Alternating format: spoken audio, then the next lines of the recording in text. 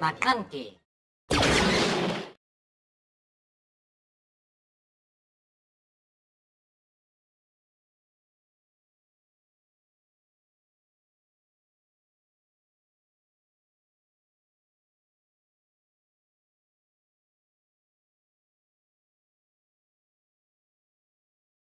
What's going on, guys? This is Tower number 9, joined here by Josh from Next Gen Gaming SC, and we are excited to be bringing you another planetary qualifier stream here on the McClunky Gaming channel. Josh, how are you doing, man? It's been a while. It has been a while, Tower. I am doing well, and I am very excited to first off have the opportunity to do some more casting with you. As you mentioned, it's been quite some time, and super excited to keep diving into season 1 as you know the PQ season is really heating up, and we've seen some very interesting results. So super excited about it. Yeah, I was playing in a PQ in my area last week, and now I'm casting this one this week, so should be a lot of fun, and I think we're in a pretty interesting spot overall in terms of meta. So good time to be playing SWU. Yeah, I totally agree with you. I mean, we were talking about it a little bit, before we started here, and before if we go back to before the Galactic Championship and everyone talking about how they were fearful that the meta was just going to be a bunch of force. Yes, the force throw decks, they did very well at the Galactic Championship. You had multiple in the top 8, but ever since the Galactic Championship, if you look at all the PQ results, we have had, a really good amount of diversity. And Yeah. it's not just, I mean, yeah, the force is still there, but I don't know. There's been some really interesting decks, and I like to see the mix. So I'm pretty happy with what we've seen so far, especially over the last couple weeks with PQs rolling now. Yeah, same here, Josh. And I think one interesting thing that I noticed was that we've seen a bunch of decks in the course of the game that have been very popular. We had, Boba, Django, both of those were very widely played. And at Galactics, Han 2 Blue Force was very widely played, but unlike some of those other decks we've seen that have put up really strong results, it didn't end up with some crazy conversion rate. In fact, it was doing worse than average in terms of like where players were actually getting with it, which I thought was pretty interesting. Yeah. Yeah, no, I think it is interesting for sure. I think, the Han 2 blue force deck, that was kind of the elephant in the room. It was the talk of the town going into the Galactic Championship, and I think that a lot of players, if you weren't playing it, you were really preparing to face that deck. You were, developing strategies for it. Maybe, you had some cards in your sideboard specifically for that deck, or you were main decking a little heavier for that matchup. And hey, I mean, it worked, right? I mean, it wasn't a bunch of just Han 2 blue in the top cut, right? So I think that the diversity has been good, and I think that we're going to continue to see that moving forward. I'm excited to see how it all unfolds today, but I'm excited. It looks like the players are moving. Looks like we're going to have round 1 action soon. So, yeah, this Yeah. is this is good stuff. Another thing that I think is, separate from the meta, one thing that I think's been really cool is that they are now on the qualification point system. And I think that system is really cool for the game. At my PQ, I did not win, but I did make the top 8. So, I can be like, okay, I have made progress towards winning that invite for Galactic Championships next year. Yeah, definitely. No doubt about it. Looks like our first matchup, Claire is getting it for us. I believe we're going to have Kylo versus Yoda. Now, Ooh, okay. that should be interesting. Now, the question is, which Kylo is it? Because I think we had both. I think we've got both the Kylo 5 and the older Kylo represented in the field. So it'll be interesting to see which one it is. Yeah, and I think among the Kylo 5 decks, I think there was a mix of different options where We had a few people, I think, on green and a few people on the kind of Bothan network style Kylo 5 Tarkentown. Yes. Yeah, no, that's a really good point.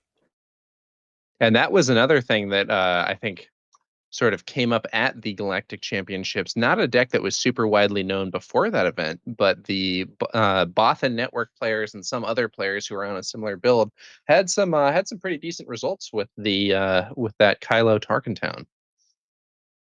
It really did. That deck, I think, took so many players by surprise and really took the Galactic Championship by storm. And unless I'm wrong, Tower, you can correct me if I'm wrong, but I don't remember a time in this game where we've seen a deck like that that was so under the radar. No one expected that Kylo Tarkentown deck that rose up at the Galactic Championship, and it did extremely well. You had one runner-up, right? One game away from winning the Galactic Championship. So I don't think we've ever had that in this game where you had a deck that was that under the radar to the community, unexpected, and it put up those kind of results. I thought that was incredible. Yeah. I mean, I think you're right. I think you're right about that, at least in terms of the degree of novelty. I think there Right. were I think I think you could maybe point to things that happened in past metas. So I remember for a while there was a general sense that the best Boba deck was double yellow, and then Boba green kind of made a comeback and put up some strong results. Right. But Boba Green was a much more well-known or proven deck relative to the surprising nature of this Tarkentown build. Yeah, absolutely. Now, do want to answer that question real quick. Mando Deck Tech asked how many players at this PQ. As of right now, Melee is showing 73, which honestly a little surprising to me. Last time around at Hex & Co, I believe we had over 100 players. And this particular planetary qualifier at Hex & Co is they offer some of the best prizing in the game as far as planetary qualifiers are concerned. So great prizing, and yeah, 73 players. We'll give you a quick update as well as far as the most represented leaders, top 5 most represented leaders. So today it does look like Han 2. So Han Solo from Shadows of the Galaxy, the most represented leader. 9 Han 2 Blue Force deck. So that's going to be the number 1 represented deck today in the field. And then it goes down to 6 Vader Yellow. So that's interesting because, if you look back, Tower, the last couple weeks, or even go back to the Galactic Championship, people are still very concerned about this Vader pilot deck, but it hasn't put up the big results that it was doing maybe towards the end of set 4. But it's going to be tied with Yoda Red Force. We've got 6 Yoda Red decks running the Force base and 6 Vader Yellow decks. So that's your second most represented deck. And then you've got Boba, the Boba pilot with Data Vault, 5 Boba Jump to Lightspeed Data Vault in the field. So those are your top 4, and then Quinlan Tarkentown with 5 as well. So those are the 5 most represented decks in the field today. Yeah, and I think Vader the Vader Yellow is an interesting deck right now. I think so. I would personally say that I think in terms of the cards that were released in this set, Legends of the Force has been probably the worst set for aggro that the game has ever seen. I think that we have not only had very few good aggro cards in the set, we've had some very good anti-aggro cards in the set. So I'm thinking of things like Chirrut, for instance, who has been a big obstacle to a lot of aggressive gameplay. But at the same time, I think it's a situation where the overall shift in the meta has actually been kind of favorable for aggro, especially if the aggro deck can play in space, because we've been seeing a lot more people running these 28 HP force bases. And additionally, when they're on those bases, they tend to run very ground heavy compositions in order to actually run the force trait and get force stuff going for their deck. And that has created a window that aggro decks I think can exploit, at least if they're space focused. Okay. Yeah. I mean, and that's really been the more predominant aggro strategy so far, right? Like we've seen a lot of space aggro, not just with Vader, but we've seen, some of the Luke space aggro decks. You've seen Kazuda rising up recently. Yeah. We've definitely seen, you know, aggro decks sort of shifting more towards space, and I think that's probably the right call here. Yeah, I would say so. I myself was playing Galactic. At Galactics, I played a Sabine yellow deck, and I did the same thing at my PQ recently. So that's another deck that I think is better poised to push in space than some others. But it looks like we are about to get started here with our first match. Game one underway. We've got Dakota on the left piloting Kylo Ren Data Vault. Pasquale from McClunky Gaming on the right piloting that Yoda Red Force deck. We've got Pike Sentinel in the ground arena for Dakota. Pasquale starting with Yaddle. Should be an And interesting showdown here between two kind of longer game oriented decks. I, yeah. of course, am rooting for my McClunky Gaming teammate Pasquale. There you go. So Pasquale starting with those early force units. Yaddle then Adi Galea. Now we've got force throw. So Adi plus force throw on turn 2.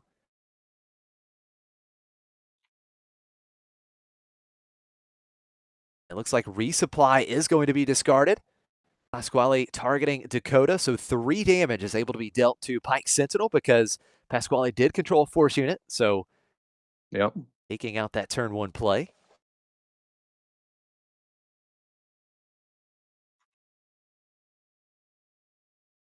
Yeah, it looks like that's going to open up an opportunity to push some damage through here.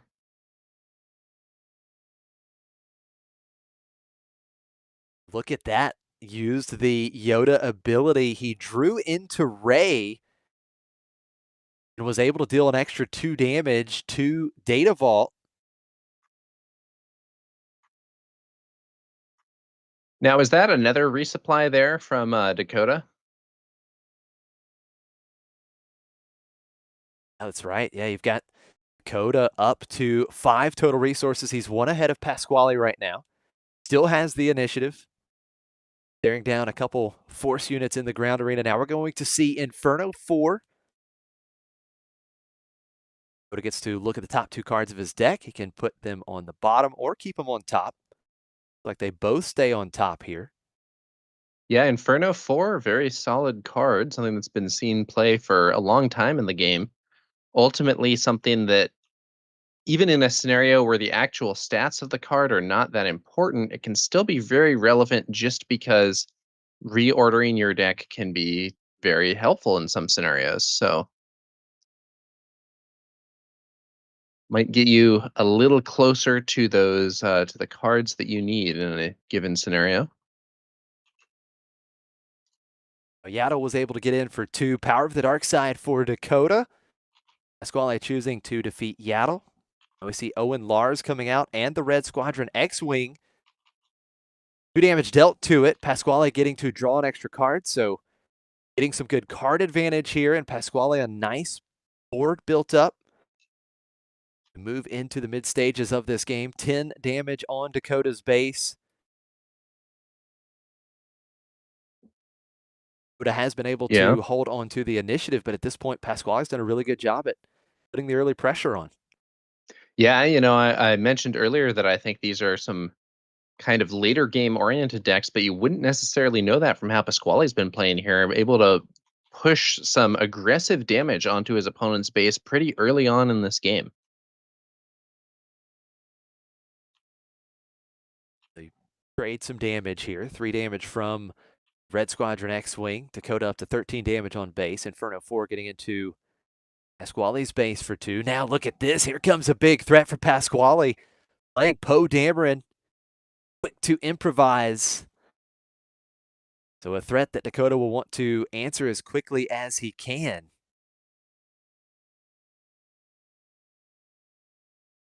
Poe Dameron, really one of the Really one of the stronger cards that we've seen in this game, and one of very few cards that sees play despite being a larger unit with no immediate board impact.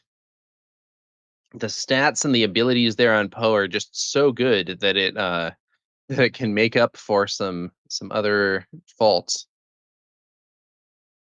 Yeah, definitely Poe's so good.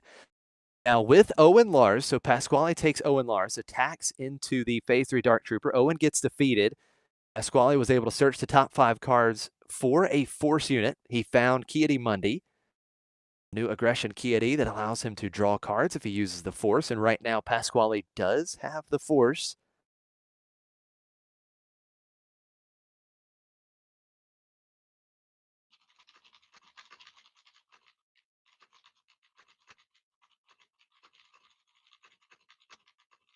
Let's see here.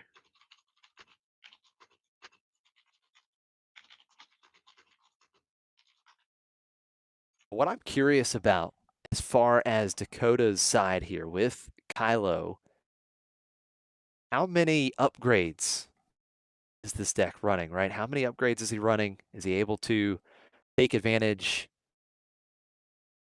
of a pretty stacked Kylo at some point on the deploy?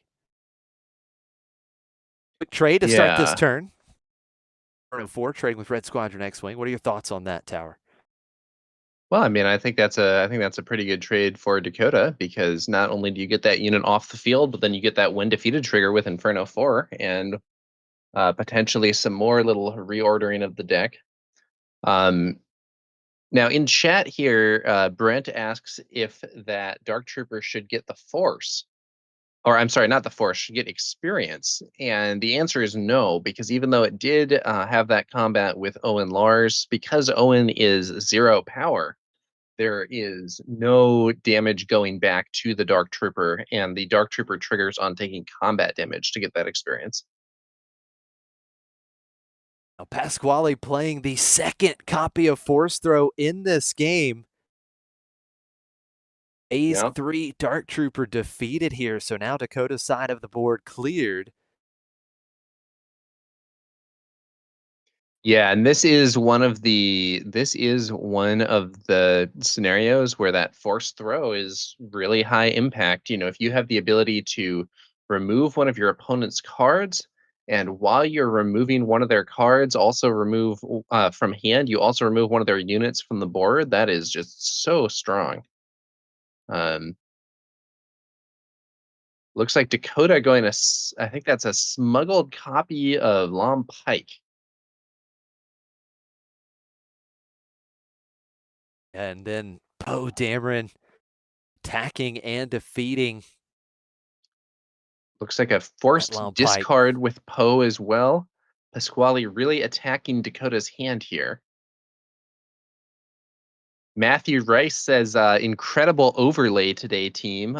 Big shout out to Claire for setting up this great overlay for the stream. Claire always on top of it, providing some of the best overlays. Great work at McClunky Gaming, but look at this. Pasquale really putting on the pressure at this point. He's loaded up the ground arena. He played Ki-Adi-Mundi. It is drawing those cards. He's got Owen again. Definitely a board state that looks to favor Pasquale here, but we'll see. Perhaps Dakota will be able to hold out long enough to fire off a super laser blast or something and try and get this board back under control. I think right now he's on, I believe it's 7 resources. So I think the earliest we would see a super laser blast would be next turn. And entrenched on Poe? No, a perilous position. A perilous position, defeating Poe Dameron. Only had 2 HP remaining. Then Pasquale getting in with a quick 4. Monday attacking. That's 19 damage on Dakota's base. So this stage, Pasquale has had the momentum majority of this game. We are going to see Kylo Ren deployed here. It's a 5-5 with Sentinel in the ground arena. Yeah, and Matthew does point out what looks like a serious error It does appear that Dakota only paid 2 resources for that perilous position. Should be 3. Unless the cards are stacked on top of each other or something. Good eye on that, Matthew. Um, Now it looks like it's a Kylo flip with no upgrades played.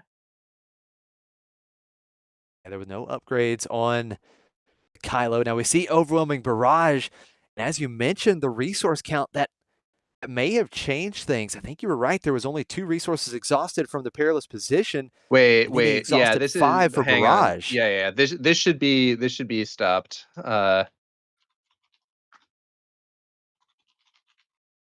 Yeah, that barrage should not be legal here. Unfortunately, the players are playing so fast that we're moving right past it. Pasquale does get a couple damage into Kylo. The Adigalia. Another Red Squadron X-Wing coming out. Pasquale does use that Yeah, limp plate ability, 2 damage, draw the card. I am trying to contact Claire here. I'm hoping that we can get a judge on this, as that was a seriously misplayed turn, unfortunately, with the resource count there not being accurate.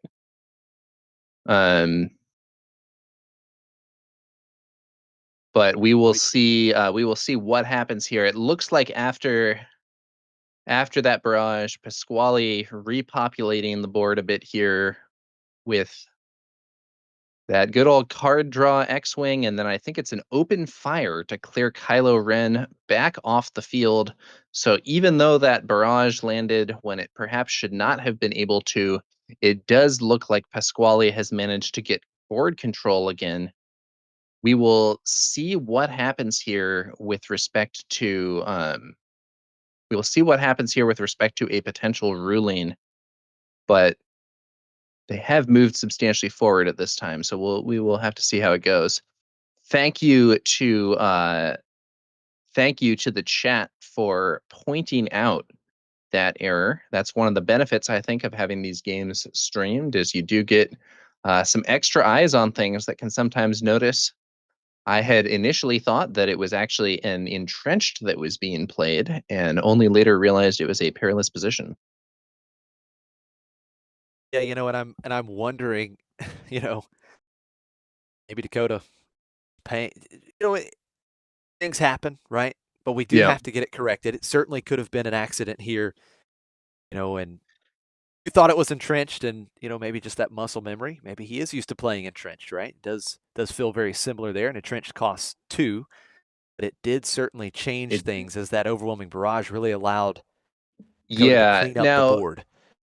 yeah, so thank you to Claire for contacting the judge. Now, it is a bit of an odd scenario here, in that a lot of gameplay occurred and a lot of information has been revealed. For instance, we have that open fire there in the discard pile from Pasquale that he had played on that Kylo later this turn. But it does look like they are going to go ahead and rewind this. So we'll see what happens from there. I think they're discussing the scenario. It looks like the fist bump there. I think that is going to wrap up the game. So, assuming that Pasquale probably gets the win here and should take that early 1-0 lead. I just don't think they were able to correct it the way it needed to be. It was, there was too many actions, as you said, Tower. So much Yeah. information had been gained at that point that I just Yeah, it don't might. think you could rewind to the proper game state where you really needed it.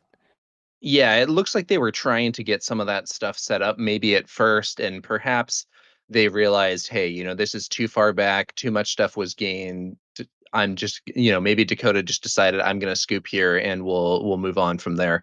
Unfortunate scenario there. I do think Dakota was a fair bit behind in the game anyway, even with the misplayed overwhelming barrage in that scenario.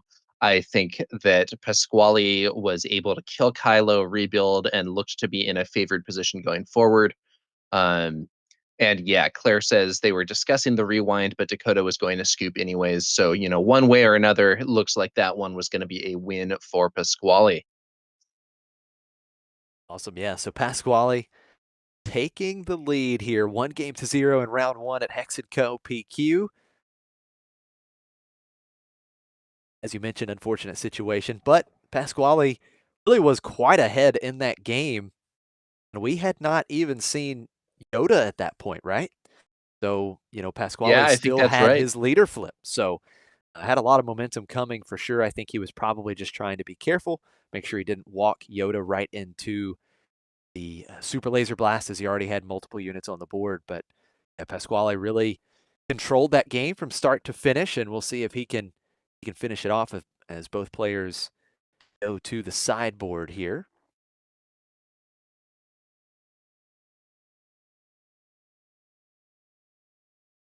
Now, Tower, is there Yeah. anything that you may be looking for if you're Dakota, Kylo Data Vault?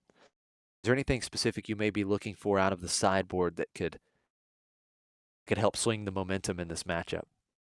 Yeah, I mean, I think, well, it's interesting, under normal circumstances, as I was saying earlier, these are both decks that have pretty strong end games. So it might be a scenario where you want to bring in some of your, heavy hitters, big closer type cards. But to be honest, in this game, Dakota seemed to be getting in trouble from a pretty earlier phase. So I'm not entirely sure what options might be there to try to mitigate that in Dakota's build. But I don't know that we're necessarily getting to the end game if the game goes a similar way to how it just did. Um, I don't know. Could be interesting to see. Pasquale will probably be doing some sideboarding of his own.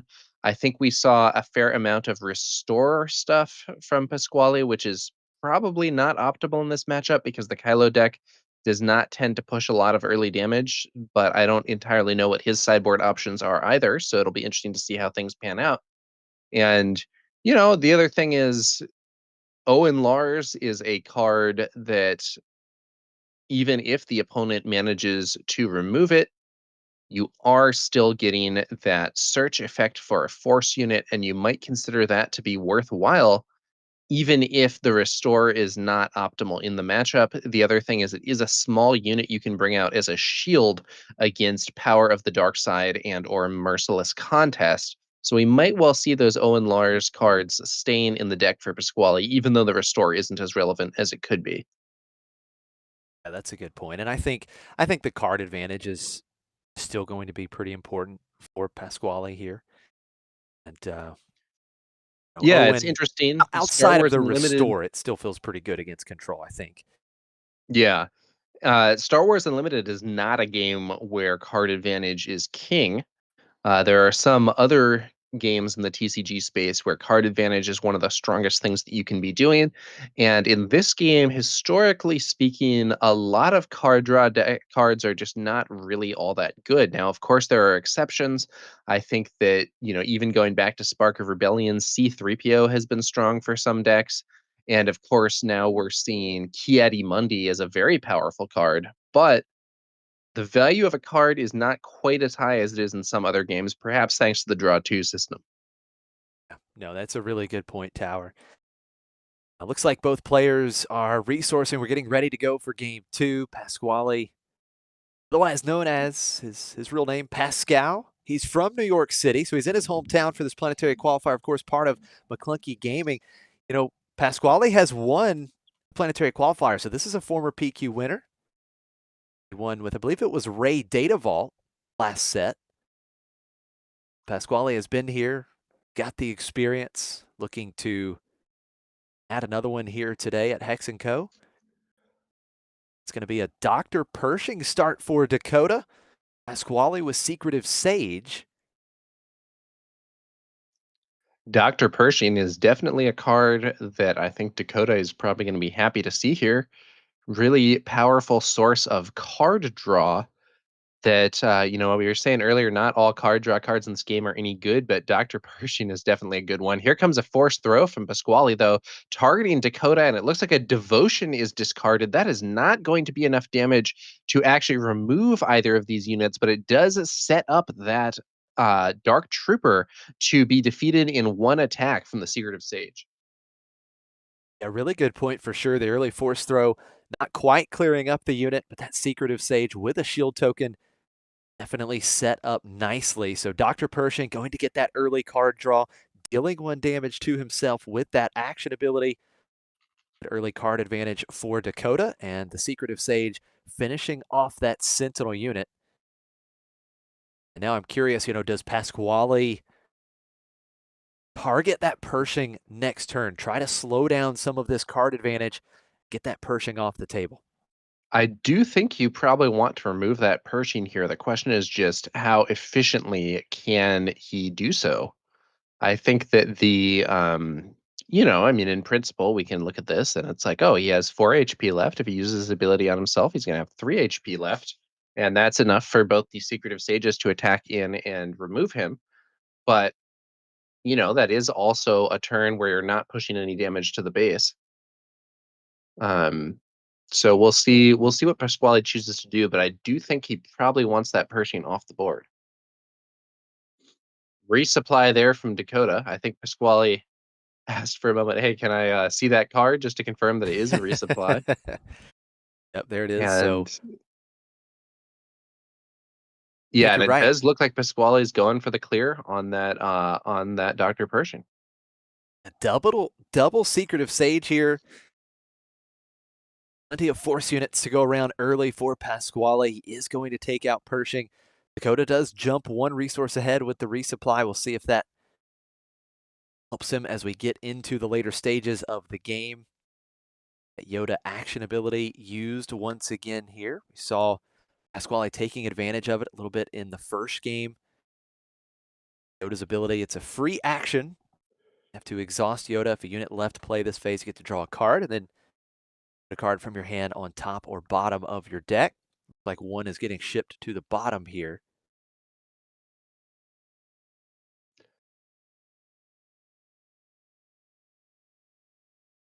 Looks like Addy Gallia taking the field here for Pasquale.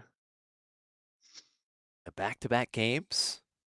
Secretive Sage, body for Pasquale, and he's loaded up the ground arena with 2 cost force units. No trouble right now for Pasquale to hold on to the force. That is true, Josh, but these are also not the strongest units in the game. So could definitely be annoying for Dakota, but not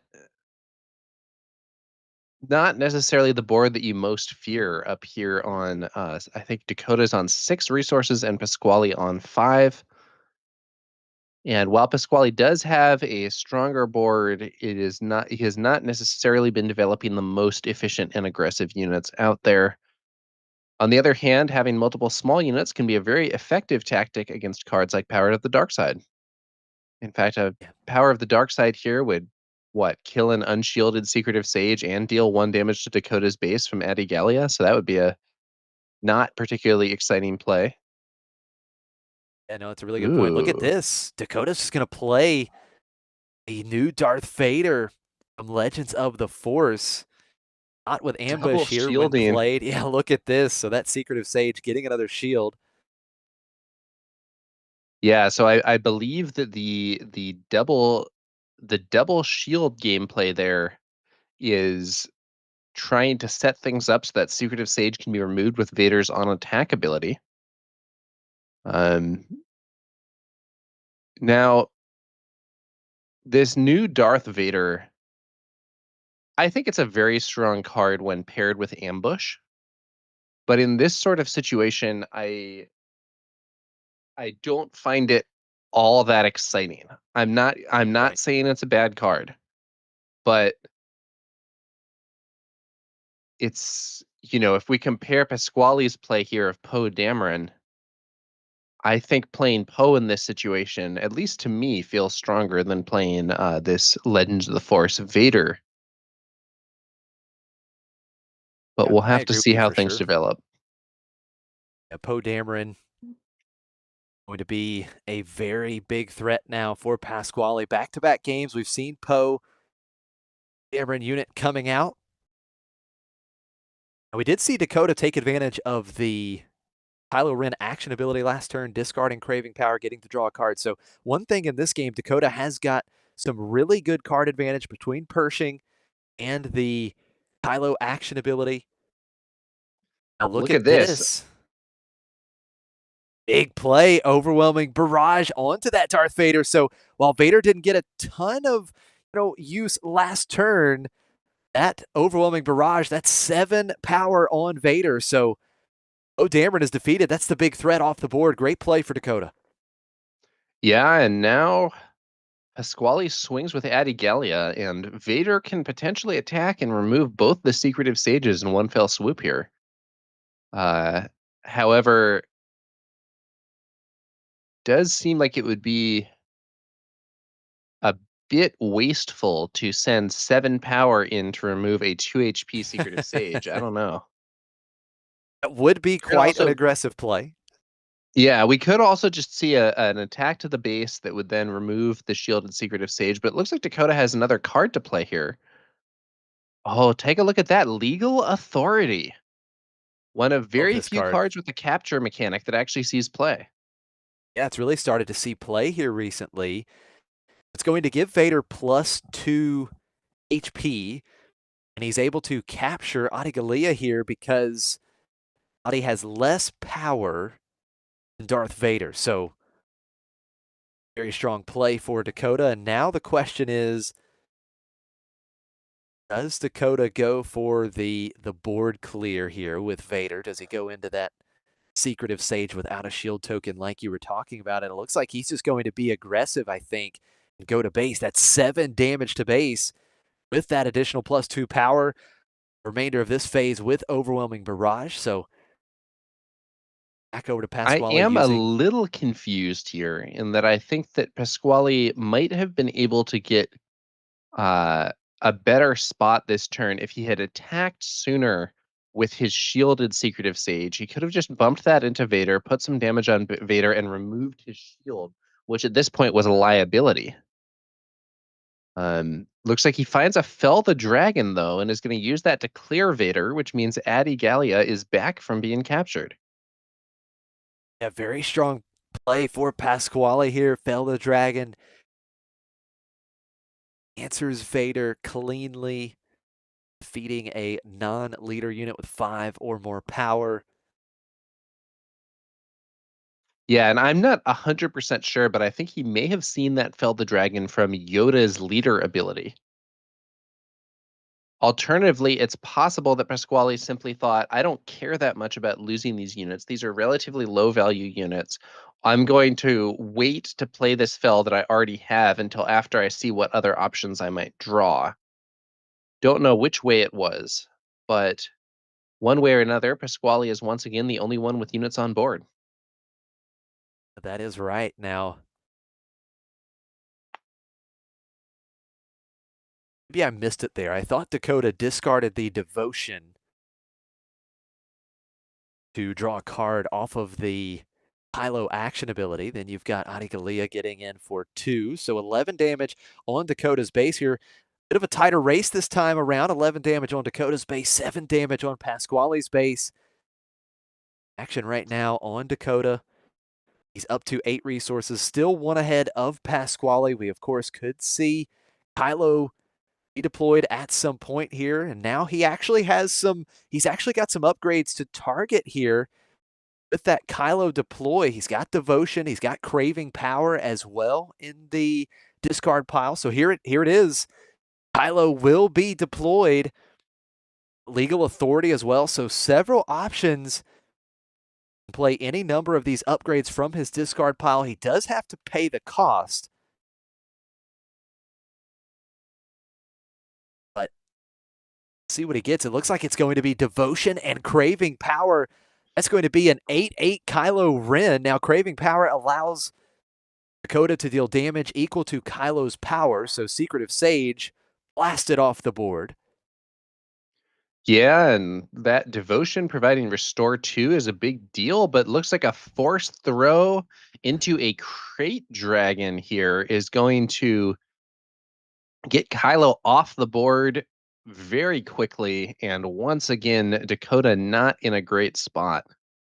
Disgusting. That is absolutely disgusting from Pasquale. Back-to-back games, double force throw. This time we're throwing dragons. Throwing a dragon is enough to defeat the loaded up Kylo. It had 8 HP, but he dealt 9. My goodness, that is a ridiculously strong play from Pasquale. Now we're going to see the Oh, aggrieved parliamentarian, and there goes Dakota's discard pile. It'll be shuffled up and put on the bottom of Dakota's deck. What a turn for Pasquale. now a bit of insult to injury there with the aggrieved parliamentarian. I do think people were Absolutely. primarily including this card to mess up Kylo's flip. When played, choose an opponent, they shuffle their discard pile and put it on the bottom of their deck. This is a actually kind of commonly played sideboard card to counter these Kylo decks. But it does, in this case, it does mean that Dakota loses access to that discard pile if we have cards like, maybe a Palpatine's Return to bring back Vader, for instance, now no longer available. Yeah, that is a really good point. Now, Pasquale has loaded up the board, 15 damage on Dakota's base. If Dakota ever needed a Super Laser Blast, it's now. It doesn't look like he's going to have Super Laser Blast. It looks like he will smuggle Timely Intervention into play, or play it. He'll smuggle Timely Intervention here. See Are we what he going to see another plays. Vader? It is another Vader. Look at this. That's going to be Ooh. great. So now that Vader will have ambush, the Yoda leader unit getting the shield token. Vader ambushes and defeats Adi Gallia, and Yoda defeated with the on attack ability because he had a shield token. Very strong play in response for Dakota. Yeah, absolutely, Josh. This Darth Vader from Legends of the Force pairs extremely well with ambush effects, as that on attack. So when played, you can give a shield token to a friendly unit and to an enemy unit, and on attack, defeat an enemy unit with a shield token on it. And unlike a lot of effects, that does not say non-leader unit. So with a play like this one, that Vader is able to defeat his opponent's leader essentially for free, while also attacking and clearing another unit at the same time. Very, very strong interaction. And maybe one of the best little combinations we've seen here in Legends of the Force. Yeah, absolutely. It is so strong. Vader with ambush. Now we're getting some more damage into Dakota's base. The Red Squadron X-Wing and the aggrieved parliamentarian getting in for a total of 5 damage. So Dakota has 20 damage on base, just 13 HP remaining. Pasquale is going to put another force unit in play. This time it's the Night Sister Warrior. So no big threats on the board right now for Pasquale, but he has multiple threats, and sometimes against these more control-oriented decks, that's what you want. You want multiple threats on the table. He can continue to chip away. Dakota does Now, have the initiative. Pasquale has had quite a bit of card draw here. We've seen Ki-Adi-Mundi. We've seen that, I believe it's the Blue Squadron X-Wing, and the Night Sister Warrior all are sources of card draw. And at the same time, he can attack his opponent's hand with Force Throw. Lots of card advantage here for Pasquale. Yeah, that's absolutely right. Now Dakota's going to a little bit of a wall in the ground arena, playing the Pike Sentinel, 2/3 Sentinel unit for 2. X-Wing once Not again getting in for 3. that Pike Sentinel's not the mightiest unit in the game, kind of an earlier game unit, 2 cost 2/3 Sentinel, but when your opponent's ground arena is 2/2/2s, a 2/3 Sentinel doesn't seem so bad. Yeah, no, that's absolutely right. When you're staring down a couple 2/2s in the ground arena, pretty strong position for Pike Sentinel. We're going to see Pasquale chip away at the Sentinel unit. Aggrieved Parliamentarian getting a couple damage in here. Yeah, this is also an opportunity for Pasquale to potentially get another card draw, as the when defeated on that Night Sister Warrior will allow another draw, maybe with Yoda's ability being used first. Let's see what Dakota does here. Pasquale is really taking advantage of having these units in play this turn. He's been able to keep all of his resources up right now. He's just using these units one action at a time, forcing Dakota to make the plays, and Pasquale can then respond. We see Inferno 4 coming out. Dakota doing some digging here, the top couple cards of his deck. Also, Pasquale will do the same. Yoda's action ability. Yeah, it looks like one of those cards was sent to the top and one sent to the bottom, one sent to the top. Hairless position used here by Dakota to defeat the X-Wing there. And the board is starting to build up here for our Kylo player. And Dakota desperately trying to turn the corner here, trying to force game 3. We see Chirrut, new 4-cost 3/5 Sentinel unit for Pasquale. And the Knight Sister Warrior is going to attack and defeat the Pike Sentinel. And look at this. Pasquale has set up the Ray on top. Drawing Ray here. That's going to be 2 extra damage to Dakota's base, 2 damage to Darth Vader. Ray is so interesting. Such an interesting card. 5-cost unit from Legends of the Force. When you draw a card during the action phase, as long as you control an aggression leader or base, you can reveal this card from your hand. If you do, deal 2 damage to a unit and a base. So really pairs well with this Yoda action ability, doesn't it, Tower? Yeah, absolutely, Josh. And I think this is one of the reasons why Pasquale is playing so much card draw. Yoda's ability can be used to get that Ray on top of the deck. And then once you have Ray set up on top of the deck, you can then be using that to have a card draw and get some free damage, and Yoda can sort of keep doing it. Or so the unit Yoda here is actually another source of potential card draw if and when defeated. So Pasquale maybe has some strong options here. Big plays on Hmm. both sides of the table. Craving Power was played onto Darth Vader, defeated Chirrut, but then Pasquale responded with Fell the Dragon, taking out the big 7-power Darth Vader. Do see Lum Pike coming out for Dakota. And we're trading a couple damage back and forth to the bases, but that gives Pasquale a little advantage here with Yoda. He has Restore 2, so he was able to take that 2 damage that Inferno 4 dealt right off the base. 27 damage on Dakota's base, just 10 on Pasquale's base. He plays another copy of Chirrut. He's got a Sentinel unit in the ground arena yet again. Of course, Pasquale does have the Force. Yeah, and another copy of Chirrut to replace the one that was cleared by that Craving Power does mean Dakota may struggle a bit to get through the defenses here. Dakota plays Power of the Dark Side. Pasquale defeating Yoda, and he does get to draw a card off of the When Defeated ability. Pasquale just chipping away 30 damage on Dakota's base, 3 HP remaining. Dakota One in more a bit of an swing. awkward spot here. One more attack from Chirrut could close out this game. Does Dakota have an answer? I think I might have seen another power. Yeah, there it is. Wow, great play. Back-to-back Power of the Dark Sides on this turn for Dakota. Chirrut off the board. Pasquale's board is cleared. Once again, he still has all of his resources up. And here comes Oh, Ki-Adi-Mundi. That's going to reload his hand. He uses the Force off the Wind Ray. Plate ability, and he finds Ray. He draws 2 cards, deals an extra couple damage to Dakota's base, drawing Ray off the top. What a fantastic play. 1 HP remaining on Dakota's base.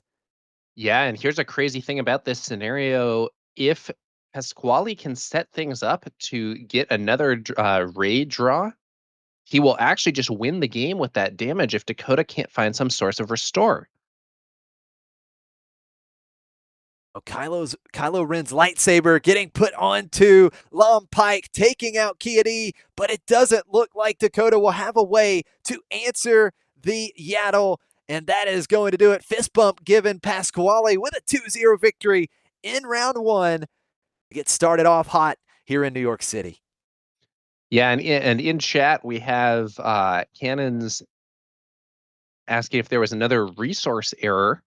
I don't know for sure if there was, but if there was, it did not matter. Pasquale was able to get the win pretty strongly there, I felt. There were this one was a little closer.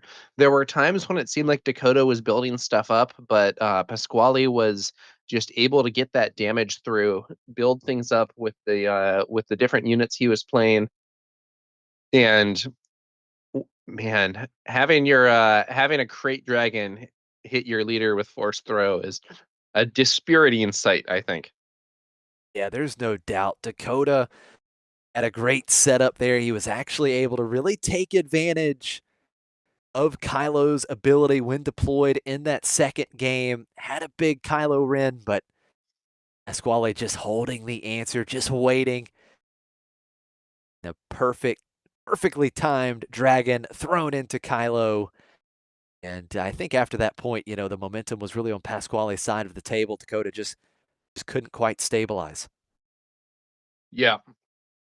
And even in that first game with the resource mistake, it was I think in that case it was an open fire that had been used to clear Kylo, but in neither game was Kylo really able to stick around and get big value.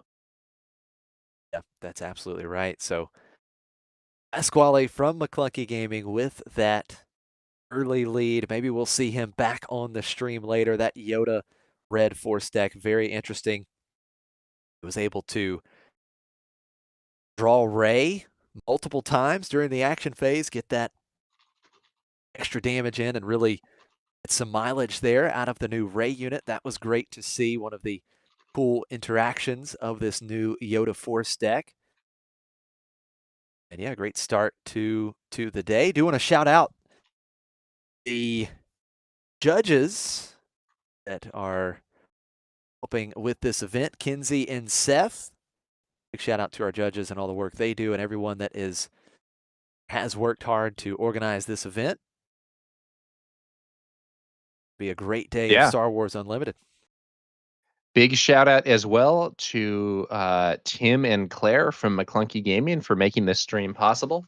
I think Tim unfortunately actually had to drop from the event to handle some work stuff, but still showed up early to get the streaming equipment set up. And Claire, of course, great as always, running the stream, giving us our card highlights. Really appreciated. So big shout out to Tim and Claire. We could not do this stream without them. Yeah, that's couldn't be more well said, Tower. Claire and Tim are great. Thank you guys so much for all the hard work. I've done quite a few of these planetary qualifiers with you, Tower. We did the regional as well, casting for McClunky Gaming, and I've always said there's no one better to work with than Claire. She's great. So uh, really love having her behind the scenes and really helping run this stream throughout the day. It's a big help for everyone, and I know the viewers enjoy it. Thank you to all the viewers for tuning in today. Got 6 more rounds of Swiss coming for you before we get to the top cut. So plenty of action still to come. Stay tuned. We'll be back for round 2 here at Hex & Co.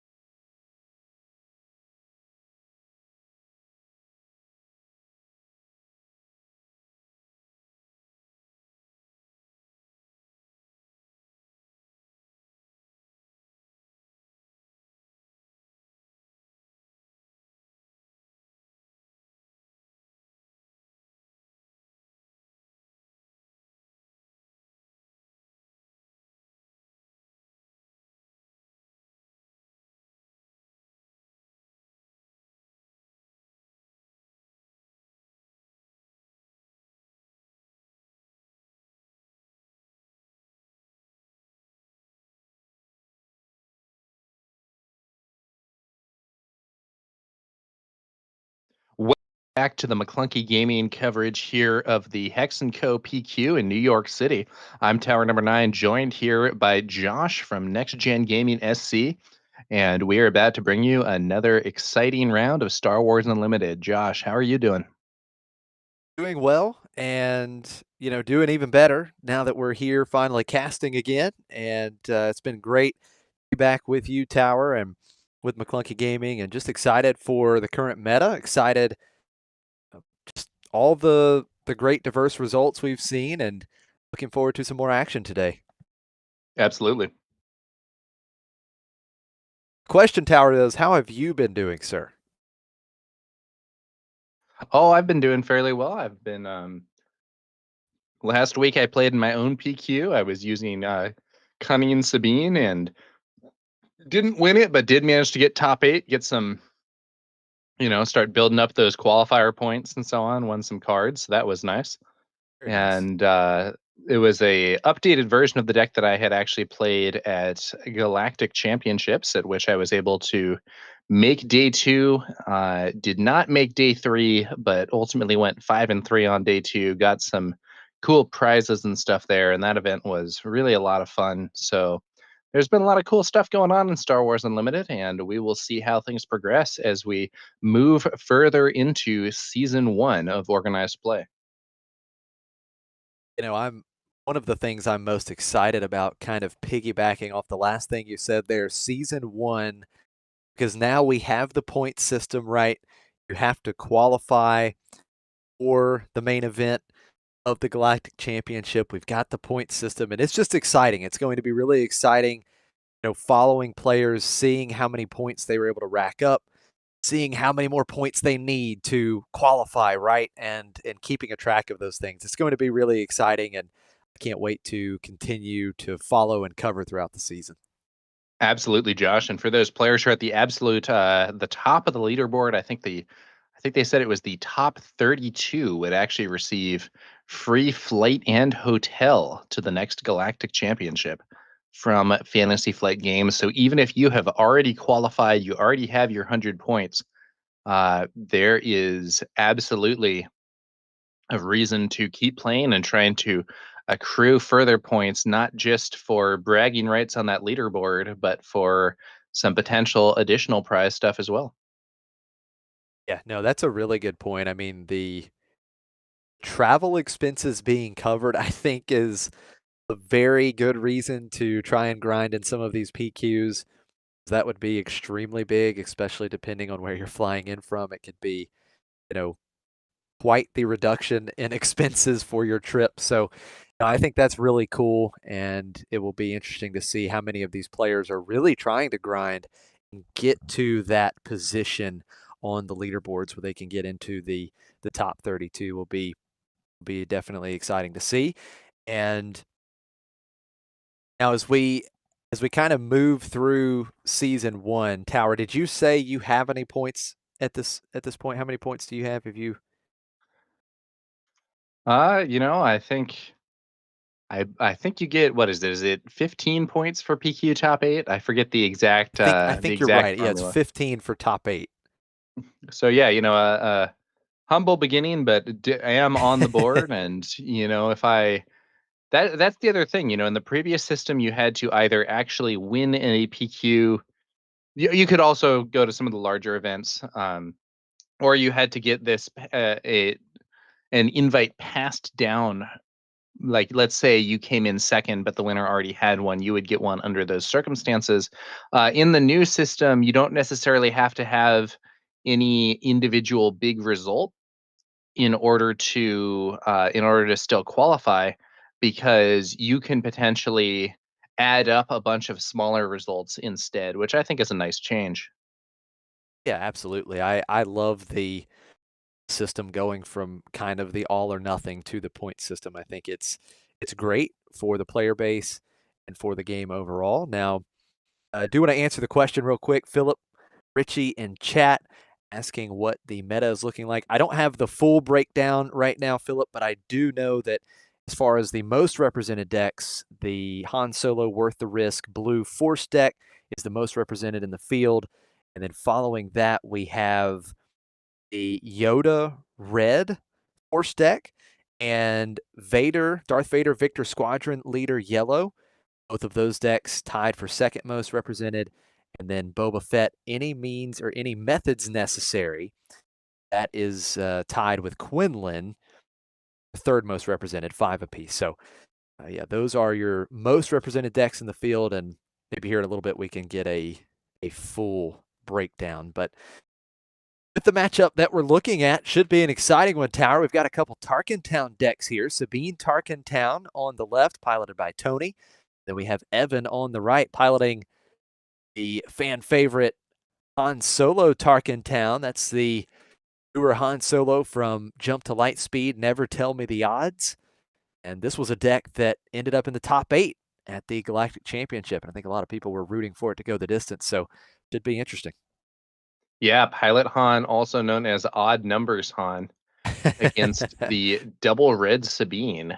It's now we had a Double Red Sabine player actually win a PQ, I think, last week. And that one was a very swarm-oriented deck with large numbers of cheap units. It's going to be interesting to see whether this is the same composition that was used earlier. But as we've seen some discussion in chat, I think this is going to be a scenario where we have some very fast, aggressive gameplay here between these two builds. Yeah, I think fast is the correct term, no doubt. It looks like Tony will start with the initiative here in game 1, and we'll see how important of a role the initiative plays with both of these decks. Definitely considered more aggressive decks. And you have a little information on Tony. Tony from Team Bodega Loth Cats actually made day 2 of the Galactic Open, 13th place. So also from New York City. As we start here in game 1, looks like we're going to have Sabine, the 2-cost Sabine unit. Opening play for Tony, and Evan is going to go into space with a Cartel Turncoat.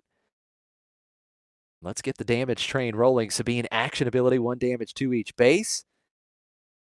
Ooh, daring raid here. That's going to enable Tarkintown, I think, and definitely a good strategy to use against Sabine. Those early Tarkintowns can really set back some momentum. Let's see how Tony rebuilds this. A great tempo play early for Evan, being able to take off that turn 1 play or take out the turn 1 play for Tony. Very strong here with Tony starting on the initiative. And oddball in chat, calling you out, Tower. You're definitely one that knows a thing or two about Sabine Tarkintown. I know this is one of the decks you've enjoyed quite a bit. That's right, Josh. Especially back in the early days of the game, I played quite a lot of Sabine Tarkintown back in Spark of Rebellion. And I think this composition is a little different than the one that I was using at that time. If it is the same as the PQ winner, it's kind of more swarm oriented and does not have some of the heroism and rebel synergies, but Double Red has some strong plays for sure. Yeah, absolutely. Now, here comes a pretty interesting play. You've got Evan using the Han action ability revealed the top card. It costs 3. So you reveal the top card, then attack with a unit. And he's actually going to attack Cartel Turncoat into the Anakin's Interceptor that Tony just played. And because they had different odd costs, 1 and 3, that Turncoat got +1 power, so it was able to attack and defeat the Interceptor. And Turncoat stays on the board. So Evan has actually done a really nice job early here of clearing Tony's plays. Now he's got a pretty nice presence on the board as we see Millennium Falcon get out and push, come out in the space arena. So really, really strong start for Evan. Yeah, now Tony does get to use his Tarkintown to clear that Cartel Turncoat, which means he'll be able to draw a card from the bounty. And he did also play a Soldier of the 501st this turn, so he's not off the board completely. This is one of the benefits of playing kind of the multiple small units approach. Even if you have the opponent able to remove some of your early units, if you can keep flooding the board, that is going to allow you to start adding up damage. Now, it's kind of interesting here. I think that in this scenario, Sabine might be in a better spot playing to the ground than to space. I think you make a good point for sure. Evan is definitely going to be focusing a lot on the space arena where he's went early here in this game. Of course, he has Han Solo that can pilot one of these units. Han Solo on that Millennium Falcon could be very dangerous for Tony. Now, Evan does have the initiative here, and he is going to play Bo Sheck onto the Millennium Falcon, so he gets to discard the top 2 cards, and he's essentially going to draw those 2 cards. Any odd cost cards that were discarded, you return to your hand, so he gets the OG Millennium Falcon, Spark of Rebellion, and the Jump to Light Speed Han Solo. So now that Falcon is a bit bigger, gets +2/+2 right now with Bo Sheck on it. It's an interesting situation here, Josh. The odd numbers Han decks are they have some very strong plays where some of these cards that are not super reliable in other builds become very reliable when your deck is built around them. So I think typically these builds are running almost entirely odd numbered cards. I think the exception is often C3PO. Um, looks like, man, that's going to be a lot of damage from that Falcon there. Yeah, that is a huge hit. Evan using the final 2 ready resources, playing the Han Solo that he just drew or just put into his hand off of Bo Sheck as a pilot upgrade, giving that Falcon +2, but an additional power. So that Falcon gets +1 power for each pilot on it. So that was a massive hit, I believe, for 8 damage, if I'm doing my math right here. What a Yeah, that's swing. right. Now, this is kind of an odd situation for Evan because he is really extraordinarily vulnerable to an aggression at this point. Um, because aggression for defeat 2 upgrades deal 4 damage would kill both the pilots on that Falcon and then deal 4 damage to remove it as well. So that would be like a devastating play. But it looks like Tony doesn't have an aggression available right now. And he has not just drawn one either. So it's possible that it's one of those things where Evan may be going for a risky line here, but if Tony doesn't see the answer, it may not matter.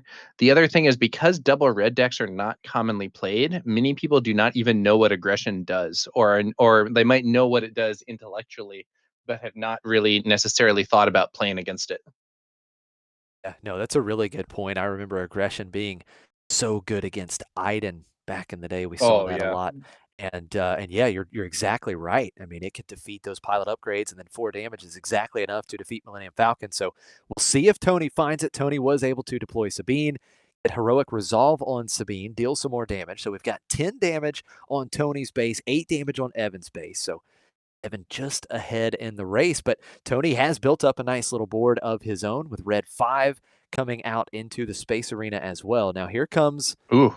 Han Solo action ability, does not hit odd here. It's C3PO on top, so it's just going to be 8 damage to base. That's 18 damage on Tony's base. So one more swing with that Millennium Falcon get out and push. That would wrap this up.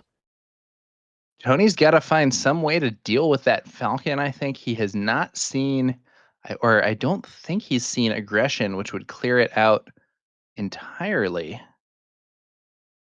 But let's see what else he might be able to do. Looks like he Goes for starts the with red base 5. here. I don't know. I don't think he's winning this race. Maybe if he does have aggression, it might be interesting to try to bait Evan into an early claim and then play it, which would be potentially an extremely strong play. But we'll have to see what happens here.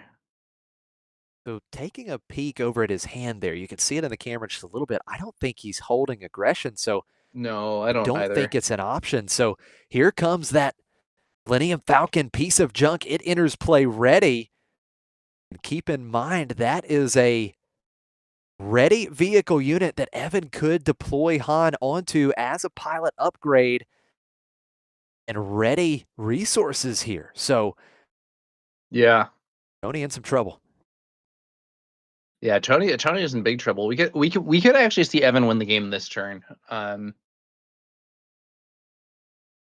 I think Tony is not quite going to be able to get there. Not having the aggression to punish this Falcon, I think, is really gonna hurt. He does have at least some damage on board, so he can get 2 with the Soldier of the 5-0 first. He can potentially fire that if he uses the Heroic Resolve on Sabine, that could be another nice chunk of damage, but he's far enough behind that I don't think that it's gonna be relevant. I'm trying to think now, if he does, if he plays twice the Pride on Sabine, that could be another 3, so then you're up to 6, use the Heroic Resolve. That's still off. You would have to have some other source of damage. Now here we go. Here comes the Han leader being deployed as a pilot unit onto the Millennium Falcon unit. You ready one? And that is going to give Millennium Falcon +3/+4. That is a 6 power unit here.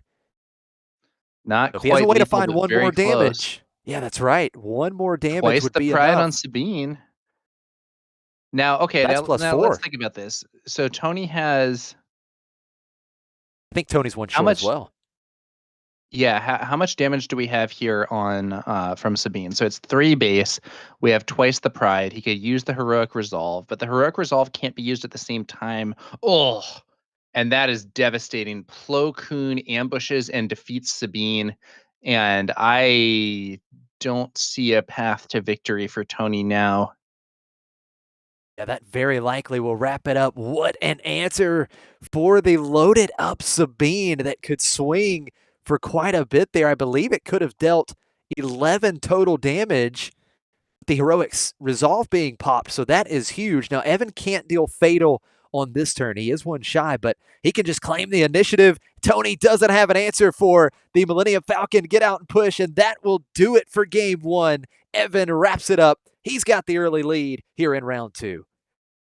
Yeah, that was an exciting game. I think the Evan took a big risk loading up that Falcon with 2 pilots into a potential aggression, but Tony did not have it. That Falcon was able to do a huge amount of damage, and with Plo Koon available to trade for Sabine, Tony's own big damage threat was removed. So interesting game. Ultimately, one where Evan was able to gain the edge, and we'll see what happens here as we move into game two.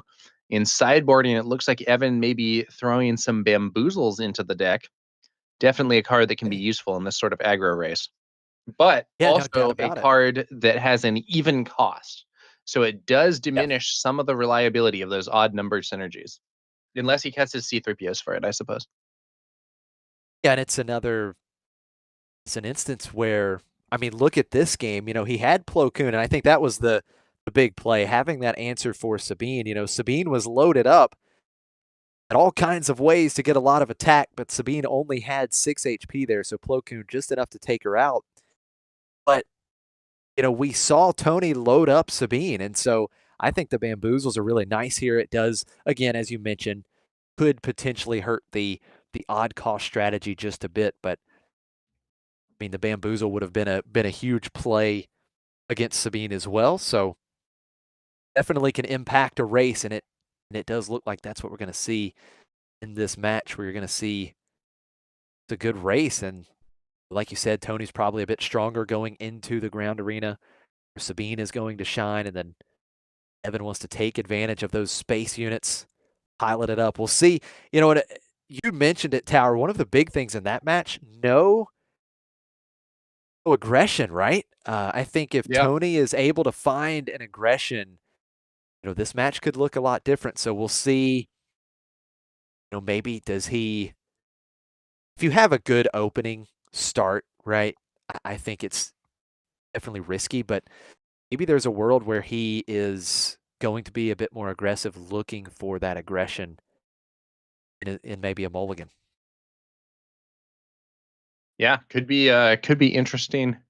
to see what happens there. Aggression is a very powerful card. I think it's going to be interesting to see what happens to double aspect decks once those double aspect legendary events from Spark of Rebellion rotate out, because they're powerful. They really are. I mean, they are keystones, in terms of those decks. They are great engines and provide, really the utility. And as you mentioned, just the raw power that these decks need being double aspect. So, yeah, I'm very curious to see how these double aspect decks look. Do we get some new super strong double aspect cards? What is it going to look like moving forward? I think that's a great thought for sure. Yeah, could be very interesting. So just Now, in principle, they could reprint, but I yeah, don't think that's likely. yeah, totally fair. We want to mention a couple things here in chat. Mando Deck Tech, aggro shaping up in the meta is going to change everything. Yeah, aggro has been quite strong recently. We saw Sabine actually come back and do quite well. Last weekend at PQs, you had a Sabine Tarkentown win a planetary qualifier, a Sabine ECL win. So aggro's definitely doing some work right now. And yeah, the Sea Raptors spot on. Lack of aggression in this matchup is definitely a big deal. And, we'll see if Tony goes for the mulligan for it here. It doesn't look like he's got it in hand right now, so I don't think that's the plan. He feels like he's got a good early start here. Game 2, Tony with the initiative. We're going to start with Benthic 2 Tubes, the classic 2/2 1-cost unit. Good old I Spark do think Rebellion I see days. a daring raid that Evan is rotating around in his hand. So that might mean that Benthic 2 Tubes is not long for the world. There you go. Off the Wow, board there. it's back-to-back games, Tower, that Evan has had a 1-cost space unit plus Daring Raid in the opening hand, and he's able to clear up the Benthic 2 Tubes. Now, this time around, a little different. Tony was able to play 2 1-cost units on turn 1, so doesn't completely mitigate that turn 1 play, as he still has the Soldier of the 501st. But again, Evan, tempo plays early, back-to-back games. Double 1-cost starts, especially if they're in the arena that your opponent is not playing to, can be extremely strong. It's one of the most aggressive ways to play with Sabine. At my PQ, I had a matchup with Cunning Sabine against a Vader Yellow, Pilot Vader, of course. And I felt like I got pretty lucky because in both of my games, I was able to do double spec force starts into my opponent playing stuff to space. And those double 1-costs can be very efficient if your opponent doesn't have units that can interact with them effectively. I totally agree.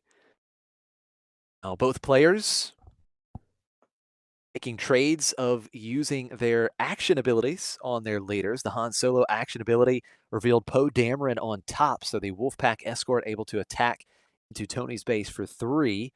Then the Sabine action ability used, both aces damage here. And here comes the great combo with C3PO and this Han Solo leader unit. You're able to use that action ability. You see what's on top, then you play C3PO, and you know the cost that you need to name. So he names 5 there, and Evan gets to draw that Poe Dameron, quick to improvise, and tempo plays and some good card advantage on turn 2. Action back over to Tony.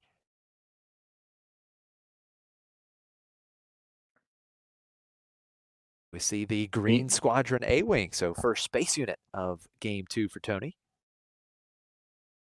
Lego Pizza, good to see you in the chat.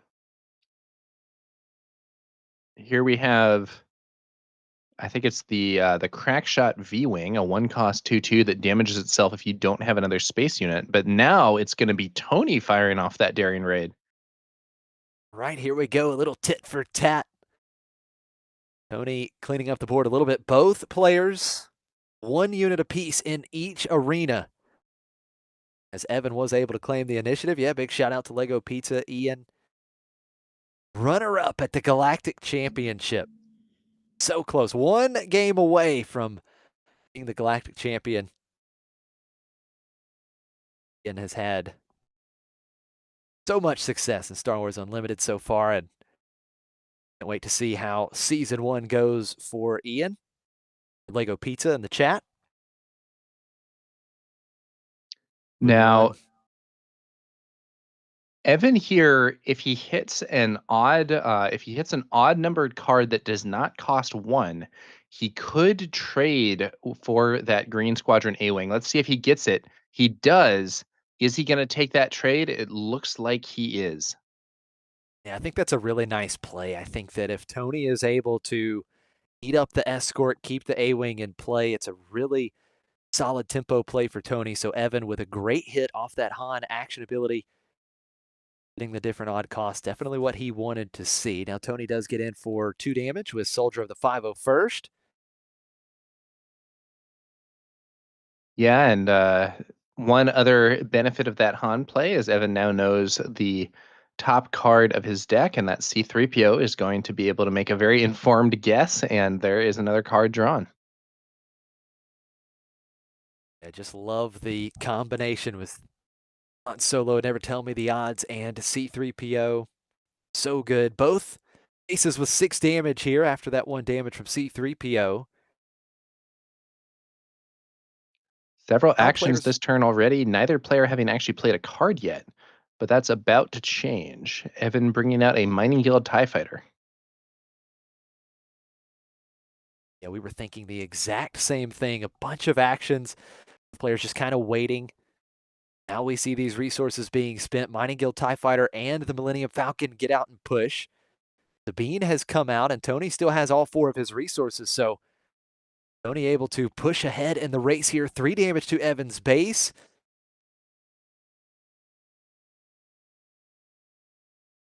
The action back over to Evan, I believe. He's exhausted everything Initiative here. He will taken. claim the initiative, yeah. Now, not the best turn ever for Tony. Looks like his only play there is bringing out a copy of Red 5, and we could potentially see Red 5 defeated by that Falcon even without any pilot. If we use Han's leader ability and we see a odd numbered card that does not cost 3, or an odd costed card that does not cost 3. But it's also possible Evan will have another plan in mind. Pilot Han, the unit could be used here to allow that Falcon to kill Red 5 without actually taking any damage itself. But let's see what Evan chooses to do. Definitely a lot of options here. Looks like he's holding on to Poe Dameron. I believe another Daring Raid and Fang Fighter. Going for the Pilot Han trigger. Let's see what he can find. There it is. That is a odd numbered card that does not cost 3. But he's going to use it with C-3PO here. Going for the guaranteed card draw. There it is. So he's going to draw that Crackshot V-Wing. And Now 2 extra damage. he could have used Han's ability there to pick up the kill on Red 5 with that Falcon, but didn't choose to do so. That was the first thing that popped in mind for me was, does he take out Red 5? But, obviously we do still have Tarkin Town online. Evan may be wanting to protect that Falcon. Now, Tony pushes some more damage here, but yeah, I don't know. Red 5 just swinging to base is like, okay, but it's not inspiring. You know what I'm saying? right. You love to get value out of Red 5's on attack ability. You get to deal 2 damage to a damaged unit, but right now there's not one unit on the table that has any damage. Action back over to Evan. It looks like he'll make the first play in terms of using a resource, and it will be that Crackshot V-Wing that he just picked up. Now Sabine Does mean getting there's in for not going to 3. be there's not going to be a Plo Koon this turn. I don't know. I mean, I don't think these have necessarily been the plays that Tony most wants to be making, but at the same time, he is a fair bit ahead here. And Evan doesn't seem to, he either doesn't have much or isn't opting to use much interaction with Tony getting to attack with all three of his units this turn. The damage total is certainly in Tony's favor at the moment. 17 damage on Evan's base, just 8 on Tony's base. But Evan is still showing that ready Millennium Falcon that could get bigger with a pilot unit. We know that Evan can deploy Han Solo here.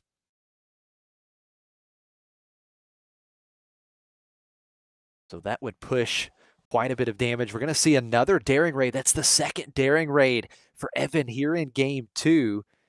Question is, where does that 2 damage go? He could, of course, deal a couple damage to one of these non-leader units and finish them off with Tarkin Town, or he could go to base. You could put 2 on the Sabine leader unit as well. So certainly some options. Looks like Red 5, the target this time around. So Red 5, 2 HP remaining.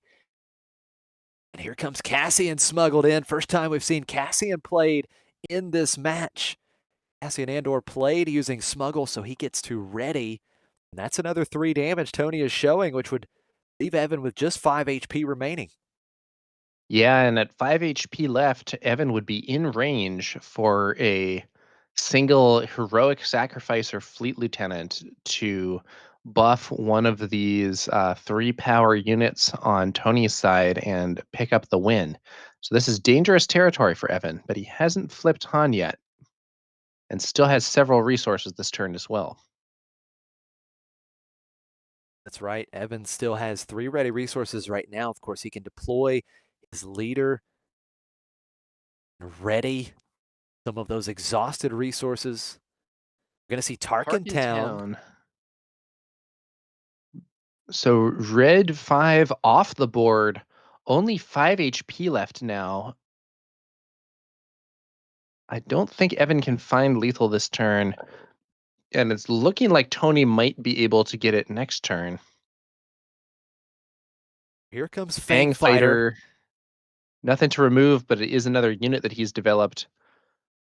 Han gets to ready a bunch of resources, but I don't know if Evan has good stuff to make use of it. He plays Poe. That's a pretty good play.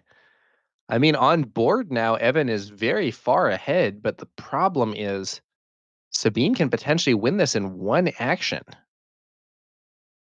That's the question is, does Tony have the pump? Does he have a way to win in one action? Is that card on the left, is that a heroic sacrifice?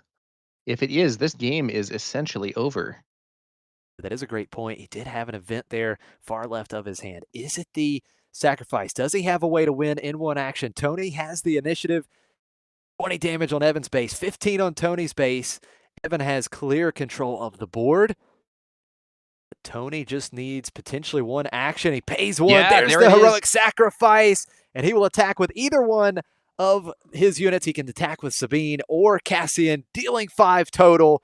And that is going to do it. Tony forcing game 3. You love to see it. First game 3 on the stream today. All tied up. Great match so far between these two aggro Tarkin Town decks. I wonder if Evan would have won that game if he had cleared Red 5 with his Han ability on that previous turn. I feel like once he had that flip, readied those resources, played out those cards, Evan had just so much of a stronger board, but the problem was that he hadn't interacted enough with Tony's board. So Tony was able to get there, even though, I mean, like you said, Josh, at the end there, Evan had a wildly stronger setup, was probably stronger on both ground and space, but it just didn't matter. And I wonder if he had taken that little bit of time to clear that unit, would he have been in a position to win the game and hence the match? And I think we talked about it. It's a good question, and I think we talked about it a little bit in the match. I'm wondering if Evan was just he was too concerned about losing the Falcon, right? Because if he takes out the Red 5 there, Tony can just Tarkentown that Falcon off the board, and That's a Evan knew good that that point. was his big threat. So maybe that's kind of what he was thinking. But, as you talked about, I mean, you have to interact at some point, especially when you're behind in the race. Right. And because Sabine does deploy a turn earlier than Pilot Han, you kind of have that built-in way to get extra momentum going, which I think is pretty relevant. Let's see here. All right, we are getting ready for game 3 here in round 2 of this planetary qualifier at Hex & Co. in New York City. Tony versus Evan. We've got Sabine, Tarkentown, and Han Solo. Ever tell me the odds? Yeah, Tarkentown, two the fast and odds aggressive stack. decks. And 1-1 now. We'll see which player can outrace the other one as we move on to the third game.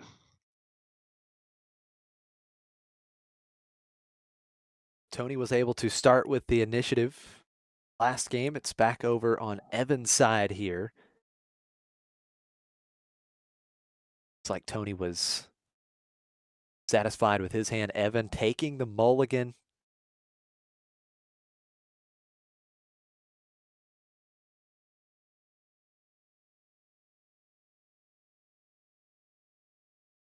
Comes down to this. And we still have yet to see aggression for Tony. See if that comes into play at some point here in game 3.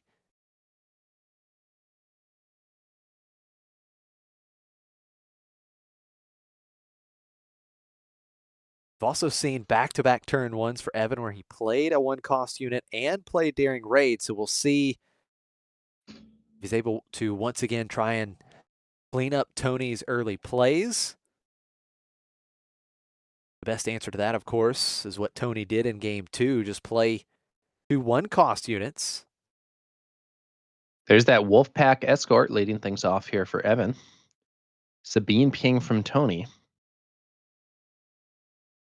Maybe trying to buy some time here and make sure there isn't a Daring Raid coming. Yeah, there you go. So it's not going to be Daring Raid, of course. It's just going to be Crackshot V-Wing. So this time in game 2, Evan will start with 2 1-cost units. The first time we've seen that for Evan in this match. Now, what is it's that? I believe it's the It's the Red Squadron Y-Wing. Y-Wing. Yeah, the on attack. Yeah. I think it deals 3 indirect damage. 1, Yeah, it's 3 for interesting. So 2. this is a card that has not necessarily always seen a ton of play, but if it's in a Tarkentown deck, the downside of that indirect damage can really be mitigated to some degree. Normally, I think there's a strong aspect of unreliability there because the opponent can choose to put the damage on units in a way that doesn't remove them and in a sense waste stuff. But when you have a Tarkentown as your base, the situation becomes pretty different. Now, Evan tries to use Han's ability to allow one of his ships to trade with that Y-Wing, but he actually fails to do it because the card that he flips is a 1-cost, and you have to flip a card that has a different odd-numbered cost to get the attack buff, so it doesn't go off here, and he just swings into base instead. That's a really important turn of events here. I mean, that would have been huge if he could have taken out the Y-Wing with that Crackshot V-Wing, and Crackshot would have stayed on the board with still 1 HP, but now you've got that Red Squadron Y-Wing coming across, and you've got the indirect damage. So on attack, you've got 3 indirect damage. Yeah. Evan is going to, it looks like, put all 3 on Tarkentown? No, he put so it's 1 base damage, then he put 2 on Tarkentown. There was 1 already there from a Sabine ping, and then he put 1 on his Crackshot V-Wing. Okay. Now this So it was does an attack to mean, base. yeah, it was an attack to base. Now I believe, yeah, because there was no retaliation damage. There you So go. this does mean that Tony can potentially Tarkentown the V-Wing. I don't know if he's going to choose to do that or save it for something later. V-Wing goes base. Sabine action ability used for Tony, and that tells me he still feels like he's in a pretty good spot using that action ability, 1 damage to each base. Evan is going to continue to pour on the pressure in the space arena with Cartel Turncoat. So 3 Yeah. 1-cost units in the space arena. What does Looks like Tony multiple have? small units for Tony here as well. I think he's going to play, well, maybe not. He does have a wing. He has a wing leader. If he uses the wing leader on the Y wing, it would buff it out of range of one of these smaller units attacking with Han. But it looks like he's going to play Benthic 2 tubes. So I presume he has some other 1 or 2 cost that he can now play as well. Tony shifting gears a little bit, going to the ground arena for the first time in back-to-back games. Evan has a quick response for Benthic 2 tubes. Daring Raid is played, dealing 2 damage to Benthic. Benthic is defeated, and now Tony will play his own Daring Raid, and it is going to defeat Wolfpack Escort. So both players mimicking each other just a bit. Evan has claimed. Tarkentown clears there. Now, once again, Evan is in that position where if he can hit an odd numbered card that does not cost 1, his Cartel Turncoat can clear the A-Wing. But he has to hit one that is both odd numbered and does not cost 1 resource, or else that will not be effective. Let's see what happens here. What are the odds that he hits another 1-cost unit? I'll never tell him the odds, but we'll see Here we what go. he finds. Here it is. Oh, It's 1 another. cost. Oh, It it's doesn't another work. 1-cost. No, Evan Oh, misses man. again. That The is not a Y-Wing positive development still for has Evan. the opening. No, it's not. The Y-Wing is still going to have the opportunity to swing again. That'll be more indirect damage to Evan's side of the table. Very rough for Evan. Back-to-back turns where Han Solo action ability has revealed a 1-cost unit. They both cost 1. Cartel Turncoat instead just getting 2 damage into base. Y-Wing swings. That's going to be 1 damage to base plus that indirect damage. Now, is Evan going to send that indirect damage to his Turncoat, or is he going to just throw it on the base? Let's see here.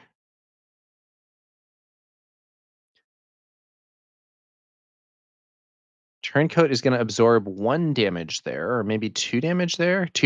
So 2 damage on the Turncoat, 1 damage on the base, and then another 1 damage on base from the attack itself. This does mean that if we see a Daring Raid or maybe even a Twice the Pride from Tony, he could use it to clear the Cartel Turncoat and draw a card. Evan, once again, continuing the trend here in Game 3. He's only played 1-cost units in terms of units. He plays another Wolfpack Escort. Sabine action ability used once again. Again, I think Tony feels like he's in a good spot, especially with Evan missing on that Han action ability back-to-back turns. Now we see the Millennium Falcon get out and push played.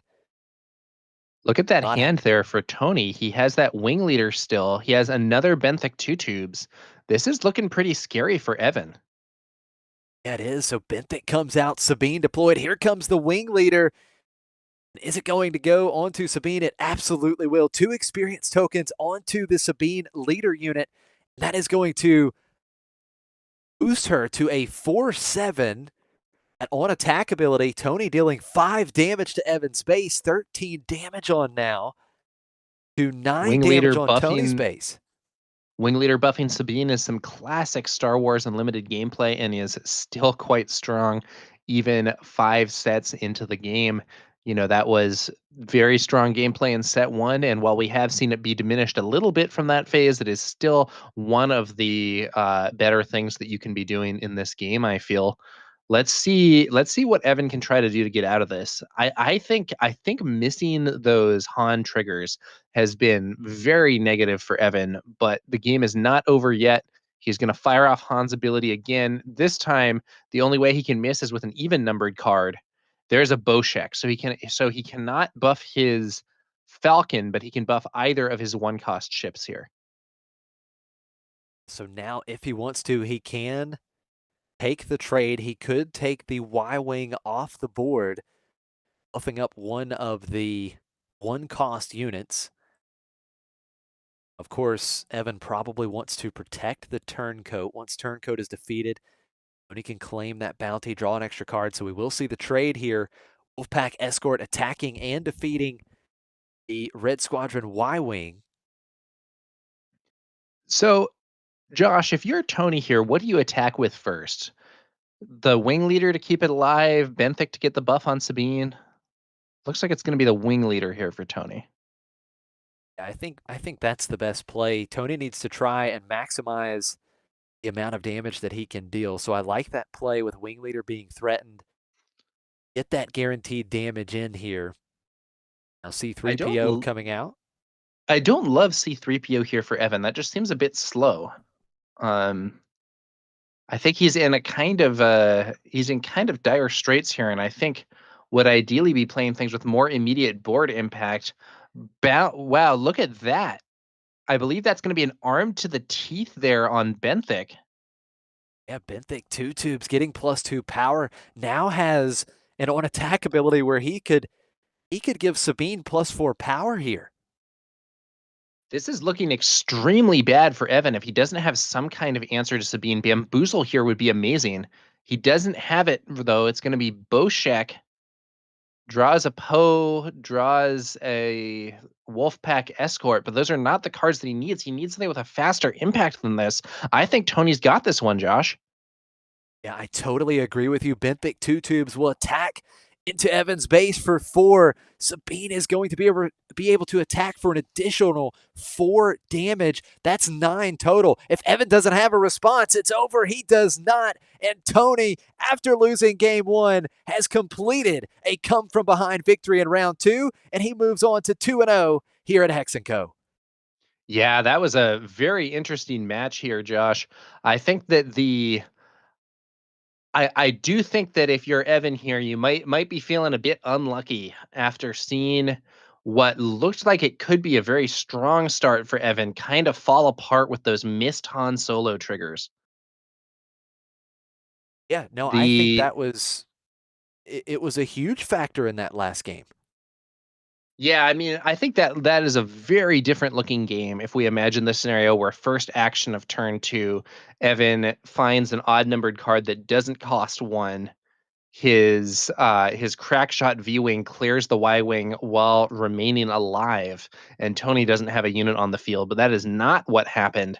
And this is one of the downsides of playing a leader like Han Solo, Never Tell Me the Odds, where your ability is not reliable. Sometimes you do get in those situations where even if your hit chance is very high based on your deck composition, you do have that opportunity to get unlucky.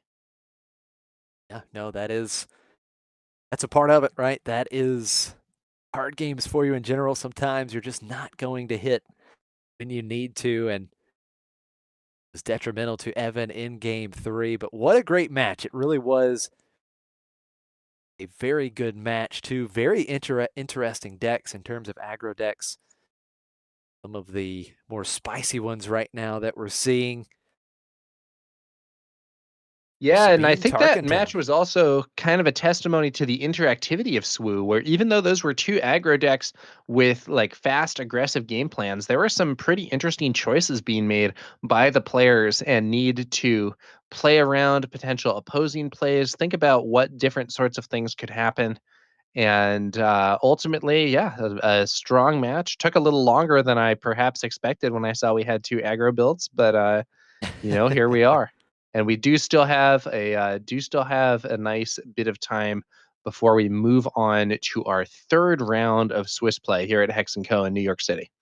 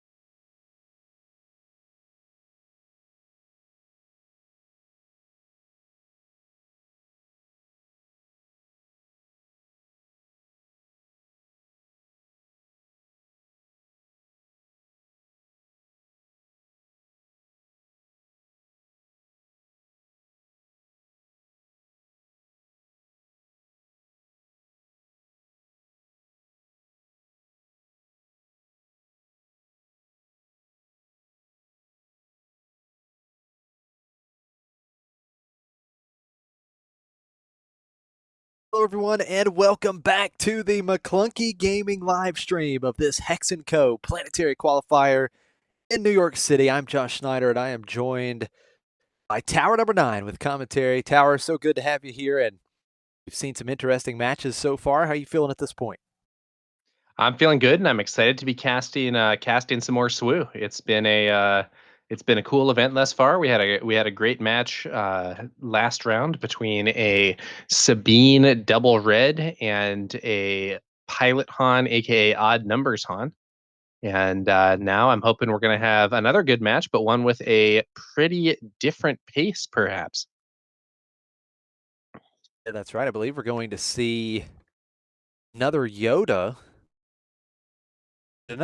red deck. I think it's another Yoda red deck that's going to be at the feature table. And is it Kira? Is I that right, believe Tower? so. Believe we're going to see. So, previously we had some more aggressive decks. We're giving you guys some variety with some kind of longer term decks. I believe that the matchup here is going to be Yoda Red versus Kira Data Vault. Very interesting for sure. So Kira, that's the leader that everybody's been talking about. Her meta share plummeted, right? Like she was one of the stronger decks before we jumped into Legends of the Force meta, and now Kira has been struggling for sure. So exciting to see Kira off to a pretty good start so far. A couple rounds, a couple wins. This is going to be table number 6. And yeah, it'll be interesting to see this particular Kira has cooked up for us. Yeah, and I think that was an apt point, Josh, about Kira used to be a deck that had a huge meta share, and recently has not been as prominent, but still a very powerful leader. And it'll be interesting to see how she does in this matchup versus Yoda.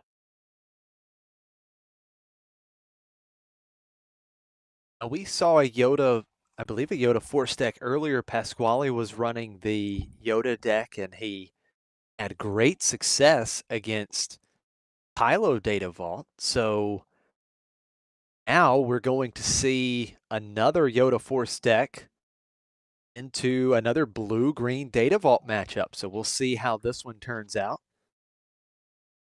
Yeah, and this is I think there's another important factor here, Josh, and that is that in the previous match we saw, the McClunky Gaming team member was playing Yoda, but this time I believe the McClunky player is going to be on the Cura side of things, playing against Yoda.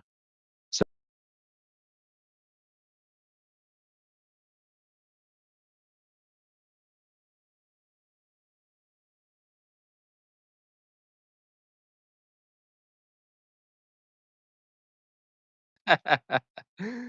So Justin, now this is one of your teammates, Tower. Justin Lau, is that how you pronounce his last name? To make sure I got it here, Lau. I believe Lau is correct. Okay, so Justin Lau, so we'll go by Lau from McClunky Gaming. This is that has had pretty good success so far. Top 4 in one of the Bothan 2Ks that we had at the Bothan Invitational earlier this year. So he's definitely had some success, and he's looking to continue this good run he's had in this particular tournament. Now we are going to start with Lau on the initiative. We've got Hilo Bond Enforcer. Lau and Didier will play the Yaddle. Yeah, okay. Hyloban Enforcer is an interesting example of a card that I think is a lot more effective for Kira than for most other decks, as the Enforcer synergizes very well with Kira's ability to damage a unit while giving it a shield, since you can damage the Enforcer, which powers up its grit, give it a shield that makes it easier to remove, and you can do all of that on the same turn that you play it right there at the start of the game. Such a good point. Hilo Bond Enforcer, great opener for these Kira Data Vault decks. And we're going to see on turn 2, Didier is going to play Force Throw, having the Yaddle, having that Force unit. We see the No Glory only results being discarded by Lau, and that will take that shield token off of the Hylobon Enforcer, and then Lau is going to go ahead and ramp here, playing Resupply, getting that extra resource. Now, normally, having to discard an expensive card like that to force throw would be a kill, but the Kira shield play that we mentioned earlier protects the Hylobon Enforcer at least at first. So the Hylobon Enforcer needed a couple packets of damage here. The Force Throw and Yaddle attacking and finishing off the Hylobon Enforcer. Did deal 3 damage back with Grit, had that +2 power. So Yaddle just 1 HP remaining. We've got the Yoda action ability used. Here gets to draw a card and then put one on top or bottom, put one back on top, and there it is. It's going to be Ray. So he names 5 with C3PO. He will draw Ray, and he will deal 2 damage to Lau's base and 2 damage to a unit. So 2 damage goes on to C3PO.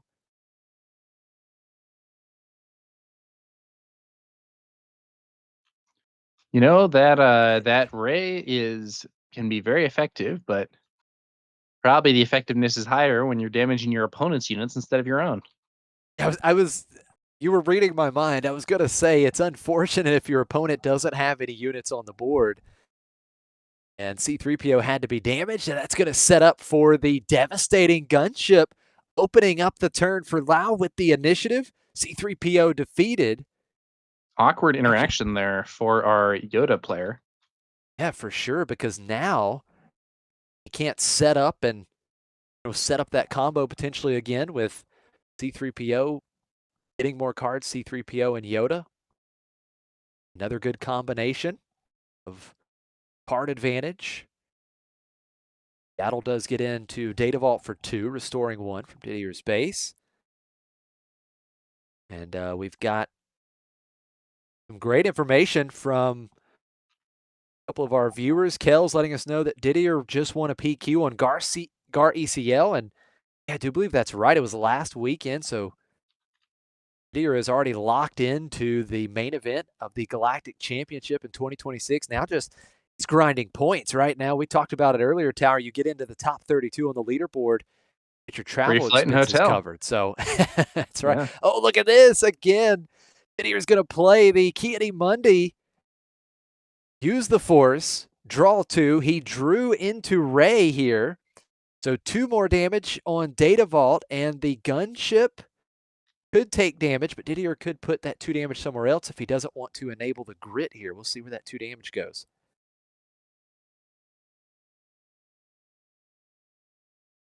Okay.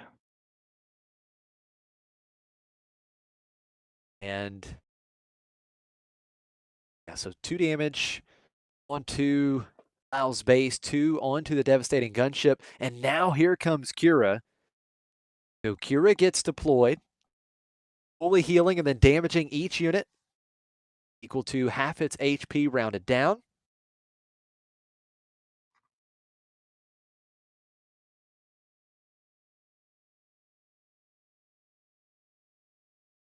Now Kira's going to come across, I believe, headed for the base. No, just going to base, yeah.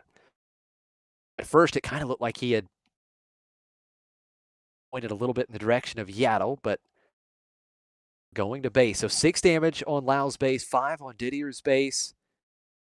Shag Jones in chat letting us know that Yoda Red just won the planetary qualifier in Australia. That was streamed live, I think, late through the night here in terms of East Coast time. Okay. But yeah, this Yoda Red deck putting up some results then. You love to see it. And several players on it today. This Yoda Red Force deck tied as the 2nd most represented deck in this field at Hexaco. Yeah, it seems like Yoda Red is a real contender here.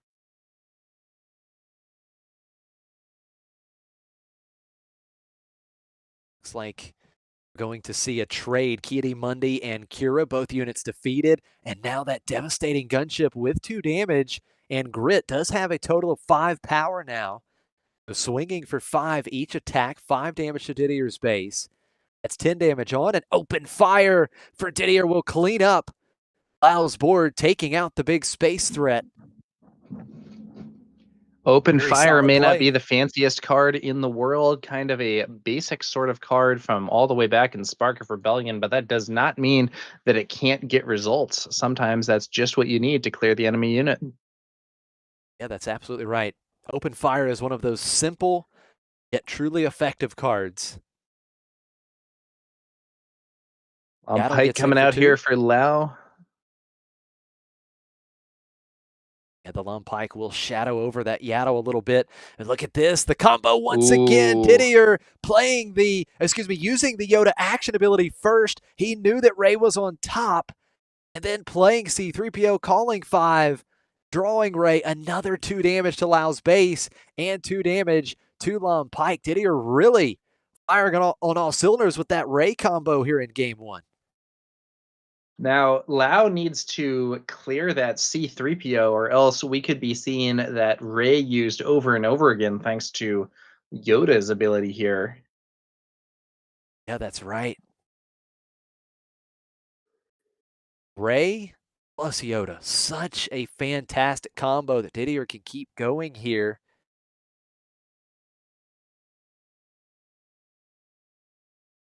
On Pike.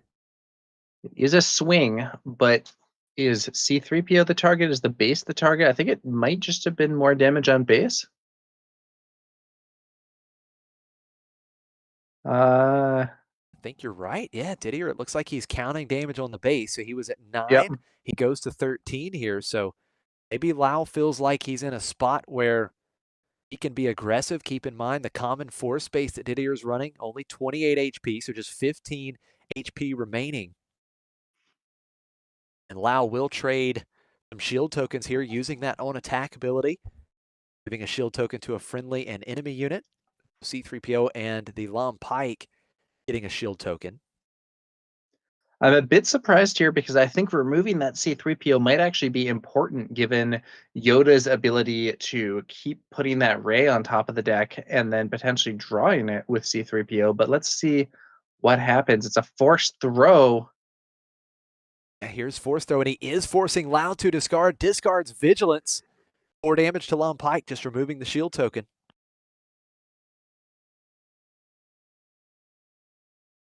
Maul. Now that's a big 7 cost unit and is going to ambush into Yaddle with Overwhelm. Just 2 HP remaining on that Yaddle, so that's going to be 5 Overwhelm damage to Didier's base, bringing that total up to 18. So we're kind of seeing it now. Lau really believes he's in a spot where he can be aggressive. Yeah, he that Maul hit really hard, not only removing the Yaddle, doing 5 damage to base as well, and preventing the Yaddle from swinging this turn for restore. So a pretty big HP swing from that one attack. Let's see how Didier can respond. You see that Yoda action ability once again. Wouldn't be surprised at all if it's Ray on top. C3PO is going to attack. Question is, where does that attack go? It has a shield token, so it could survive attack into one of those units, but it's just going to go to base. We do see the Ray, so they are calling 5. That's going to be 2 damage to Lam Pike, another 2 to base, taking the damage total on Data Vault up to 13. Now we're going to see Fell the Dragon taking out Maul, the 7 power threat defeated. Strong play for Didier. Yeah, but we do still have Lon Pike on the board here, threatening another swing. We don't have a huge margin here for this Yoda player. As you mentioned earlier, Josh, this is the 28 HP force base, and that means that there are only 10 hit points left here for Didier. Let's see how it goes.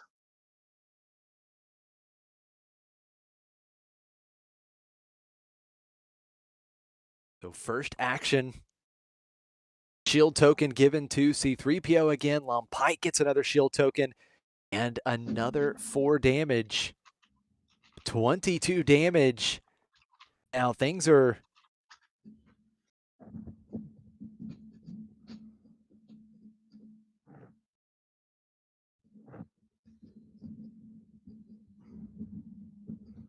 It's not looking necessarily great for Didier, but oh hey, Luke Skywalker Jedi Knight. That's a great option for getting around the shield token on Lom Pike off the board, and Lau has nothing here, but let's see what he brings out. The reinforcement walker. And it is, I believe, going to draw a card here rather than heal. I think that's a really smart play. Lau is in a great position. He's only got 13 damage on the base, still 20 HP remaining. Damage at this point, not really a concern for Lau, so get that card advantage when you can, because we have certainly seen Didier get quite the advantage with cards in this game. He's got at least 6 cards in hand, I believe. Yeah, and those cards in hand could be very relevant here because if there's a big expensive thing, we could see a Yoda flip to kill the reinforcement walker, but I don't necessarily think there is.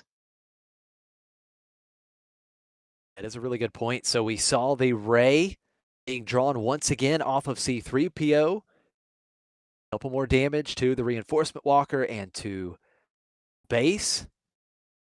It looks like Mace Windu, the 7-cost Mace Windu unit was on top. So Yoda deploys, but reinforcement walker is not defeated here.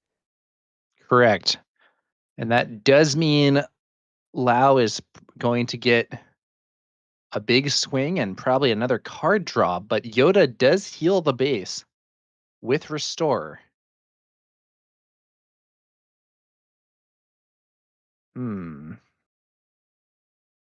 It's interesting now because Lau can get ADA into a spot of only having just 2 HP remaining on base, but we've got Yoda and Luke over there on the board, so that's a total of Restore 5 between those 2 units. So ADA can still buy himself some time with his board unless we see something that can clean up one of those units on the first action.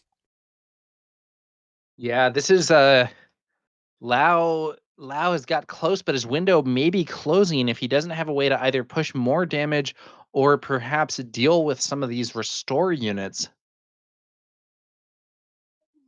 But he does go for an overwhelming barrage. There's the barrage. That's going to be +2/+2. So 8 total power on that reinforcement walker. That's 8 damage. 7 damage to Luke Skywalker. Luke is defeated. And we are going to pop the shield on the C3PO. So DA now has to restore or take out the reinforcement walker. He's got another Luke Skywalker. -6 to reinforcement walker. The walker defeated. Not a great outcome there for Lau. But he's not out of this by any means. The problem is Didier has developed yet more healing. However, this Phase 3 Dark Trooper is actually quite annoying in the current board state. If C3PO attacks into it, it will actually get buffed. Yoda ends up trading instead. I think if you're Lau, you're okay with that trade. You get the Yoda leader unit off the board, which is important. DA was able to restore a couple damage with Yoda attacking. Yeah, now C3PO getting in and not getting the extra value this time around. Lau is going to need to get Luke off the field here. In chat, Oddball asks, has to defeat one of the Lukes, or is that his discard? That is his discard. The first Luke was defeated by an overwhelming barrage, but Didier responded by playing a second Luke to remove that buffed reinforcement walker. Here we go. We move on to the next turn. Lau does have the initiative. But Didier has complete control of the board currently, has another Luke Skywalker and a C3PO. Now here comes Maul, Ooh, a second copy of Maul for Lau, just trading with Luke Skywalker with the ambush. that's not the most efficient play in the world, though. So, it's more resource efficient to go with something like a Fell the Dragon. Just crashing Maul into Luke does shut off that restore, but Maul is also defeated because there's no underworld unit here to take the damage for him. And that leaves Didier with a bunch of resources and the only unit left on the board in the form of C3PO. And that's a really strong play for sure. If you look at Didier's spot now, you've got to feel pretty comfortable because Lau only has 3 resources. Didier was able to use the Yoda action ability. You're getting the Ray trigger once again as he was able to put Ray back on top. How many times has he done that this game? My goodness. Ray Yeah, on this is top with Yoda and then C3PO draws it. yeah, this is why I said that removing C3PO might have to be a priority here for Lao. But the funny part is, once again, that Ray draw is actually damaging Didier's side of the board because Lao does not have any units on the field at present. Wow, So here we Kiadi go. Mundi. How many cards is that in hand? It looks like a ton. I mean, we're getting close to the double Not literally. digit mark now. what Yeah, a what a hand for Didier. He's going to D3. play. And here's another draw, probably. Yeah. Yeah, yet again, Red Squadron coming out, 2 damage to itself. EDA draws another card. He has so many options here. He has the board. Lau has no units in play. Now, Lau has plenty of resources to work with. But here's the problem. EDA has such a big hand. Even if Lau can clear this board with something like a Super Laser Blast, EDA, with that hand, is going to be able to restore the board or replenish the board with multiple threats every turn. Yeah, Lao, it looked like Lao was surging ahead and was getting close to a win, but he is really struggling now. This card advantage is really building up. Chaos of Someone War out just of aspect would be good. That would be Yeah, I great. mean that would be incredibly strong. Probably not featuring here.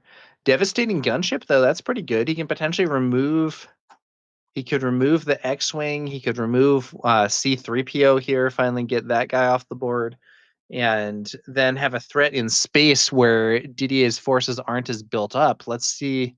It is going to be the X-Wing there that is defeated. So Lao now the only player with a unit in the space arena. Yeah, that's right.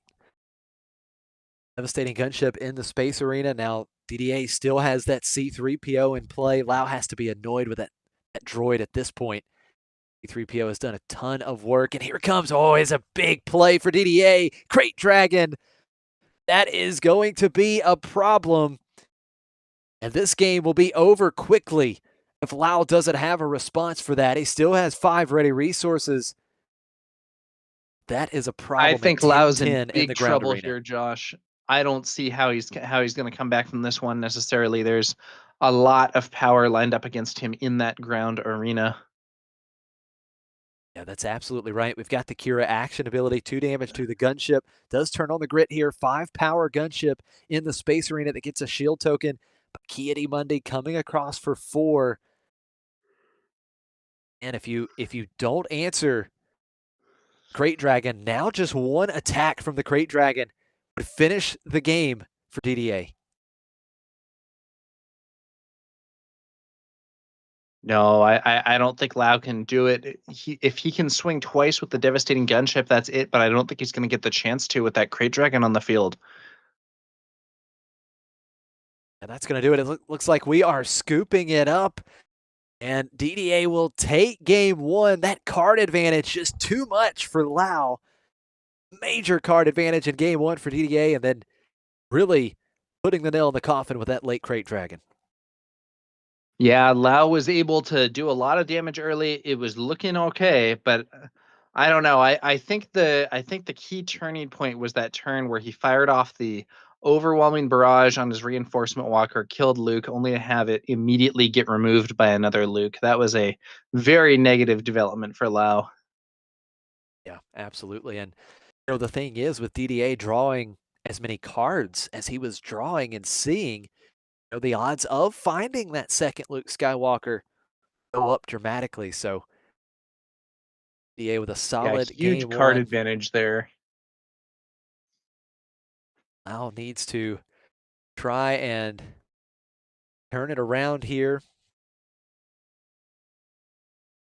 as we get set for game two. A couple interesting little facts about these players. Lau again from McClunky Gaming. They have a top 8 at alternate universes, and you mentioned he hasn't went 3-0 at locals since set 2. Now that's funny. I don't know how many local events he's played in, but he hasn't went 3-0 since locals in set 2.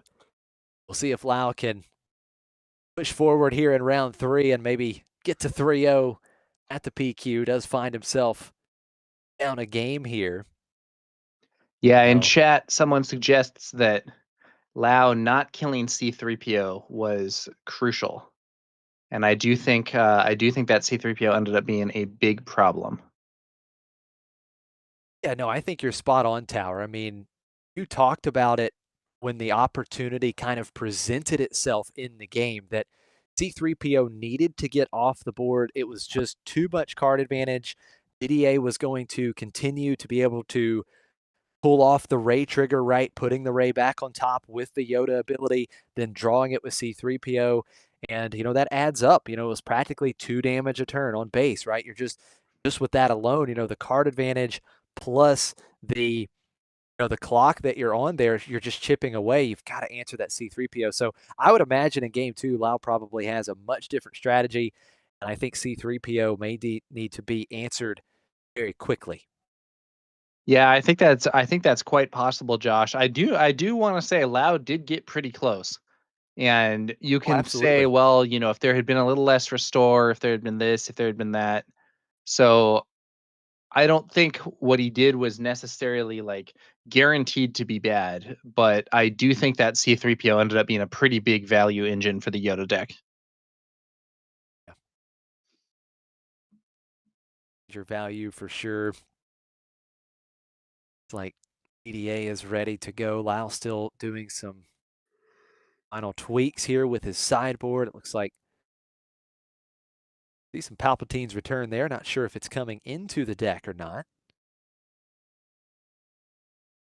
But EDA again, we had chat mention it not long ago. The planetary qualifier winner last weekend. So DDA has a lot of momentum right now. He won with Gar Saxon ECL this time around, trying to get it done with the Yoda Red Force deck. DA also had a day 2 appearance at the Richmond sector with Mace Red 30. So very interesting. Making day 2 with or in Richmond with Mace. That is super awesome. And you can find DDA on YouTube as well. Random Number Gaming.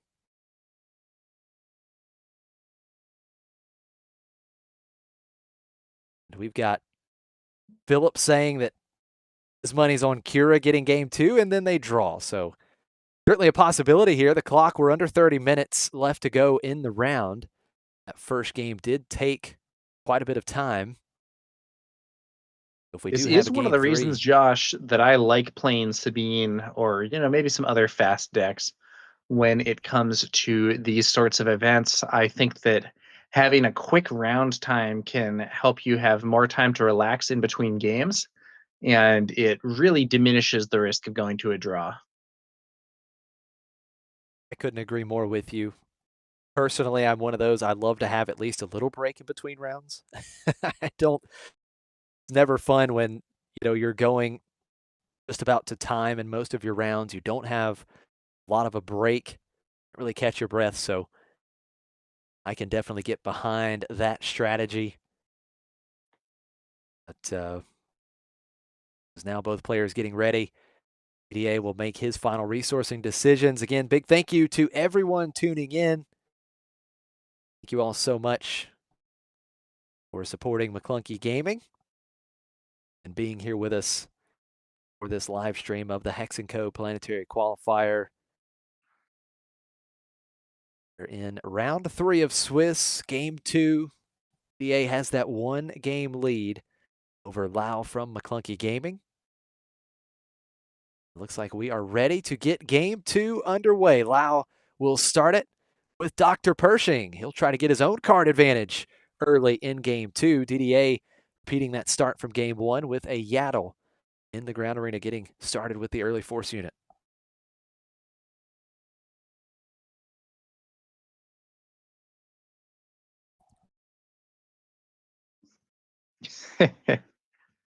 Yeah, this is looking a little familiar to me here, Josh.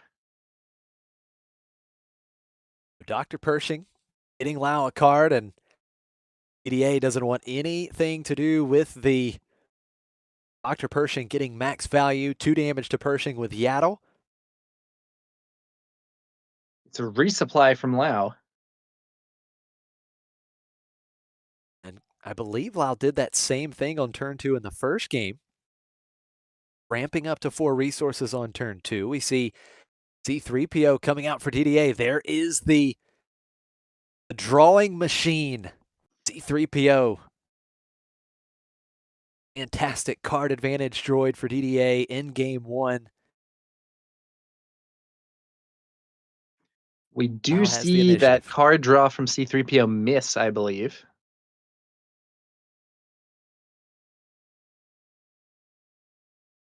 So Lau's going to get as much value as he can out of Dr. Pershing, getting the extra card before Yaddle finishes off Dr. Pershing.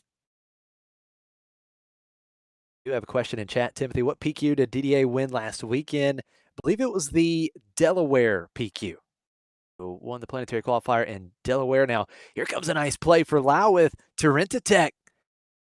DDA has a force unit in Yaddle, so Tarentatech able to ambush and defeat C3PO. I like that play a lot.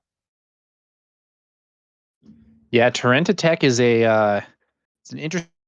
So it is, I believe, 5 for a 5.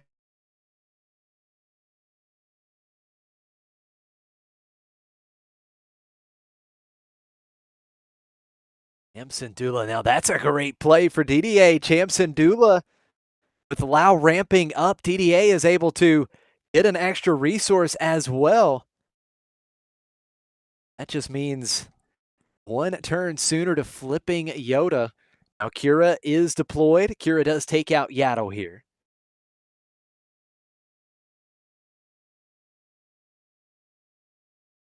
Tower, DDA has the initiative.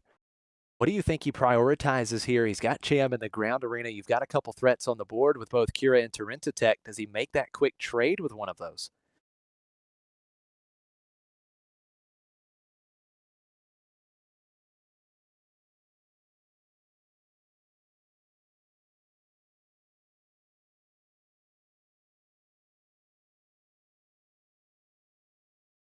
DDA, he's got the initiative. The force is with him, and it is going to be a quick trade with Kira. Kira with 6 damage on and grit, a 6 power unit.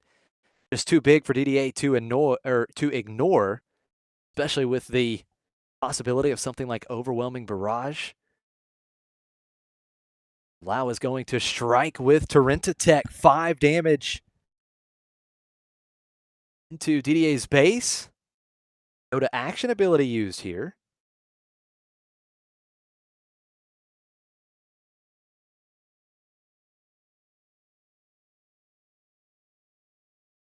And now DDA just has to decide where that 1 card is going. It is going to go back on top. Doesn't have C3PO out to... Oh, no, he didn't have it out, but he had it in hand. C3PO following up the Yoda ability, drawing that top card.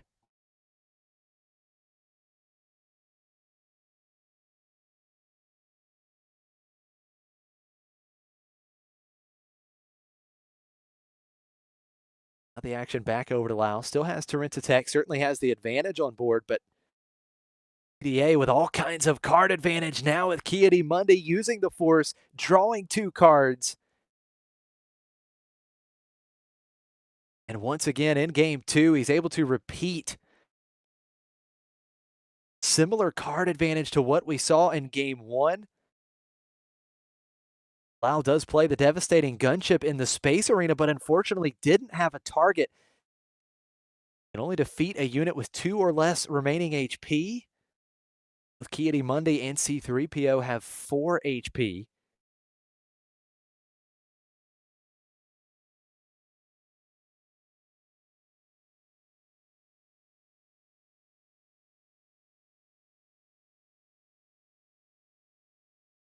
First action with DDA, he is going to play Open Fire. We saw Open Fire take out a strong, devastating gunship in the first game. Simple yet effective, 4 damage to Tech.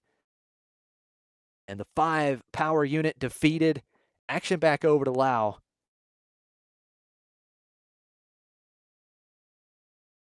It's going to be a big play here. It's going to be Darth Vader, the original Spark of Rebellion Darth Vader. Lau will get to search the top 10 cards of his deck for any number of villainy units that cost 3 or less and play them for free.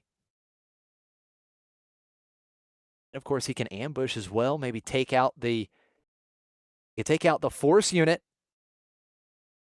or the pesky droid C3PO. C3PO has done an immense amount of work for DDA here in this match. And it's a pretty good hit off of the Darth Vader when played trigger. You've got Dr. Pershing and Hylobon Enforcer coming into play. Lau is able to load up the ground arena, actually get some more card advantage himself with the Dr. Pershing. He's got to decide where the ambush goes. 5 power into C3PO. Lau says, I've had enough of your card advantage. Droid shenanigans done for at the moment.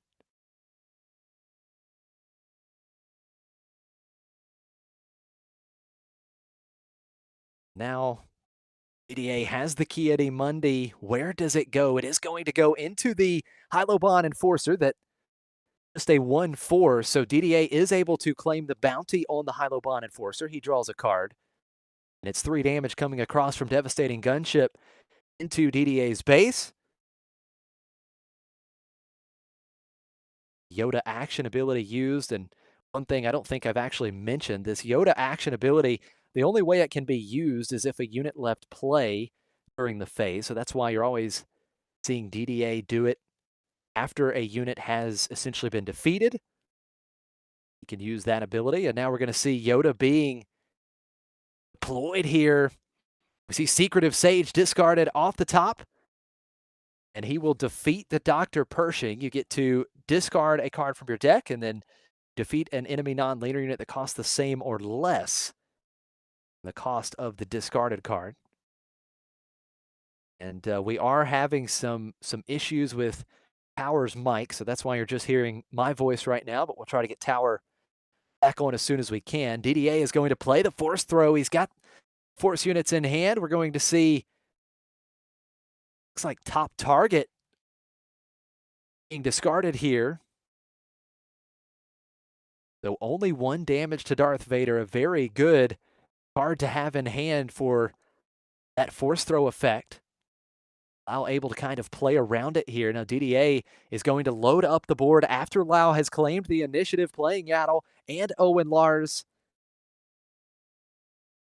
Yeah, this is an interesting one, Josh. I had sorry to the viewers, I had a little technical difficulty, but I'm back now. And I don't know. I think if I'm Didier, I'm feeling a little comfortable here. What do you think?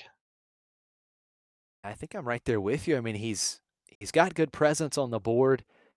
You've got multiple ways to restore. So if Lau decides to be aggressive again, you've got the restore units. You've got more ways to get card advantage. Owen Lars, of course, has that when defeated ability. You can go and get a Force unit. Yeah, I like DDA's position. He still has a lot of cards in hand. Also has a lot of work to do to try to even up this match.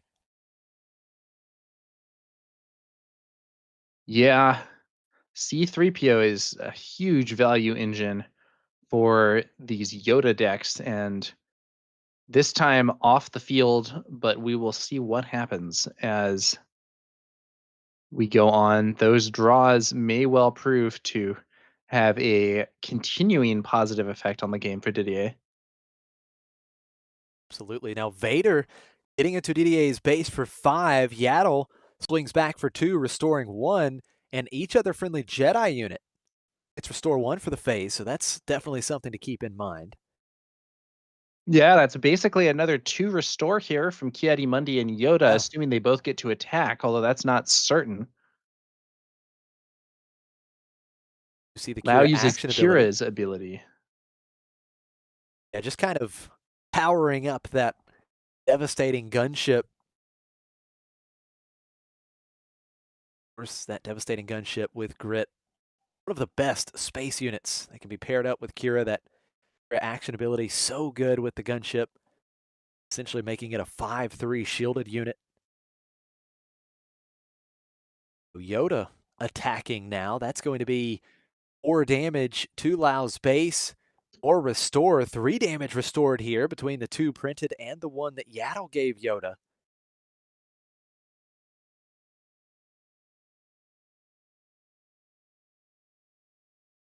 I don't know, like right now, Tower, they're just both players going into base, and DDA having the amount of restore that he does, it's going to be a tough race Lao to win. Yeah, restore very relevant here. I think Lao may have to try and focus on clearing more of the board before pushing damage. I mean, right now, Yaddle is restore 1 and then gives restore to like 3 other units. Uh, we have Owen Lars there for another 2 restore. It's just a lot. It's just a lot to deal with. But we're seeing some of those things get removed. Yeah, absolutely. Now, Count Didier, I Dooku. think, crashed his own Owen Lars into one of his opponent's units there in order to trigger the draw effect. I think it's a great play because look what he finds. He gets to search the top 5 cards for a force unit, and he has found Luke Skywalker. Yeah, That Luke followed up Skywalker, the Jedi Knight. Great situation here, as with a friendly unit having died, the -6/-6 can kill Count Dooku through the shield. Seems very strong to me, or could kill Vader, but it's going to be Dooku through the shield instead, as seems wise. yeah, such a strong play. Dooku comes in, defeats Yaddle, so some of that restore taken off the board. DDA, but finding Luke and quickly answering the Count Dooku certainly helps. We end the turn. DDA just 9 damage on base, 16 damage on Lao's base. So at this point, we've got 19 damage left on DDA's base and just 15 damage remaining on Lao's base. Or excuse me, 17 damage on Lao's base, 17 HP.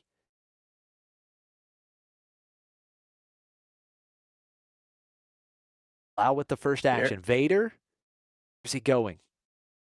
Look at this. We're going to put some damage on the Yoda leader unit. So it leaves Yoda with just 4 HP remaining. DA wants to get in with an attack before that Yoda potentially gets defeated.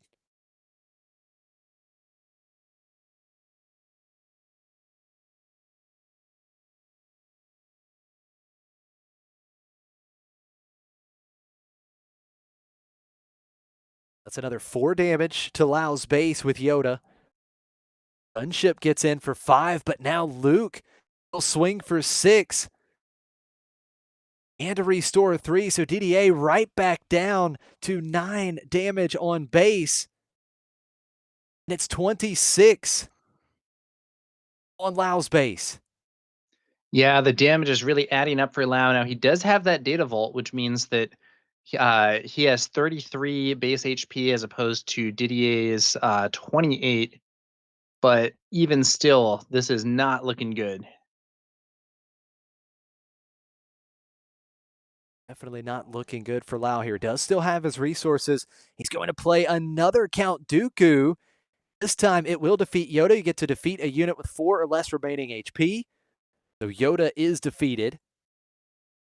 But Kia D gets in as well. Another 4 damage.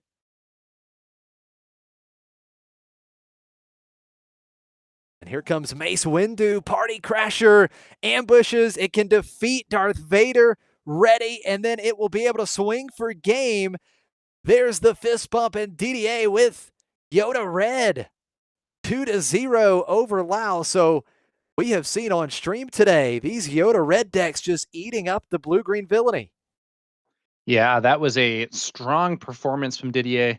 The power of the card draw that you can get with some of these setups, those C3POs, really relevant in both games. And Lau, unfortunately, unable to deal with it. Got pretty close in game one, but couldn't quite get there. And in this game, it was actually, I think, a little worse. Yeah, Yoda Red, that's a real deck. Nice use of Cham Syndulla there. We're seeing Didier take those out. I think probably putting them back in the sideboard, but nice way to respond to an opponent who's ramping. Yeah, absolutely, and he was able to use it effectively here in game 2. You saw Lau with the early resupply. DDA had the Cham to answer, right? Match him with resources so you could get Yoda out a turn earlier. Cham is brutal to play against when you're ramping because your opponent just gets to match what you're doing. And in this case, DDA was able to put on big pressure. Never really relented. Stored for quite a bit, and Lau just could not keep up. And one thing that was interesting, and I don't think that it would have mattered, there was never a time that Lau was really able to just wipe the board. You know, there was no big super laser blast or, you know, an overwhelming barrage that was able to take out, you know, multiple, like 3 units and just really clean up the board. The thing about it was that DDA had so much card advantage, right? He had so many cards in hand that whatever Lau did, you remove a threat, here comes 2 more. Yeah, it was a tough situation, I think, there for Lau, and unfortunate. You know, I personally am cheering for my clunky gaming teammates, but gotta hand it to Didier. He played that, I think, quite well, and was able to pick up a pretty solid 2-0 win. Yeah, absolutely. So DDA off to the races here, 3 rounds in. He advances to 3-0. Lau down to 2-1, and DDA just trying to continue the hot streak, continue riding the wave of momentum after that PQ win last weekend. But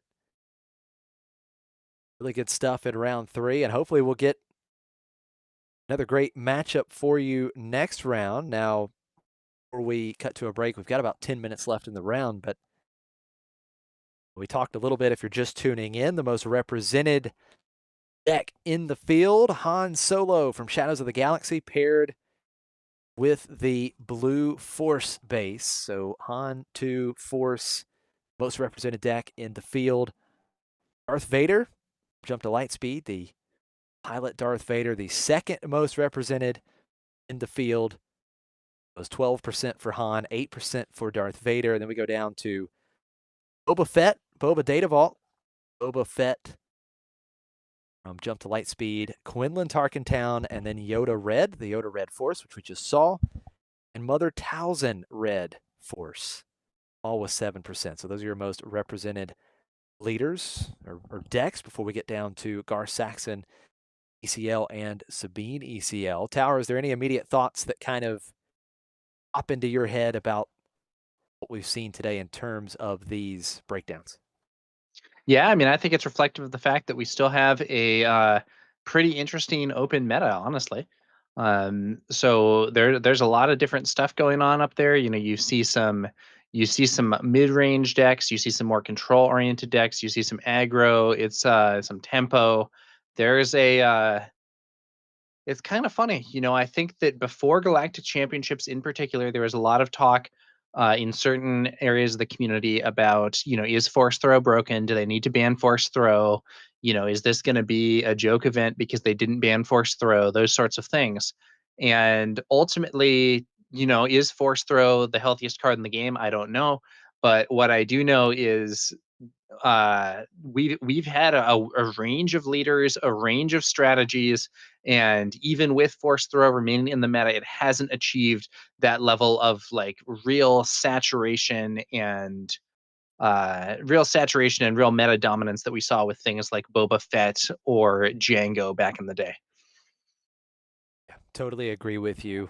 It is a fantastic card. It is unfortunate when you get hit with two of them, especially too early in the game, but we're definitely not seeing the same dominance that we have seen from other decks or cards that were put on the suspended list in the past. But we want to answer a quick question from chat. Jess asking any pose. So unless melee is not accurate here, I did check. There unfortunately are no Poe leaders in the field. So no Poes in this one. But shout out to Jess. It's actually put out a Poe video recently. I saw that one. Top 8 of the PQ. I believe it was last weekend. Big shout out to you there. Congrats on that. And hopefully we'll see Poe continue to put up some big results. It's a super fun deck. It's like a more fun version of Sabine, right? Do a lot of fun things in space with the pilots. So we are going to cut to a quick break here. We've got about 6-7 minutes left in the round, and then we'll come back for some more action. So stay tuned. We'll have round 4 action from Hex & Co. in New York City here shortly. Stay tuned.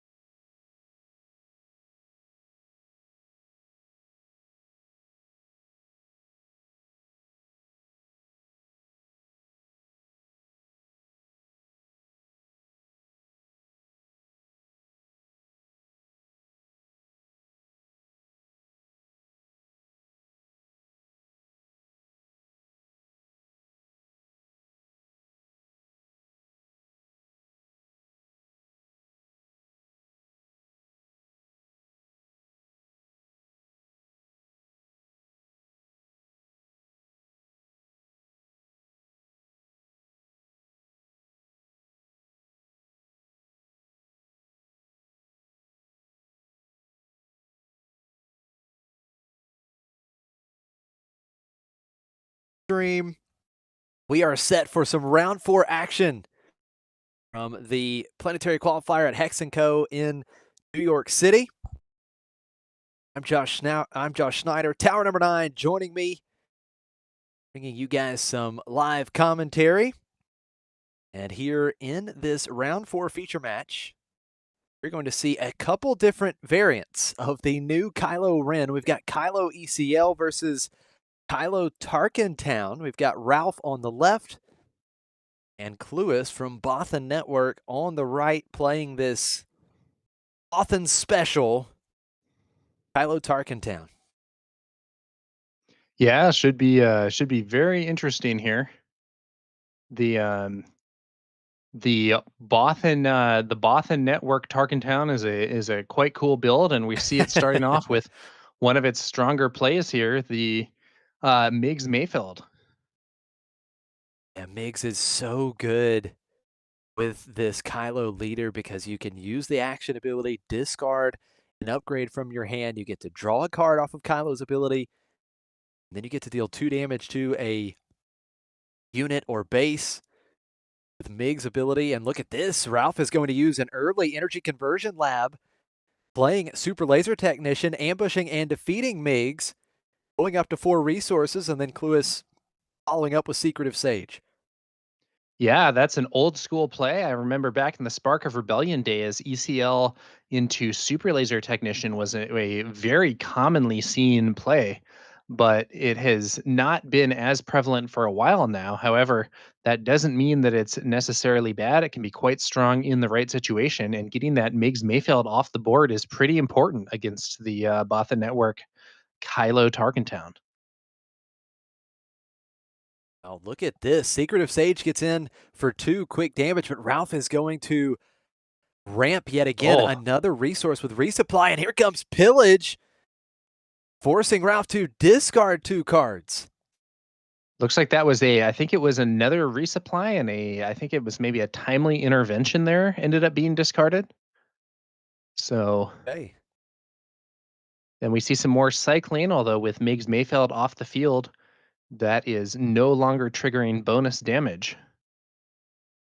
That's right. So Now Ralph has ramped up considerably. I mean, he's already at 7 resources here. So Yeah. Kylo is online from this point forward. Now we're going to see Anakin. Anakin comes out, -3/-3 to Secretive Sage. So the 2-cost force unit defeated. Kylo's ability used once again on Cluis' side, and he's got several upgrades over there. He's got a couple Sith Holocron, and now he discards the snapshot reflexes. So we're getting close to kind of putting all these pieces together for Kylo. Ooh, and a force throw from Cluis discards. I think it was a Vader, and then the Tarkentown used to deal the final damage there. So It's brutal. Cluis Correct me if I'm pressuring the wrong. hand heavily. I think he only had the 1 card in hand, right? Because of Pillage, I think he only had the Vader, so it's not like he had options to discard any other cards, maybe reduce the damage dealt. A big play for Cluis, and really in control right now. We're going to see another Vader off of the timely intervention. That'll clean up the ground arena quick. Yeah, it looks like he drew into another copy of that Legends of the Force Vader, then fired off a timely intervention. I guess he had one. Now, what happened there? Was there a force? Oh, it was a force throw for no damage just to make him discard another card that he had in hand? I believe so. I didn't realize that he had another card in hand, but it looks like he had a copy of Rook, and that has now been removed. Neither player has actually put their leader Kylo onto the field yet. Yeah, that is exactly what I was thinking. Neither leader has deployed. We've got Cluis really trying to set up at the Sith Holocron over there. You've got the snapshot. The question is, how many upgrades does Ralph have in his discard pod right now? I'm not sure. See another big play, though. like Supreme Leader Snoke. Now it's, there's no units on Cluis' side of the board, but right now Ralph has really taken over this game. He's got big threats in the ground arena, while Cluis has done a great job controlling Ralph's hand. Cluis is still staring down a total of 11 damage that can come through in the ground arena. So Snoke hits for 6. But look at this. Jump to light speed Devastator. That's going to be 4 indirect damage. And Cluis is going to put it all on Ralph's base. Vader swinging away here, though. Damage adding up on Cluis's base as well. Only 9 HP left. Yeah, the constructed lightsaber thrown into the discard pile with Kylo's ability. Draws a card. Kylo deployed. It looks like constructed lightsaber plus craving power. How much is that? 7 plus 4, 11. I think that's game. That's going to do it. Ouch. Constructed lightsaber with that raid too, because it was a villainy unit. He's got enough to swing for game. Cluis was setting it up for next turn, being able to, I believe, swing for game, but Ralph beats him to the punch, and he's got the early lead here in round 4. Yeah, that was an interesting one. Cluis put a lot of pressure on Ralph's hand, but Ralph was able to really speed up his gameplay with the double ramp. And it seemed like Cluis was struggling a little to clear all the units that Ralph was bringing out. Yeah, absolutely. So, the game. Ralph Edwards, also known as Blues686. His username on Discord. He's from New York City, a part of Rogue State Gaming. And he is the author of the competitive Star Wars Unlimited blog, The Blues Effect. So, if you haven't seen that blog, definitely check it out. He's got top 16 finish at the Red Cap Corner PQ in Season 0. He's got a runner-up finish in a 1K. A Store Showdown win under his belt. And the neat fact about Ralph is he aspires to have 60 out-of-aspect cards in one deck. How do you feel about that, Tower? You know, I think there's a time and a place for out of aspect cards. I think we've seen some people making cool use of out of aspect cards to empower the Mortis Anakin. I think, and even before things like that, I think there have been some cards that have seen out of aspect play when it's really the effect that you need. So I'm thinking of things like, probably the most common one would be Vigilance, which is very commonly played in decks that are control but not actually double blue. But there have been some other things. I remember in the early days of the game, before Bazine Natal was released, you would see some of the hard control decks playing like double out of aspect Spark of Rebellion to try to discard their opponent's Vigilance and restock. I personally think running out of aspect cards is a cool part of this game. I like it. I like it when people do it, but I think there's kind of a time and a place. And I think if you're running 60 of them, something's gone wrong, if you ask me. I think it would definitely be an achievement to win a game of Star Wars Unlimited in whatever setting you want it to be in, winning one game with 60 out of aspect cards. Now, Christopher Lewis, or Cluis on the other side of the board, also known as Tetra, of course, he's part of the Botha Network team that showcased this amazing Kylo Tarkin Town deck that no one saw coming at the Galactic Championship and really took that tournament by storm.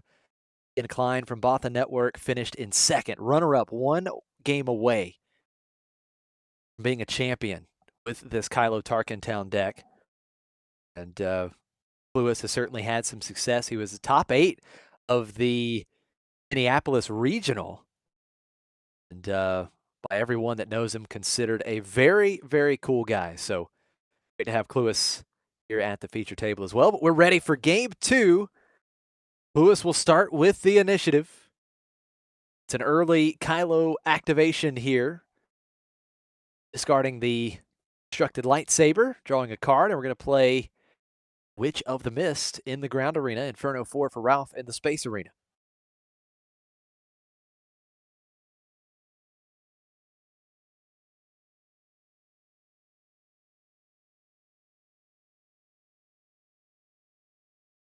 Lewis will retain the initiative. And how about this? Ralph matching Cluis here with that Kylo action ability. Both players able to put the constructed lightsaber in the discard pile, get that card advantage. Yeah, Both pretty funny players, there. Constructed lightsaber, a pretty good card here for Kylo as well. it really is, of course, on Kylo. Kylo being a villainy unit, you get that additional raid 2, so you get the +2 power from the stats on the saber, then raid 2, so allows Kylo to hit for an extra 4. Yeah, and you can use it as well to play a little more defensively when the time comes. You know, some of the mono aspect cards like like the Witch or the Secretive Sage can be converted into Sentinels with the constructed lightsaber and give you some extra opportunities against aggro to kind of slow them down. The double Power of the Dark Side start for Cluis, and Ralph follows up with his own Power of the Dark Side. And then Cluis says, I've got another Witch of the Mist. So both players kind of cleaning up the early plays on the board. Witch of the Mist, just a 1/3. Does have hidden here, but will come into effect. Yeah, you know, the Witch may be a 1/3, but she's also a 1/3 that has the Force trait. And that That's does the mean big that one. Force Throw is active. Another Power of the Dark Side. Look at that. That is crazy. Both players double Power of the Dark Side here in game 2. The board is clear. And Cluis is going to there from Cluis. He's got Pillage again. We saw it in game 1. Now Ralph, I can't see exactly how many cards he's holding. It's going to be 2 fewer after this. Yeah, he's got some decisions to make here. I guess the one bright side, if you're sitting on Ralph's side of the table, if you have any upgrades in your hand, right, you could get a little advantage from this Pillage, right? And get set up. To get that Kylo set up, but it looks like he's going to, ooh, look at this. He discards the Aggrieved Parliamentarian, which would have been a great answer to Lewis's discard pile. Of course, the Aggrieved Parliamentarian, 2/2 for 2. You got that when played ability. You get to force your opponent to shuffle their discard pile to the bottom of the deck. Great answer for these Kylo decks that are stacking the discard pile. It looks like Anakin is the other discard, so curious to know what Ralph was holding on to.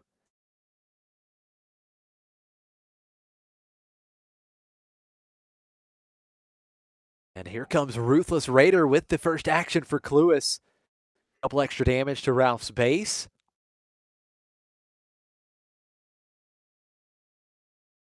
Yeah, if this is removed, it will do some more damage as well, though it is vulnerable to no glory only results. Looks like there was both a heroism and villainy card in the discard here for Ralph, though, so Anakin can clear that. Yeah, very strong play for sure. Being able to take out the Ruthless Raider. You did get the when defeated trigger once again. So 2 more damage to Ralph's base and the Anakin. And it looks like Cluis, he does use Tarkin Town to put an extra 3 damage on Anakin. So that's 5 total damage. Swing with Anakin. Get it in while you can. 7 damage on Cluis's base. We've got the Kylo action ability being used by Cluis, pitching a Sith Holocron to draw another card.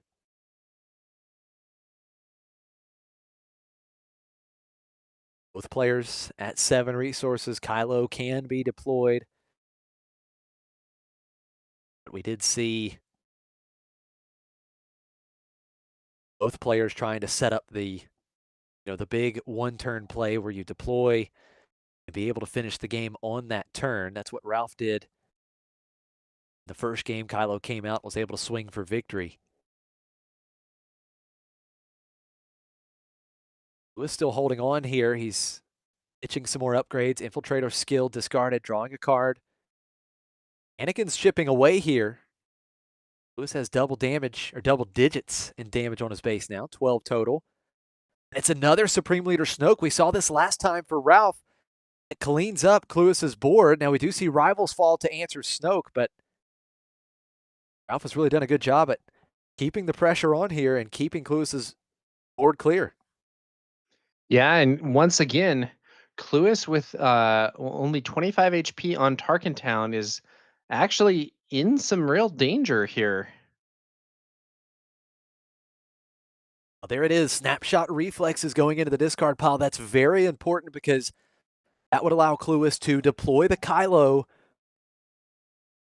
He can put the Snapshot Reflexes on the Kylo Ren and be able to attack all in one action. So He's got to do something to stave this off, here. though. He does. He's got 17 damage on. Here comes Ruthless Raider. That will finish off Anakin. Yeah, defeats Anakin, 2 damage to base. But can Ralph flip Kylo for lethal here?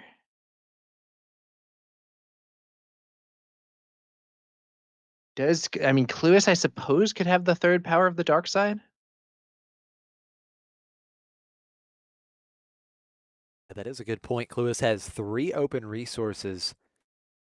And surely with the upgrades that Ralph has in his discard pile, there's enough to show Fatal, right? Right. I mean, I think even just one constructed lightsaber would be enough at this point.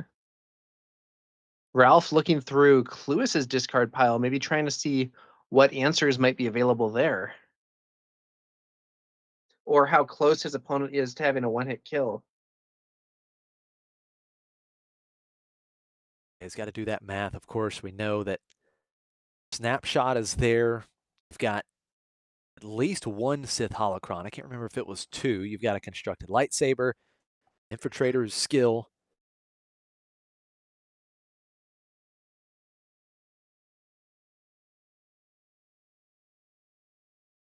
It's just going to be another Anakin Skywalker champion of Mortis. Of course, got the Heroism card and Villainy card in the discard pile, so Ruthless Raider defeated yet again. That Mortis Anakin can generate a lot of value in the right deck, and you know, we're seeing that showcased here today. And Cluis is just going to claim because he feels safe now that with just 2 open resources, Ralph cannot deploy and swing for Fatal. Oh, he is still going to deploy, though. Kylo coming out, he's a 5/5. Now, Ralph is looking for 8 damage, and I think he can only buff him up by another 2. It looks like he's not going to attach any upgrades.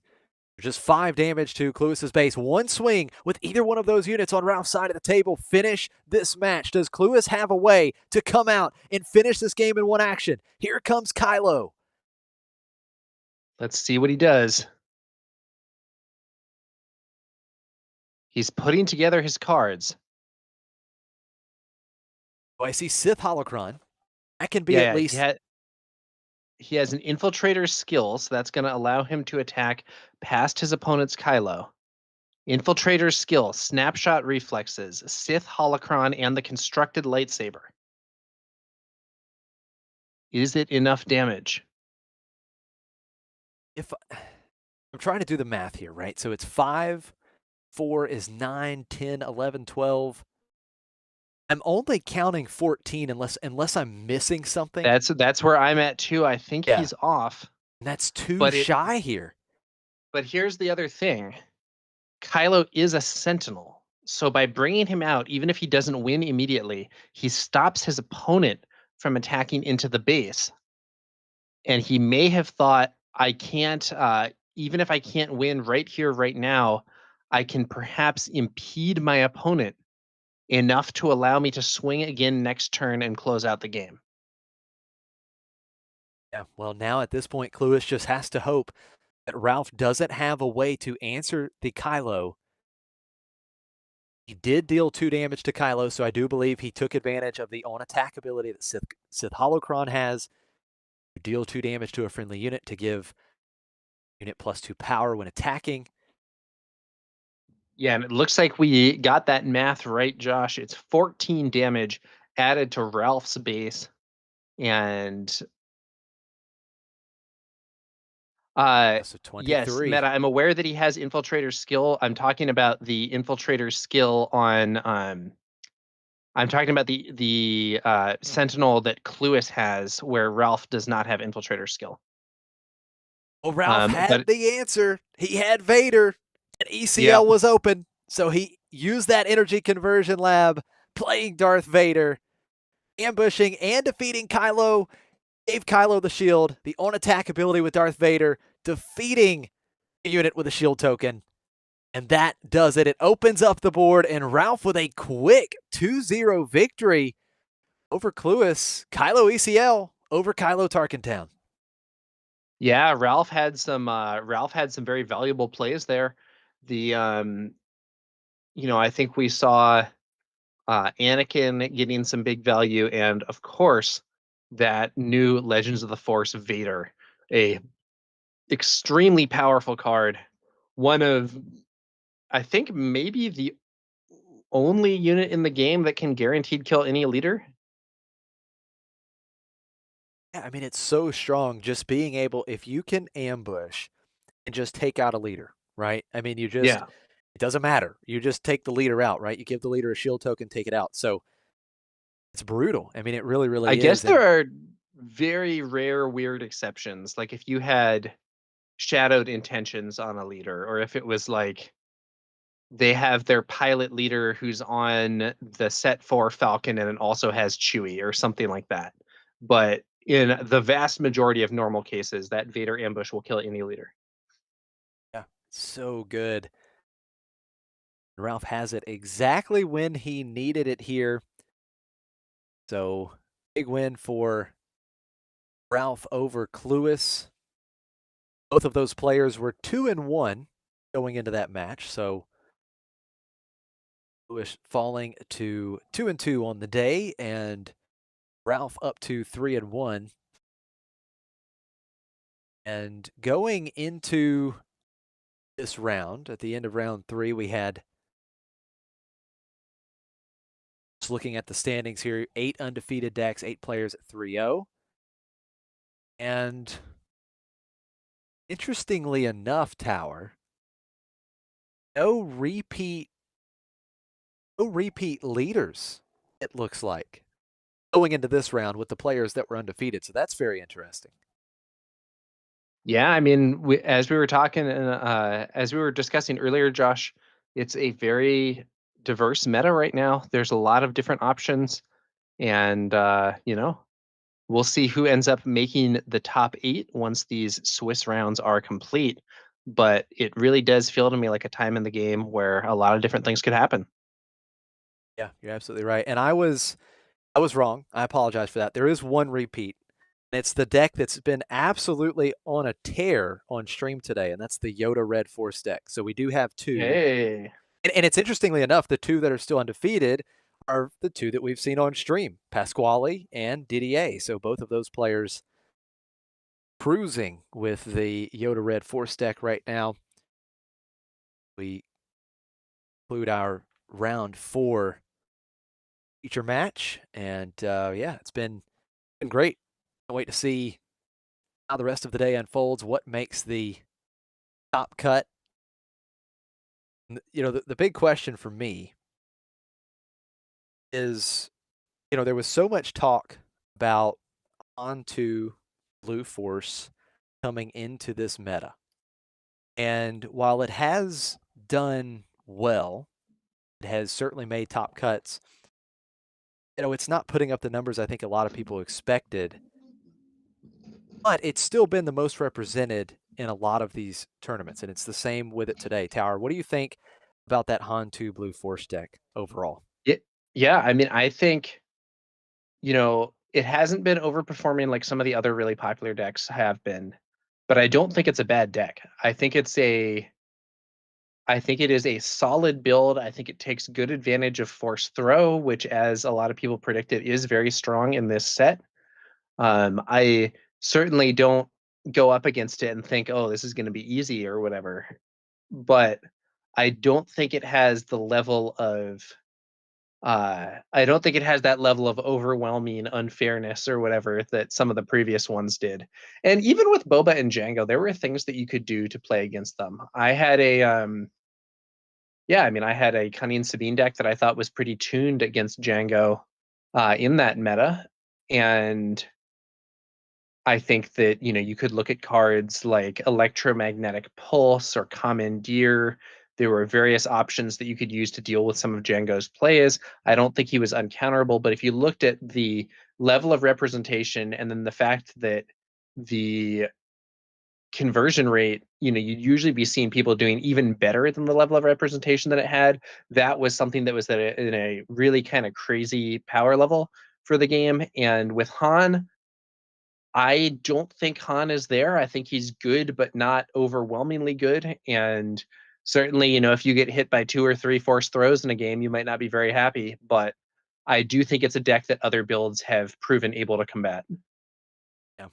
And, that's what we're seeing, right? And, even going back to the Galactic Championship where I believe it was 2 of the Han 2 blues made it in, but, no overwhelming majority.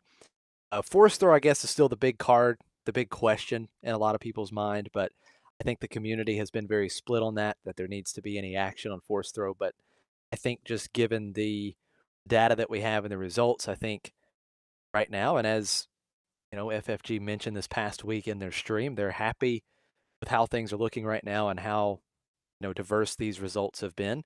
That's what we want to see. And as much as force throw can be a feels bad card when you get hit with multiple, or even like we saw earlier, having the force throw something like a crate dragon and take out your leader for 1 resource. I mean, it can feel bad, but the results are speaking for themselves with options, and that's what we want to see.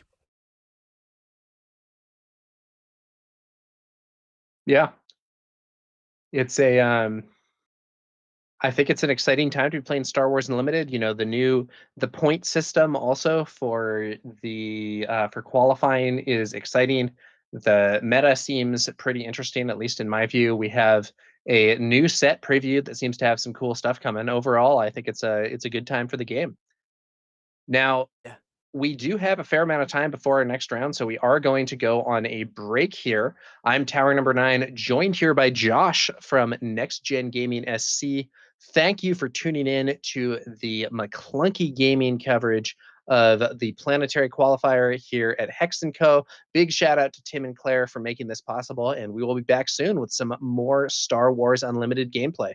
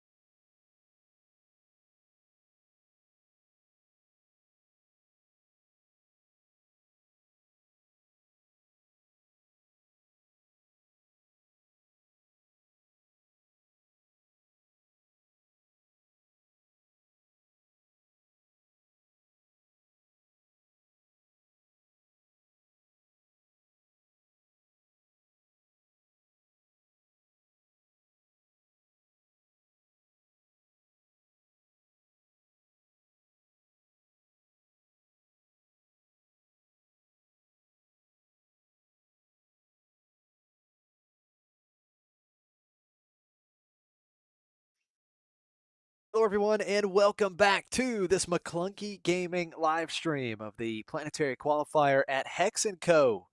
in New York City. 74 players entered into today's tournament to compete for 100 points and a spot in the main event of the Galactic Championship next year.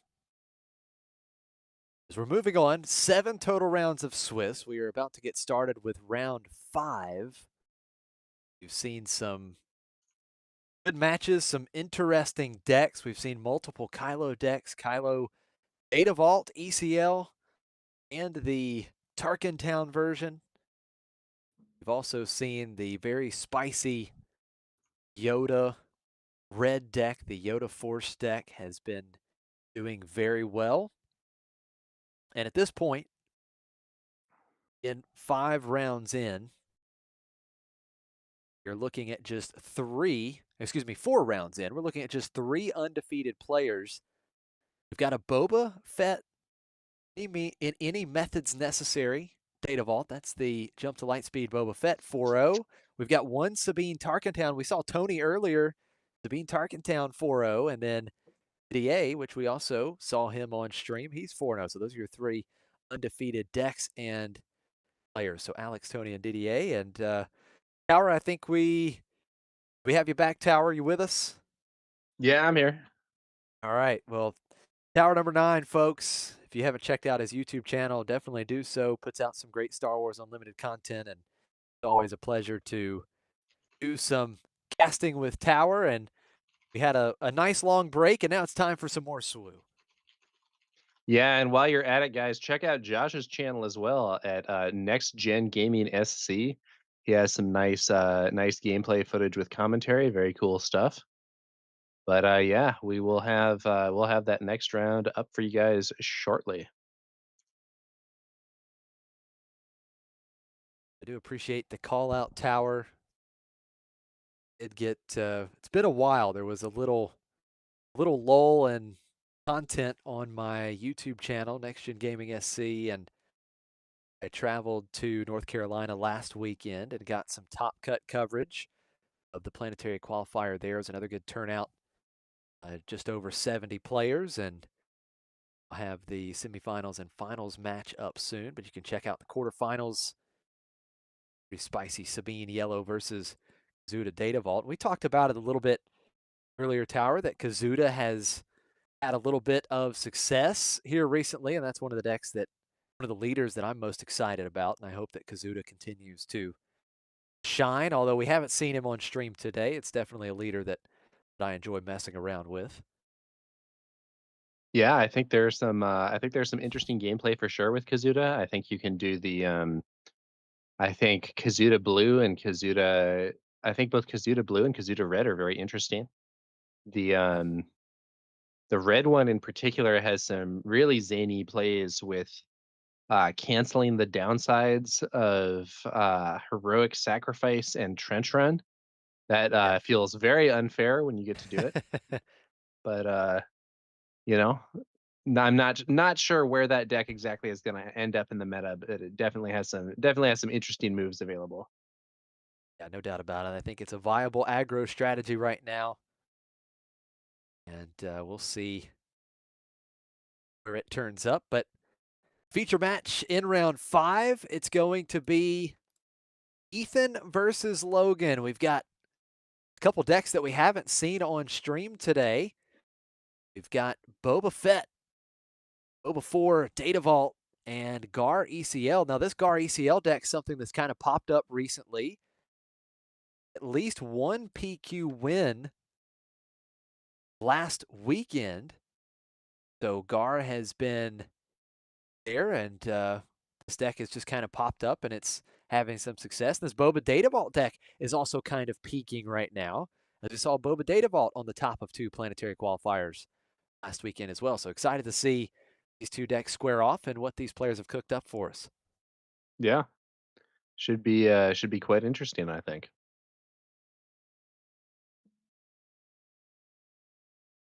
Now, of course, Boba. No, go ahead, Tower. Yeah, I think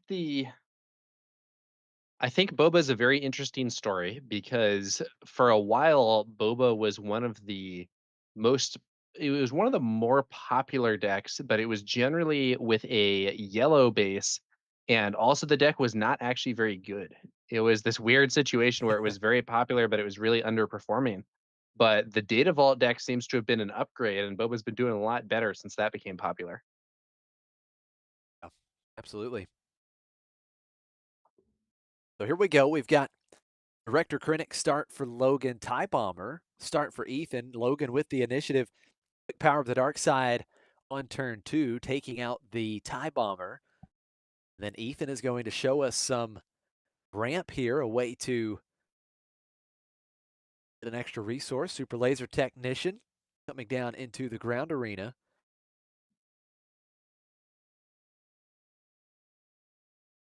Yeah. Super Laser Technician, a classic card. I think one that some green villain players are going to be unhappy to see rotate out. Absolutely. I think that's one that would maybe some players would like to see reprinted, but we've got the Et's Fire Spray from Jump to Light Speed. Great 4-cost unit for this Boba deck. A total of 3 indirect damage dealt there to Logan's base, as the when played ability on Fet's Fire Spray deals 2 because you control Boba, and then Boba's triggered ability there, dealing an extra indirect damage. So now we're going to see Shuttle ST-149 coming out. Look at that, with Ambush. Energy Conversion Lab to use. Of course, Gar gives it +1 power, having that shield token. And it attacks and defeats Fet's Fire Spray. Logan cleaning up the space threat. Yeah, not bad at all. Logan's had some good control here of what Ethan's trying to do. That TIE bomber didn't last too long, and some of these other units are being swept off the board as well. Krennic getting in for 2, but the First Order Stormtrooper will do the same. It's also going to trigger the on attack ability. 1 indirect damage, and then once again Boba triggering. When Ethan deals non-combat damage, you can exhaust Boba Fett. Deal 1 indirect damage, so 2 indirect there.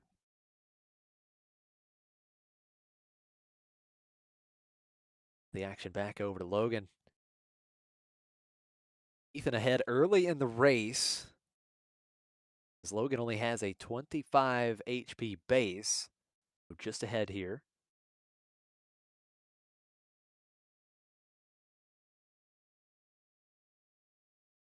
And with the ramp, right, with Super Laser Technician coming an extra resource, Ethan can deploy Boba on this turn. He is at 6 resources. He just played the Kylo's TIE Silencer. That does give him a vehicle unit that Boba could initially deploy onto as a pilot. But the action back over to Logan. He's got Shuttle in the space arena, and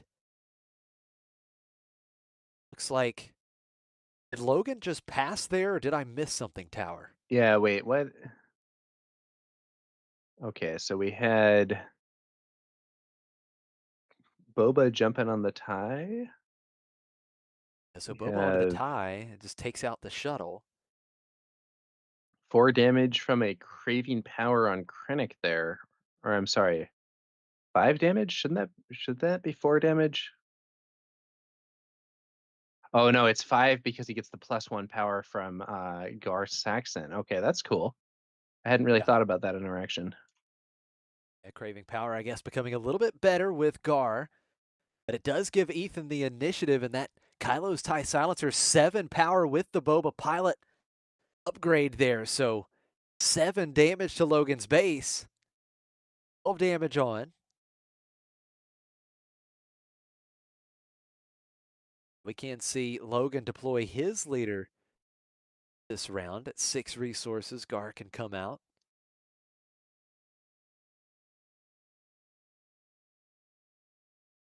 Hmm. Now, with Logan already at 14 damage on, I'm wondering, does he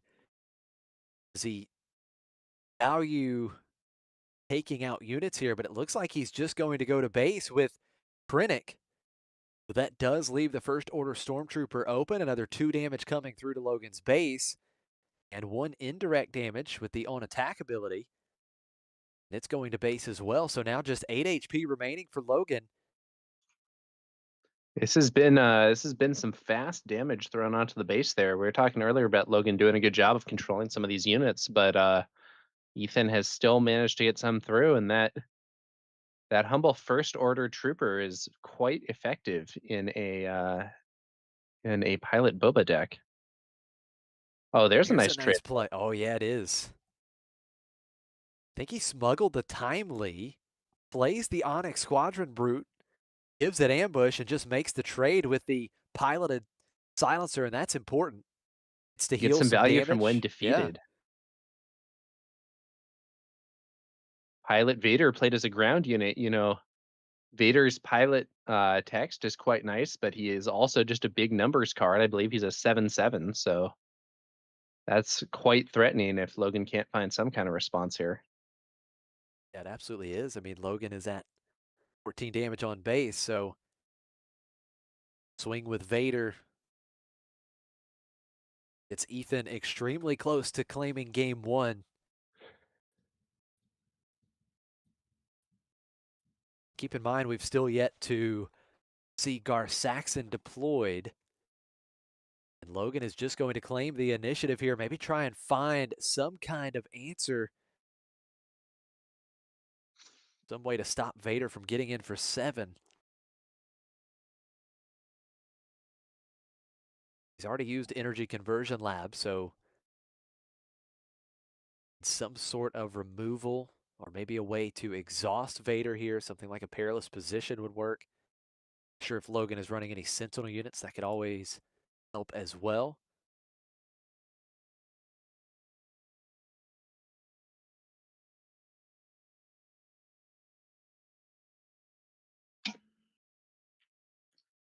Here's a nice start. Overwhelming barrage. That's on to Director Krennic. A 4/4, but remember, has the static +1 power with Gar Saxon, so 7 total power. Exactly what Logan needed to defeat Darth Vader. So the big threat taken care of, but the First Order Stormtrooper continues to chip away. Yeah, and that First Order Stormtrooper is a nice card there for. It's a very nice card there for Boba with the bonus damage. May have forgotten to actually use it here. Oh no, he didn't forget. He was waiting for the big gun. Yeah, waiting for the big Devastator. Devastator has 9 power, and a total of 5 indirect damage is going through. That will put Logan's damage total up to 21 on base. Logan claims now once again he's got another big threat that he must answer this time. It's either answer or lose the game. Devastator showing fatal. Yeah, and if another Devastator is played from hand, that would end the game as well. Because the indirect damage could simply be assigned to the base to close things out.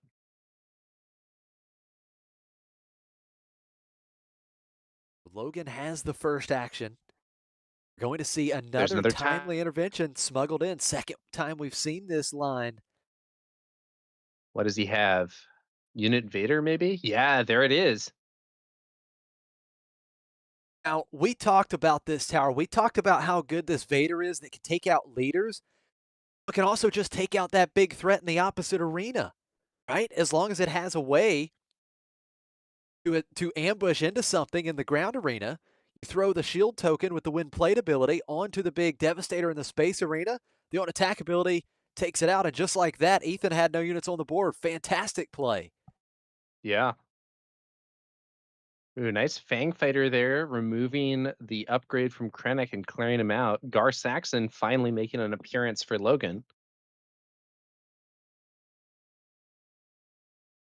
Late the Never Gar is out. IG 2000 coming into the space arena for Ethan. So right now we are doing a little bit of lane dodging here.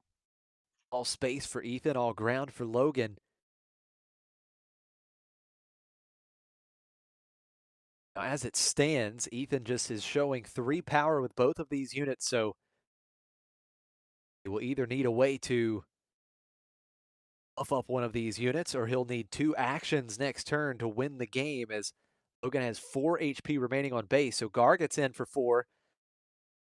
Now it's just 9 HP remaining for Ethan, so both players showing enough damage on board to finish the game. Ethan has the initiative. Let's see what he does. He needs some kind of attack pump, or else it will take him 2 actions here. Looks like he doesn't have it. Can Logan somehow save the day? Logan, 1 HP remaining. He has to answer the disabling Fang Fighter. He does not have a removal option for the 3 power space unit, and that closes out game 1. What a great game. Logan really seemed to be behind, and he made it super tight in the end, but Ethan with the 1-0 lead with Boba here in round 5. Yeah, that was an interesting one. At first, it seemed like Logan was doing a good job of controlling things, but Ethan started to get more and more damage through. Logan started falling behind, almost seemed like he might make a comeback, but couldn't quite do it. Even though he was able to wipe the board with that really powerful Vader ambush, Ethan just rebuilt in space and was able to get that last few points of damage in on the base. So close. You're right. So close for Logan to turn around, have a big comeback in that game. Just needed some way to answer the Fang Fighter. He didn't have it. It was very interesting. The initiative very important on that turn because both players had Fatal on board. Both players needed 2 actions at minimum to do it. Now we advance into game 2.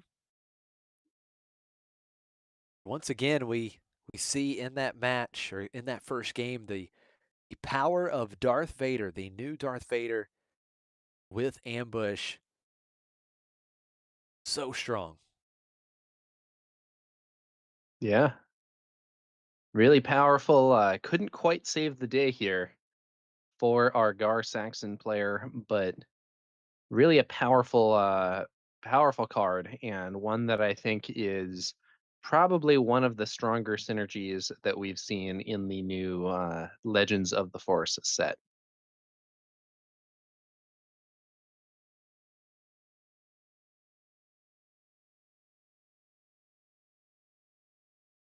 So not a lot of time in between games here. Both players already ready to go.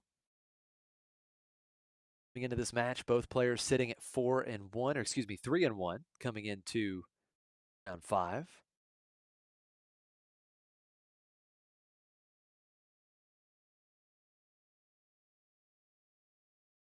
Thank you again to everyone for tuning in to this live stream and supporting McClunky Gaming.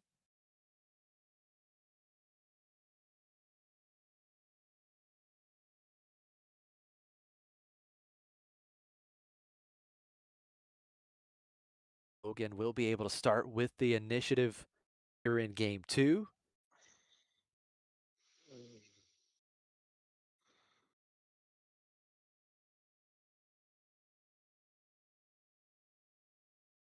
Now this Gar ECL deck is very interesting, Tower, because it's, generally we're used to seeing the blue-green villainy shell as more of a, a soft control or hard control shell, but this deck really more in that mid-range feel to it.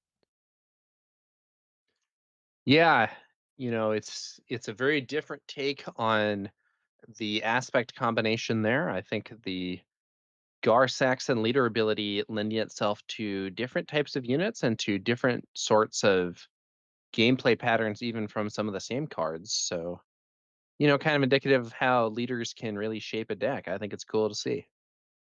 No doubt about it. Now, pretty solid start for both players. Director credit for Logan, of course, getting that ability to play when defeated.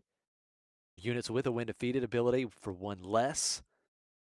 At HK47 in the ground arena for Ethan. And then once again, back-to-back games, Ethan will play the Super Laser Technician on turn 2.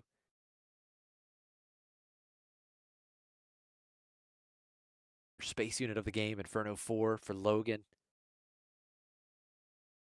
Now HK47 attacking into Director Krennic.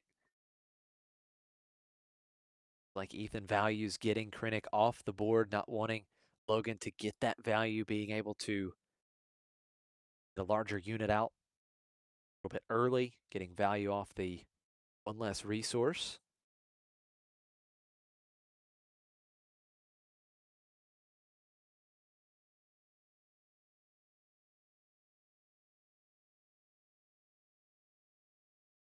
Logan has the initiative. Director Krennic writing is on the wall here. Ethan not going to let that unit stay and play long. So we'll see if Logan has a way to actually protect it.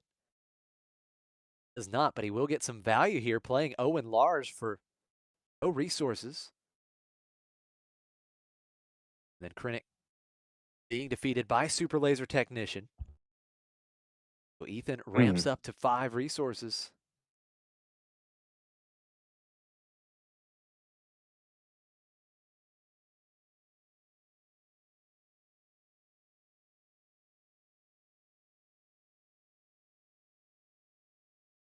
The HK47 trigger there whenever enemy unit is defeated. You deal 1 damage to its controller's base, so that's the 1 damage on Energy Conversion Lab. And here comes the Iden Pilot upgrade onto Inferno 4. So Inferno 4 gets a shield token. That is a 5/6 Inferno 4 that has a shield token. Owen Lars running into HK47. That allows Logan to get that when defeated ability, search the top 5 cards for a force unit. He finds Secretive Sage.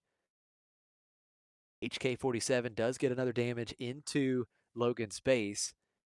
Now a big swing for Logan. 5 damage with Inferno 4. That's 9 damage on Ethan's base. Yeah, Pilot Iden, pretty solid here.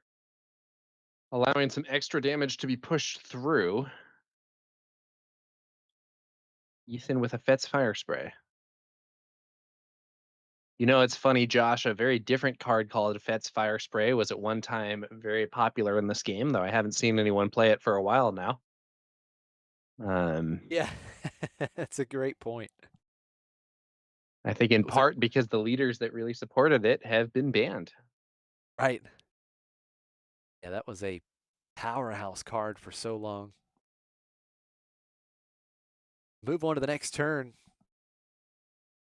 Ethan was able to get some more units on the board, but they are not going to stay long. Logan with overwhelming barrage onto the piloted Inferno 4. That's 7 total power. Board wiped on Ethan's side. What a tremendous play for Logan to really stay ahead here in game 2.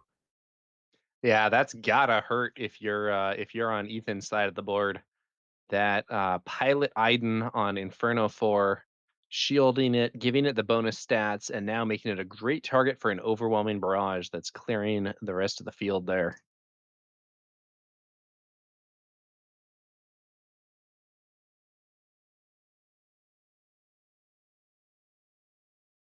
What a great play. And now again, you've got the Inferno 4 with that additional +2/+2 for the remainder of this phase. That Inferno 4 now an attack for 7. We are going to see Ruthless Raider come out for Ethan. So shield token removed on Inferno 4. 2 damage to Energy Conversion Lab.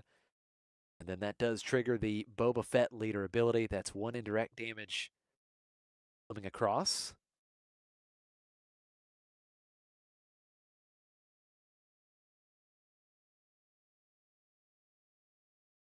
Logan trying to make that decision. Looks like it does go onto base. So 6 damage now on Logan's base.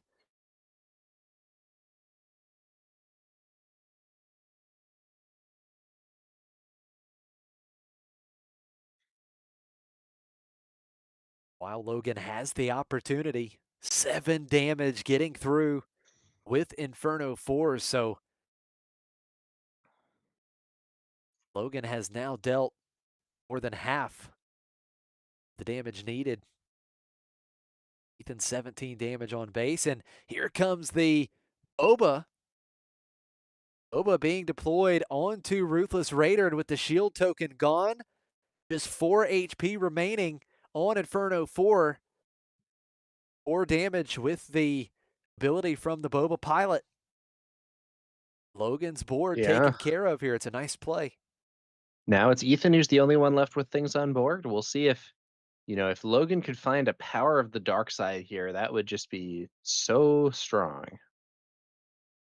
No glory, only results. Normally a great answer to a Ruthless Raider, but in this case, actually disabled because Pilot Boba does make that a leader unit.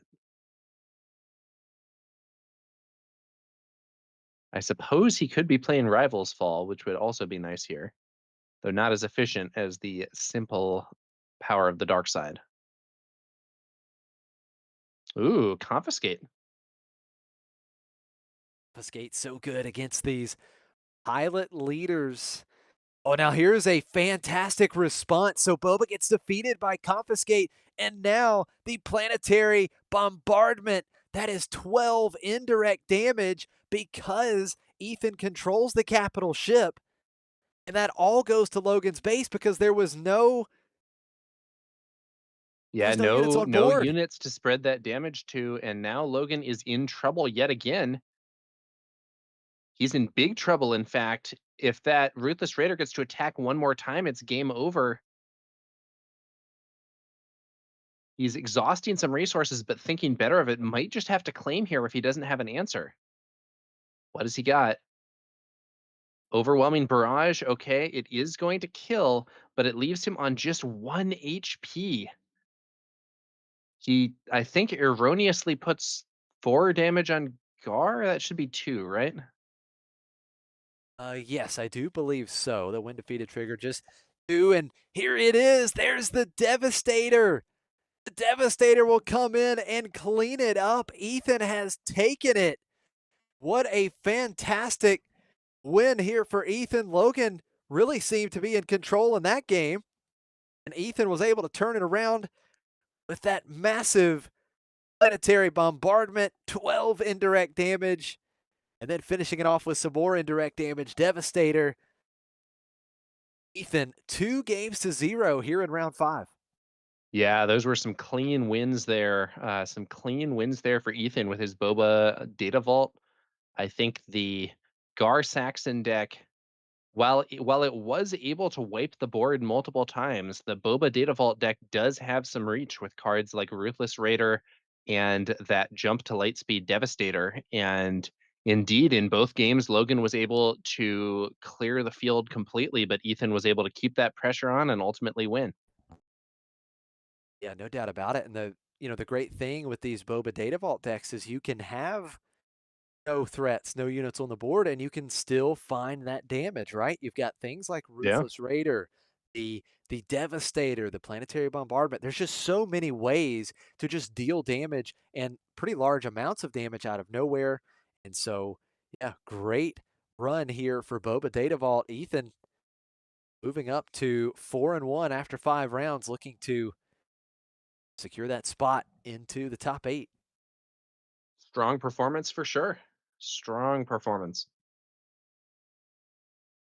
Now, let's see, we'll take a quick look at the standings here. We mentioned it before we got started with this round.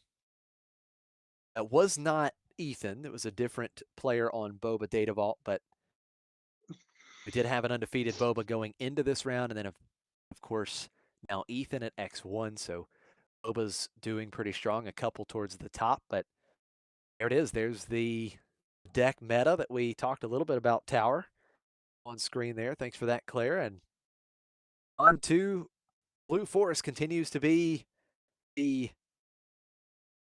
winner in terms of the most represented, but we'll see how it looks once we get towards the end of the day, and if these Han 2 blue decks can find their way into the top 8. Yeah, I will also say that being the most represented deck at 12% representation is by no means a really crazy share of the meta for a single deck. Right. I think pretty much any way you look at it, I think that's a pretty healthy number. And I think that you have to be again, comparing those numbers to things that you mentioned earlier, the things like the Han decks, right? The Han yellow decks that we saw dominate with DJ and Django decks with Triple Dark Raid, and all the tools they got in Jump to Light Speed, how Boba did. I mean, they were generally much higher in numbers, so I think 12% representation, pretty good. And it does look at taking a look at the standings. We've got, I believe, going into this round, we had 2 of these Han 2 Blue Force decks in running or in contention currently in the top 8 in standings. Mm.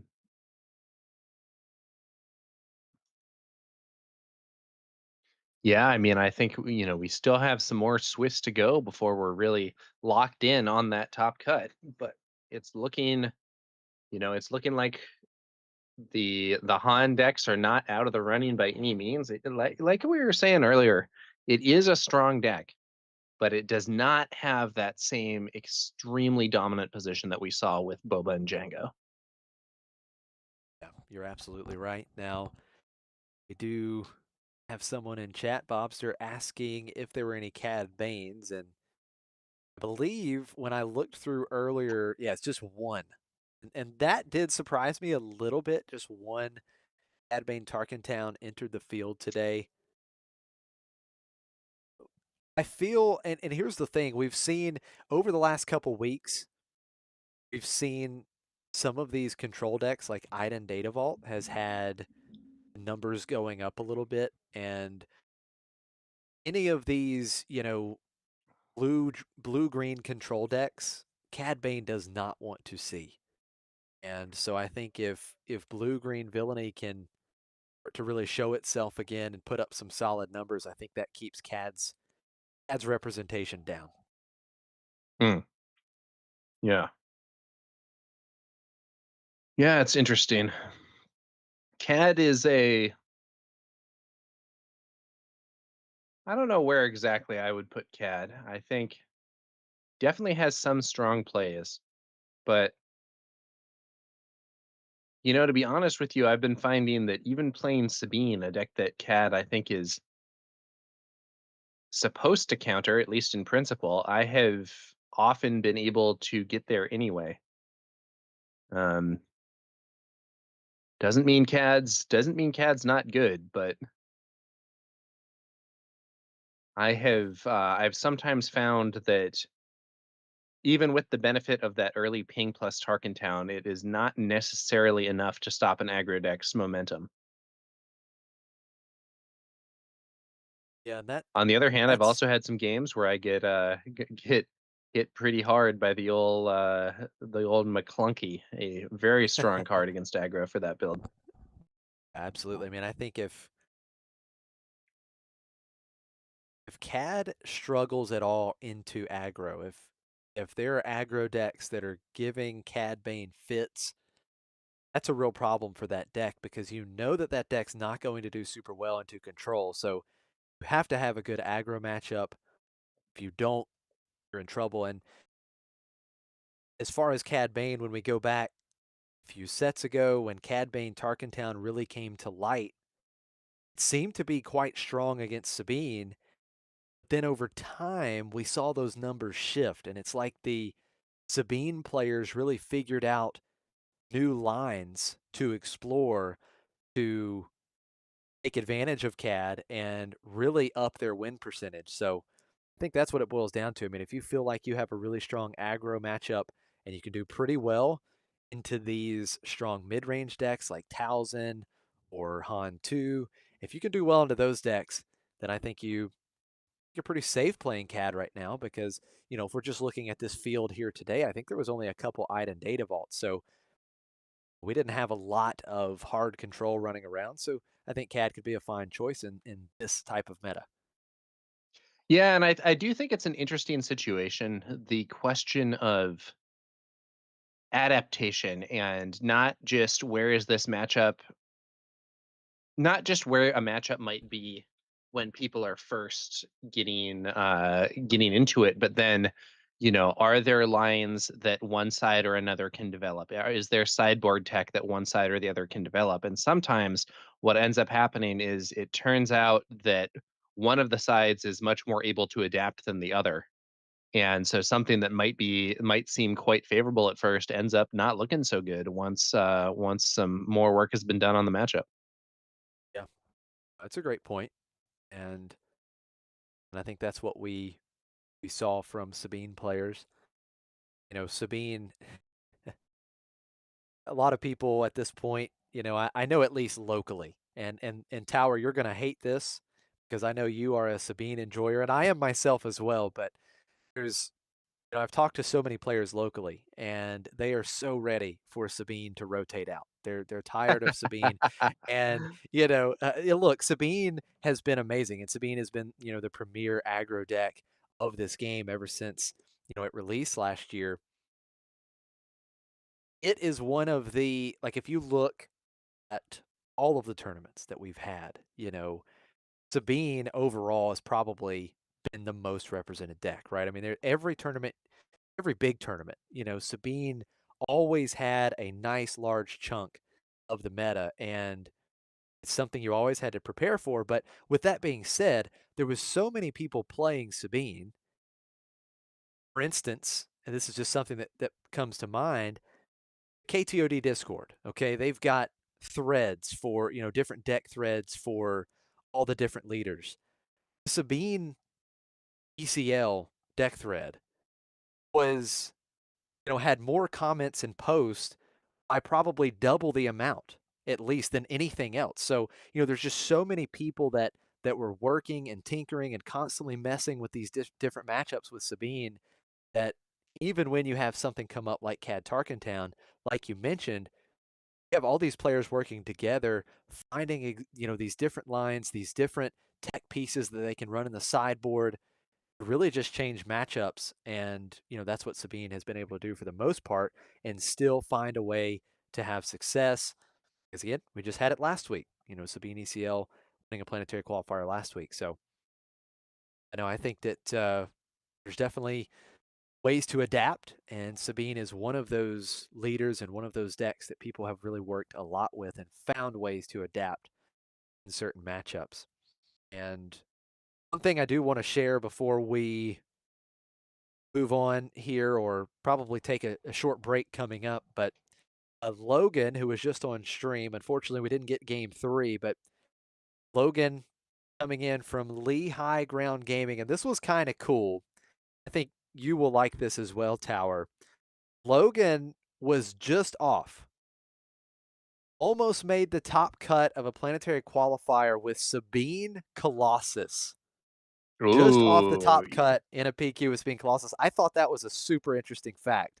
I don't know if that's that something is you've ever spicy messed for around with. sure. Yeah. I have actually played Sabine Blue a bit. It was not Sabine Colossus. At that time it was, I think I was seeing at one point if Sabine Blue Mandalorians would work back when Shadows of the Galaxy came out and Mandalorian synergy stuff was arriving, and unfortunately it wasn't really good enough. But one thing that was interesting about that deck is that it had some very strong upgrade options. And I I'd be interested to see what the Sabine Colossus deck ended up looking like. I do think the value of some of those options has actually diminished a bit. So, for instance, there was a time when Luke's lightsaber was a pretty cool thing because, 2 for +3/+1, you just play it for stats. But with the release of Legends of the Force, we can now see Qui-Gon's lightsaber and Yoda's lightsaber being used in basically the same role outside of blue. So it's not as distinctive a capability, though. That Mandalorian armor, though, can be actually kind of tight. Yeah, no, that is a very fair point. So a couple things off of that. One, something that we're seeing now, that I'm seeing in the Sabine ECL builds. You mentioned the Luke's lightsaber, the +3/+1.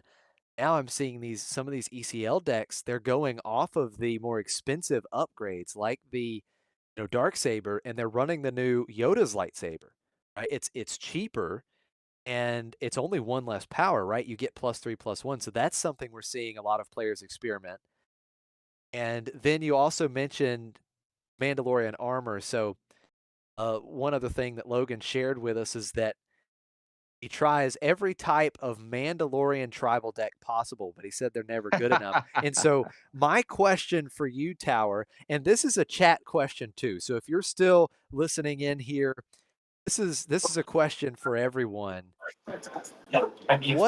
What tribe do you think, what tribal deck do you think is going to have major success first? We've seen so many different tribal units and packages, but we haven't seen any of these like rise up and be a real contender. I mean, outside if you want to like rebels with, Sabine, Yeah. aggressive rebels have worked. But outside of the aggressive rebels, what tribal, deck or units do you think is going to really play a role first? Yeah, it's an interesting question. I think you're absolutely right that the aggressive rebel trait synergy deck has probably been the most successful. I think if you count force, this set has a lot of force decks. In other terms, I think we've seen Imperial synergy have at least some good results. So, those like Tarkin yellow builds that were focused on buffing up the lurking TIE Phantom, for instance, those can be pretty annoying. I think we've seen some Underworld and Bounty Hunter synergies having some success. But to me, in terms of future developments, I actually want to say I think that Captain Phasma is a legitimately strong leader, that she is held back by a lack of good first order cards to synergize with, but that we could easily see a world in which good first order cards come out in the future and make her a real contender. Okay. Yeah, no, that's a good point. And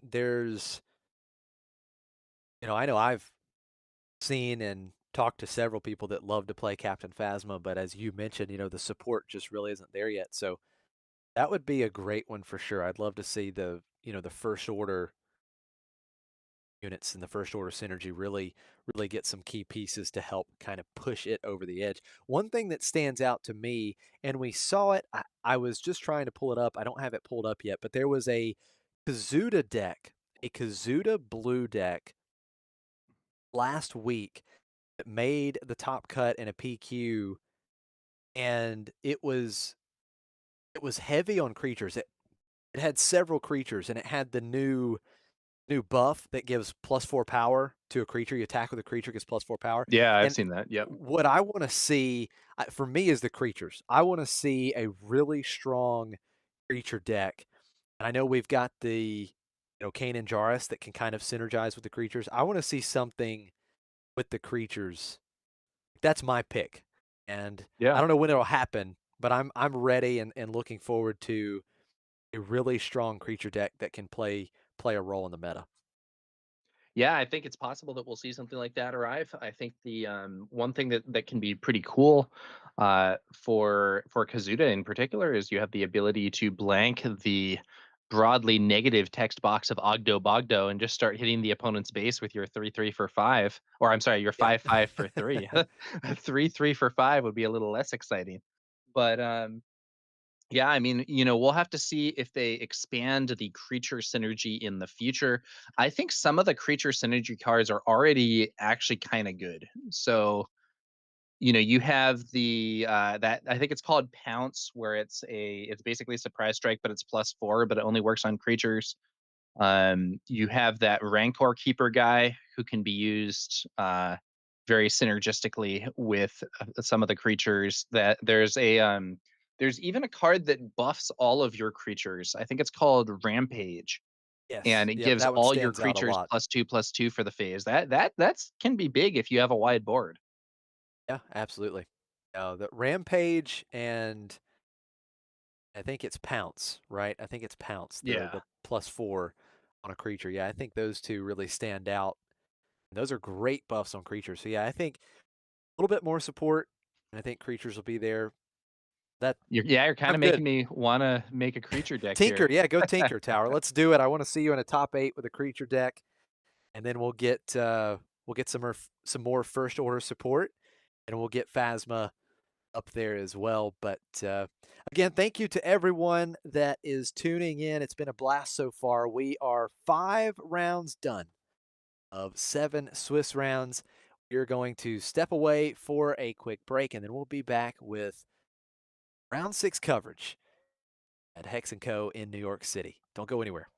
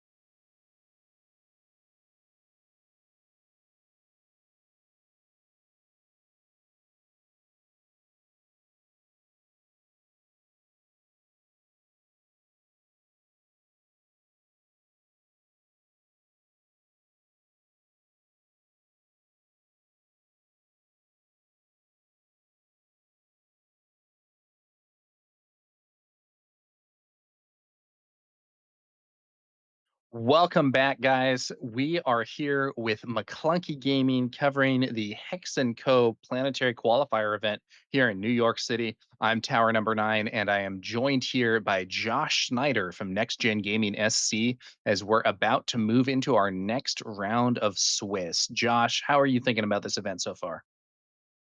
Well, I think it's been great. We've seen some very cool decks and very fun matches on stream. And I love the fact that, we're not there quite yet, but I love the fact that right now we've got, a pretty diverse set of decks towards the top of the field and, ready to break it down to top 8 here in just a couple rounds. Yeah, could be quite exciting to see how things develop here. Now, We've got, oh, go ahead, Tower. no, it's all good.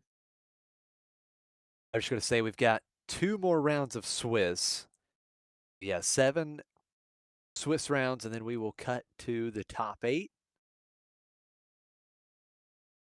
Look at these spicy playmats we've got on stream here. We've got the Revan playmat coming from the Galactic Championship and this nice Palpatine mat as well. I think that might be a Very custom nice mat. art on that.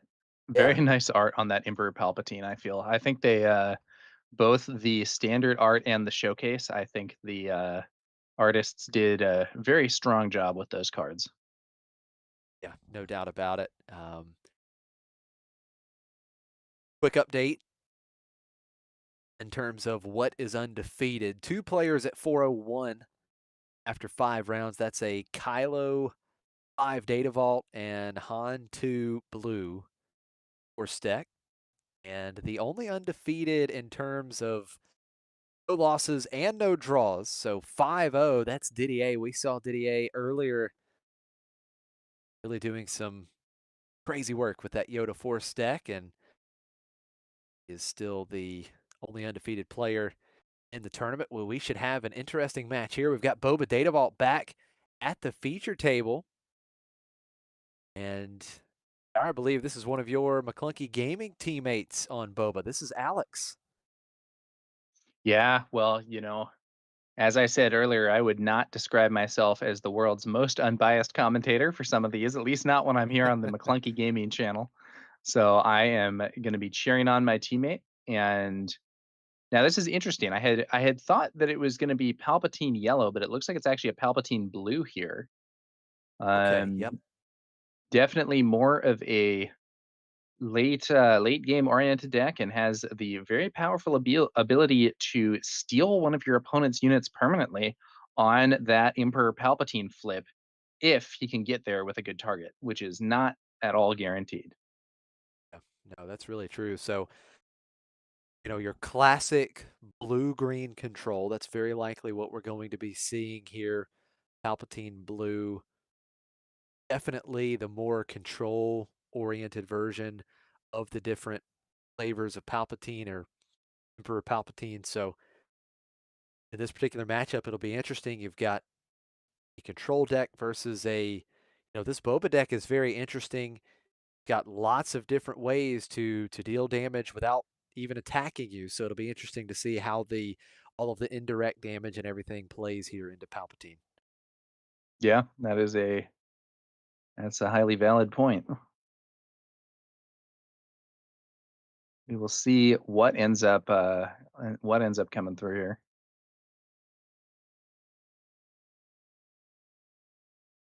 We've got Alex on the left, piloting Boba Data Vault. That's Boba, any means or any methods necessary from jump to light speed versus Emperor Palpatine Blue. Case, that is Taylor Case on the right side of our screen.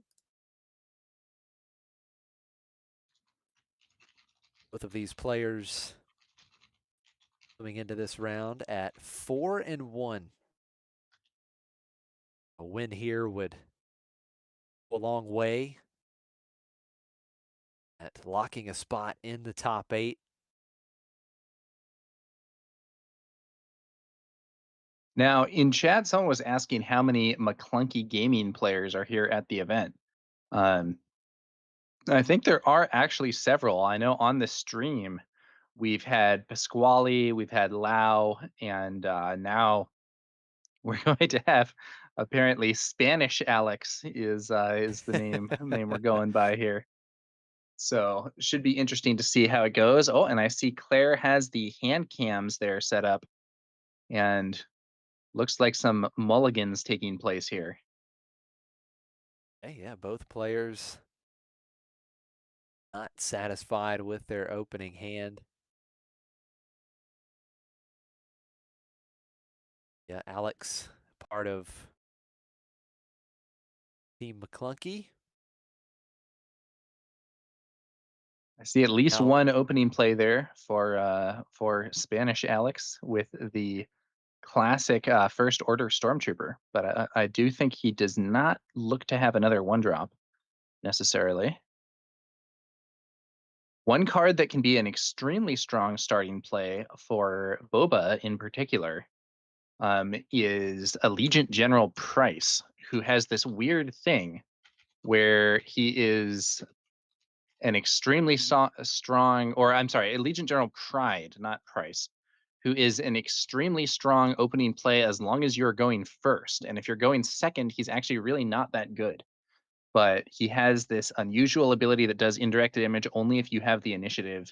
It works great with Boba's ability, but you do have to have the initiative. yeah, no, that is a really good point. Pride is so good with this deck. And you have the initiative, but here to start the match, T-Case will start with the initiative playing the Inferno 4. taking a look at the top two cards, and like one goes back on top, one gets shipped to the bottom, and it is that first order stormtrooper you were talking about. Yeah, and it's looking like a decent start here for Alex. I think he probably wants to try and be aggressive. So being in the opposite arena from your opponent is, the old arena dodging. That is something that can be desirable here. But only using one resource is not optimal. However, the First Order Stormtrooper is unusually synergistic with Boba Fett from Jump to Lightspeed because the on attack and when defeated ability does inflict indirect damage, which means that as long as that guy can keep swinging, Boba can keep getting his bonus damage in every turn. So that's not a terrible spot. Ooh, take a look at that. Yeah, what a play. TK's, he's not wasting any time here. That Stormtrooper only has 1 HP and going to quickly use that Palpatine action ability, feeding the Inferno 4. He gets to deal 1 damage to a unit, defeating the Stormtrooper, and then he'll get to draw a card. So now we're going to see Spanish Alex with the resupply, going up to 4 resources. We do have Stealth in chat letting us know that Taylor is a solid player, has mained Palp since the beginning, so that's pretty cool. So Taylor has been on Palp since the Spark of Rebellion days, since this game came out. That's very interesting. Definitely know a few local players here in my area as well that really enjoy Palpatine. Case with the initiative on turn 3. We'll open up with the Emperor's Royal Guard. Is a 3/5 with T-Case playing with Palpatine here. Now we see the IG-2000 for Spanish Alex dealing a damage with the when played ability to the Royal Guard, and then that's going to trigger Boba's ability, 1 indirect damage, and T-Case does put it on the guard as well. So the guard with 3 HP remaining. Yeah, one other thing that I will say about that is that last turn, when we saw that First Order Stormtrooper being removed, the when defeated effect went off for an indirect damage, and Boba made it 2 indirect damage. In that case, both ended up on the base. So thus far, Alex has been able to trigger his leader's ability both turns of this game. He definitely still got some value, which was nice. In case didn't want to let that unit stick around and the value you were talking about every turn, the synergy with Boba's triggered ability, but it still hit it off at least once on the when defeated. Now TK still I holding on will to the initiative here. He's 1 resource behind. I will also say I said both turns of the game. It was both turns beyond the first turn where it's kind of hard to get it. But you can sometimes trigger Boba on that first turn. Like if you play a daring raid, for instance, that I believe works with his ability. So, there's some ways to get some extra damage with that Boba Fett. Yeah, absolutely. Now we're going to see the Kylo's TIE Silencer coming out for Alex.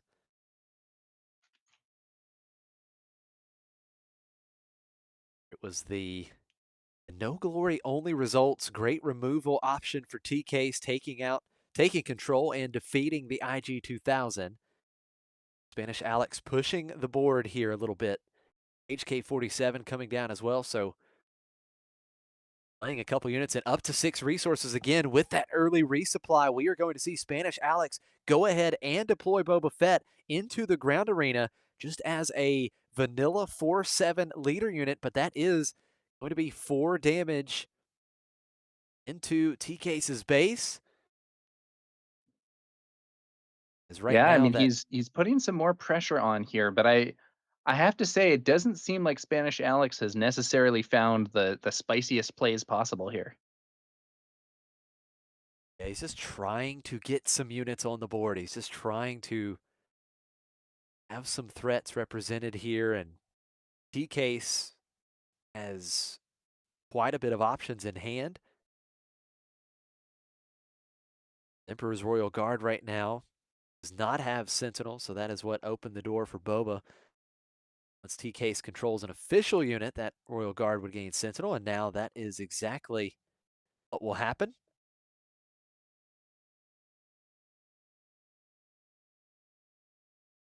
We get the wartime trade official Ooh. coming out, and look at this. Here comes Maul. That is going to be a big swing into the Royal Guard. I believe it was 4 overwhelm damage there, 3 damage back I think they onto may have Maul. missed the trigger here with HK-47, which should add an additional point of damage. And it does also look like the damage from Maul, the damage that would be on Maul, is being sent onto Boba instead, since Boba is Underworld. Oh, and That is there's a good point. HK, so we do get that extra point of damage in. So that brings the damage total on T-Case's base up to 11. Now we're going to play another Royal Guard. So that's, again, a 3-5 Sentinel unit in the ground arena that Boba and HK-47 have to deal with. And now I'm curious, do we just see... Oh, we don't. I was going to ask if we see a claim and all just run right through once again, but Kylo's TIE Silencer getting in for 3. Action back over to T-Case. Yeah, it's interesting. If you're the Boba player here, do you think you just crash your ground units into that Royal Guard, or do you maybe wait for next turn and hope to swing with Maul? Yeah, that's the question here, right? Now he could take out the Royal Guard. It would require, of course, both units to attack. Both units would remain in play with 1 HP remaining, which of course does leave them a bit more vulnerable to the Palpatine action ability, but looks like Spanish Alex wants to get it off the board, so both units attacking into the guard. Emperor's Royal Guard defeated. Case will have the initiative going into this next round, but Spanish Alex has quite a big board here, and we are not at the point where we could see something like a Super Laser Blast, because T-Case only going up to 7 resources on this turn. Yeah, Spanish Palp Alex went Flip ahead. also not an option yet. And even if it were an option, there wouldn't be a great target to take control of, with the only damaged unit being HK-47, who is not necessarily what you most want. Although I wouldn't be surprised if T-Case might look for a way to put a damage on Maul and see if he can get control of that unit later, which is much more relevant. That is a really good point. This turn right here is crucial for T-Case. If T-Case wants a chance to win this game, this turn is so crucial before we get to that 8 resource turn where Palpatine could deploy, where we could see a potential board wipe if needed. He has got to stabilize here. He needs some kind of good answer this turn. This is the turn that has to bridge the gap.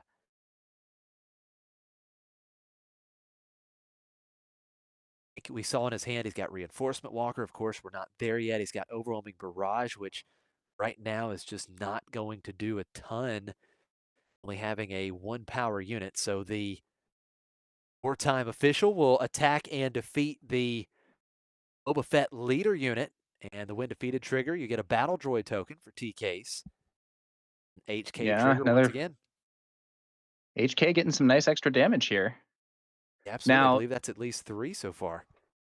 T-Case could, at this point, potentially use Palp's ability to kill that battle droid and kill HK.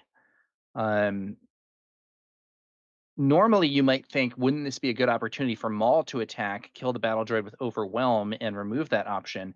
But that would then render Maul vulnerable to being stolen next turn. So Alex is going to opt for a direct attack on the base instead. Oh, now here comes a nice play. This is certainly going to alleviate some of that damage. So Vigilance comes out for 6 total resources, defeating the Kylo's TIE Silencer. 5 damage healed from base, so bringing T-Case back down to 18 damage on. And now we do see HK-47 getting in for 2.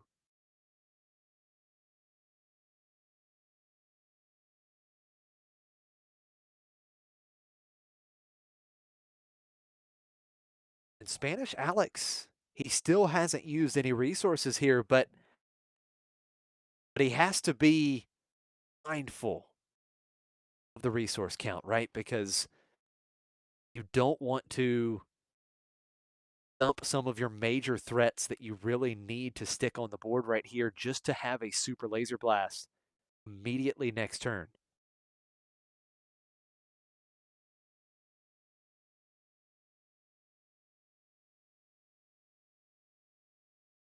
Spanish Alex going for it here. He's going to pay 8. There's the jump to light speed Devastator. Indirect damage coming through. 24 damage now on T-Case's base. It is not That's looking big. super happy for TK's here at all. No, it's not. Spanish Alex What do you, is I mean, what do you showing. got here? Like super laser blast, I guess? Right, I mean, he's got to deal with multiple units because Maul and Devastator are showing fatal with one swing. The T-Case needs a way to deal with both threats in one action. Does he Oh, have the Super there it Laser is. Blast? He's got it. Board wiped. We'll reset. Spanish Alex with cards in hand and resources available. Let's see Now, what he's got to I do follow up. think this should be one more damage from HK, but it doesn't matter. Oh, the Planetary bombardment. No way. He says Super Laser Blast. That's not a problem. 8 indirect damage to T-Case's base. Game 1 in the book. Spanish Alex, the early lead. Yeah, it seemed like he was. It seemed like he was starting a little slow here, but it was ultimately a situation where uh, Spanish Alex was able to get the damage. I think deploying Boba on the ground was a great move there. Sometimes I think one downside to the pilot leaders is people get a little fixated on one mode or the other. So, for instance, I think that I think sometimes you see people that are always deploying their leader as a pilot, even if it's maybe onto an exhausted ship where you're not getting that much value. And I think knowing when it's time to send your pilot leader on the ground is a relevant skill. T-Case indicating some mulligan there. Looks like maybe some super laser technicians coming out of the deck. Yeah, what a strong play. What a game. Boba Data Vault coming on stream and showing us why this deck has won 2 planetary qualifiers in the last week. You know, maybe this deck is peaking right now. Maybe this deck, maybe the meta. Boba Data Vault is really poised to be a real contender. It's been a strong deck for some time. We saw it win some planetary qualifiers and make some noise at the end of set 4 meta. Now here in this set 5 meta, Legends of the Force, Boba Data Vault. I love it. I And mean, I there are think the this is a hand super cool cams. deck. Yeah. Yeah, you know, indirect damage is an interesting mechanic. I think that it in some ways it might be similar to bounty, where it's a mechanic that hasn't necessarily found its way into a ton of decks, but just like how bounty ended up being quite strong with Bosk builds, indirect damage has been very strong with these Boba data vaults. And I think it's very cool that players were able to find a way to make this Boba deck more effective. That Boba yellow was so popular and just wasn't quite getting there, but Data Vault turned out to be the key somehow. Oh, absolutely. So get ready for game 2. Spanish Alex from Team McClunky, your teammate Tower has had a pretty good run so far at the Galactic Championship. He ended up 159th, which, you know, that's still pretty good considering there was thousands of players. And top 8 at both of the Red Seal Gaming PQs, which is the Red Seal, correct me if I'm wrong, Tower, but that's kind of, it's been McClunky's stomping ground, right? Like that's where you guys, there's been multiple McClunky winners there, and you guys try to lock it up and hold on to the home turf. Yeah, I think Red Seal Gaming has had I would say it's the McClunky Gaming team home turf over there, and I believe we will. I'm not 100% sure, but I believe we will be streaming that again, and hopefully streaming another McClunky win over there to add to the tally. So we'll see what happens. But right now, we're going to see whether we can get a McClunky Gaming win here in round 6 at Hex and Co. If Spanish Alex can win this game, he will lock down the match, whereas T Case is fighting to stay afloat and take it to game 3. T Case has his work cut out for him. We saw it where this is the problem with these more control oriented decks, because there's a lot of situations where you find yourself having to board wipe. You have to clear the board, and this Boba deck has ways to just generate so much indirect damage, and all of that has to go to the base, and that's what we've seen in this match. We saw it in round 5 with Planetary Bombardment coming out and all of it having to go to base. So Planetary Bombardment really been clutch for this deck the last couple games or last couple matches. We'll see if this indirect damage is enough to clean up Palpatine here in round 6. In case we'll start with the initiative. Looks like it's a early claim from TK's, no turn 1 play, and it is the TIE Bomber or Spanish Alex.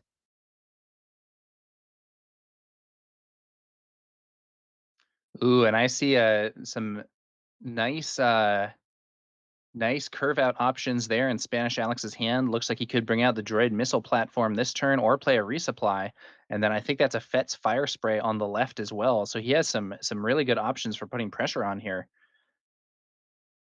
It really does. Now, EK starts with Super Laser Technician. We've got the TIE Bomber attacking into TK's base. That's 3 indirect damage +1, a total of 4 with Boba's triggered ability. So the Super Laser Technician taking 1 gets defeated, becomes an additional resource, a ready resource for TK, and 3 indirect damage to TK's base. And now we see Top Target with that 1 extra resource TK's got. Now, Top Target is great. However, he won't get the additional bonus with it. You get to claim the bounty, you heal 4 damage, but if it's a unique unit, to heal 6 damage. So in this case, TIE Bomber is not unique, so TK's will only heal 4. TIE Bomber is defeated. Yeah, not an optimal target, but still some nice value relative to a card like, Repair, which is 1 to Right. immediately heal 3. Even when top target is on a non-unique unit, you're still getting that extra value. And top target has been, I think, probably the most widely played bounty card. Maybe you would argue it's like Cartel Turncoat or one of the other units that has a built-in bounty. But at least in terms of the bounties that you play on your opponent's units, I think Top Target has seen the most widespread play. Yeah, I think you're spot on. Top Target has definitely been used in several different decks, and it's been a good sideboard option for many decks. So we see the TIE Bomber dealing some more indirect damage. So 6 damage on TK's base. Super Laser Technician being defeated with the Palpatine action ability.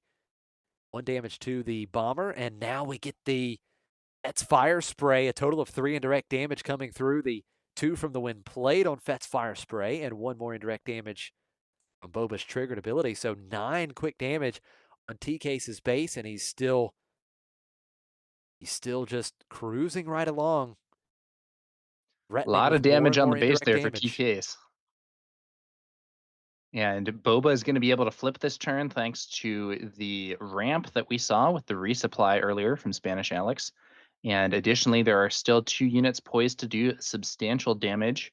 I think if I'm TK's, I might be a little nervous, but one thing that I've noticed is that I believe he has a vigilance in hand. So he can potentially heal every single point of damage on his base with 1 action. In fact, he has 2 vigilances in his hand. But all he needs to do here is play vigilance targeting that TIE Bomber, kill it and heal 5, and then heal another 4 from the top target. There we go. It's going to be a full heal, 9 points of damage in total. So that's definitely something that is a welcome sight for TKs here.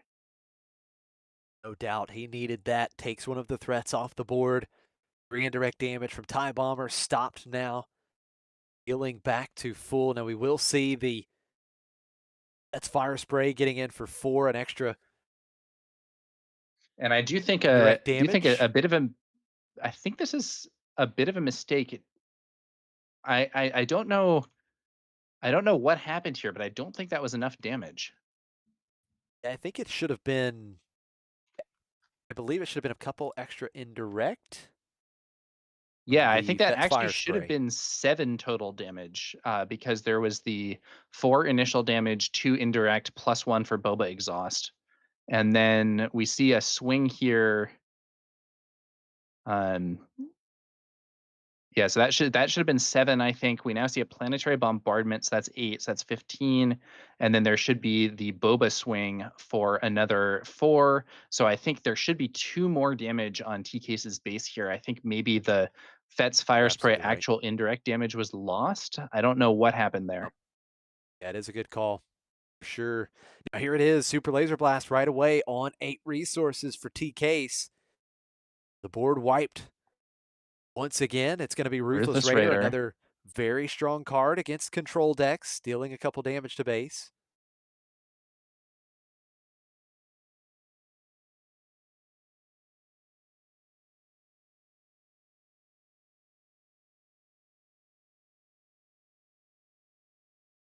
Case just going to claim the initiative.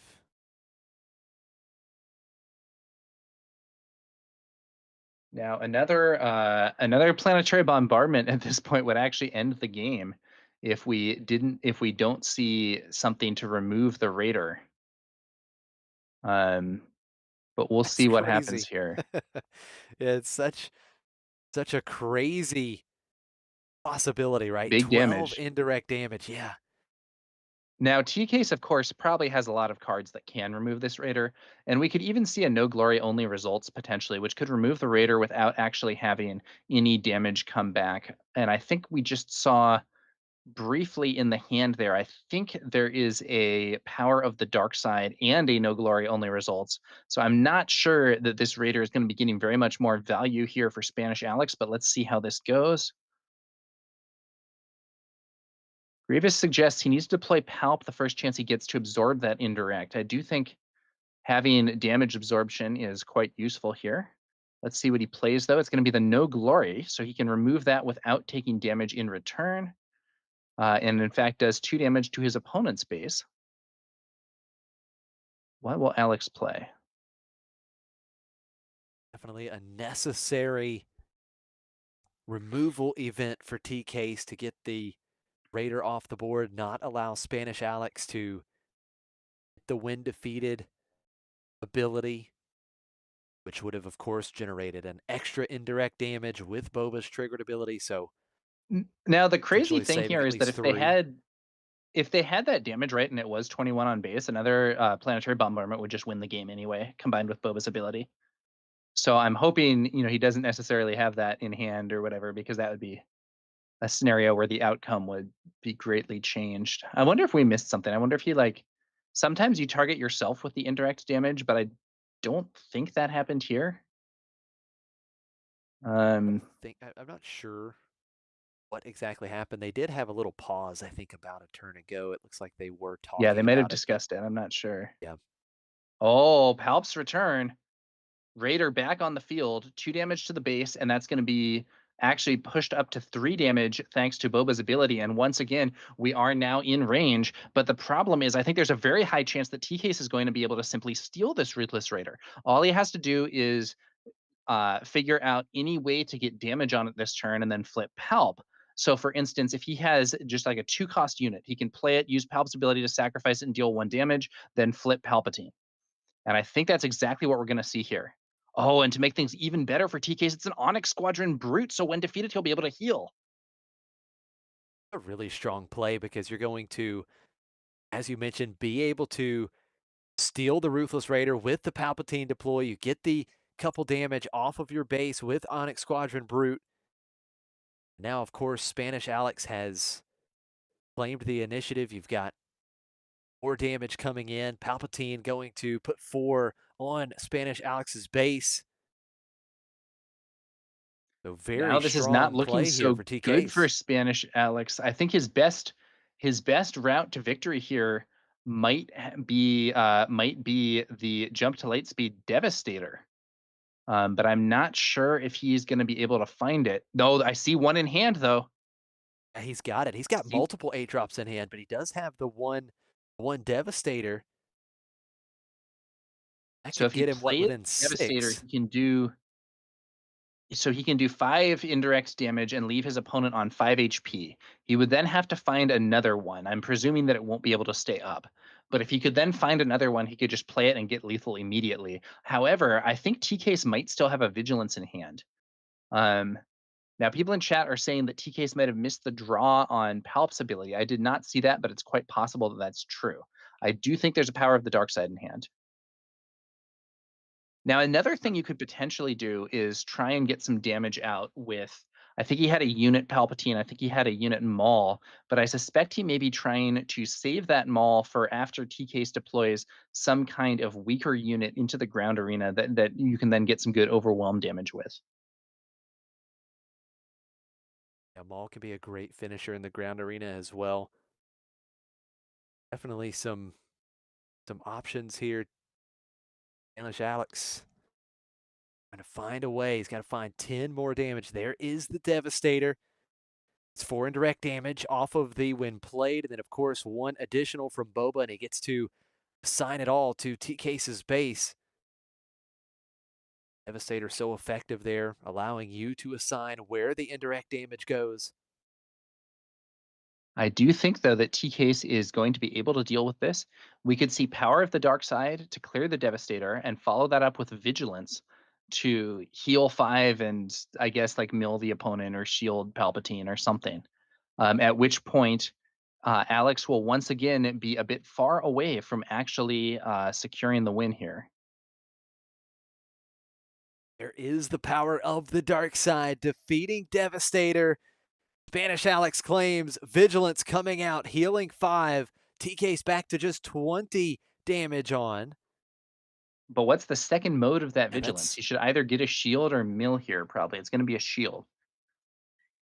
the Raider shielded up, and it's going to be another 8 damage coming through to Spanish Alex's base. That's 14 damage on. Things certainly tightening up here in game 2. TK's really closing in on being able to force game 3. What has Spanish Alex found off the top? Has he found more ways to deal direct damage to TK's base?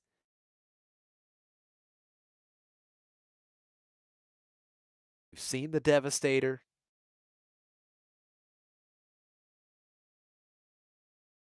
We've seen Bombardment. Find some more copies.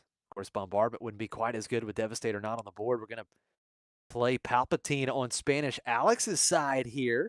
That'll be 6 damage.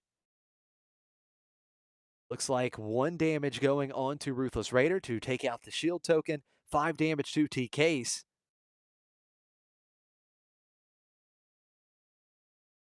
His leader, so Palpatine now just has 5 HP remaining on TK's side.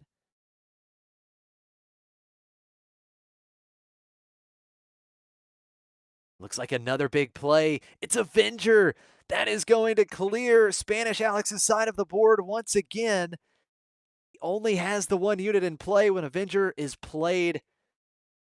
Spanish Alex has to choose a non-leader unit he controls and defeats it. No option there. Palpatine defeated. Move to the next round. There's now 22 damage on. Just 11 HP remaining. TK's has Fatal on board. TK force game 3. I don't see an escape route here for Alex. I'm not even sure. I'm not sure what he could have here, honestly. Planetary bombardment doesn't work. Devastator doesn't work. Avengers on the field.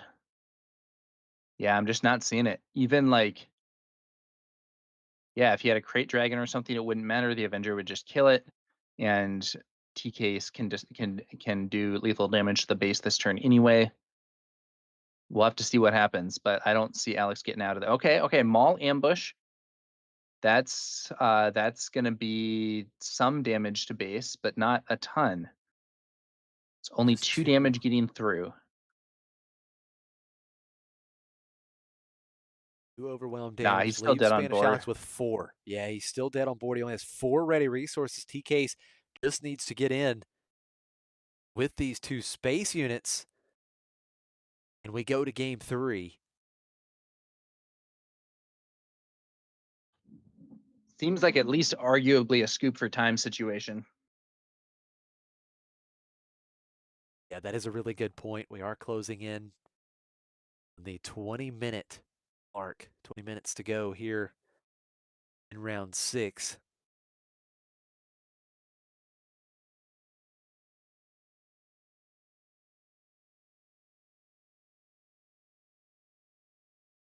A reinforcement walker coming out. So, and that will Alex do it does there. scoop. Spanish Alex, yep, has seen enough. And we are going to have a deciding game 3. T-Case, what looked to be a matchup that did not seem very favorable. He was able to turn it around after being behind early in game 2, and we will have a game 3 all tied up here in round 6. What a fantastic match we are witnessing. Yeah, Josh, that was exciting. One thing I noticed in that game that I think is indicative of not necessarily having the best cards to play was, I believe, on the Boba flip turn, Alex played a planetary bombardment. And generally speaking, you don't want to play those sorts of reach cards until like the actual end of the game. It's a similar thing with Sabine where usually you don't want to play surprise strikes early. You don't want to play for a cause I believe in early. Those are things that are more to close things out. And it's generally better to play things that stick on the board and deal damage normally and present more threats for your opponent to deal with. So I think having to play that planetary bombardment prematurely was maybe reflective of not having that many good units in hand to exert pressure normally for Spanish Alex. Yeah, it is a really good point. You definitely want to put threats on the board if you can close out with the bombardment. And Alex wasn't able to do it in game 2. He will get yet another shot.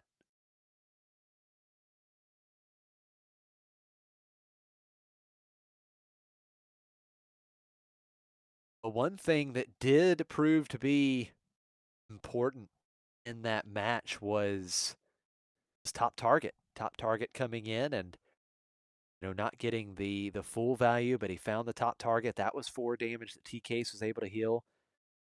Then you saw the vigilance as well, so healing really came into play in that game. So great include for T-Case forward in this match.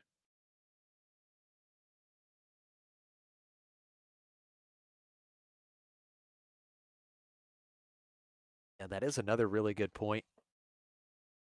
Rivas pointing out the ramp was also very important. So not only did T-Case get the healing, but he had the technicians, right? He had the super laser technicians, 2 of them being able to get Palpatine out early, get some of these bigger threats on the board a little early, close out the game. Crucial.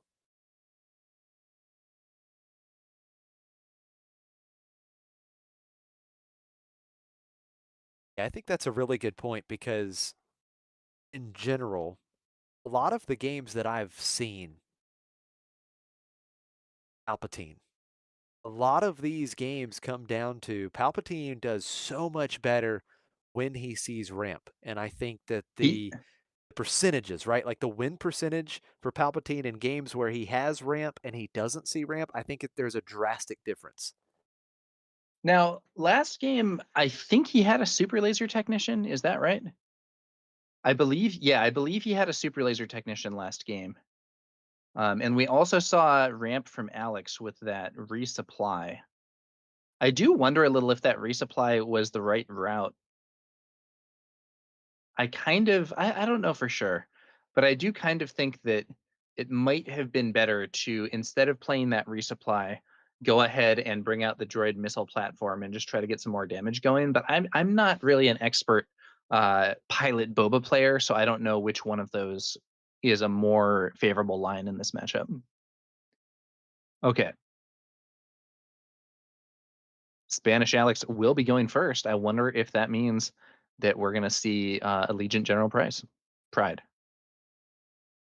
I do believe we don't see it right now, but he had the hand in front of the camera for a brief moment there, and I think he's got HK-47, and HK-47 actually did some good work in that first game.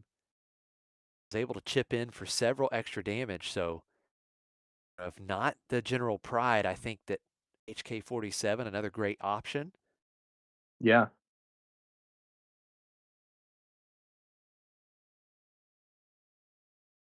We're taking a look here at T-Case's hand. We see Ramp again. He's got a turn one play. He's got Technician. This is good for T-Case. You definitely want to see Ramp as Palpatine, no doubt about it. Now he's trying to make that last resource decision. Vader for later in the game, but generally not a lot of big ground threats. So that's what he's contemplating here. Does he resource Vader? He has a couple turn one plays, Poggle and Inferno 4, and will hold on to that Vader. Put down the Inferno 4. So there is HK-47 for Spanish Alex. He's Poggle the Lesser for TK. So Poggle will give T-Case the opportunity to generate some battle droids, which is very good to be able to generate more units so that you can make sure you keep the Palpatine action ability turned on right. You need units on the board to be able to take advantage of that ability.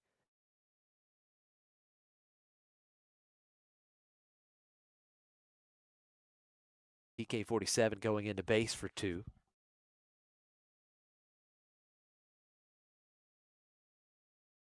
Hoggle the Lesser. This card can generate a huge amount of value for Palpatine over the course of a game by generating these battle droid tokens and giving Palp fodder to sacrifice for card draw and damage on opposing units.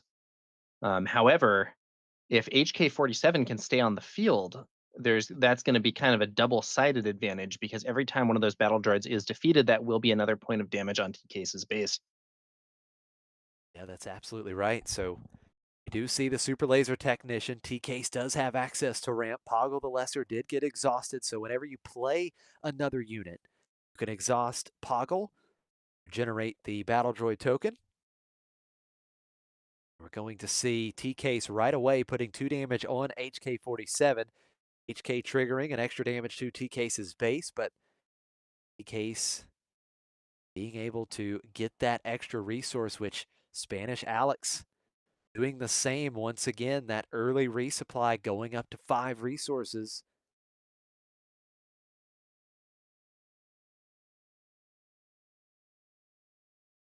Looks like HK attacking to kill the battle droid and deal a point of damage to the base here.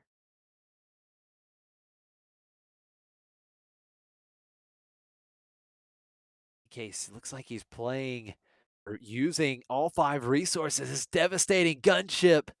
Just 1 HP remaining on HK-47, so that when played ability on devastating gunship taking out HK-47.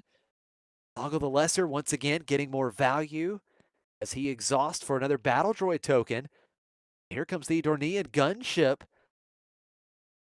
Now, the Dornian gunship is so good if you have multiple vehicle units, but here it's only going to be 1 indirect damage T-Case, because when played, you deal indirect damage for each vehicle unit. So that 1 indirect damage going over to gunship, which just makes the gunship a little bit stronger.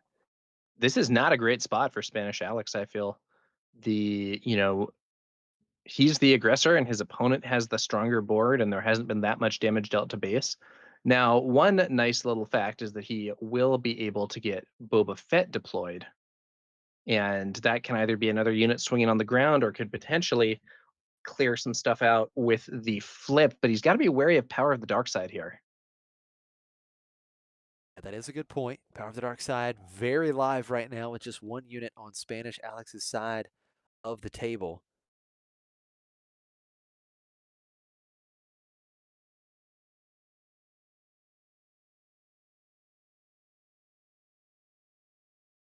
Now, it is important to note the Dornian gunship is a 4/6, so with that 1 damage on the gunship, as it stands, Spanish Alex could take out the gunship,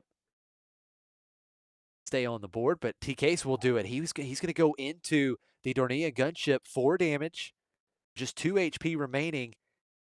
Oh, and here it comes. Here comes the planetary bombardment. The Dornian gunship, it is a capital ship, so that is 12 indirect damage going over to TK's side.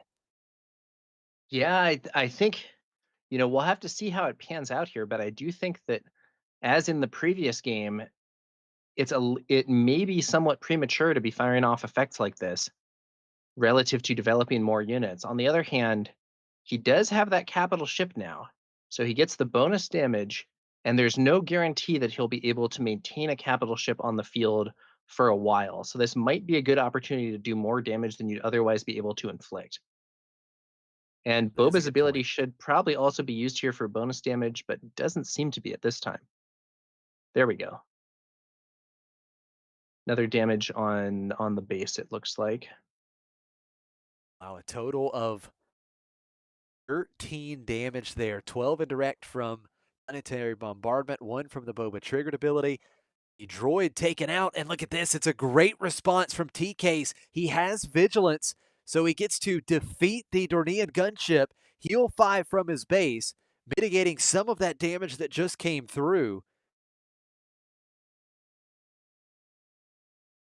Very strong response for TK's. Now the action back over to Alex. He will deploy Boba in the ground arena.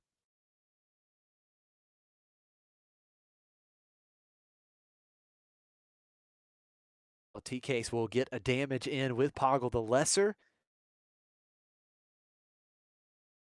Does Boba go 4 to base, or does Poggle get dealt with right here? Poggle the Lesser attacked and defeated.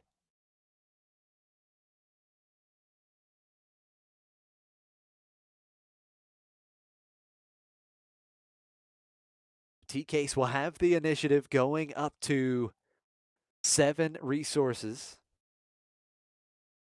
Now, someone in chat is asking me how I like Riftbound.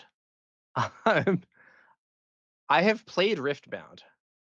My opinion is that I like SWU considerably more. I think Riftbound has some interesting things, but I feel that SWU has like stronger IP, stronger core game mechanics, much better deck building in my opinion. But Riftbound is still early. We'll have to see what happens with it. Personally, I prefer SWU. Uh, Looks like we're gonna have. Oh, take a look at that, Josh.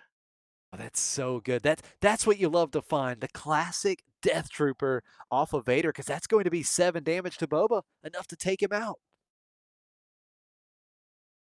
Yeah, and if TK's hadn't found that Death Trooper, Boba would probably have been able to get another swing in. But as it stands, this board state is very unfavorable looking for Alex. On the other hand, TK's is tapped out. If Alex can bring out some more units, get some more threats developed, we'll see what happens there. Yeah, and there we go. Spanish Alex I just will.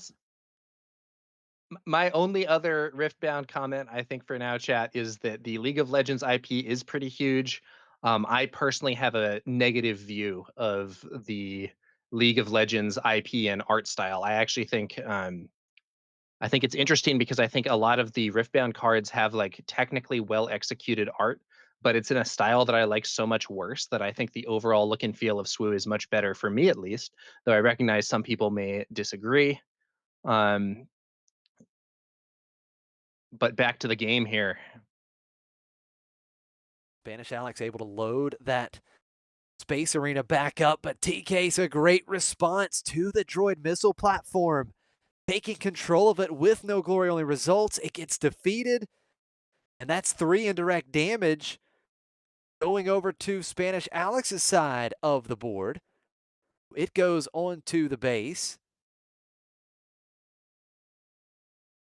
TK's has had the answers that he has needed, and as you mentioned, Tower, once again, I think as good as the massive amount of indirect damage is, you love to see more threats coming onto the board on that Boba flip turn. Now we do see the big 8-cost Devastator indirect damage coming through. It is going to clean up TK's ground arena. And a couple extra damage to base, so very strong response.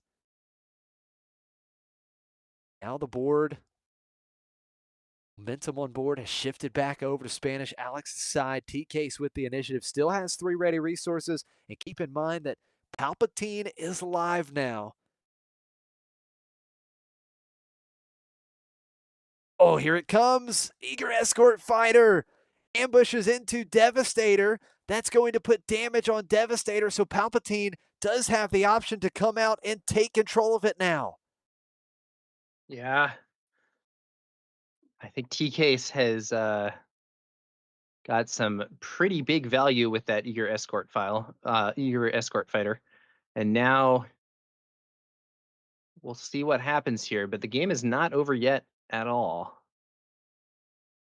Certainly Alex not. still has a lot of HP on that base thanks to running Data Vault.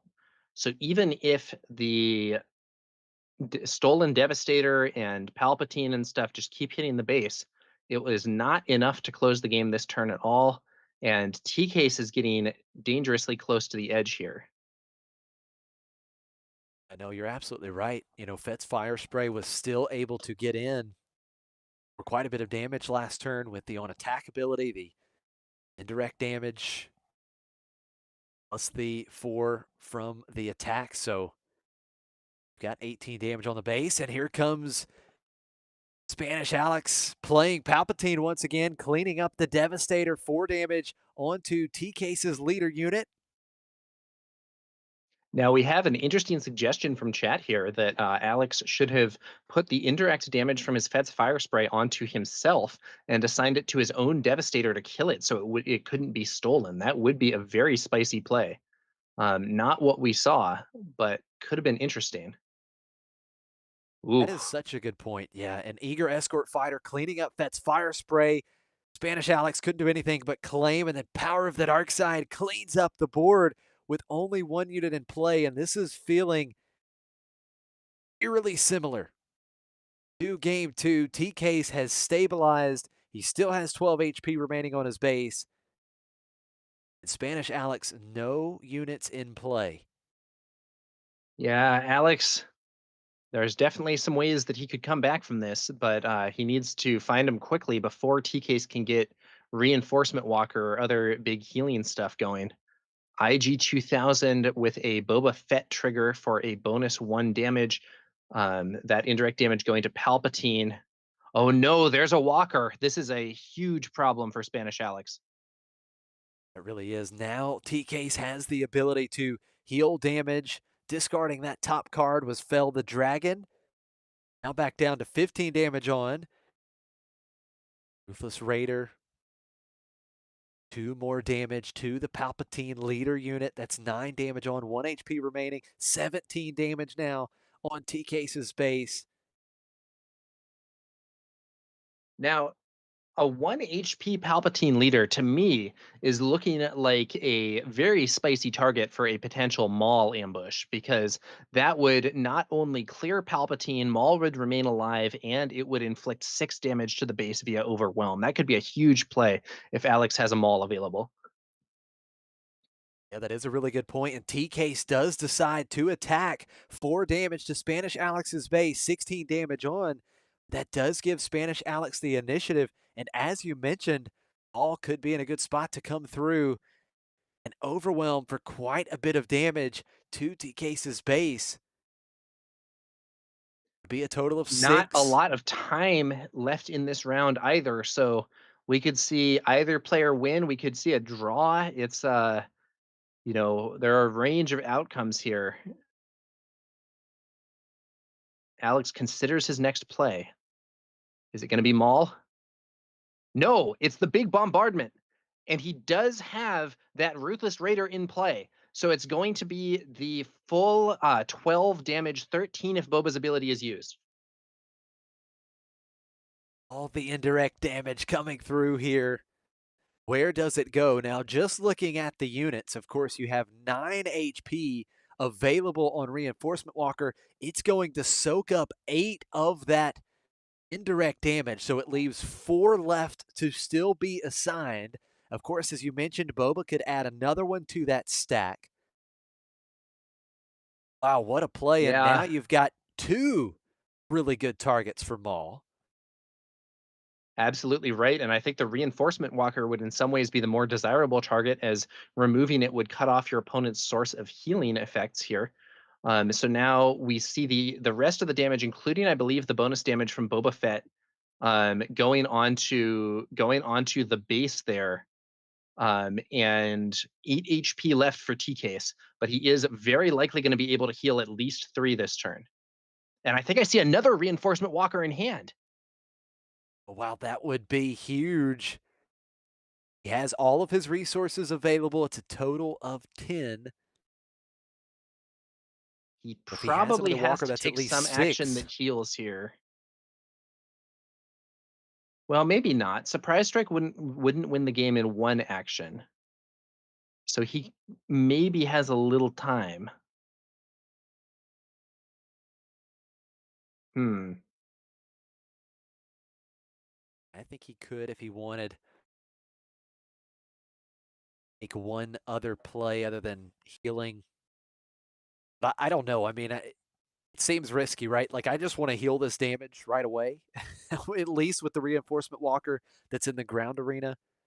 But, then again, maybe he has an answer for one of these space threats.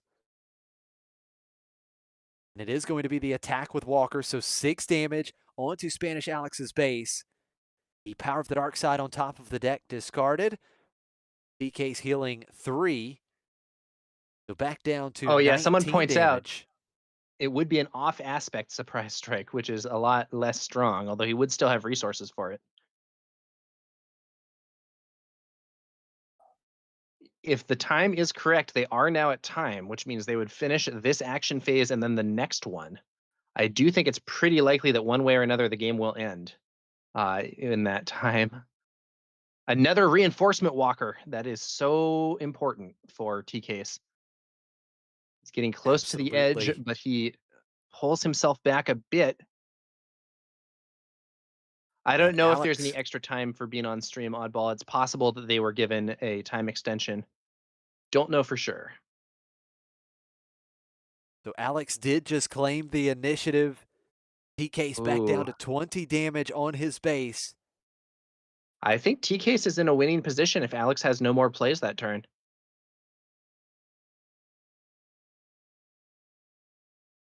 If we Keep had a in Maul mind, ambush kill one of the Reinforcement Walkers, there would still be enough damage from T-Case to have lethal this turn, and I'm not sure Alex will be able to get there. I'm just trying to think. Oh, you know what? He has a Palpatine. Emperor Palpatine could kill both the opposing Palpatine and the Reinforcement Walker, which would leave T-Case on only one Reinforcement Walker, which is not enough damage for lethal. Which would then probably push us towards a draw. oh, it is going to Palpatine's be return. Palpatine's return. What does he get here? Does he get the Palpatine? No, it's another. No, it's Devastator. Yeah, he could Palpatine's get return into Devastator. Devastator. Okay, so he can now do. He has 5 indirect damage. He can kill Reinforcement Walker, kill Palpatine. 3 leftover damage. He can send it to the base, and now T-Case does not have lethal. But wait, if he attacks with his Reinforcement Walker, it will heal him out of range. Unless Alex has some way to do more damage, T-Case will still be able to get a draw here. I think that is exactly what we are heading to. Unless there's a time extension. Unless there's a time extension. That's the big question mark. Palpatine's return, very timely. Spanish Alex being able to pull back the Devastator and not only answer those threats, but also put that extra damage on base. So Walker getting in for 6. Spanish Alex, 1 damage, 1 HP left on base. Now TK's has to decide with that top card. He will discard it. Healing 3, back to 20. Does TK's have any way to deal damage from the hand? I saw Power of the Dark Side, but I don't think he had a way. No Power of the Glory Dark only Side is result would be arguably pretty good, but negative I don't here. think he has it. Oh yeah, no glory would win the game. That would be so spicy. No glory only results to take the opponent's Ruthless Raider and win the game from the when defeated would be amazing. Ironically, Power of the Dark Side would probably be negative here because the opponent could get that extra damage. But I don't know if Spanish Alex has any more damage from hand. He only has 3 resources. I mean, what could he have? Yeah, I mean, he could have 2 Daring Raids, I guess. That seems unlikely.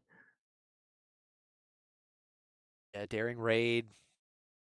Maybe the only real option here. I don't think there's any other damage that he's going to be able to find with 3 resources.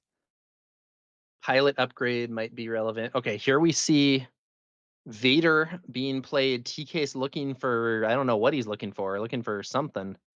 I don't know if he has anything relevant here. I don't think he has the 3/3 Space Sentinel.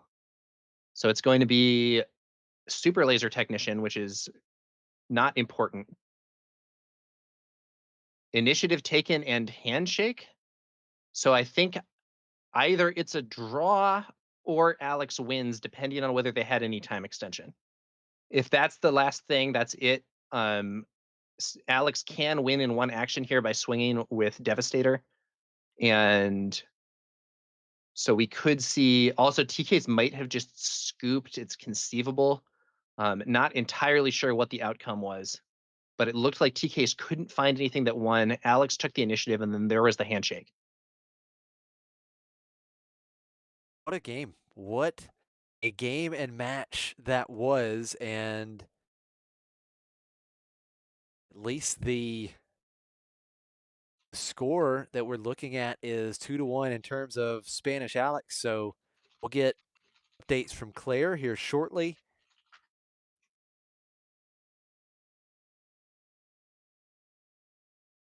Yeah, let's see here.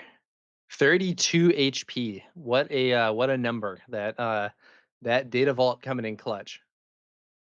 Data Vault's 33 HP. Buying the extra action that Spanish Alex needed.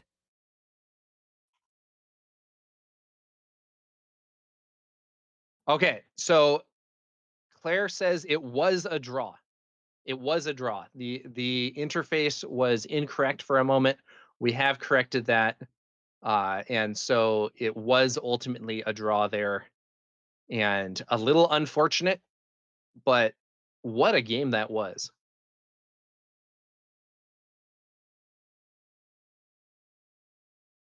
Yeah, that was exciting.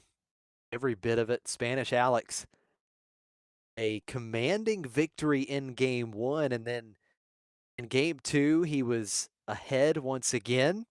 Really looked like he had the match, had complete control of the match. And then T-Case was able to quickly turn it around, take game 2, go on to force the draw in a super tight game 3. Great stuff indeed.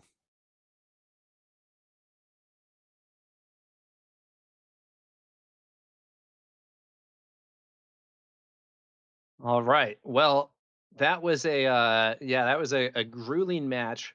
Very, very close. Ultimately a draw.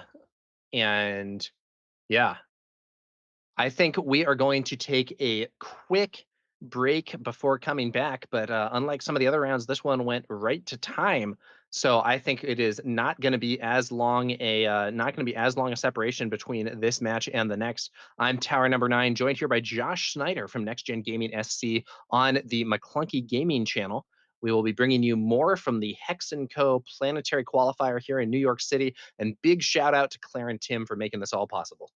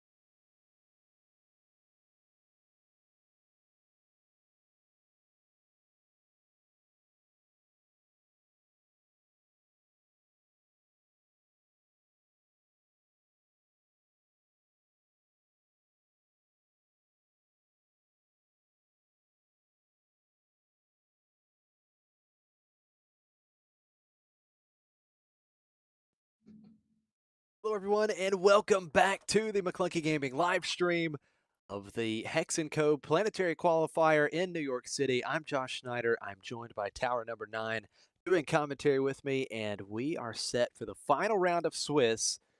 in this PQ before we cut to top 8. It's been an exciting tournament. We just had a long, grueling draw on stream between Boba Data Vault and Palpatine Blue. Now it'll be interesting to see what match we get this time. Tower, what are your thoughts here as we're going into this final round of Swiss? Yeah, I think we've seen some interesting gameplay here.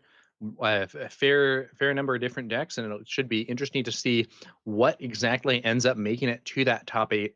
I personally think there's a good chance that we will have at least one or two, at least one or two of the Han Blues in that top 8, but I don't think it's going to be like 5 or 6 of them. You know what I mean? Right. Now, I don't know exactly how the numbers are going to play out if we're going to get, hopefully we will. I don't know if we're going to get an X and 2 in the top 8 or not. Both of these players very likely playing for what could be a spot, maybe a 8th seed spot for the top 8. Both Kwaishan Jin and Andegetsu playing for a 5-2 record. And are both of these guys your teammates? Both of these players have had quite a bit of success and some good memories of these two playing for the PQ Championship at Red Seal. I believe it was a set or two ago. That was a lot of fun. All right. The McClunky team match.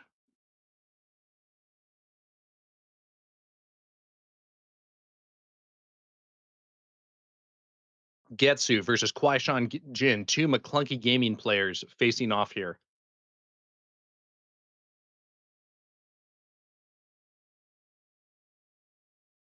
Talzin versus Han. So it's Talzin yellow versus Han 2 blue, both force decks, but only one of them probably playing force throw. That'll be interesting. Maybe Getsu has some crazy plays for us, some out of aspect force throw. This is interesting because this is one that we've not really seen, right? We've seen Talzin paired with command some, and of course, Talzin red force has been the kind of the go-to. Talzin paired with cunning here. I'm excited to see what Getsu has for us. Should be interesting. These two teammates going up against one another, potentially looking to squeeze into the top 8.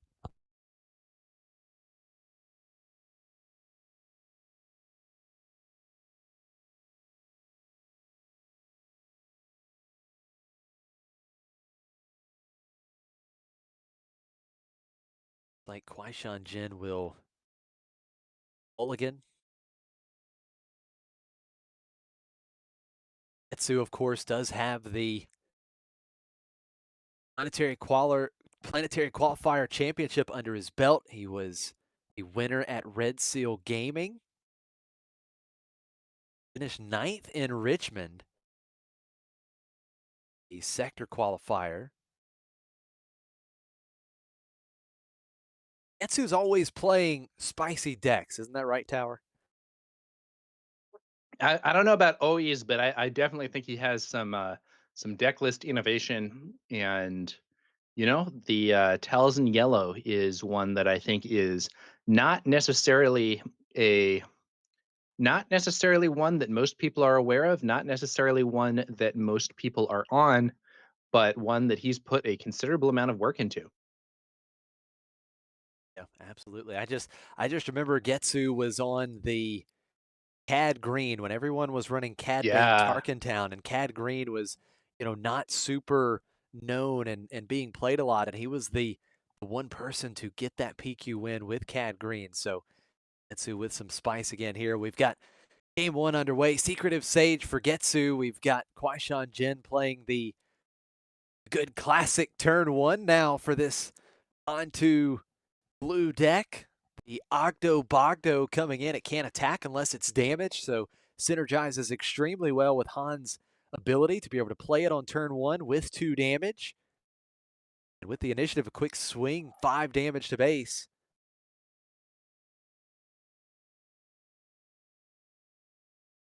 Getsu not excited about Ogdo Bogdo, is going to deal a couple extra damage to it. The Secretive Sage loses the shield token. Now we get Ezra coming out on turn 2 with Han's action ability, so does have a couple damage. And leaves one resource open for Kwaishan Jin. And he is going to play Force Throw with the Force unit, Ezra in play. And Getsu will discard no glory, only results. And that will be 5 damage to the Secretive Sage, taking out the Force unit.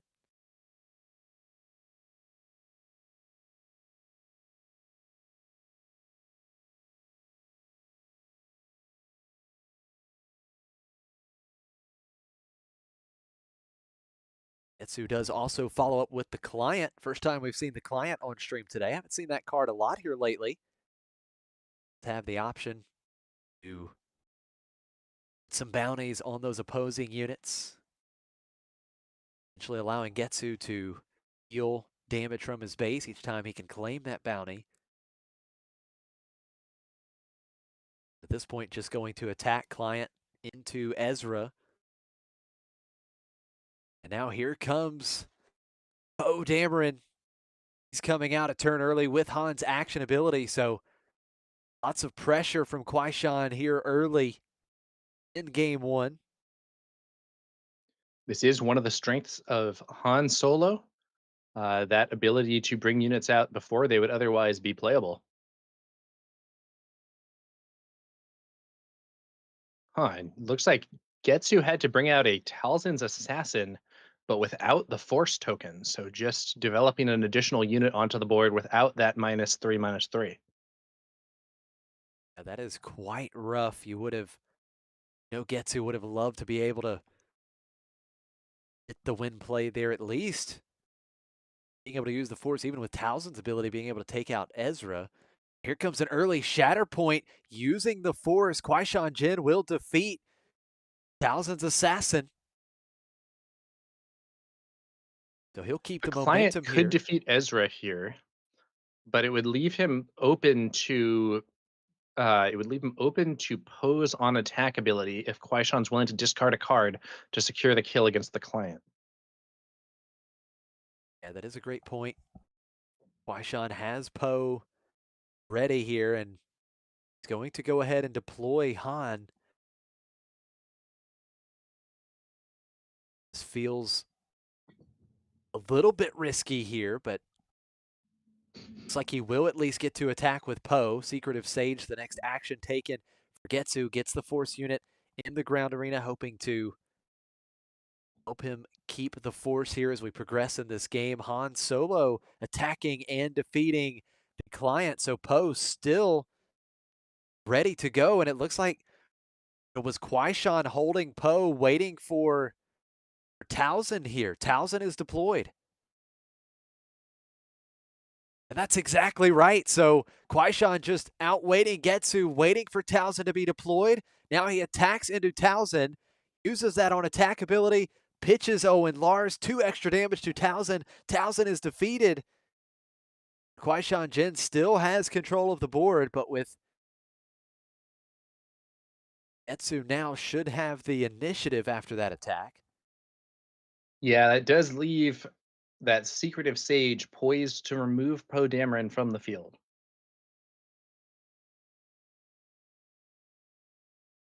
And it will gets you the Force in the process. Which is very important. I think if I'm Getsu, I'm not so unhappy with this state of affairs. We'll see how things progress, but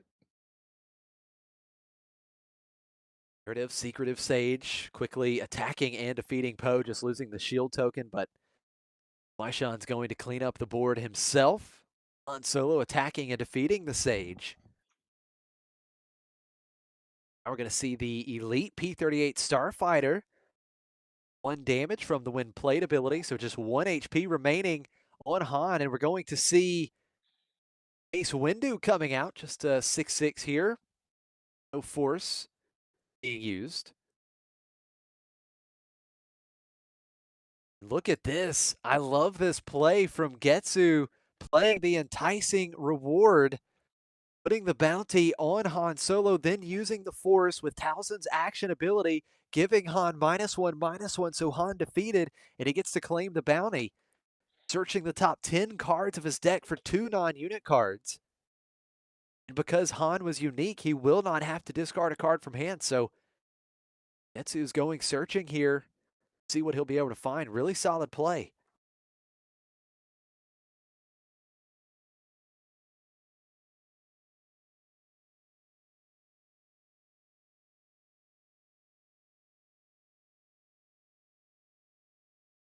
Looks like he's found another copy of Enticing Reward and No Glory Only Results, so solid find here. Getsu bringing the spice. Haven't seen Enticing Reward in quite some time.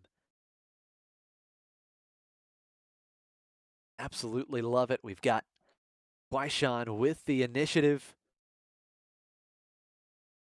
He's got Mace in the ground arena. Certainly a viable threat right now. Getsu has still yet to put any damage on Guaishan Jin's base, so a quick 6 damage to Getsu's base, and he will generate the Force token here with base attacking. Now in chat, we do have someone saying, "Wow, the stream looks so good. Great job, McClunky crew." Big shout out to Claire and to Tim. Claire is on site producing the stream and also created this great overlay. Tim is not even playing in this tournament, but went out of his way to go over and help set things up even after he ended up having to drop from the event itself. So huge shout out to those two for making it possible. Yeah, absolutely. Claire really has put together a fantastic overlay. She makes this stream look so good. Oh, look at this play. Guaishan Jin was able to get the Force with the attack from Mace, and now plays Ki-Adi-Mundi to reload the hand using the Force, drawing 2 cards. Does play the Ki-Adi-Mundi off the Han action ability, so it does have 2 damage. And Getsu immediately putting that copy of Enticing Reward, putting the bounty onto Ki-Adi-Mundi, which is 2 HP remaining, will be a little bit easier to take care of and be able to once again claim that bounty.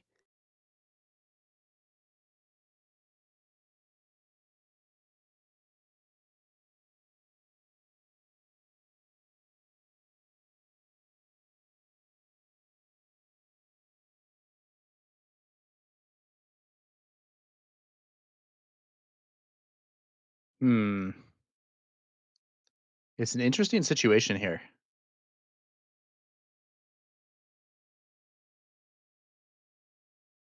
We have Getsu. Wow, he took the initiative there. Just A lot taking of the resources initiative. still up, but maybe he has a big play. I'm wondering if this is going to be like a super laser blast here, where he doesn't want to play more units into it. And there Yeah, we that's have it, exactly super laser right. blast. Wow. And that So means that enticing Getsu, reward goes off. yeah, gets to claim the bounty. This is a very interesting deck. So this is a more control build of Mother Towson. We're used to seeing the more aggressive mid-range versions of Towson, but Getsu playing a very interesting control build here, getting the enticing reward bounty, once again searching, getting a couple non-unit cards. He finds Power of the Dark Side and Vigilance.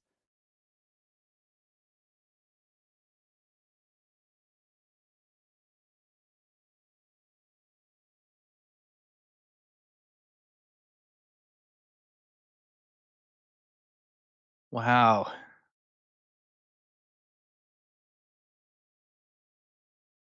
Let's see how we develop. Well,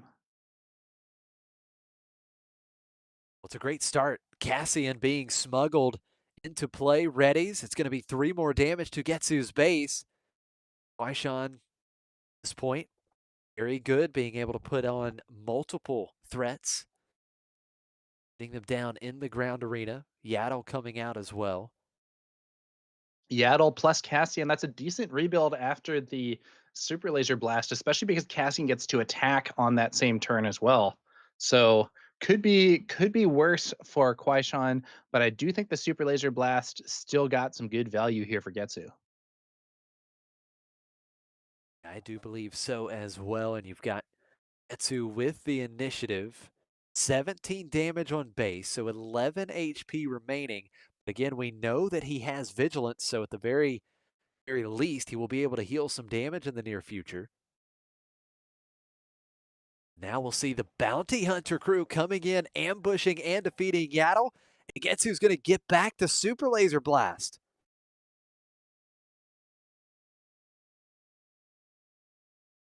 Bounty Hunter crew, one of these units that you see played quite frequently in these control decks, being able to get an event back from your discard pile. You see the power cleaning up the Cassian, and look at this, it's Crate Dragon for Kwaishan Jin. Getsu claims, let's see if he has a good answer here. He did just play one Power of the Dark Side. Does he have another? That Super Laser Blast would not be a playable solution here, as the Crate Dragon's ability would destroy it. But he does have another Power of the Dark Side. That is crucial. 3 That is damage. a crucial power. Think 3 sent to the base here.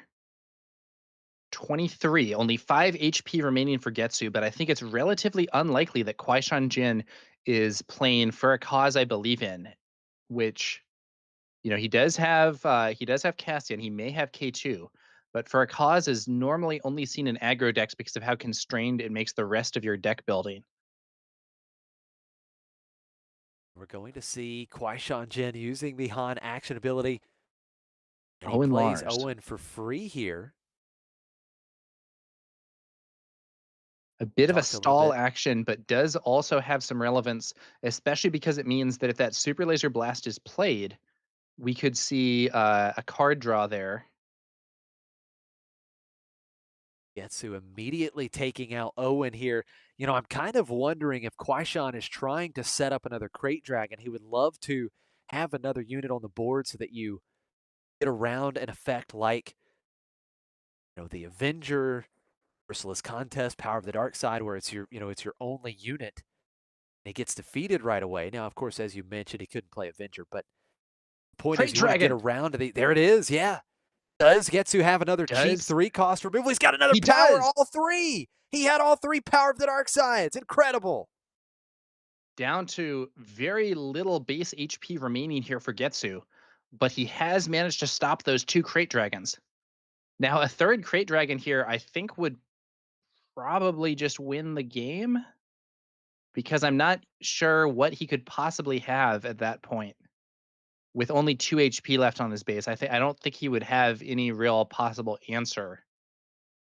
But does Kwaishan have that third Crate Dragon?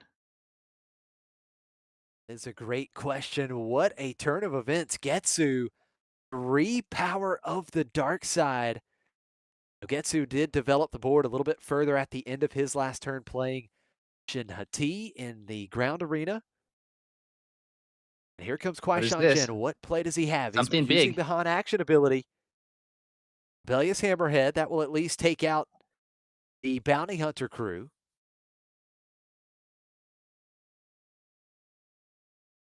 Oh yeah, Sauce points out he could attack into Crate and use Talzin to kill a third dragon. Is that true? I think he would be slightly off. Because the dragon is a 10/10, and I think he has 8 damage there. So 8 damage plus Talzin would not quite get him there, I believe. No glory, only Ooh. results. Defeating that Rebellious Hammerhead, the Itinerant Warrior coming out. Another Elite P-38 Starfighter pinging off the shield token on the Warrior. Very relevant there. It means that Shin Hati is going to be able to attack and clear out that warrior. Often shielded units can be a problem in this sort of situation, but Getsu has the answer. Can Kwaishan find a Crate Dragon, some sort of scenario where he can sneak out Cassian Andor from the row some other way to push surprise damage. Maybe a K2SO if he's running that would be really helpful here, as long as there's not another No Glory or a Force Lightning. But Force Lightning's probably not here because it would be out of aspect. And he There finally it is, found the the third third. Crate Dragon. Well, all is fair, Tower. Both of them finding the 3 cards, right? You had Getsu with 3 Power of the Dark Side, Kwaishan Jin, 3 Crate Dragon. Unbelievable. I don't think Getsu can necessarily get out of this one. I'm trying to think of what he could possibly have, but he only has 2 HP left on his base. Almost any card that he can play will actually lose him the game thanks to that Crate Dragon. Yeah, he Yeah, that's scoops it going to up. do it. Kwaishan Jin wins. What a crazy game. Kwaishan Jin finding the 3 threats that you really want against these control decks. Crate Dragon. What a game. Getsu couldn't quite stabilize in the end, and Kwaishan with the early lead here in the final round of Swiss. These 2 teammates always give us some wonderful games. Intense battle between 2 McClunky gaming players here. Yeah, that is absolutely right.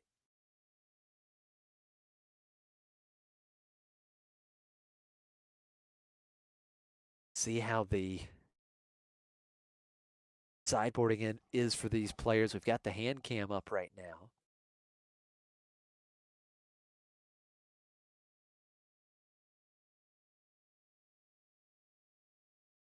Yeah, it's just so crazy again. I mean, the odds of finding all 3 of the cards you need.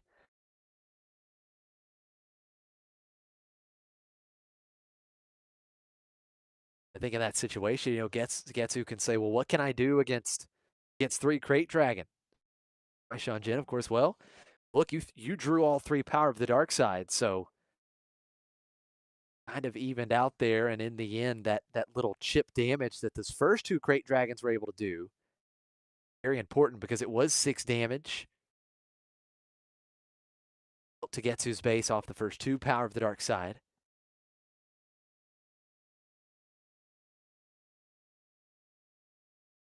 Great stuff. Looks like we've got top targets coming in for Getsu. Classic sideboard card for these control decks.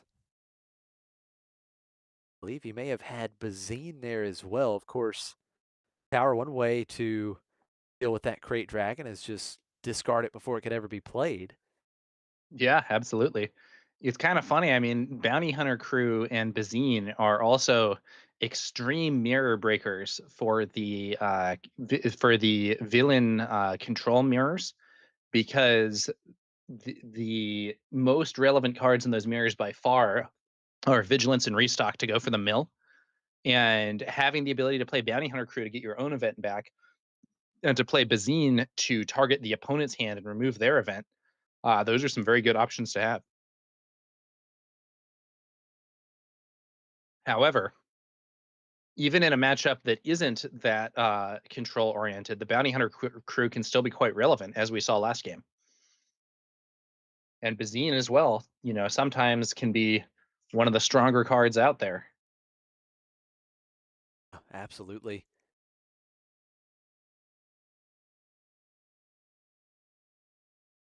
Talked a little bit about Etsu before the match started. Kwaishan Jin. These 2 players, they faced off at Red Seal Gaming, planetary qualifier at Red Seal Gaming in the finals. That's where Getsu got his PQ win. Got the day 1 bye at the Galactic Championship. Kwaishan Jin, the runner-up, and Kwaishan Jin also had his very first top 8 appearance at a planetary qualifier here at Hex & Co. So he would love to win this game and add yet another top 8 to his resume here at Hex & Co.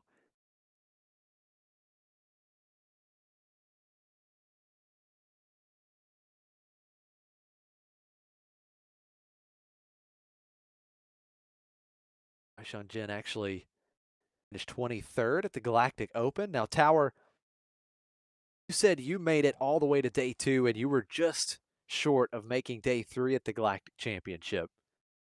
I don't know that I would say just short. I ultimately went 5-3. So if I had gone 6-2, I would have made day 3. But I think I had my third loss earlier in, like, relatively earlier in the event. I think in the sixth round or something, I had my third loss. So then I had 2 games where I was out of contention for day 3, but still playing for some of the other prizes.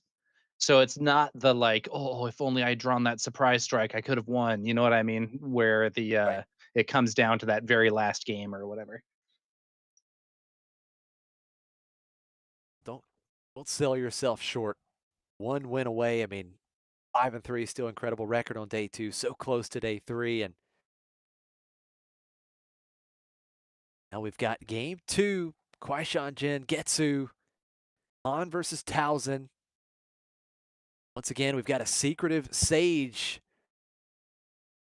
opening for Getsu. It's Ogdo Bogdo once again on turn 1 for Kwaishan Jin. And Getsu is going to open up on turn 2, putting the enticing reward on the Ogdo Bogdo. And a quick 5 damage to Getsu's base.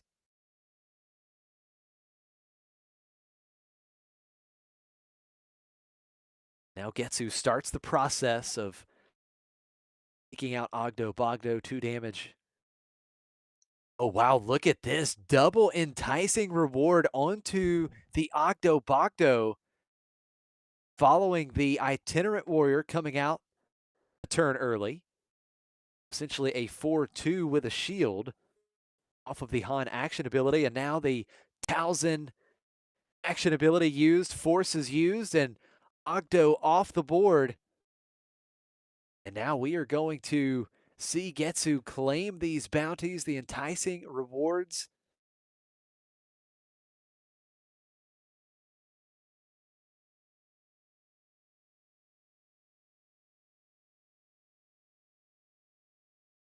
Once again, the enticing reward being put onto a unique unit, so Getsu will not have to discard any cards.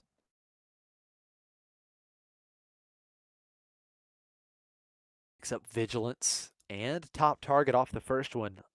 A lot of healing capabilities.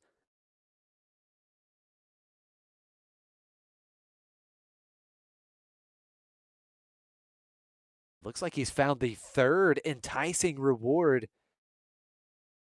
as well as a copy of Power of the Dark Side that we know can be extremely important late in the game against Crate Dragon.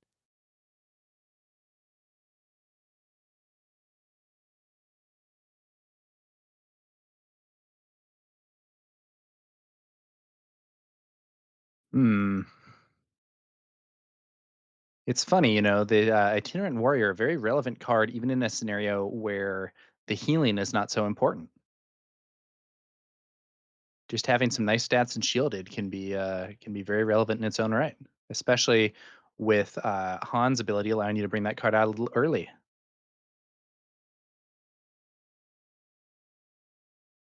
I definitely agree with that. A strong unit for sure, even if you don't get the heal off. Now we're going to see the Itinerant Warrior taking out the Secretive Sage, trying to keep Getsu off the force temporarily. Look at this, Darth Tyrannus coming out.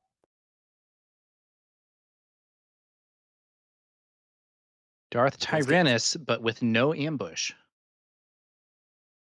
Kwaishan keeping Getsu Ooh, off the force there, Shatterpoint. and Shatterpoints, yeah, it's just going to answer that Darth Tyrannus. So Kwaishan keeping these force units off the board temporarily.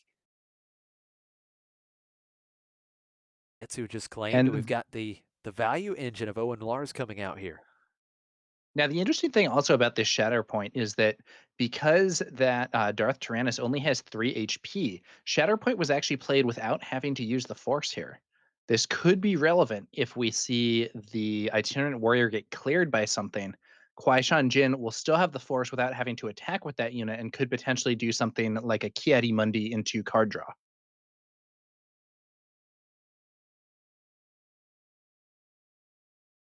Any type of card draw so important in these control matchups, you need to be able to get card advantage anywhere you can.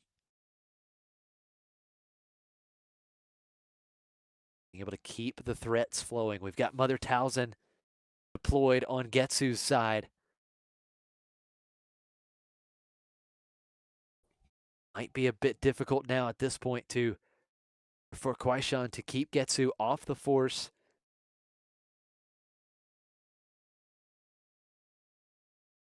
We'll see the Han action ability. Now, Mother Talzin's leader flip is very powerful. What is Kwaishan playing here? When he's decided not to use that action ability, instead attacking into Mother Talzin.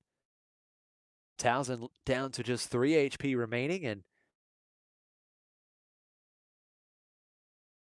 Goes into the base using the on attack ability to clear Owen Lars. That does give this search effect to Kwaishan. Luke Skywalker Jedi Knight, but he can't play it yet. He can't play it yet because he is only on 5 resources. So even with Han's discount, he doesn't quite have enough.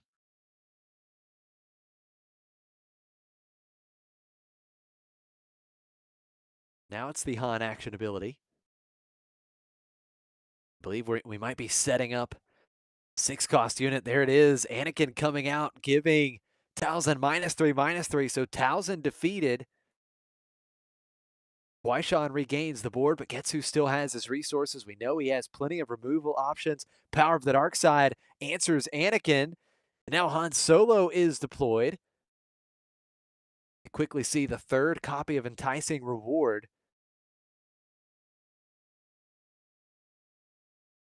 Interesting turn there. Kwaishan is left as the only player with a unit on the board, but another Power of the Dark Side would answer this. We could potentially see, I don't know, I mean, a Rivals Fall.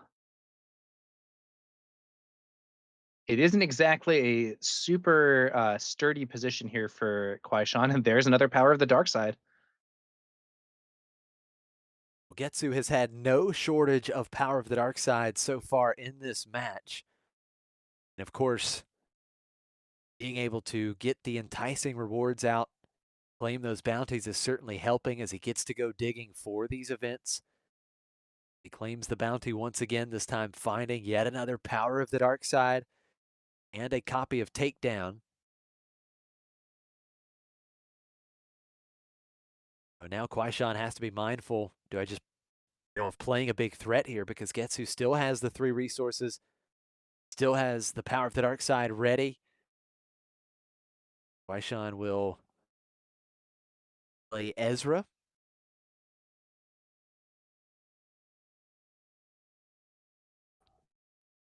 Getsu plays another secretive Sage. Kwaishan Jin just claiming the initiative here.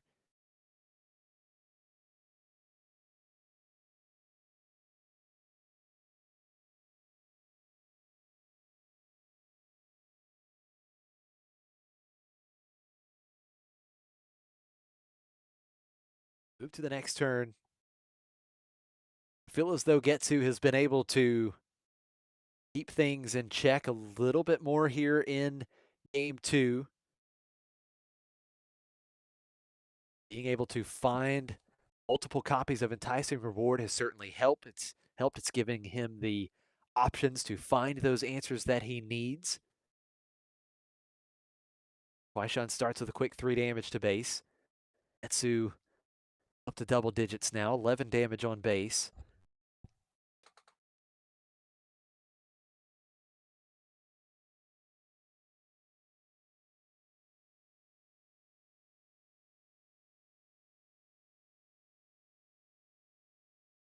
Kwaishan playing a big threat, Poe Dameron.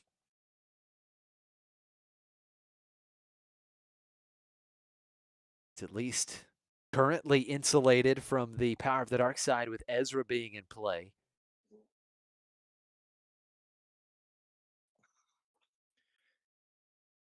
Poe targeted by Talzin's ability here, maybe setting up a takedown or something? I think that's a really good call. We know that he found Takedown off of the Enticing Reward. Aishan just playing the initiative. He's going to set it up beautifully here. Top target first onto Poe. Then he will play takedown, defeating Poe Dameron, and he will heal 6 damage from his base. Getsu back down to just 5 on. Fantastic line for Getsu. Yeah, very solid, very solid. I think that's a Karis being brought out there. I believe a organized play promo version. I think maybe even a organized play promo from Galactics. I don't remember for sure. But I think that may have been one of the prize pack cards. As we move to the next turn, it's 5 damage on Getsu's base, 3 for Kwaishan Jin.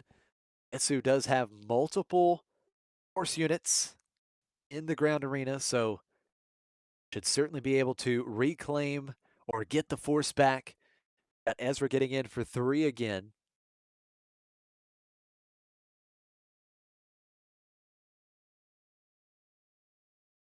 Getsu just keeps chipping away at all of these units that Kwaishan Jin plays.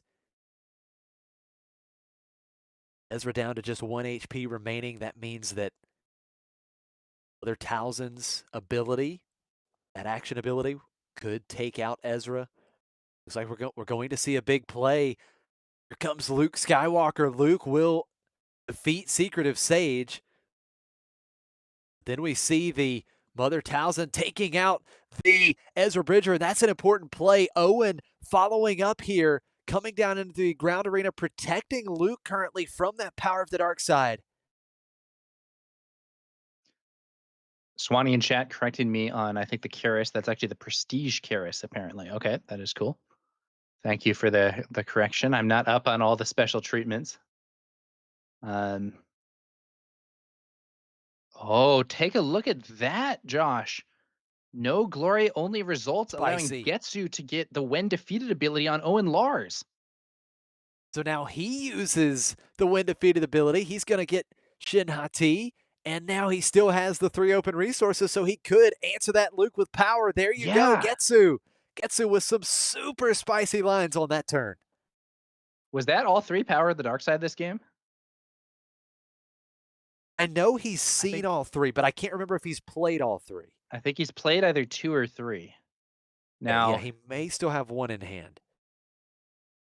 But I know he took out Anakin earlier with power, so he's played at least 2 for sure. Not in a great spot here.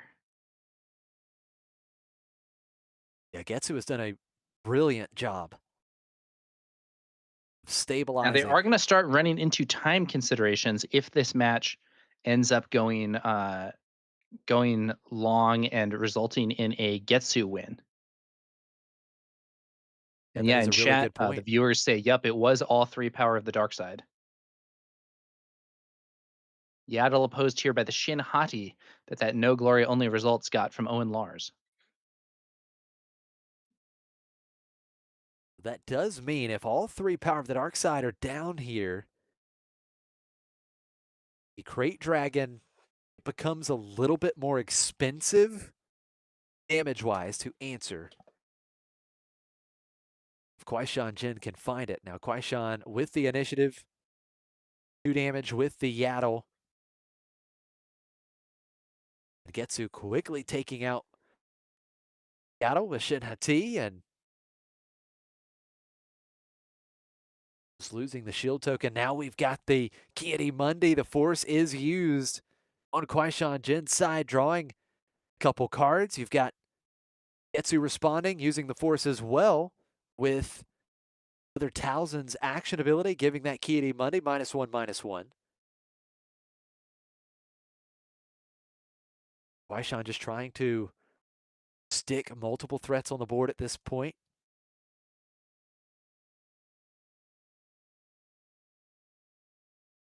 Yeah, and Kiadi Mundi, very good card.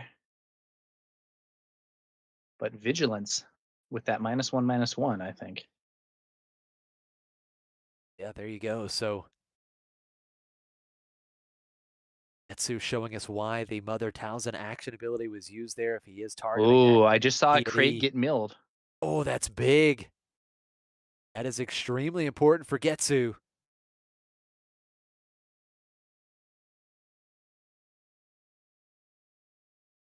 Getsu's in a good spot here. Oh, that's Card we interesting. haven't. Look at that. I was gonna Yeah, say it card was we a haven't seen Drain yet. Essence. Yeah, so Drain Essence is a, I believe it's a 2-cost card that deals 2 damage to a unit, and then it gives you the Force. So in this case, it was used to remove the shield token from that itinerant warrior and get the force back on Getsu's side, even if Kwaishan does something to clear Shin Hati here. Looks like the itinerant warrior is going to just swing base, but now Shin Hati can trade. Now that is what Getsu has done consistently. He will once again clean up the board. Both ground units defeated with the attack, and now we've got Ezra coming back out for Kwaishan Jin.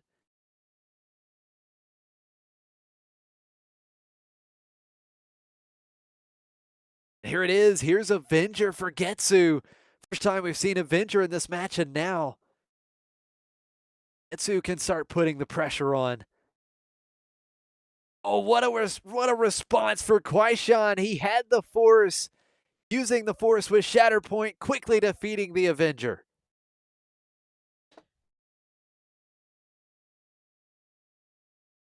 Really great response. Getsu finally trying to turn the corner there with that Avenger. Kwaishan having the removal piece. Yeah, looks like we're going into another turn. This game is very prolonged, though. If Getsu wins this one, I don't think they're finishing a game 3. That is a really strong point. We saw a draw last round. Go to game 3. Certainly could be in danger of that again here in the final round of Swiss. Getsu plays Dr. Pershing.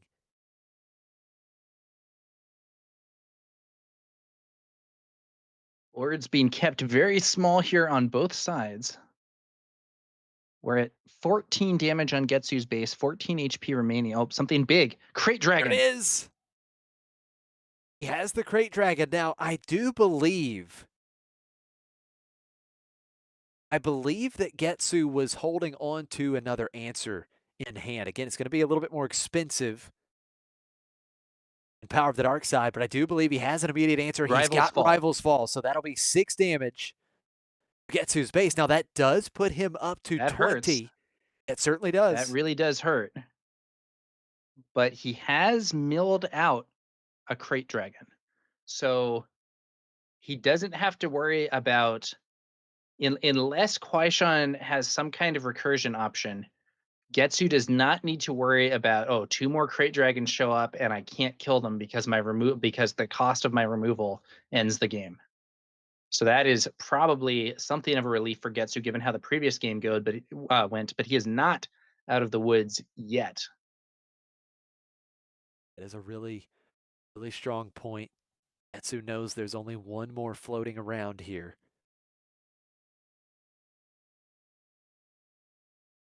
We do see Rebellious Hammerhead coming out, and it is a total of 4 cards in Kwaishan Jin's hand. So the when played ability, you deal damage equal to the amount of cards in your hand. 4 damage to Dr. Pershing.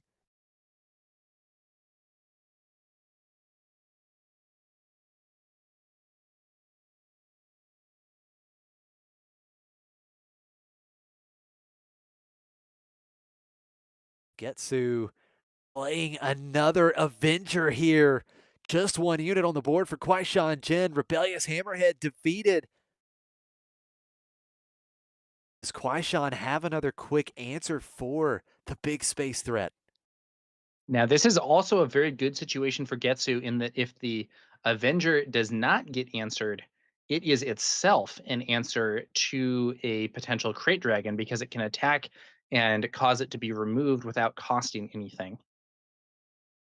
Yeah, Cassian Andor does manage to push more damage onto the base there from Smuggle. 23 damage on Getsu's base, but Kwaishan needs an answer to that Avenger, and without having the Force token, a Shatter Point would not work here. It's a really good point. I don't know if he's running. Maybe something like Fell the Dragon could be a great response as well. We generally see Fell the Dragon in these Han 2 blue decks. I don't think we've seen him play it yet in this match. Getsu's not going to waste any time. A quick attack with Avenger, that's going to be 10 damage on Kwaishan Jin's base. Cassian defeated. How does Kwaishan respond? Can he develop more threats? Can he answer Avenger? Again, keep in mind, clock is a factor. Closing in on 11 minutes to go in this round. Yaddle coming out for Kwaishan Jin. And Getsu has another way to heal here. He puts top target on Yaddle, with Yaddle being unique. It means when Getsu defeats Yaddle, claim the bounty and heal 6 instead of 4. Multiple ground threats now. Han Solo action ability bringing out the Ogdo Bogdo, and now Cad Bane will come in and capture both of those ground units. 6 damage healed as Getsu gets to claim the bounty on top target. He's back down to 20 damage on base. If I'm Kwaishan Jin at that point, I would be seriously considering scooping for time, but maybe he has some way. Maybe he has some way to get in. I just don't know what it would be at this point. And there is very little time left in this match. That's an excellent point. Now closing in on just 10 minutes to go. Plays Mace Windu. But this Mace Windu, but he does have a forced throw. He forced throws Getsu, but it's only a 2-cost unit that gets discarded. It's not going to be enough. Something more. He throws a little damage on that Avenger.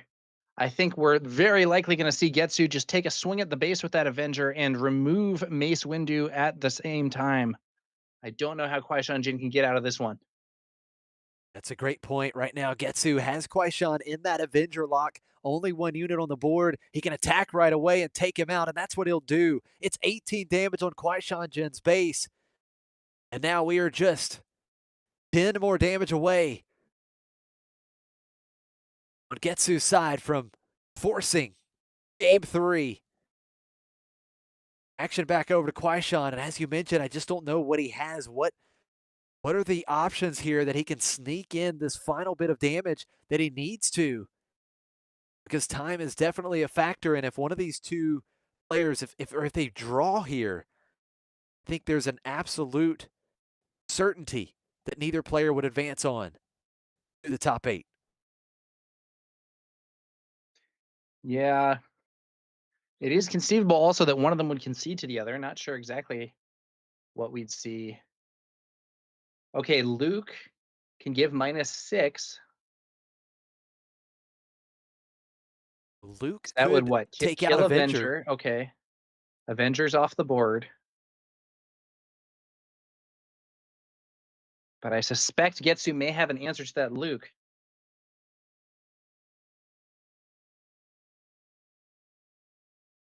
What does Getsu have here?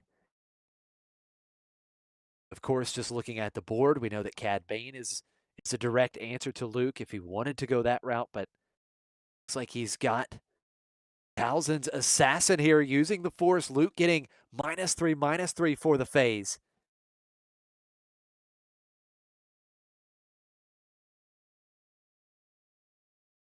It's another Cassian. Yeah, Cassian from the row. Kwaishan is playing some threats here. I think we might see a takedown or something for that Luke, though, now that he's debuffed. No, it's Chirrut. Well, that's a great play. Okay. Now a Sentinel unit for Getsu. Cassian has to go into Chirrut here. Pershing, action ability. Getsu will get a card.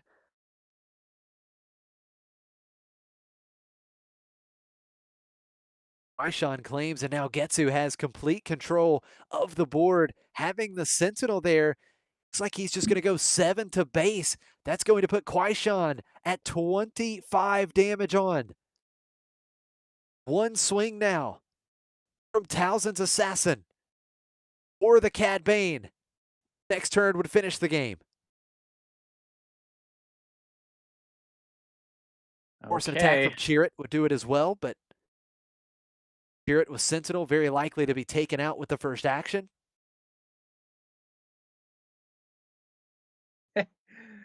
In chat, we have someone saying it's never too late to reprint Avenger and Power of the Dark Side. Those are 2 reprints I hope that do not arrive.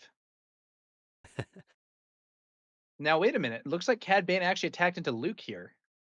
Oh, did he? Okay, okay. So we thought he was going to base. It just goes Luke. Okay. Kwaishan did not rescue either of the units there from Cad. Shin Hati. It's looking very grim for Kwaishan Jin here. I do not see a way out. Etsu is now threatening with lethal on the board. Kwaishan Jin has the first action, but I don't know that he will be able to answer multiple. He does have Fell the Dragon. There's that Fell the Dragon we were talking about. That does defeat Cad Bane. So Yaddle and Ogdo Bogdo back over to Kwaishan Jin's side of the board. Getsu still showing 11 damage right now, which Yeah, would be it's enough. And here's the yeah. I think start. Getsu's just got to push for the base here. Yeah, cheer it for 3. 21 damage. And Oh, Anakin is going to take out Shin Hati. That's awesome. So we've kills got Shin Hati through the shield. game moving on here. 4 to Talzin's base from Assassin. Talzin's Assassin, though.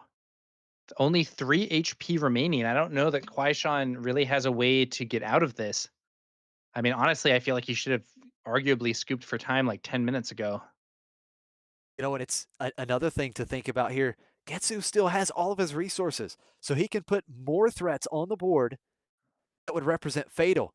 Another Talzin's Assassin force used. Looks like Cassian will be defeated. Swing with, or no, it's Dr. Pershing drawing another card.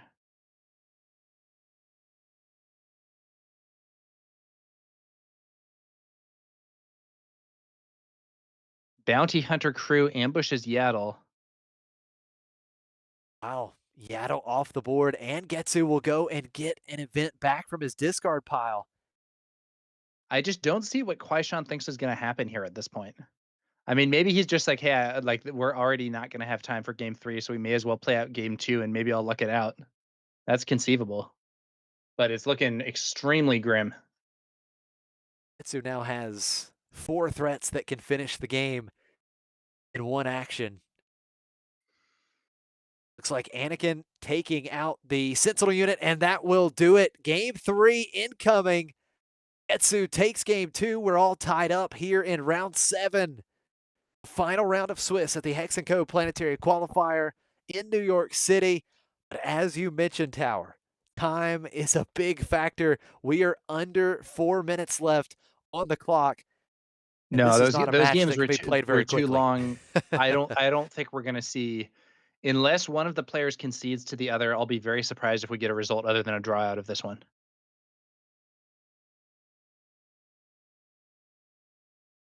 "4 minutes and a dream" we have in chat from Peeps Champ. Yeah, that's it's tough. There's not a lot of time, but we'll Do see. you remember, Tower, earlier in the day? I believe it was round 3 or 4. It was Cluis and Ralph. They were both playing Kylo. It was Kylo ECL versus Kylo Tarkentown. They were playing so quick, they had the first game done in like 5 minutes. So maybe if these players shift a few gears here and get into that level of speed, we could see something going on. But They I haven't haven't even seen. finished shuffling yet, Josh. I don't think it's going to happen. I was going to say, I haven't seen anyone play the game that fast. Like that game, we were, of course, watching it live, but it felt as though we were watching, a playback at like double speed, at 2 times speed. And that was interesting. So that's what we're going to need if we're going to have any hopes to finish this game. Both players are shuffled up now. We're getting ready to go here. Kwaishan Jin will start with the initiative. Maybe you got to take a mulligan and then do some pile shuffles to make sure you're really randomizing things. All right, here we go. First play of the game, Yoda using Han's ability. Getsu Yep, responds with Karis. We're gonna need. I was gonna say we need an Ogdo Bogdo, and we need Ogdo Bogdo to get in quickly and consistently. Moving on to turn 2, Kwaishan with the initiative. 2 damage to base with Yoda. And now we're going to see Chirrut come out for Kwaishan Jin on turn 2 with Han's action ability. Secretive Sage for Getsu, so Getsu will be able to. They are playing fast here, but I don't think they fast are. They enough. really are. I think the problem is we needed to see this speed last game, right? Looking tough. It's looking tough.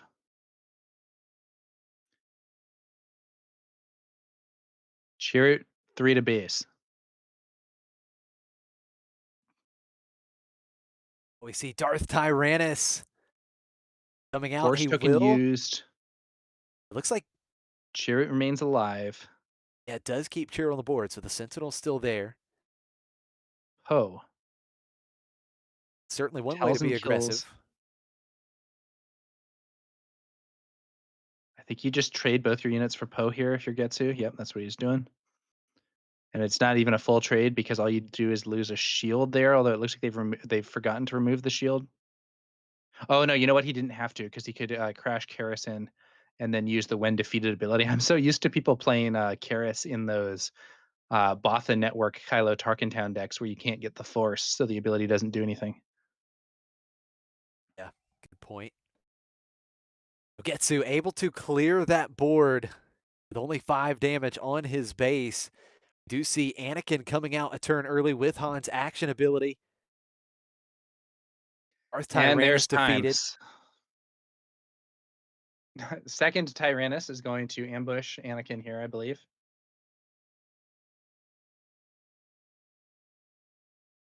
Back-to-back Darth Tyrannus. Just 1 HP remaining for Anakin. It is set up to. Unless they have a time extension, I think we're pretty done here. And Han actually I guess goes they would into get one more action Tyrannus. phase, but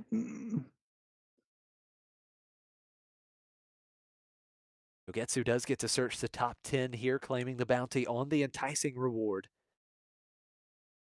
Getsu seems to be doing well. He's wiping the board. Probably has a way to kill Han here as well. I think we could see the Secretive Sage could just swing into Han at this point. Talzin still hasn't flipped yet. And yeah, it's going to be Secretive Sage, defeat Han, Talzin flips, 3 to base, gets the Force. Unless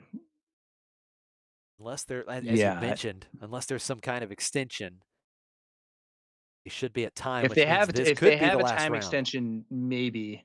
If not, I think this is the last round, and I think is Getsu winning right now? Yeah, definitely. Getsu is substantially ahead, but it's nowhere near over, and it won't end this turn unless somebody concedes. Kwaishan with the first action. First time we've seen him play Grogu here in this match, and Getsu stays true to what he has been doing throughout the entire match. He goes into Grogu, 3 damage. We see Yaddle coming out as well.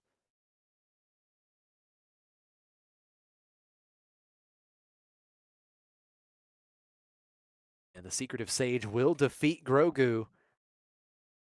We do see Force Throw. And he discards his own Crate Dragon, taking out the Mother Talzin leader unit. And now Power of the Dark Side clearing up Kwaishan Jin's side of the board, taking out Yaddle. And I think that's going to do it. I think they were at time, the way it appears that they are signaling here.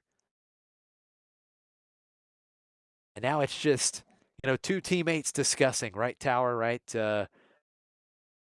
Is one of them deciding to concede here? Because as we talked about, I mean, they were both 4-2. So 4-2-1, you've got no shot at the top 8. But one of them at 5-2, you could squeak in with tiebreakers and get in as maybe the 8th seed. So we'll see what they ended up deciding to do here. But there was the fist bump. Nevertheless, it was a great match. both players played extremely well. Two really good games. And a very interesting, different take on a control build from Getsu with other Towson Yellow Force. And Tower, do you know how long he's been working on this build? I think the Talzin Yellow build, I know that Getsu was working on it in the lead up to Galactics, but I think has been making some changes and customizing it since then. And so this version of it, I think, is different than the one that was at Galactics. I think, as I Okay. understand it, it's a little more control oriented, as we saw in the matches here. Okay. Yeah, very, very control oriented now. I really like the enticing rewards.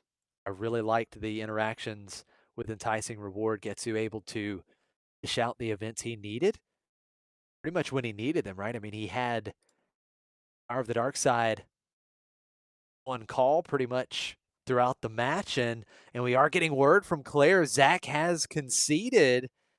So Kwaishan Jin will get the win here, 2-1, and Kwaishan Jin will move to 5-2. So we'll see how everything shakes up in the standings, but this does mean Kwaishan Jin will have a chance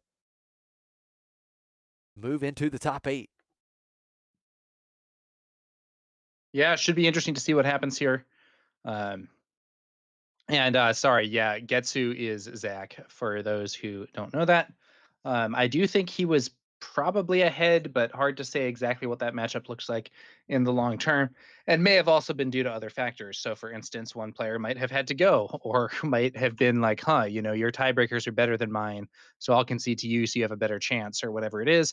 Don't know exactly what happened, but ultimately, the normal result would have been a draw, except we did have a concession there, and we'll see what ends up happening in the final standings here as we're about to move into those top 8 rounds.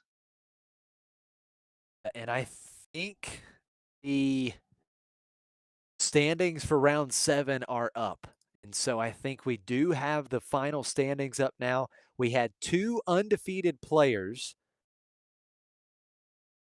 Peter and Didier, which we saw Didier on stream earlier with that spicy Yoda Red Force deck.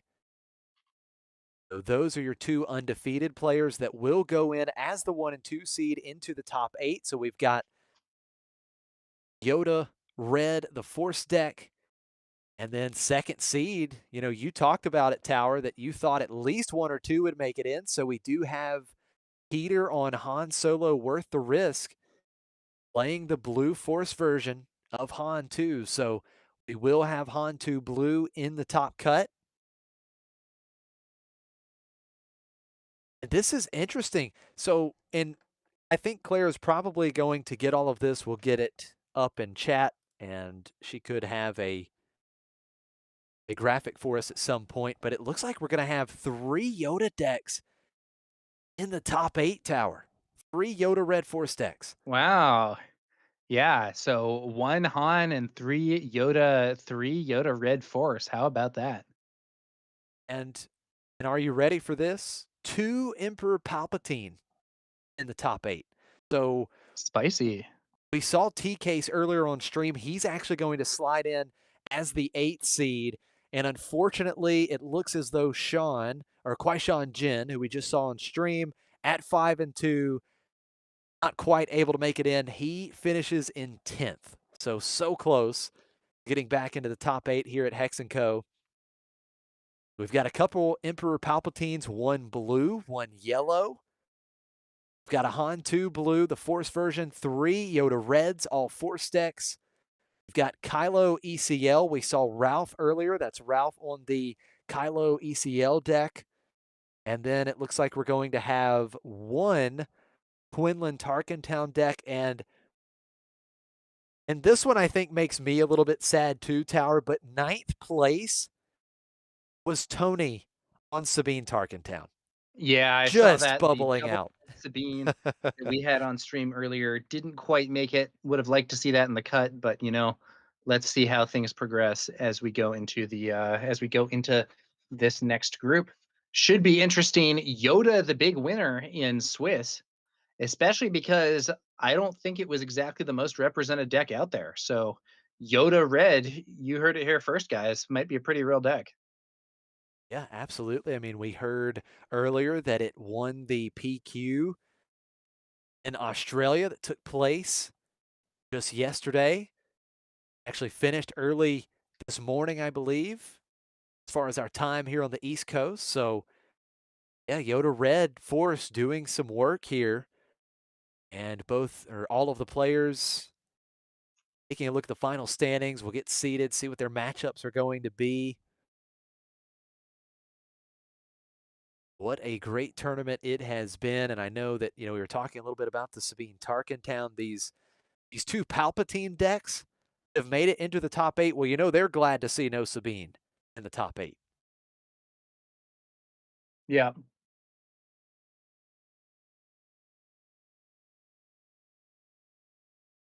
All right, guys, I think we are going to step away for a very short break while they get the players seated and ready to go for their quarter-final matches. So don't go anywhere. We will be back with your top 8 feature match from Hex & Co. in New York. Stay tuned.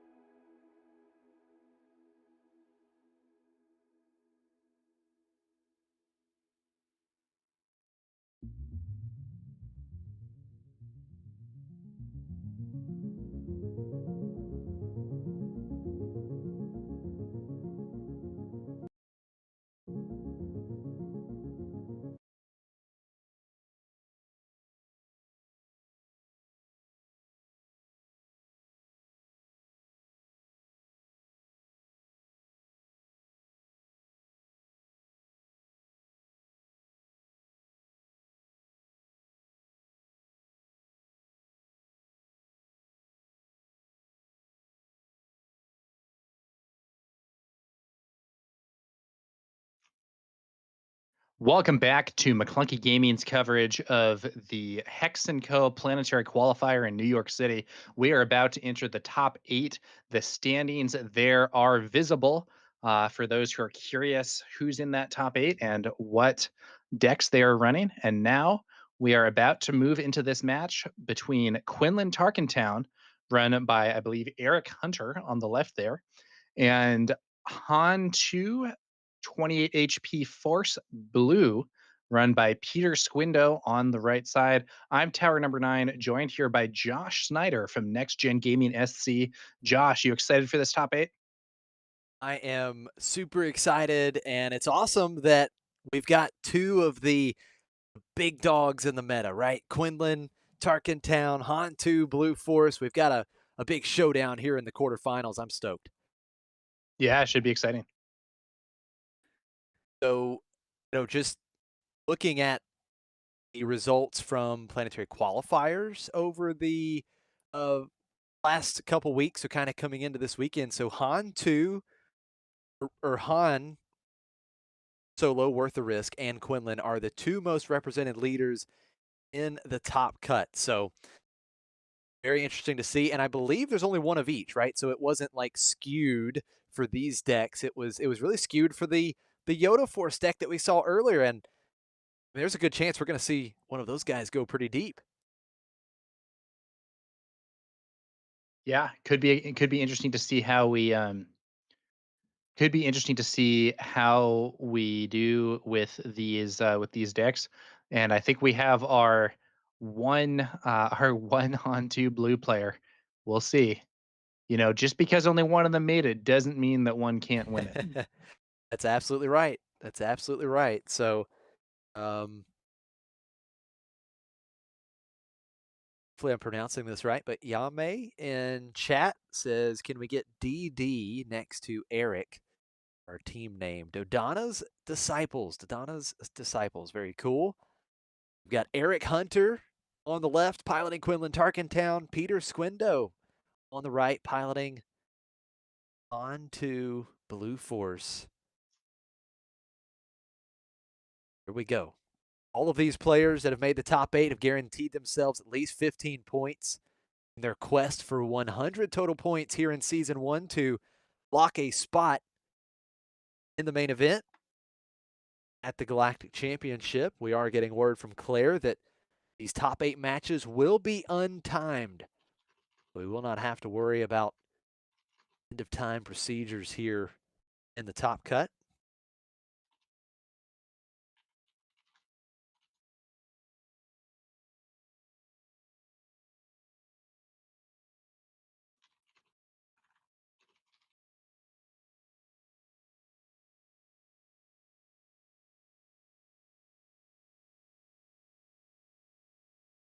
So starting out game 1, Eric with the initiative, playing Spark of Rebellion right away and taking out Chirrut. So we are going to see a turn 1 Ogdo Bogdo that will quickly be eaten up by the epic action on Tarkin Town. Ogdo Bogdo defeated. Now, I guess on the bright side, if you're Peter, you have to think, well, I forced my opponent to use Tarkin Town. And with my opponent not playing a unit on turn 1, that doesn't feel quite as bad. Just going ahead, eating up the Tarkin Town. You're not necessarily behind here. You actually have the initiative with no units on the board.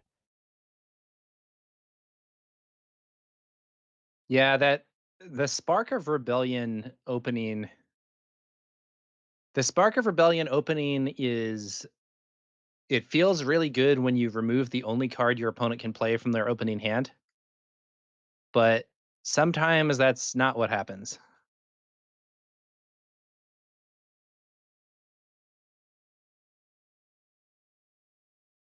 And the thing with these Han 2 decks is their turn 1 plays, right? The options of plays on turn 1, right? It goes up exponentially, especially when Han can, you can play your normal turn 1 units, but you can also play those 3-cost units on turn 1 as well. So being able to kind of really blank what Han wants to do on turn 1 is pretty tough.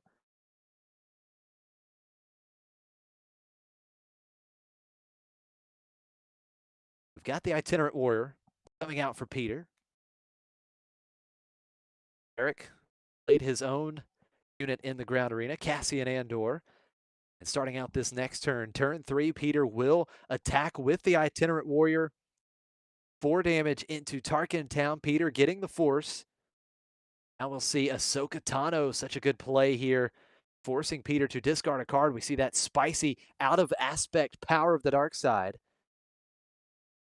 And the Quinlan triggered ability, pinging off the shield token on the Itinerant Warrior. And now Peter will use the Force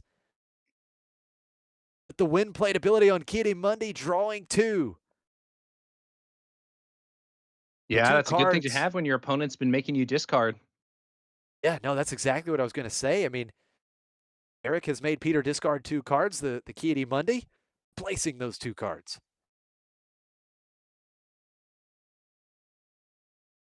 I do think Quinlan is an unusually well-suited deck to a kind of discard-oriented playstyle. It was one of very few decks that was playing Force Throw even before the Legends of the Force was released. So, definitely something where that hand destruction game plan can be a big factor.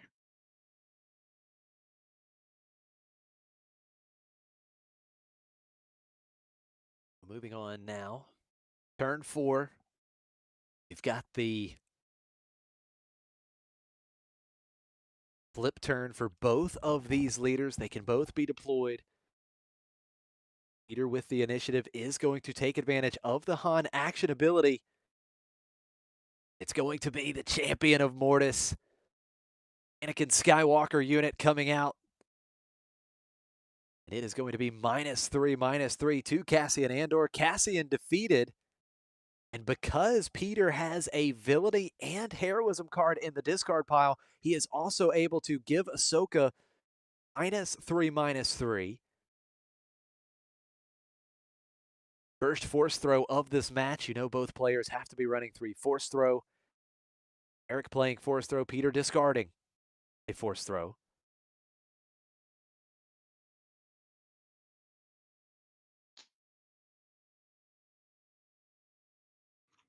It is 1 damage onto Ki-Adi-Mundi.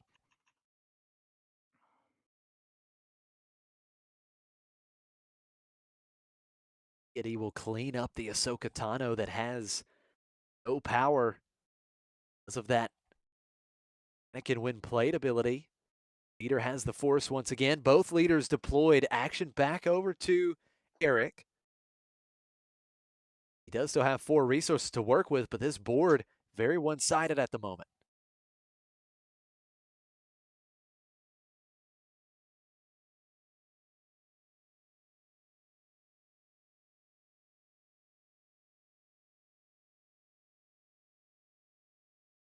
Yeah, Eric is not locking down this board. We'll see what he does with those resources, but Tarkentown already used. Doesn't look amazing here for our Quinlan player. I think with this board that he's already staring at, I mean, he has to play catch up a little bit. He has to try and answer some of these threats. Keep in mind with Tarkentown, you're already 3 HP behind Peter. Peter with the 28 HP base, so Eric just cleaning up what he can. The Ki-Adi-Mundi with 1 damage on. Quinlan attacks and finishes Ki-Adi-Mundi, but Peter will then attack and finish the Quinlan leader unit. So, oh man, and these are not the units you want to be playing as the Quinlan player here. This Green Squadron A-Wing and Adi Gallia or Gallia, they're just not necessarily things that are going to be able to fight these higher end units that Peter has on the field right now.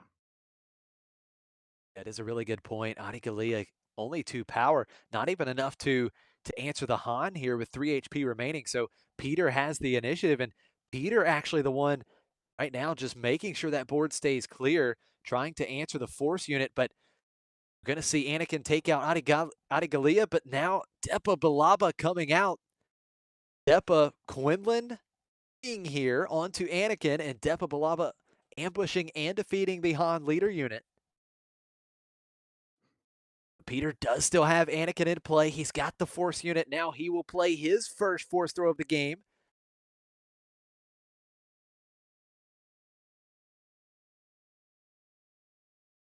With the discard there from Eric, Green Squadron A-Wing defeated.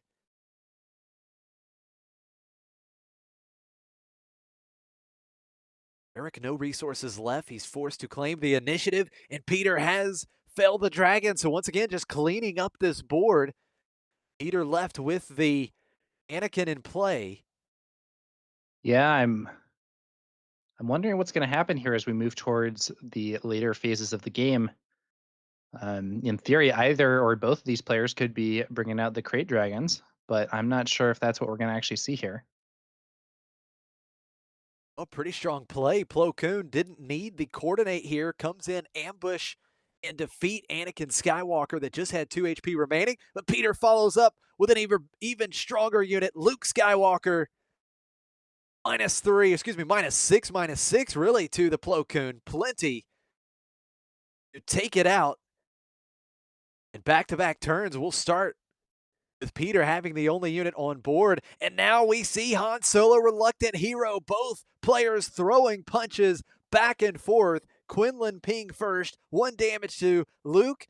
Then Han is able to attack and defeat it, not take anything back. And then Peter has Anakin. Oh, My goodness. man. They're just trading some of these big bombs here. Some of the most powerful units that you see in normal gameplay. Man. Absolute haymakers here from both players. I tell you what has come in handy in this game. Peter having that power of the dark side, being able to get it in the discard pile relatively early at -6 with Anakin and Luke is huge. Yeah, Eric I mean, is we were going to talking start with Kira. earlier. We were talking earlier about cards that work well out of aspect, and this Anakin running with Power of the Dark Side there has been getting some big value. Absolutely. Now, L3. first time we've seen L3 this match. You did have Kira cleaned up by Peter with that And Anakin. And once again, we're going to see big value from Ki-Adi-Mundi using the Force. Peter's able to draw more cards, and he's going to put Dameron on the board. This is a massive ground arena. yeah, Ki-Adi-Mundi is just such a good card. Not only do you get that card draw, but you also develop a only slightly below curve unit. So in a situation like that where you're running low on cards, getting a kind of mid-level unit plus some extra cards to fuel more of an offensive feels pretty good. Now, Eric opens up the turn with Ahsoka Tano, forcing Peter to discard a card. If Peter discards a unit, and he does, he discards Grogu, we will see Eric is able to exhaust Poe Dameron. And the Quinlan triggered ability, 1 damage to Ki-Adi-Mundi, so that certainly mitigates a lot of damage that Peter could have dealt this turn with Poe Dameron. Yeah, and now, I mean, I don't know though. I think Eric's still pretty behind on board. Here's a nice play though. A very solid play. Hotshot DL44 blaster smuggled in onto L3. L3 with that shield token still intact, very beneficial. Attacking with 4 power into Anakin, so Anakin unit defeated. L3 just loses the shield token. Now we've got another force throw. Peter's seen all 3 force throws in this game. L3 is defeated. Another 4 damage coming through with Ki-Adi-Mundi. Peter will also follow that up with Yoda. There's 13 damage on Tarkin Town. Peter at this point has no damage on base, and he'll smuggle in Cassian as well. Boy, this is looking bad for Eric. We were talking earlier about the Quinlan deck having a lot of discard options, but it's Eric at this point who has fallen far behind on card advantage thanks to those forced throws and Peter resolving Ki-Adi-Mundi, and it looks like he's going to scoop it up. Yeah, Eric has seen enough of the value from Peter in game 1, and Peter with the early lead here in the quarterfinals. With Han Solo worth the risk at Blue Force base, really doing some work. Multiple Ki-Adi-Mundis. Big card advantage in that game, able to replace those cards that Eric was able to discard. Peter also drew multiple force throws. He was able to discard 1 of them when Eric played his own force throw, and then cleaning up some cheaper units later in the match with the other 2. So Everything firing on all cylinders. Peter in game one. Now Eric, he's got to go to the tank here. And I will say this, Tower, another thing that I believe Eric will probably need is an actual turn one play. I don't think Spark on turn one cuts it. I think you need a unit to help with the board early on.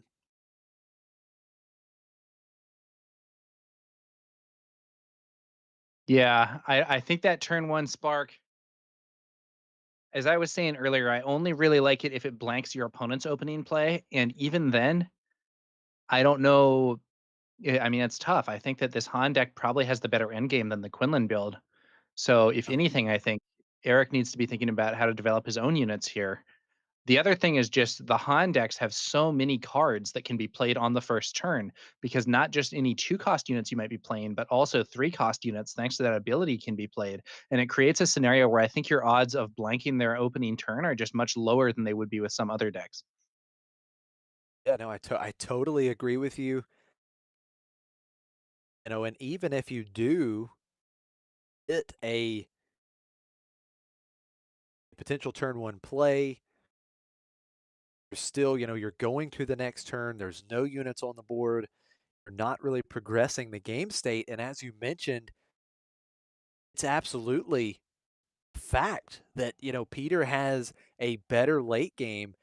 He's running, for instance, not to mention you've got things like Luke, which I know Luke and Han can kind of go toe to toe a little bit, but you've got Crate Dragon, right? So if you get really late, Peter can play Crate Dragon and he can actually drop it a little early, right? He can drop it the turn, potentially Luke Skywalker, then the next turn you've got Crate Dragon.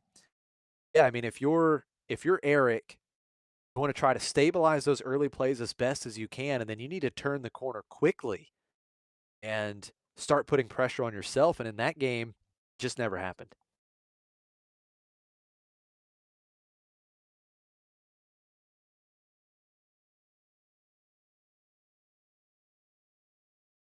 All right.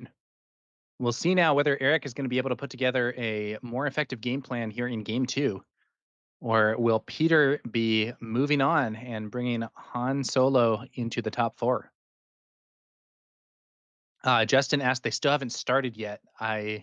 They started game one, they finished game one, they have been sideboarding, and they're about to start game two.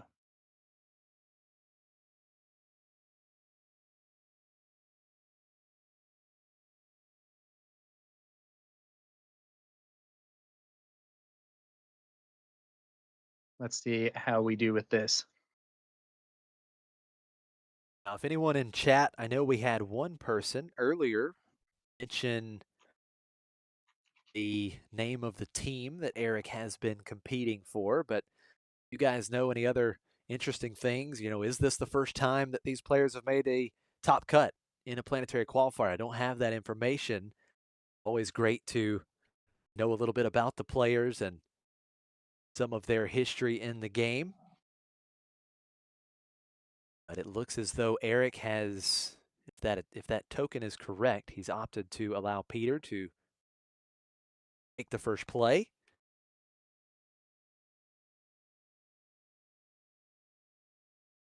Take a look at Peter's hand. Looks like he has at least one option that he can do on turn one. And going first, he is going to play Grogu. So Grogu coming out with a couple damage. Yeah, pretty reasonable card. Looks like Tarkin Town being used here to add 3 damage on, but that's still not enough to actually find lethal. And so probably what we're going to need to see here is a 3-cost unit to trigger Quinlan's ability and defeat that Grogu. And if Eric does not have a 3-cost unit, he's going to be in a very awkward position because Grogu will be able to potentially move damage off onto a smaller unit. But there we go, red 5. Peter is able to get the force attacking with Grogu, but very important for Eric to defeat Grogu there as quickly as possible. And red 5 is a very good unit. This is actually one of the best units against on solo worth the risk, wanting to play units early, putting damage on units. Really plays right into red 5, so we might see a little adjustment here from Peter. No, he's still using that action ability, so Jarrett coming out for 3. Does have 2 damage. Initiative to Eric's side of the table now.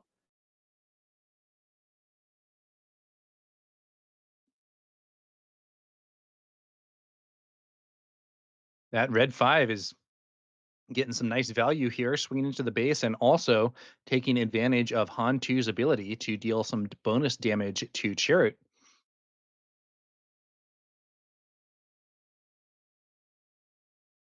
Let's see what Peter can put together. In fact, if Eric Appreciate has another the 4 cost, he can use that to clear Chariot. Yeah, no, that is a really good point. The 2 damage from red 5 actually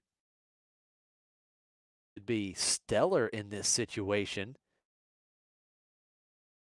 Thank you to Wes. Said Eric is often a top 8 player, so let's not be the first top 8 appearance in a PQ for Eric. So Eric looking to go on another great run here with Quinlan Tarkentown, but certainly has his back against the wall in game 2. Chirrut will get in for 3, 4 damage on Tarkentown, but we're going to see Eric play the 4-cost unit. Here comes Kira, and this could also mess Peter's turn up as well. So Chirrut is defeated with the Quinlan triggered ability. Yeah. I think that Kiadi Mundi is going to be getting an extra cost added on, and that's going to leave Peter without any real play unless he wants to play Force Throw for discard only. Now, he still could play Poe, I think, but he would have to damage it. Oh, no, that's right. Yeah. So, but the problem is, right, if he does play Poe, he just has to, now he's going to take 2 damage right away from red 5, and then you have, pretty good ways to clear it at that point. So, no, you have a good point. So he's not. So Eric's not going to be able to prevent any play. Yeah, it looks like he did say Kiadi Mundi, so we're going to see Poe. And now, is there something? Is there an exhaust? Is there some other way to deal with this for Eric more cleanly?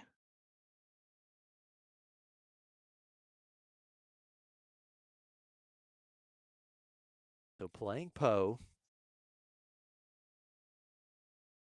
It does want a cleaner way to answer it. You would love to have Kira stick around if possible, but we'll see how Peter treats it here, because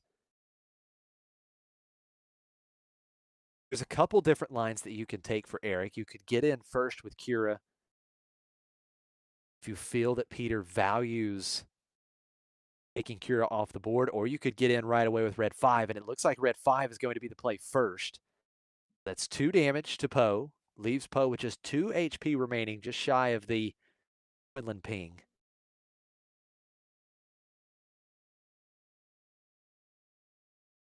Hmm.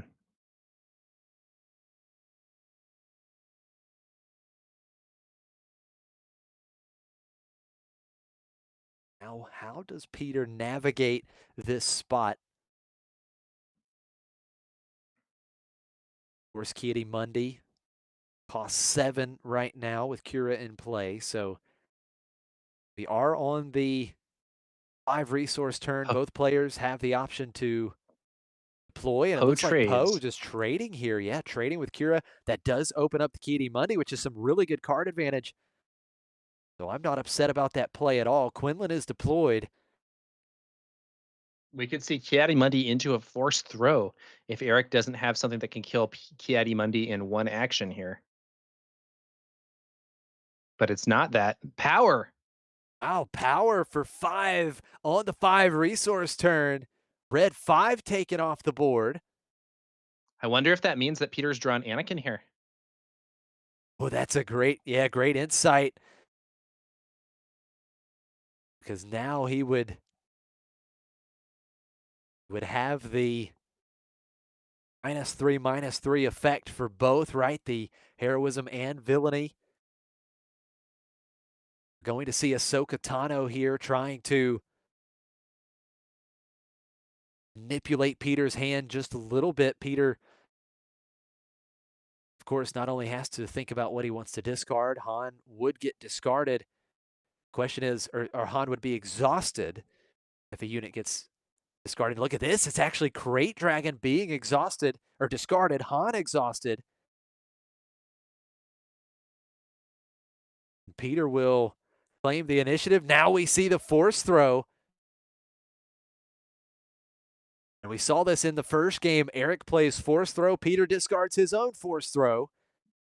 It's only 1 damage going into Han Solo. And unless he's resourced it, keep in mind, Peter still has Ki-Adi-Mundi and he has the force. So he certainly has a way to get cards back here.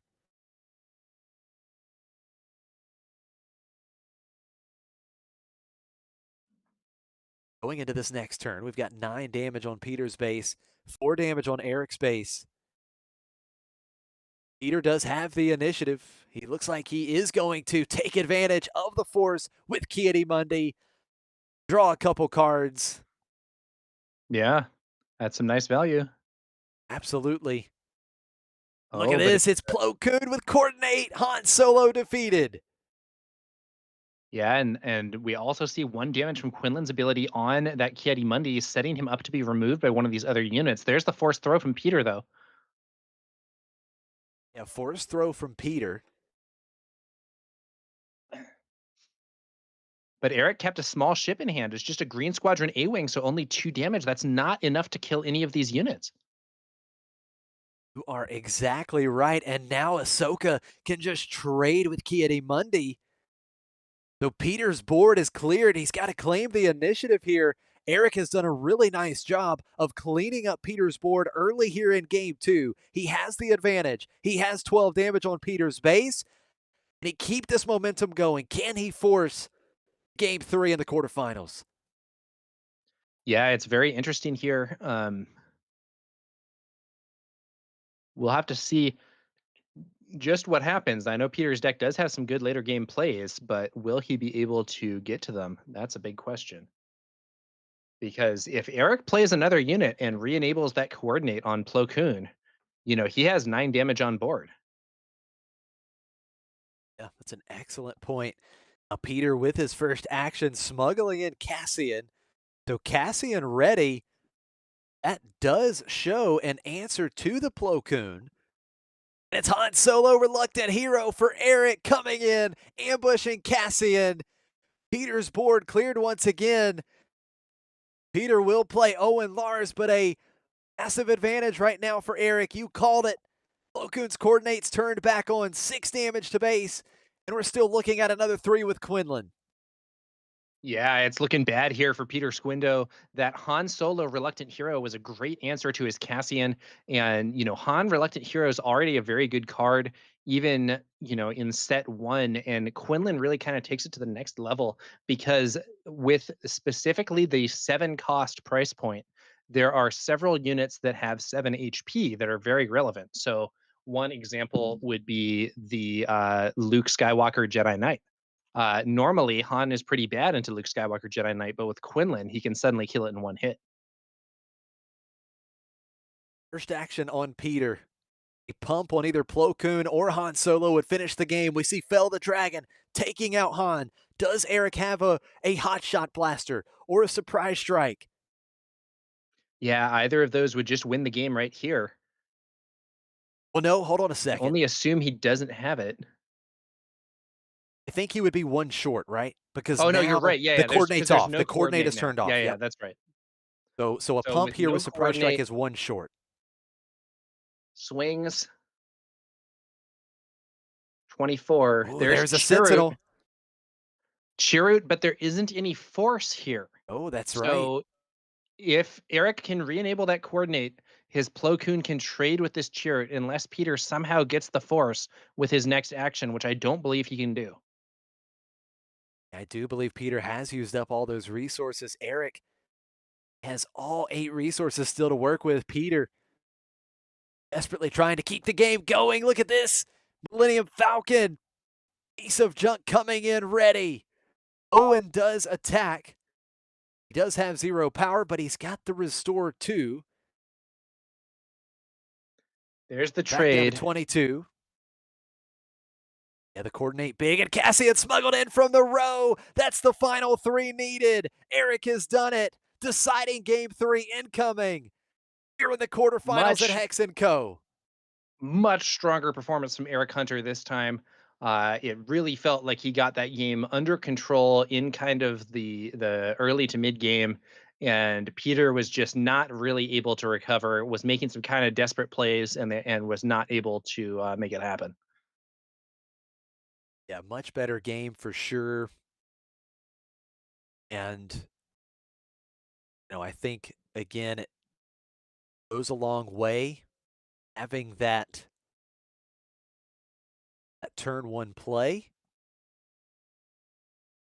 And then again, he was able to also set up the Quinlan pings extremely well in this game, right? Because he was able to ping off the Grogu, right? Grogu came in with 2 damage. He used that Tarkin Town quickly on turn 1. He had the 3 cost, the red 5, which red 5 was pretty important as well because it was that 2 extra damage that helped answer Poe Dameron, get Poe off the board. They had to trade with Kira. So, yeah, really, really crucial Quinlan pings early in that game to stabilize, and then was just really able to put the pressure on. So, 2 games so far, and both of them have felt pretty one-sided, right? Like, in game 1, Peter was in really strong control throughout the entirety of that game, it felt. And then Eric flips the script, does the same in game 2. Now, how does this game 3 look? Main thing is we have a deciding game 3. That's what we want to see, especially here in the top cut. Is these players itching to advance on to the semifinals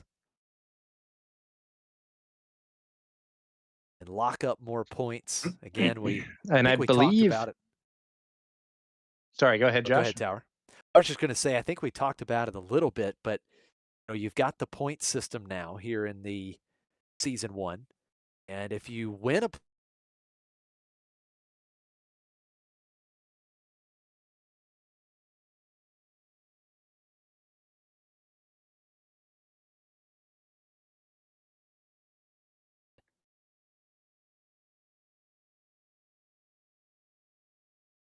Yeah, it's interesting.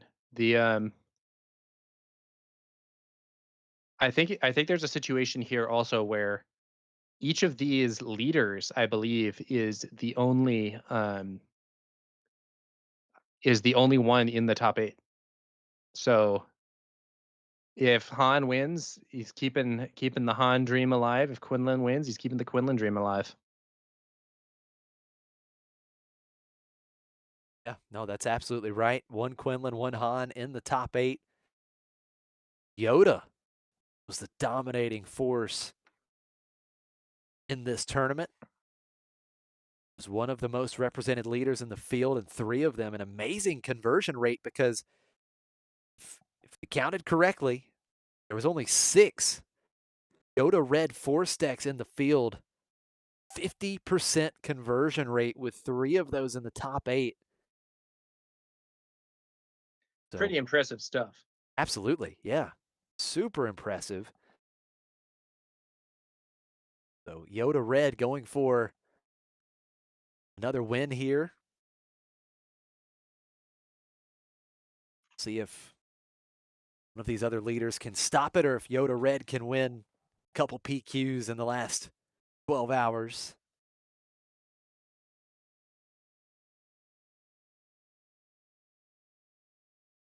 So Peter has the option to start with the initiative, and he will send the initiative over to Eric's side. We're taking a look at Peter's hand here. Like he has a couple Ogdo Bogdo. Again, if you play Ogdo Bogdo, that's just a quick way to make sure the epic action on Tarkin Town is used up. You know that Eric would not have a choice. He would have to do that right away.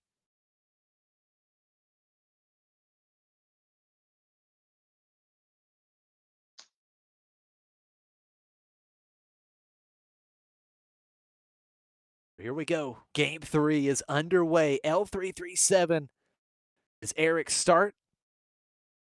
Now Peter is going to use the Han action ability Ogdo Bogdo, and you know exactly what has to happen. Epic action on Tarkin Town, defeating Ogdo Bogdo. Target Town, not the base that Han Solo from Shadows most wants to go up against. Yeah, that's exactly right. I mean, on paper, some of the most difficult matchups should be these Tarkin Town decks for Han 2. So here on turn 2, we see Yoda coming down.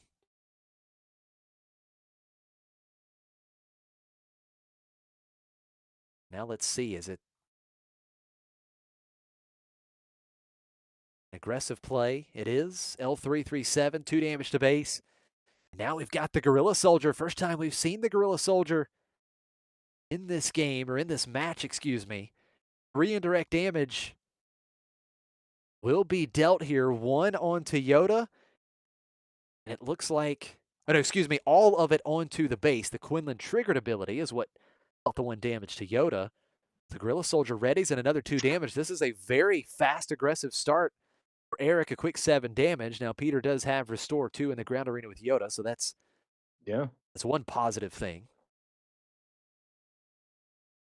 Yeah, if there happened to be another 3-cost card that Eric could play, any combat with Yoda here renders it vulnerable to being removed by Quinlan's ping.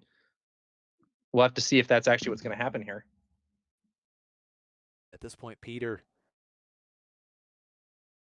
going for maybe a little bit more board control route, taking that shield token off of L3. We saw Kira on turn 3 for Eric last game, able to kind of stifle Peter's plans, shut off Kiadi Mundi right away. He was forced into the Dameron with a red 5 on board. Now, once again, we've got red 5. He's got the 3-cost unit. Quinlan triggered ability. Yoda pinged right off the board. Now, Peter does get that when defeated ability. Draws 1 card. And then plays Chirrut, which is that's a pretty good response with these little units in the ground arena. Yeah, and it looks like Eric opts not to crash his units into Chirrut here. Maybe has a different plan for how to deal with this. Is just going to take the initiative instead. Yeah, taking the initiative, keeping in mind that Peter has the force, so Chirrut can give the attacker -2 power with use of the force. Eric has the initiative. Looks like he is going to pay 4. It's Kira. Let's see if once again he can really change up Peter's game plan. Got lots of good options here. Well, I mean, what do you say? You could say Poe Dameron. You could say, I believe that that Mace can be played here via Han's ability. The Itinerant Warrior could be played, and then we could see the Force Throw to follow up. I mean, I don't know. Peter has a lot of options here. I don't think this Kira is exactly going to shut off this turn. Oh, yeah, absolutely. I mean, it could certainly change Peter's plans a bit, perhaps, but certainly won't completely stop anything that Peter can do. That Mace Windu, of course, could be a great answer with Peter having the force. It could answer red 5. We know that red 5 so good against Han too. So this particular deck. Yeah, and that Quinlan ping is setting up Chirrut to be hit by red 5. So that's another factor to consider. I think it's going to be the Force Throw here from Peter. There it is. Oh, he's going to go to his own hand, it looks like. Maybe get a sure kill here, guaranteeing that he can defeat a unit.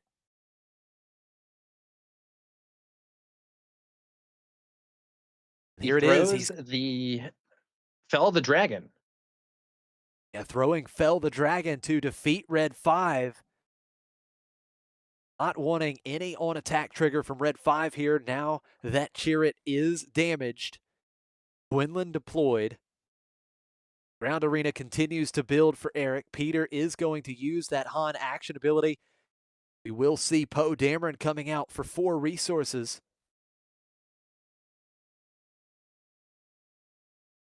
And Chirrut still there guarding the front, but there is a major problem, which is if these units from Eric were to attack in, Chirrut only is not necessarily going to have the force token for all these attacks.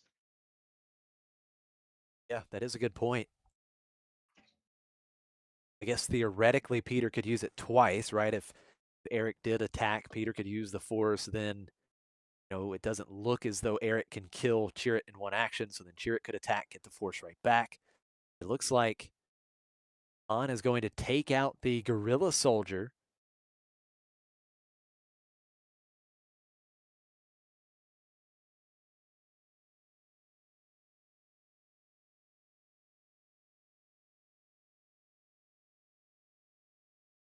I'm just curious, did Eric potentially claim the initiative or did he pass? It felt like after Han deployed, Eric did not I attack. I think he might have been passing here. Okay. I'm not entirely sure, but I think he's trying to maybe he took the initiative early. I don't know. I had thought he was trying to pass in order to get No, I guess maybe he just claimed. Maybe he's just Okay. hoping Yeah. for a larger answer to cheer, not looking to crash his units in. Let's see what he can find. Well, this game has been very interesting, and this one does not feel one-sided on either direction. And this is the game we wanted here in game 3. Super tight. Eric thinking carefully about these decisions. How does he deal with that Chirrut? Looks like he is paying 6. Is it Depa Balaba? We saw him play Depa earlier in this match. And it is Depa Balaba with Nice, good call. Saboteur getting around Chirrut. Bo Dameron defeated. And What that a play. additionally is going to be, I believe, a ping from Quinlan. So that Quinlan ping being used here to throw a point of damage actually onto Han, not Chirrut. So Han up to 3 damage. That Saboteur keyword on Depa Balaba coming in super handy for Eric here in the deciding game of the quarterfinal feature match. Action back over to Peter. Peter staring down multiple threats. See how he responds. Looks like it's going to be big play for big play. Does he have maybe an Anakin? No, I don't think we haven't seen Power of the Dark Side this time around, have we? Mm, It's not Anakin. It's Luke. I don't think so, Josh. No power of the Okay. dark side so far. I don't think we have any powers in the discard pile for Peter, so Anakin would just be -3 for now, but we've got the Luke Skywalker played with the Han action ability. Luke Luke's being a able to pretty good come card. out a turn early, absolutely, and taking out Kira, so Kira off the board. Now, Peter's gonna have to trade. Yeah, there we go. Otherwise, that Saboteur could be used again to sneak past Chirrut and defeat Luke. But now it does look like Eric's, I think, in increasing amount of trouble if he can't somehow deal with Chirrut here. Yeah, Chirrut has been a massive roadblock. It really has, and that Luke Skywalker, I mean, Depa Balaba was great, and that was a great momentum play for Eric, but following Depa, that Luke was huge. Now here comes a strong play. Han Solo comes out, Quinlan ping, Luke takes a damage, and Han is able to take out Chirrut. No reason to use the Force because even if he did, he would have been defeated. That is a very Yes, and strong play. now Luke could trade with Big Han though, and then I think Peter would arguably be in an advantageous position depending on what else he could play from hand this turn.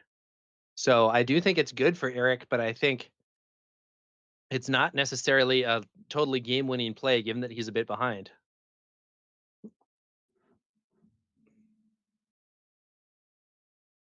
important decision here. It feels like a crucial turn in this match. Where does Luke Skywalker, Jedi Knight, attack? And it is the trade. You called it. 3 damage restored from Peter's base. Han Solo and Luke defeated. L3 getting in for 2. Now we're going to see Kitty Monday. Now we have the value. Force finally used here for Peter. Drawing a couple cards. Quinlan getting in for 3.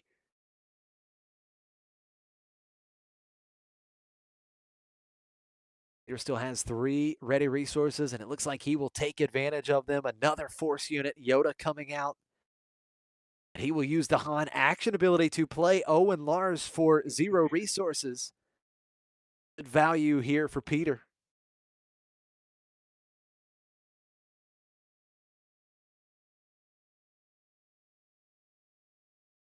You know, and I think Owen can really get some serious value here. This could be massive for Peter, right? Use Owen, go and find maybe that Anakin, find another Luke. You can find some great answers that can change the game with Owen. Owen is a small, cheap unit, but one that holds a lot of importance, generates such good value in these Force decks.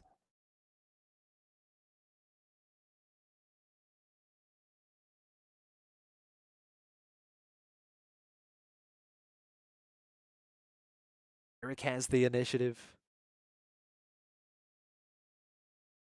Damage count on both bases still relatively low. Now we are going to see Eric play Spark of Rebellion with his first action. We've got several good cards. We see Peter holding on to Anakin, Itinerant Warrior, Force Throw, and Force Lightning. So Peter running with Power of the Dark Side and Force Lightning as his off aspect cards, and it is going to be Anakin discarded in this spot.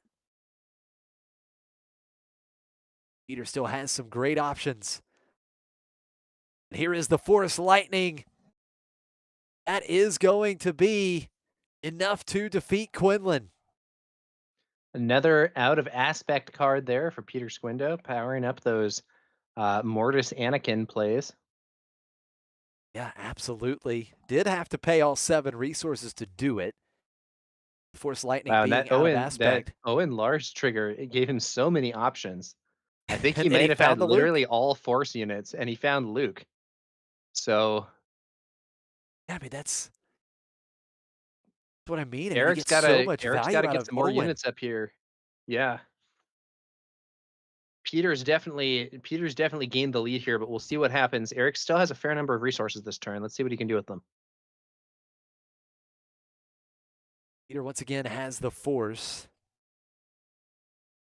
We're gonna see a smuggle here. It kind of looked like he was looking for a Cassian or something, though. I don't think that would be all that strong in this context. Green Squadron A-Wing.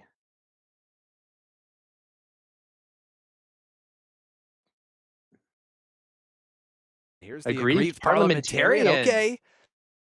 Hey, those buffed Anakin plays are now off the table. Yeah, I like that play a lot. Very strong play to mitigate the effect of Anakin. The champion of Mortis. Peter will surely claim the initiative here. That is going to do it for the turn. Now, right now we've got 10 damage on Eric's base, 5 damage on Peter's base. So Peter is ahead in this race. He is showing more damage on board as well, representing 6 damage. Eric only representing 5 damage. Peter also has Restore 2 on Yoda. That will change the numbers a little bit if he in with Yoda at least one more time.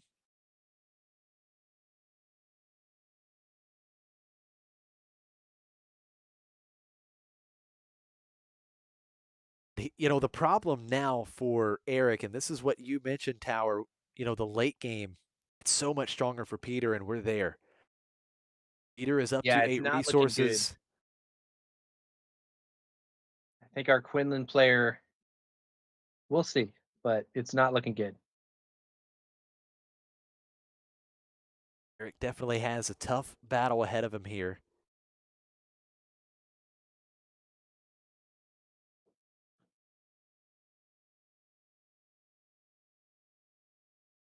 Like we're ready to go, Peter, with the initiative. And it's a quick 2 to base with Yoda restoring 2. The aggrieved parliamentarian there can trade with Yoda. It's a good deal to get Yoda in right away. We're actually going to see Hot Shot Blaster smuggled in onto the aggrieved parliamentarian. So attacking for a total of 4 damage, trading with Ki-Adi-Mundi. Peter does have Anakin, and with Ki-Adi in the discard pile, -3 to A-Wing, taking the pressure off in the space arena.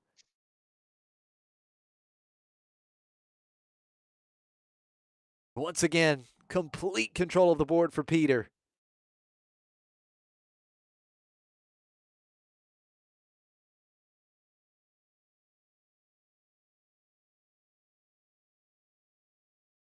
Yeah. It is not looking good here for Eric Hunter. Another aggrieved parliamentarian. Eric desperately trying to keep these Anakin win plate abilities at bay. He's going to fire off the force throw. Eric discards his copy of force throw, so the aggrieved parliamentarian only takes 1. It's looking really grim here for Eric. Way behind on board, way behind on base HP. Not sure where we're at in terms of cards in each player's hand, but Peter can it's find a not crate dragon. it's not looking desirable there. Yeah, wow. It looks like Peter has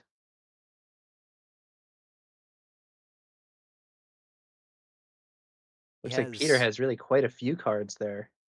He's got tons of options. He's got Although Eric Ki-Adi-Mundi. it looks like Eric does have a Han, but he has only 2 cards in hand there. This one's not at all. Oh, and there's Ki-Adi-Mundi, like you said, Josh, getting Peter even more cards in hand. Does get picked off by Hans. That's something. Oh, There's then Peter Fel. responds with Fel the Dragon. Han defeated right away. And I think that's the problem.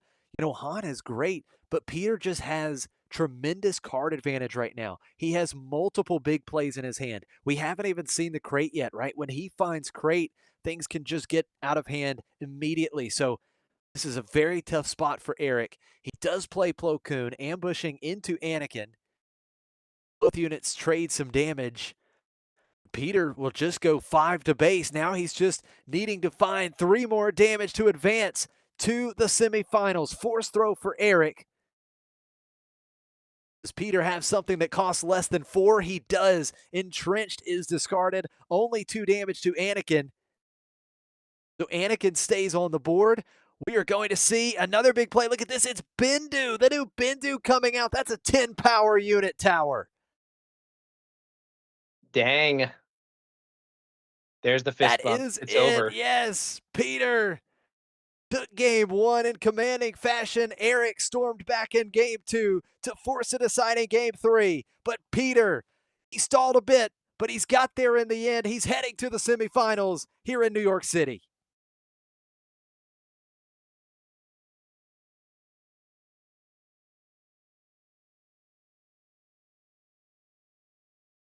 What a match. 1-2 Blue Force. Flaming victory over Quinlan Tarkentown.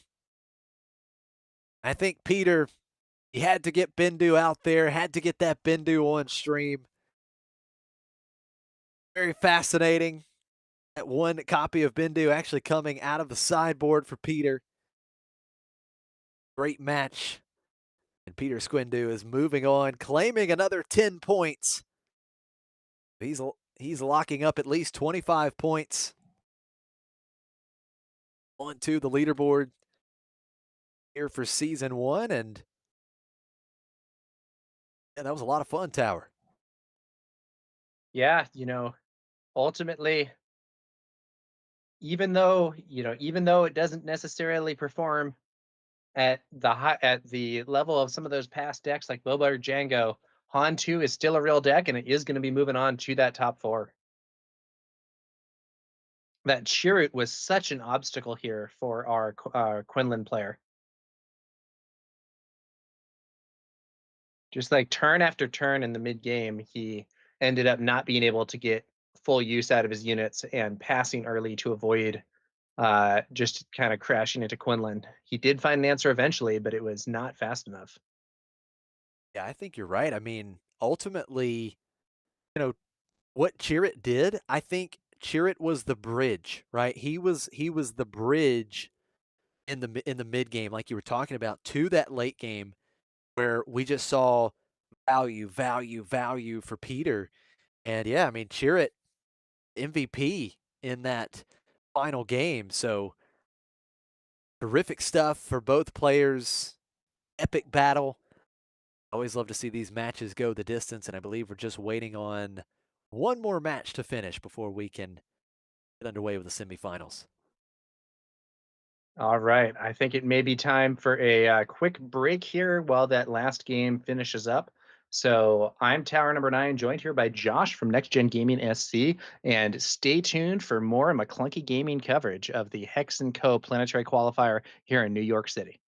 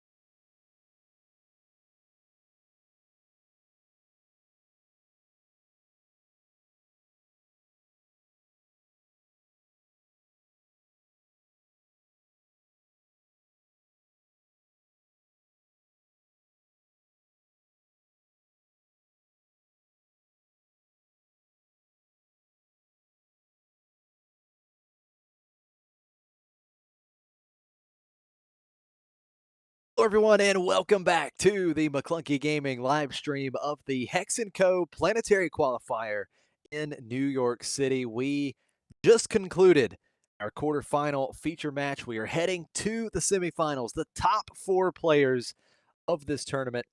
I'm Josh Schneider, Tower number 9, here with me, and it has been a long but extremely fun day of Star Wars Unlimited. Tower, we're down to the final 4. What are your thoughts? Well, I think one way or another, we're going to be seeing Yoda in that final because of the final four. One of the games is, I believe, a Yoda red mirror. Now, we here are, I believe, going to be on the other side of the bracket with the match between the Han2 blue player that we just saw defeat Quinlan Tarkentown, and I believe it's Palpatine yellow will be his opponent. So of the decks here, I think Hantu Blue is a pretty known quantity, but Palp Yellow and Yoda Red are a little more unorthodox, or at least things that I think have less heavy of a presence in the meta, but as we've seen here, can still do very well. Yeah, absolutely. You love to see some spice like Emperor Palpatine Yellow here in the top 4. And it's interesting because, you talked a little bit about the matchups, and I am thrilled, honestly, that we are guaranteed to have a Yoda Red Force deck in the finals because we had a blast watching those on stream earlier today. And you've got 2 amazing players in Didier and Pasquale, both former Planetary Qualifier winners, facing off on that side of the bracket. So this is going to be exciting. And just thinking about this particular matchup that we are going to see at the feature table for the semifinals, it's going to be the Palpatine Yellow versus Han2 Blue Forces. You know, just on paper and not really diving deep into it, but there's a lot of damage, right, that can kind of be thrown around with Han 2. So, going against Palpatine, I'll be curious to see if Peter's game plan kind of shifts a little bit, adjusts, considering now you have to be careful as we get into the later stages of the game with, for instance, the Palpatine flip. Yeah.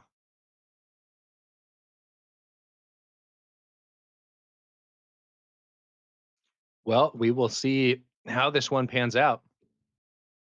Peter Squindo, the lone Han2 player, playing against Charlie Ooh here with the 30 HP Palp Yellow.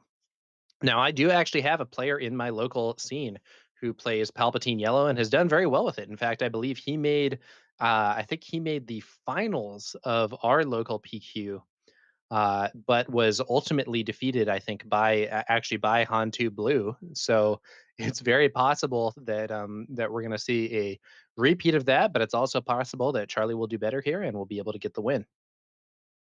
Now, an interesting stat for you, these 2 players, they did face off once already back in round 4 of Swiss, and it ended up in a 1-1 draw.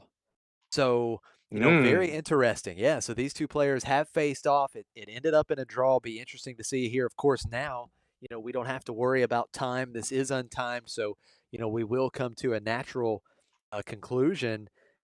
But it's interesting, right? I mean, this is going to be quite interesting because Han 2, it does have the strength, some of these bigger uh, late game plays, but not quite like Palpatine, right? Like Palpatine can control very well, really make some explosive plays in the late game.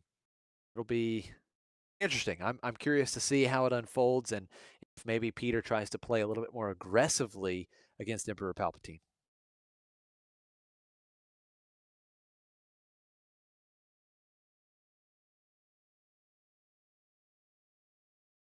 All right.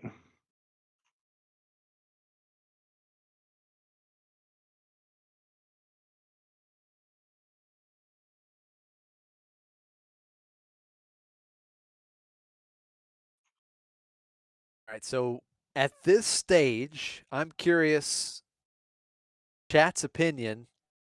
What do you guys think will come out on top? Is it going to be one of the Yoda deck that makes it through? Emperor Palpatine or Han Solo? Which one of these three leaders end up on top of the podium at the end of this tournament?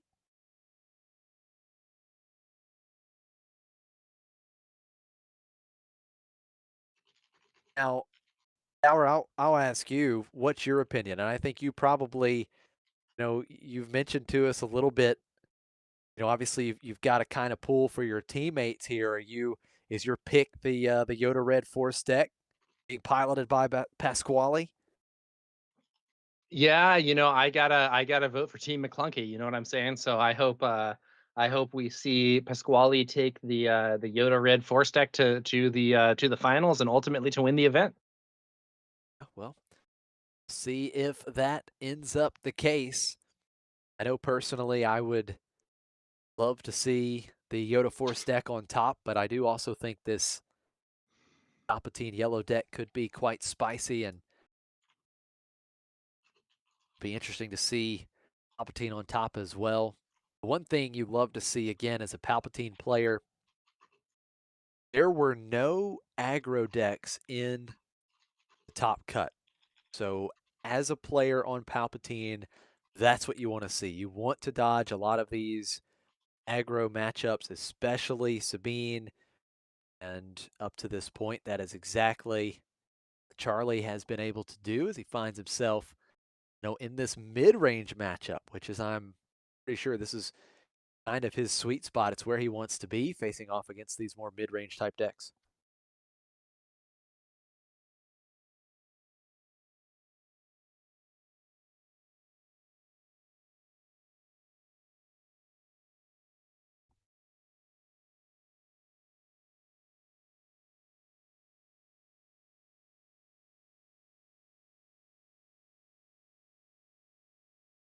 So Okay. before we get started, just want to say thank you to everyone tuning in. It's been a lot of fun throughout this tournament. Thank you to Tim and Claire again for bringing us the stream, all the hard work that goes into it.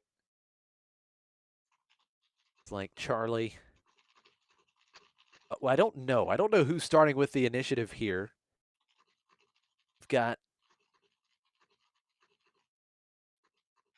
could be 2 tokens used as the initiative token.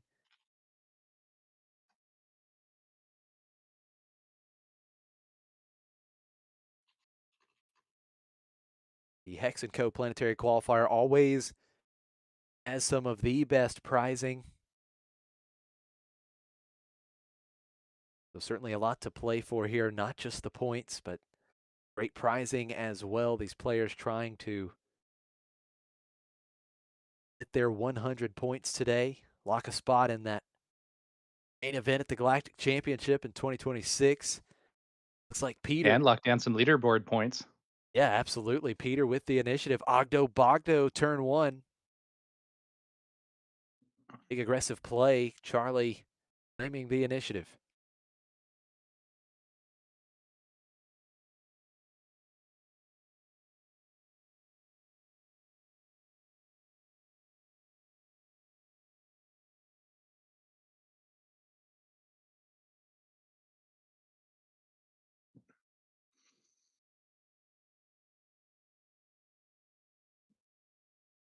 Here we go. Turn 2. Contracted Hunter coming out for Charlie, just ambushing and defeating that Ogdo Bogdo. So big threat number 1 taken out. Now it's going to be a 2-unit turn for Peter. Yoda for 3 resources, Han action ability. Peter able to play that Lars for free. We've seen Lars get so much value throughout this tournament every time we've seen it on stream. Peter got great value out of it last match, especially in that last game, being able to find Luke.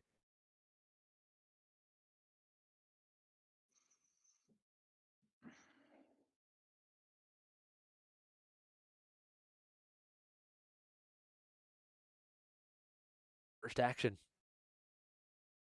Yoda getting in for 2, and now it's Super Laser Technician coming out.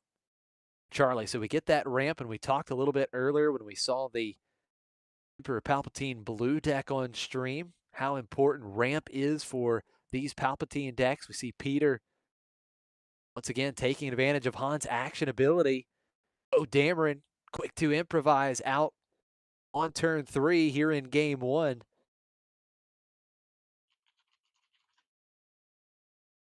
Charlie taking advantage of the Palpatine action ability, defeating Super Laser Technician. Gets that extra resource from Technician. Dealing 1 damage to Yoda. Gets that extra card.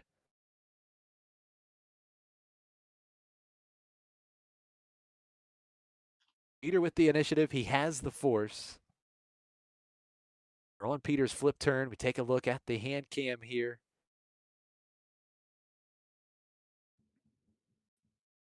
It looks like Peter is holding on to multiple copies of Power of the Dark Side, and we've seen that that Power of the Dark Side has, not only was it a removal piece, but it was also important for it to get in the discard pile to help with Anakin Skywalker, the champion of Mortis, get -6/-6 turn on. We see it. Look at that. He's got Anakin as well, and it gets sniped by Bazine. Now Peter does need to draw. There we go. Charlie did not spend very long deciding what card to remove there with Bazine at all. That's absolutely right. Now we know that Peter holding on to the 2 Power of the Dark Side.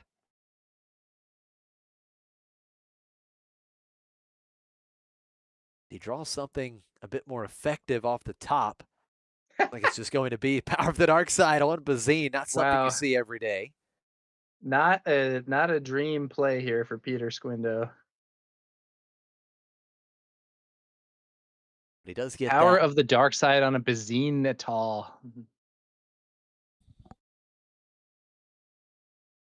Does get the power, the villainy card in the discard pile for one of those copies of Anakin later in the game. The space unit for Charlie here, P-38 Starfighter dealing a damage to Yoda. Now Peter is going to deploy Han, get in with some more damage. It's 13 damage on Charlie's base. If you're Peter, this is what you have to do. You have to keep the pressure on.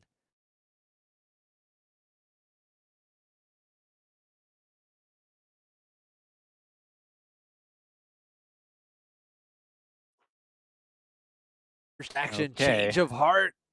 Oh, Dameron going over to Charlie's side. That's such a great play. It's one of my favorite plays with this Palpatine yellow deck, being able to take control with change of heart. Then after you do what you need to do with it, you can just defeat it with the Palpatine action ability so that your opponent doesn't get it back. Such great synergy.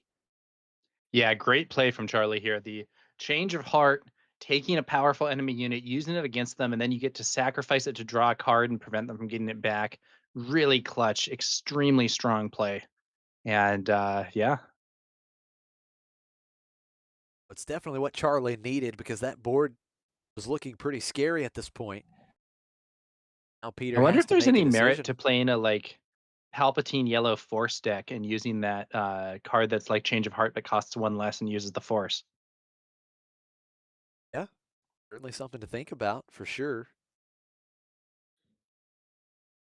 Power will need you to be the one that cooks that up for us. Peter Squindo in a tough spot here, I feel. Here comes Poe Dameron. The question is, where is the attack going? Of course, you've got the on attack triggers. So it looks like he is attacking into the Han leader unit, discarding McClunky, dealing 2 damage to Yoda. Peter does get to draw a card, but Peter went from having an extremely threatening board now to just left with Owen Lars.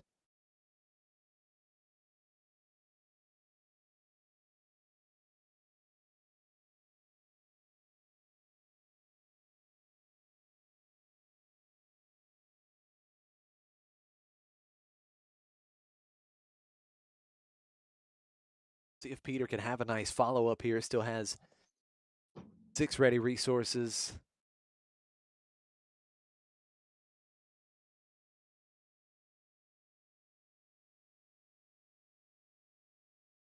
Looks like he is just going to take advantage of Owen here, attacking into O. Owen defeated, getting advantage or taking advantage of the win defeated trigger from Owen, searching the top 5. He's going to get cheer it. So value from Owen. Certainly not one of those big plays like Anakin or Luke, but nevertheless, getting value always important.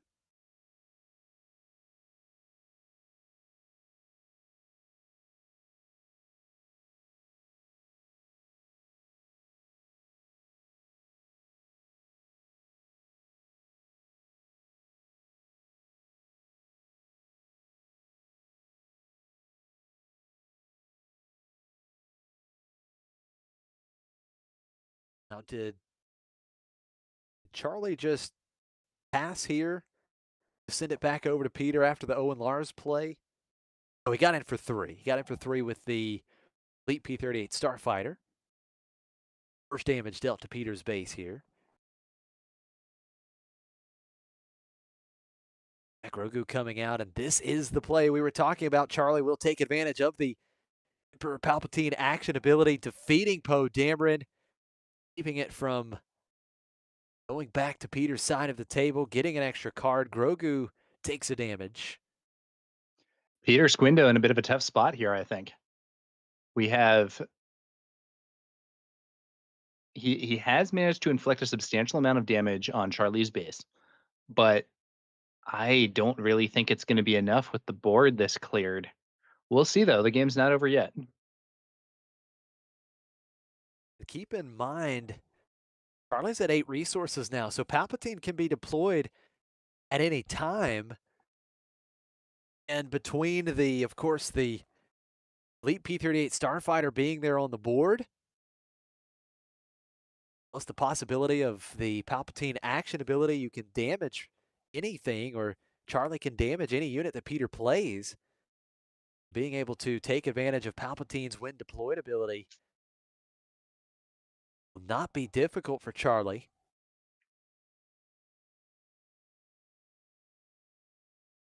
Here comes Darth Vader. Spark of Rebellion, Darth Vader commanding the First Legion. Charlie going for a search here. Top 10 cards of his deck to play any number of villainy units with cost or combined cost 3 or less. He has found multiple here. The ISB agent. And I can't quite tell with the position in the slight glare. Tower, can you tell what's under ISB agent there? I believe it is Aura Singh. There we go. Aura Singh coming in. 1/4 2-cost unit with Hidden and Raid 2.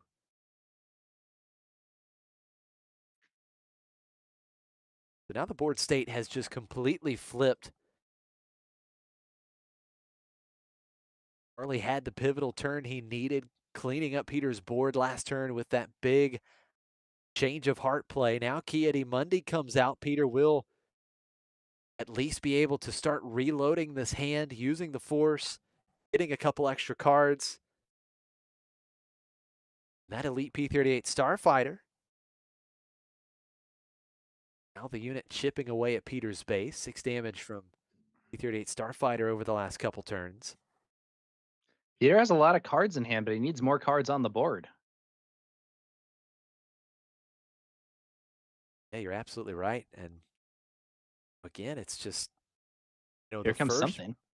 First big threat can just immediately go to Charlie's side of the board. That Palpatine Sure, deploys. a bit of an obstacle here, maybe, but the problem is there's no Force. So and the combination of no Force token and Han's ability being used to play Chirrut here means that he'll likely be able to be eliminated in just one attack.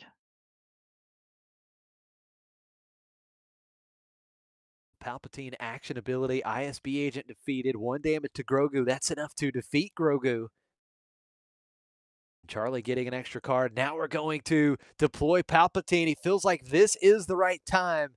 Chirrut coming across the board.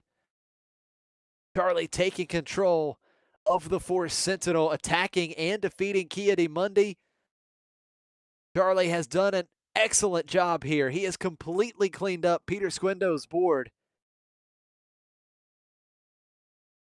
As we move into the late stages of Game 1, Peter certainly in trouble, needs to find a way to really deal with multiple threats here, but this Hantu blue I don't deck is know. pretty good at dealing with a single unit at a time, right? But I don't know what he could have here. I mean, multiple units. we saw out of aspect. We saw out of aspect power the dark side earlier. I think maybe an out of aspect super laser blast would be desirable here, but I don't even think he's going to be able to get to that level of resources. He's at 8 resources now, and his opponent has a massive board advantage. Here comes something Really big. does. Luke. That at least answers Chirrut. So Chirrut gets -3/-3. Peter taking care of Yeah, the it's Sentinel something. unit. Problem is now, like, Charlie is still showing a ton of damage. He's showing a total of Maybe he can force throw 15. himself and discard an expensive card to kill Vader. That would be something. Yeah, certainly would. 6 damage coming through between the P-38 Starfighter and Aura Singh. I think Peter getting maybe in just for claimed. 5. Oh, yeah. and Wow. Look at this, the Legacy run as well. Legacy run played and That's immediately so cool. sacrificed. Yeah, damage all put on Luke, plus the 1 from Palp's ability. So the Legacy run is a 5-cost 3/3, which is horrible. But when defeated, you deal 6 damage divided as you choose among enemy units, which is extremely strong in a deck that has a way to defeat it, as Palpatine does. So disastrously negative scenario here for Peter Squindo. Board completely wiped, low on HP, and now Charlie is hitting him with a Bazine Natal as well. I think they're playing untimed top cut, but this would be well into scoop for time territory if they were not. Yeah, this is brutal. Insult to injury, Bazine as well. Now Charlie knows most of what Peter is holding on to. 21 damage on Peter's base. Charlie just 2 actions away here from winning this game.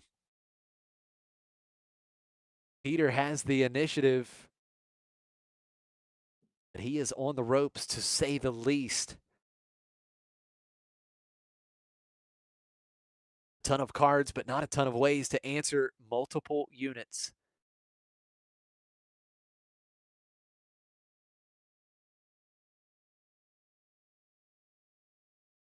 First action, it is Chirrut. This at least puts a Sentinel unit in the ground arena, but Elite P-38 Starfighter coming through. 24 damage on Peter's base. And look at this, Peter's going to make it really tough for Charlie to get through the Chirrut with the Entrenched put on now. Chirrut gets +3/+3.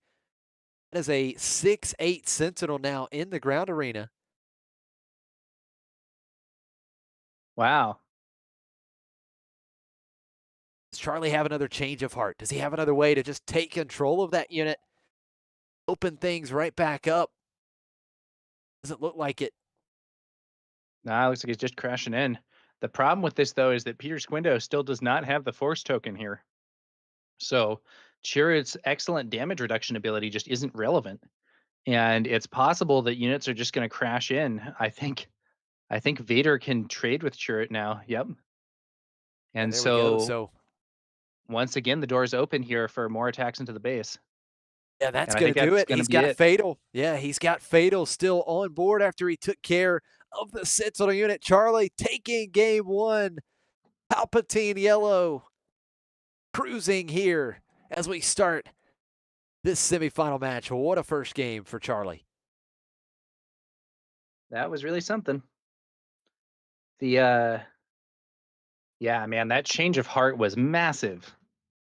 Yeah, that was it. I mean, I do think we also, when that play took place. A few turns earlier, we did have that 5 resource turn where Peter's play was an out of aspect power of the dark side to kill his opponent's Bazine, which is not an inspiring play. Let's put it like that. So there was some momentum lost, but that change of heart was really a huge turning point. Yeah, absolutely right. It's a good point, right? Because I believe, he had the Anakin, and if nothing else, if the Bazine doesn't come out there, Peter was holding 2 Power of the Dark Side, 1 Anakin. At least he's able to,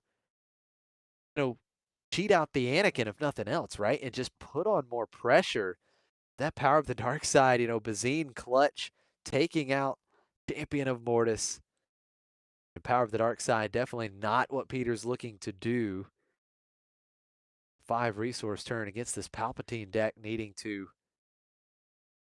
keep the pressure on. He had that ground arena, but right after that turn, you went into a couple turns later, you went into the change of heart turn that just immediately gave Charlie all the momentum.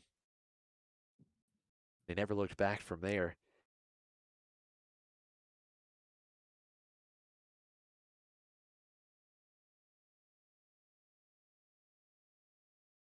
Taking a look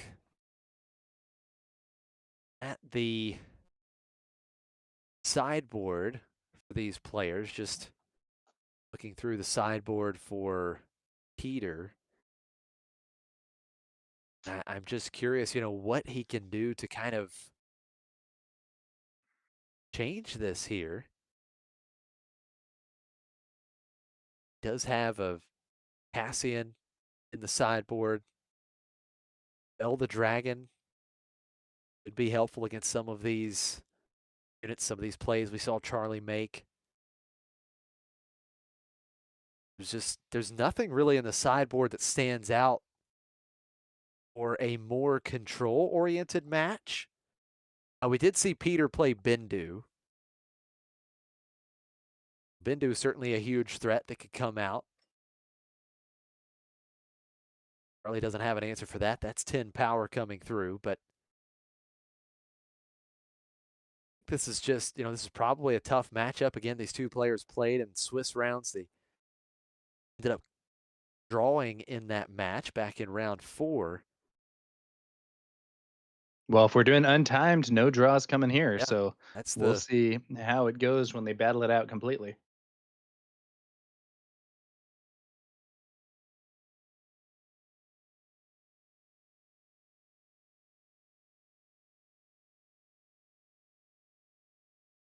Here we go. Both players ready to go for game 3. Charlie, 1 win away from an appearance in the finals. This X & Co planetary qualifier. Whichever player advances to the finals will be guaranteed 50 points. They've locked up 25 points, making it to the top 4. They can double that number, advancing one more time. Peter starting with the initiative. It's Yaddle to start, and we've got an early Bazine this time for Charlie, and quick decision. Peter must discard that Kiadi Monday. He does get to draw a card to replace it. Bazine coming in, sniping the value engine for Peter.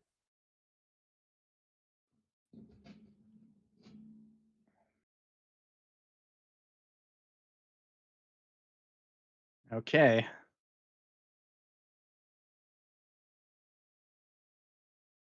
Yaddle goes 2 to base. Bazine, Natal, trading some damage. 2 into Yaddle. 1 into Yaddle, 2 back. And here comes the first force throw of game 2. With only 1 HP left on Bazine, any card that isn't a 0 cost will be a kill here. Yeah, Bazine definitely will be defeated once this ability resolves. And of course, it's nice to, if you can, keep the units off the board. Try to mitigate the the opportunities that Charlie has to use that Palpatine action ability and gain card advantage of his own. Ouch, Vader discarded. Now that That is is a a big powerful discard. card. Absolutely. Now we see Salacious Crumb follow-up But play. Look at this, 2 1-cost units. He bounces it back to hand with McClunky. 3 damage to Yaddle. Yaddle defeated.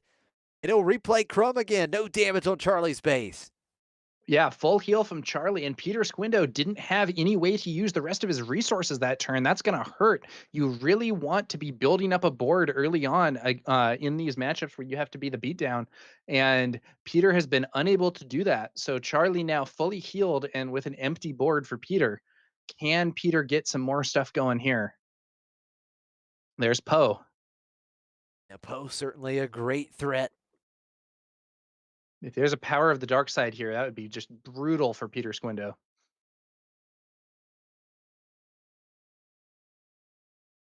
Do love to see the little Salacious Crumb clunky combo there, getting the spotlight here in the semifinals. It's Contracted Hunter.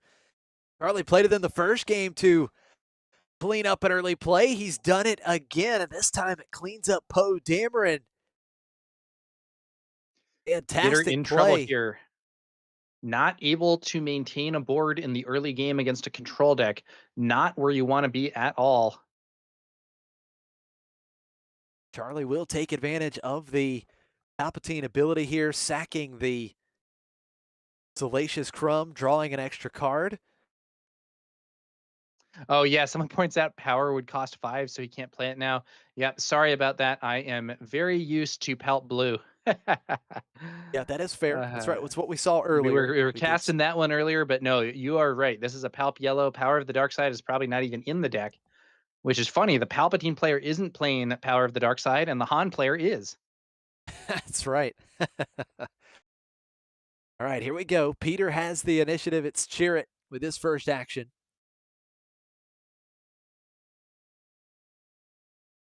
It looks like it's another Bazine. This time it is smuggled into play, and look at this hand for Peter. It's a handful of endgame cards.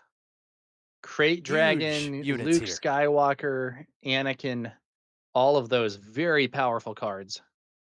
What do you pick here if you're Charlie, Josh?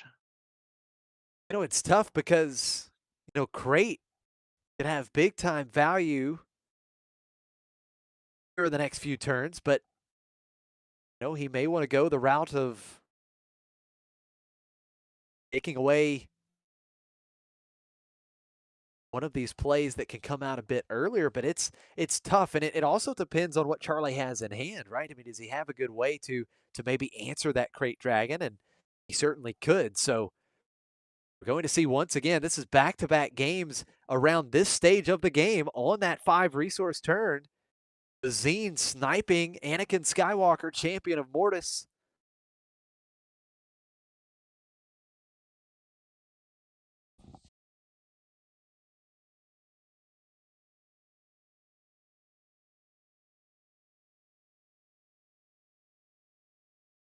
We do see Han being deployed here.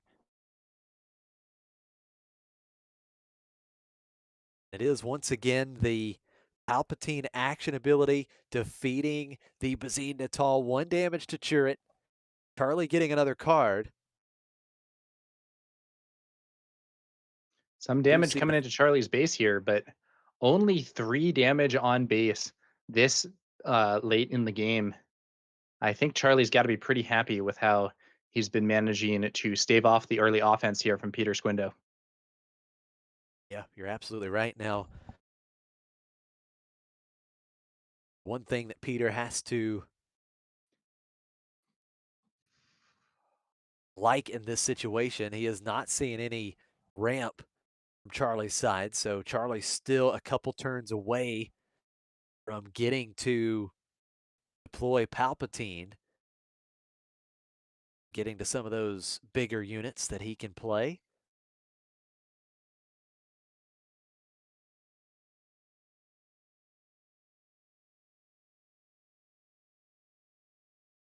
We're going to pay 6. It's Palpatine's return, and it's going to be Darth Vader coming out on the 6 resource turn.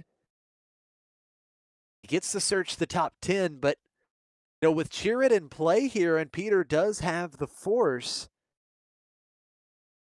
unless Charlie finds a way to deal an extra damage,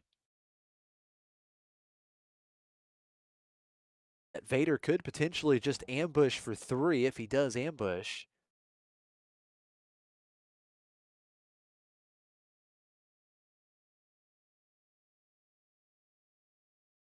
Oh, he's searching the top 10. It looks like Bazine, one of the options. Looks like that was in the stack of cards.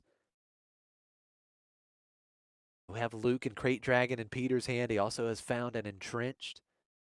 It is Bazine. Look at this. Another one. And now he can take out one of those other threats. Kia-D as well. That's a good value play for Peter. What does Charlie prioritize this time? He ripped out Anakin last turn with Bazine. I mean, obviously, Luke and Crate, the 2 big threats, but Kia-D, the big value play. It would allow Peter to replenish his hand. He is going to take out the value play, so Charlie may very well be prepared for these bigger units, the Luke Skywalker and the Crate Dragon.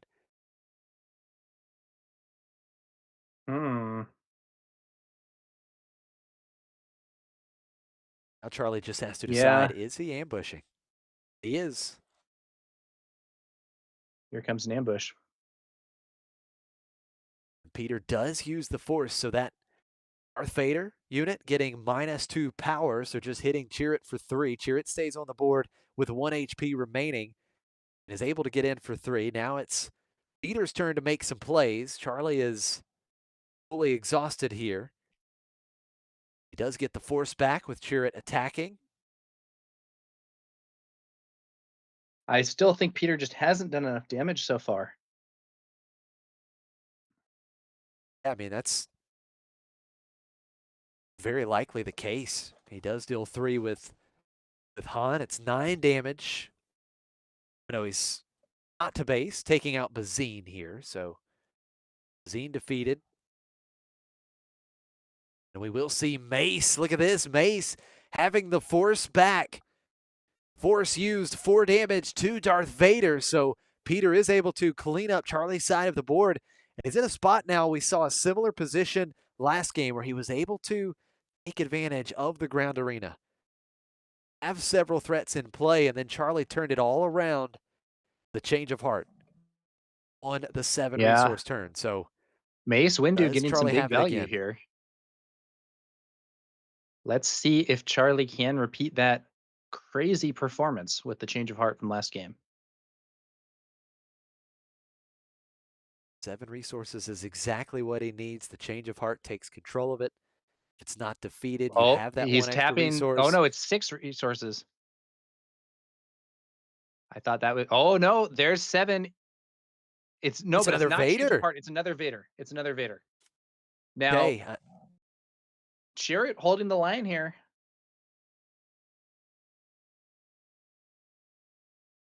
Yeah, Chirrut absolutely will. He will force Vader to ambush him once again unless Charlie finds, he could find something like a P-38 Starfighter here. That would ping off the Chirrut. And he there found it is, it. P-38 Look Starfighter. at that, and now he can ambush into Mace. No, he doesn't ambush Mace. Excuse me, I'm sorry. It was Han that had 1 damage. Han. Overzealous there. Yeah, Han defeated. Okay. That is I was just thinking, hey, find. he can't pull a Death Trooper because he's not playing blue, but P-38 Starfighter gets the job done in that scenario. And Peter, now, if Peter has some good units, though, he could easily rebuild here. We could see Luke Skywalker Jedi Knight at this point would be able to give -6/-6 to Vader and get him off the field. We could see something. Is it going to be Luke? I think it is. There we go. Yeah, we knew he had it. Charlie did not snipe it with Bazine. So Vader once again defeated.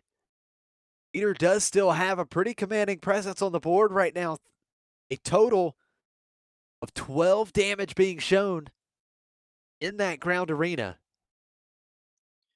And Change of heart would still be massive here for Charlie Yu. Absolutely.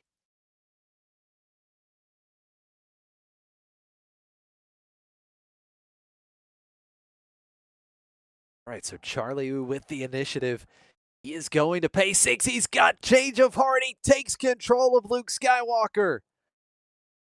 That is a big time play and a big moment here of this semifinal match. What a strong play. He's at 8 resources. Palpatine can also be deployed on this turn. He's got ways to deal damage to units.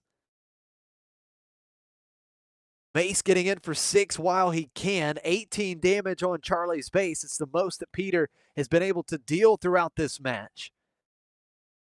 But Luke is going to clean up Mace and restore 3 damage in the process. You know, we've been talking about that change of heart, and there you have it. Massive play here from Charlie Yu. Peter now trying to recover. Ki-Adi-Mundi is going to draw him some cards, but he needs a bigger board right now. And we could still potentially see Palpatine hit the field and steal a card here. Yoda coming out after the P-38 Starfighter swings for 3. Peter has 4 damage on base.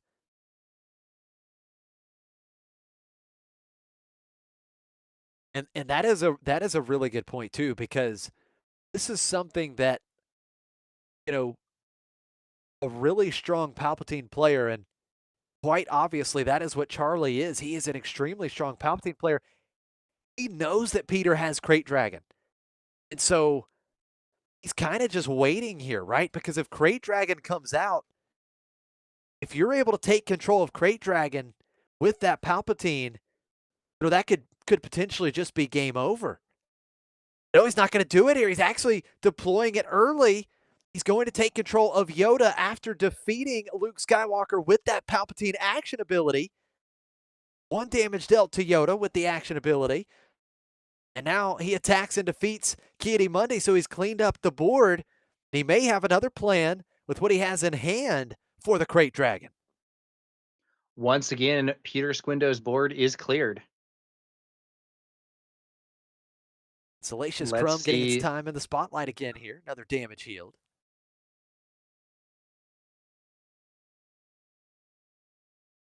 Let's see what happens next.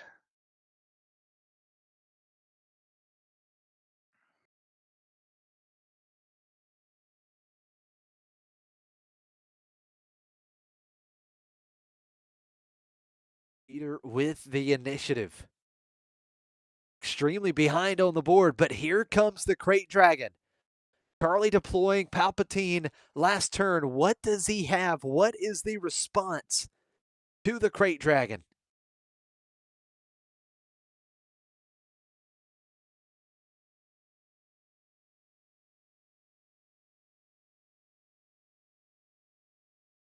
Certainly options. Change of heart an option, of course. Would love to take control of a ready Crate Dragon. Change of heart an option. Melee. Certainly an option here. He does run 1 in the sideboard. That could have come into the deck.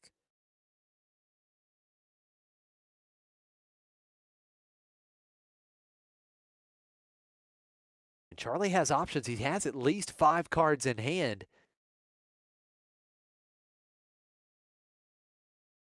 Now you know that Peter is likely done for the turn unless he plays Owen off of that Han action ability. So you can take your time if you're Charlie, start swinging with these units that you have in play. Yoda in for 2. Charlie is able to restore for 2. Now Charlie really starting to chip away here at Peter's base.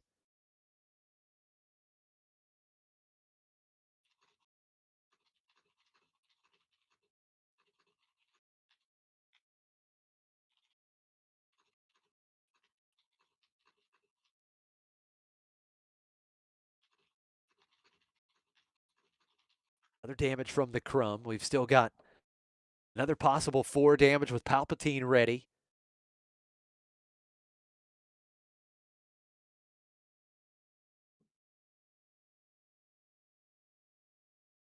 It is going to be, it looks like 4 to base. Palpatine will defeat the Yoda. Deal 1 damage to Crate Dragon, and Charlie draws another card. If he didn't have an answer for Crate already, another way to dig for it.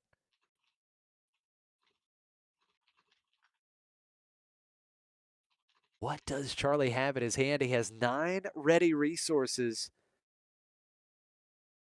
He's put 14 damage on Peter's base. It looks like he does have a change of heart. He also, it looks like, has a no good to me dead. So he does have some options here.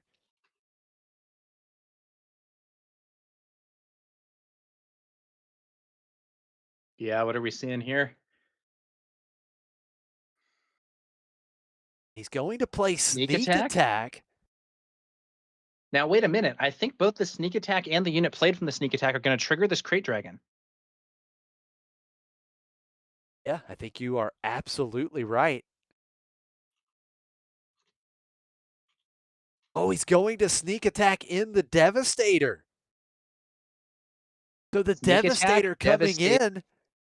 kills the Crate Dragon. It absolutely does. That when played ability takes out Crate, but he's going to soak up some damage here. Yeah, I think. Now, wait a minute.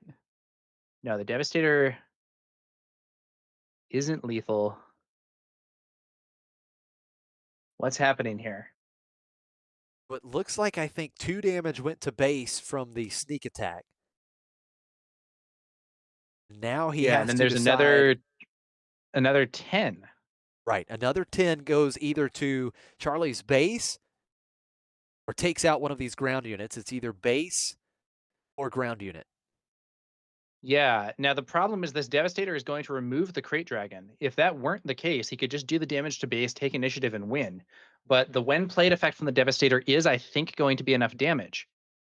How many resources is that? It's got to be He at had nine. 9, right? It's Yeah, it's 9. So he the has ping. exactly enough damage.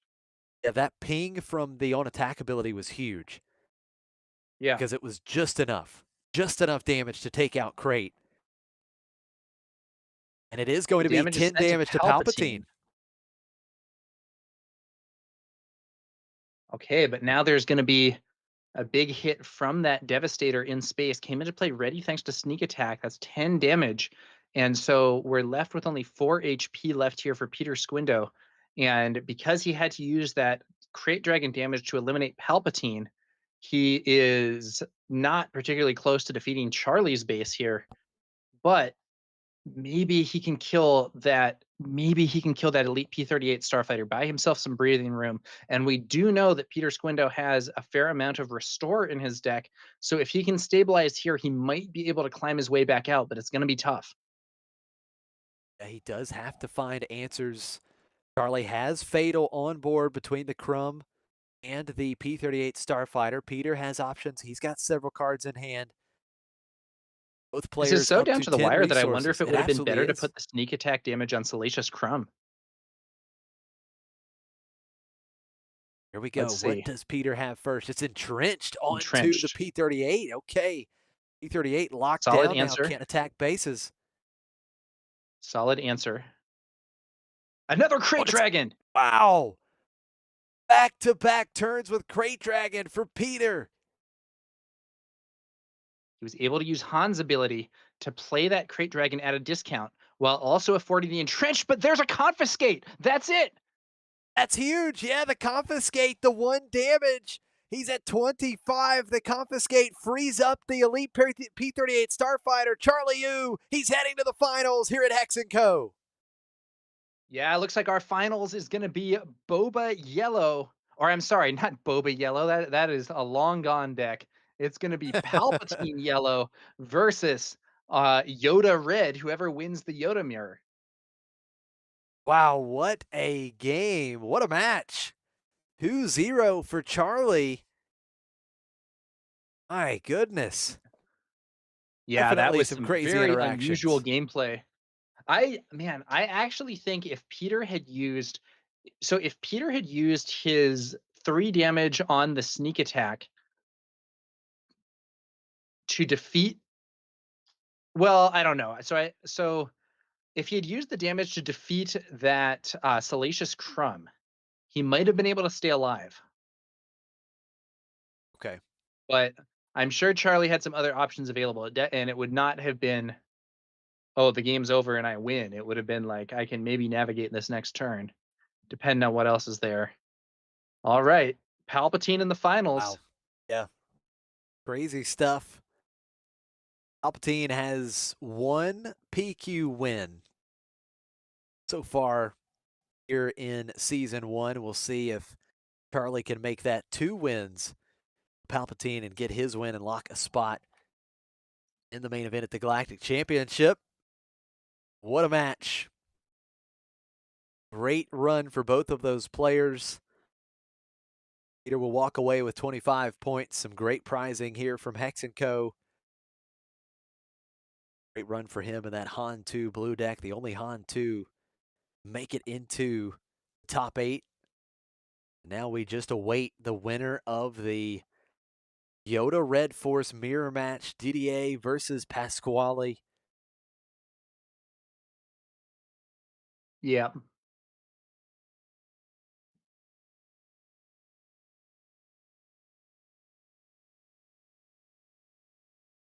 I am told here by Claire we're moving to the last game of the Yoda mirror. So I take it the Yoda mirror has been going long. And however, here we are, untimed top cut. And we're going to take a look and see what's happening in that last match, I suppose. That's awesome. Yeah, looks like we will get the last game. Right now we have the crowd camera view of that last game. That's right. Looks like we have I think that's Pasquale playing on the right. And I believe sitting with the crossed arms next to him is I believe that is his McClunky Gaming teammate Zach. That's your CAD Green Master right there.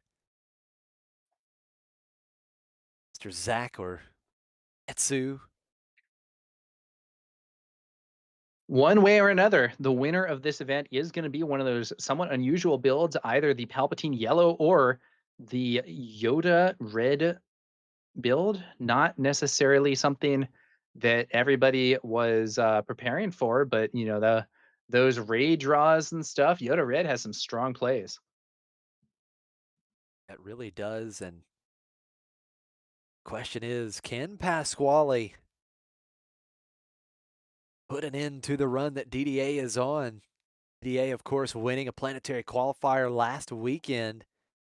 The completely different deck, Gar, Saxon, ECL.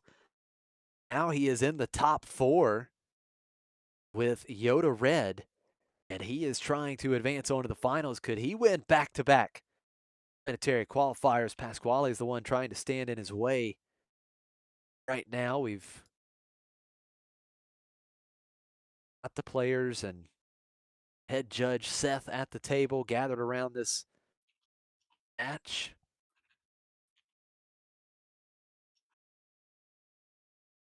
EDA traveling up from Pennsylvania, try and claim another PQ win. And at this point, you already have one PQ win. Got another 25 points at least today, so EDA certainly climbing on up on the leaderboard. We talked about it earlier, the top 32 players on the leaderboard. Season 1 will have their travel expenses, their flight and hotel covered. The 2026 Galactic Championship. And we've got the man himself. Some of you know him, Titanic. Tim does a lot to Okay, bring us this coverage. He's there watching the match. I Go have ahead, an Tower. update from Claire.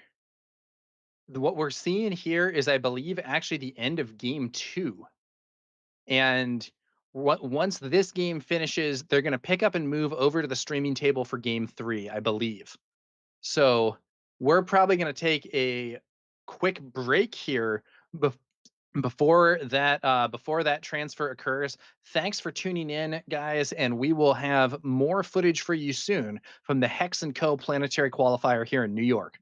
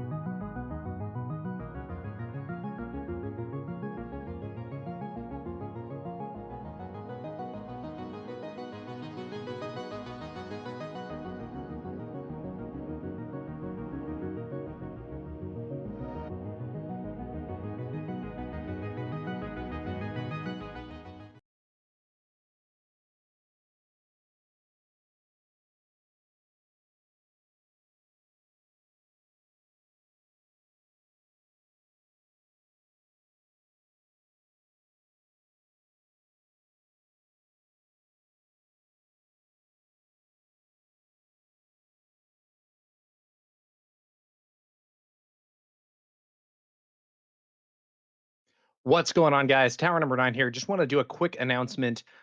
We are not actually going to be streaming the final game of the other match here. They are taking a fair amount of time, and because of the situation, we're going to be letting them finish in place, hopefully moving things on faster. So we are not going to make them move their setup. You may be able to catch some details of the game from the crowd cam here, but we are going to be coming back to y'all with the final match when the time comes. Currently, we are going to head back to break until the last game of the other match is concluded. Sorry about that to anyone who really wanted to see a Yoda mirror, but I guess spoiler alert, regardless of who ends up winning, it turns out those games take a long time. Thanks for watching, and we'll be back with you soon for the finals of the Hex & Co. PQ.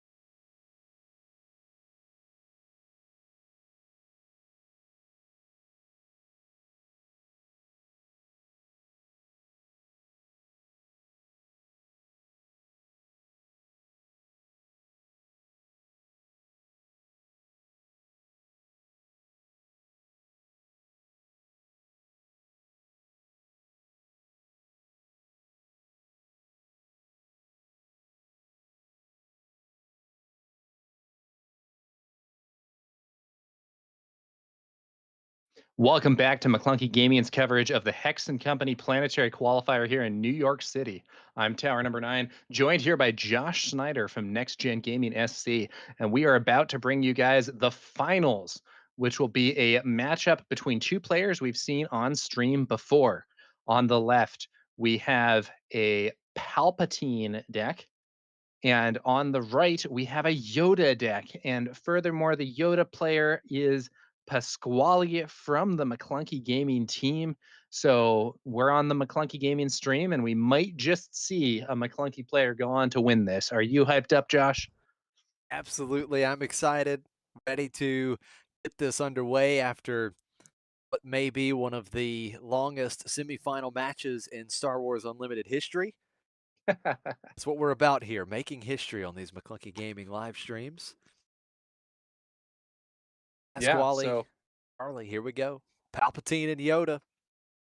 Two decks that I think, at least if you asked me, I wouldn't have expected these two in the finals, but here we go. Looking forward to it. yeah, we have Charlie Ooh on the Emperor Palpatine Jabba's Palace deck here. So that is going to be Palpatine Yellow. And in our previous match that we had here on the stream, he had some really strong plays with the Change of Heart. That was a critical card. And we're going to see if he can use some of those same tricks here against Pasquale and his powerful Yoda Red Force, a deck which can make great use of the new Ray unit that does damage to a unit and to the opponent's base when drawn. Yeah, it's really good. You've got the great combo with Ray and Yoda, and we saw that multiple times on stream earlier when we saw the Yoda decks. You set up the play with the Yoda action ability by putting Ray back on top of the deck, and then you get to draw it during the action phase with something like a C3PO. So, we've seen really great work of that particular combo of being able to draw Ray during the action phase with the help of Yoda action ability, and that of course deals a couple damage to the base and to a unit, so you just kind of slowly chip away at an opponent. And in these particular matchups, something like a Palpatine, this is a slower deck. This is considered more of a control deck. Maybe not a hard control, right? Palpatine blue, a little bit more hard control, I think, if you want to classify it as such. But that chip damage, that damage that can be dealt without having any units in play, can certainly be important in matchups like this. So we'll see how the Ray interaction unfolds for Pasquale. And Yeah.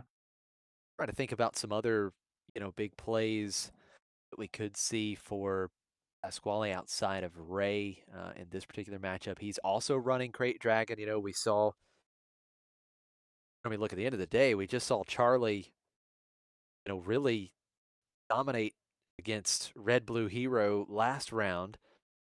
Yoda, of course, a little bit more of late game presence, a little bit more of staying power in the late game, and we'll see if that helps Pasquale. But we've seen Crate Dragons. Charlie will have to deal with it again here. It's a great card against the control style decks.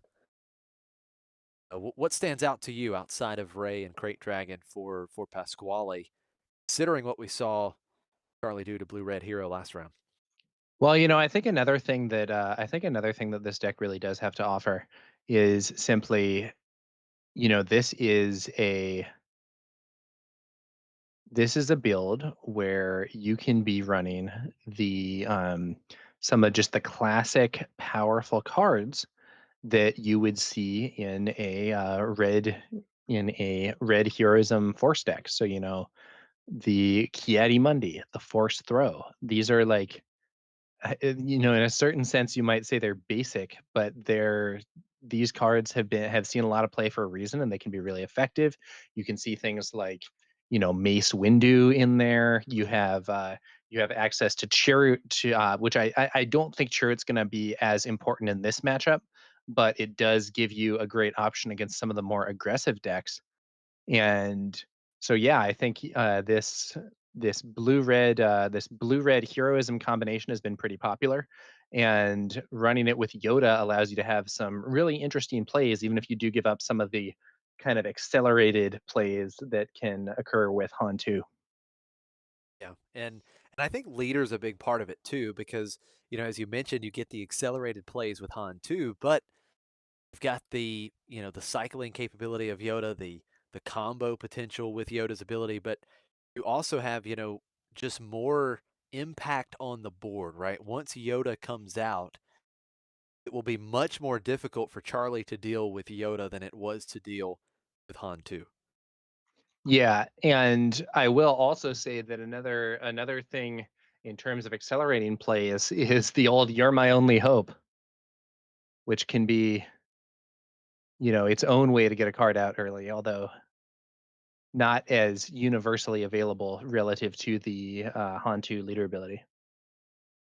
Yeah, no, that's a really good point. You're my only hope. Another card that just pairs, combos so well with Yoda's ability because you can, get the card that you want, get that big late game unit, the big threat on top, and then play that unit for 5 less off of your my only hope. So you can definitely kind of accelerate some of these bigger threats. It's a great call for sure. Now on the other side for Palpatine, we saw the big plays, and you mentioned it, change of heart. Certainly going to be important here as well. He's going to be staring down a lot of similar units that he looked at in the last round.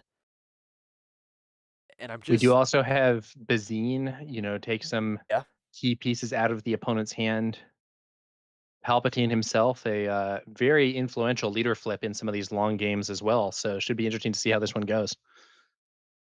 yeah, Bazinatal certainly was important last round. I think it has the potential to be as well here. You could, maybe we can see Bazine certainly potentially, snipe some of these combo pieces, right? These Ray interaction potentially. But we're going to start. Speaking of Bazine, finals Here here at we Hex & go. Co. is underway. Bazine Natal right out of the gate for Charlie. And he is going to snipe the Yaddle out of Pasquale's hand, and that's going to take away that turn one play. So Pasquale is claiming the initiative. Now in chat, we have a pessimistic view on Pasquale's chances. Pasquale is my boy, but I can't watch this massacre. This matchup is atrocious. Actually, I will watch it, but I'm not happy about it. Um, we'll have to see. We'll have to see how it turns out. I think Pasquale has been testing some version of this for quite some time, and may have a few tricks up his sleeve. So we'll see what happens. But that was a nice Bazine play on turn one for Charlie, removing Pasquale's turn one play, and we'll see how this progresses. Trying to get started with tempo on his side for Charlie. Yoda coming out on turn two. Bazine chipping into it, and then look at this. McClunky bouncing the Bazine back to Charlie's hand. 3 damage to Yoda, so Yoda defeated. Do have that win defeated trigger. Pasquale getting a card, but great use of the clunky Bazine combo here. Yeah, He's it going to could be be able to play it actually again. pretty sick. Yeah, and Look at oh, this. It's look at 3 force that. throws. My 3 force goodness. throws. 3 force throws. Wild. That's just not right. It's not right, Tower. It's too much. 3 force throws, Chirrut, and You're My Only Hope. That is a strong hand for Pasquale here. But let's see how it plays out. What do you think here for Bazine? Do you choose Chirrut to try to blank another turn? Do you just say, I got to remove at least one of these force throws? What are you thinking? It's really tough. I mean, you ditch 1 force throw. Well, you still have to face down 2 more. I mean, maybe you go for that Chirrut and just blank the play, keep the force units off the table, or try to.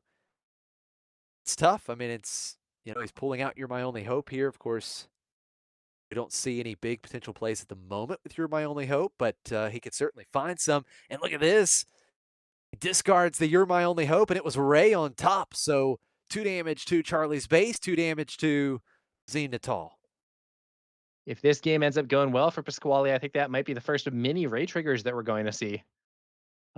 Let's see how this pans out as we move it on into the third turn of the game here.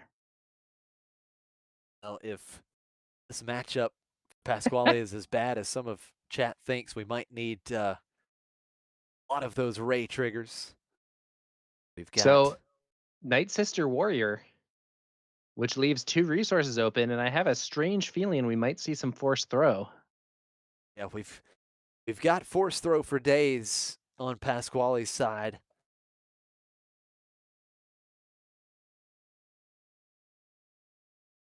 Could also be another way to enable a Ray trigger, as when defeated, you do draw a card. If Pasquale can get Ray onto the top of the deck and then get that Night Sister killed. Now, wait a minute. What happened there? It looks like we had the Palpatine action ability. Why was that? Why did that Night Sister Warrior die? That was just 1 damage, right? Yeah, there we go. We're catching it. Okay. Should just There was a Ray be on top of the deck. Looks like maybe a judge intervening here trying to fix what's going on.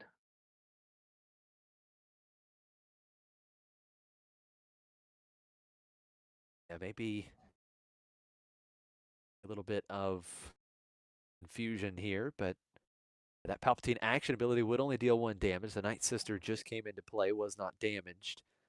I think they're shuffling up the deck because he erroneously saw that top card and got the result from Ray. So I think that's been rolled back, and now they're shuffling to keep that top card of the deck unknown. Now Yaddle hits the field.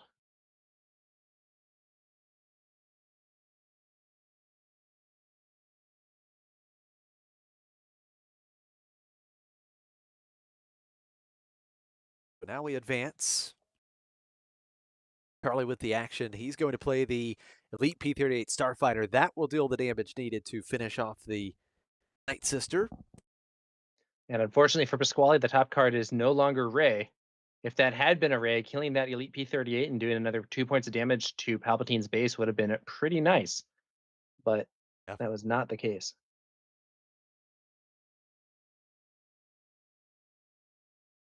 Now Pasquale has the initiative, and we're going to see the early force throw. First of many still to come. Yeah, there's a few more of these on the way if need be. Let's see if Charlie has a 1-cost unit to avoid losing his. He does not. He loses a reinforcement walker, very high impact card, and so then that is the Elite P-38 Starfighter off the field.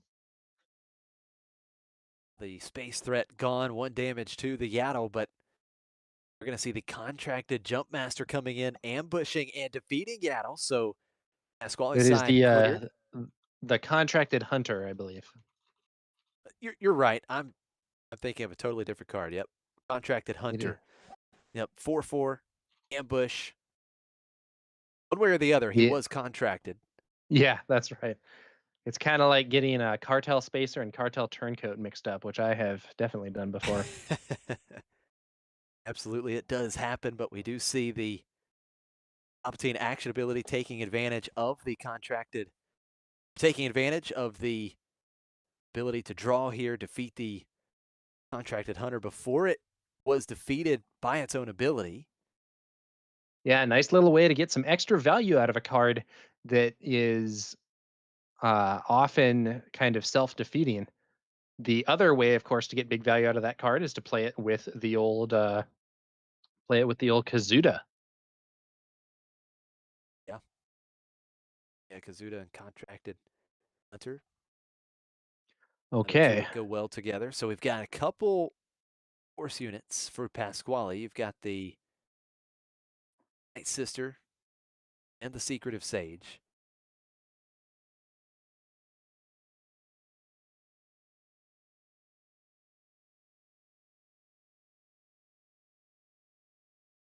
Being on the resource for Charlie. We're at the 6th resource turn.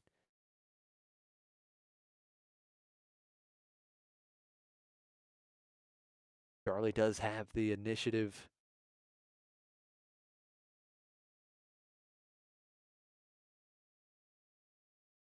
looking to see when do we find the first big play for Charlie, of these plays that can kind of start tilting this game in his favor. It looks like we are going to A5 for the legacy run. We saw this in the last match, being defeated by Palpatine's ability. 6 Yeah, damage. what do we got here?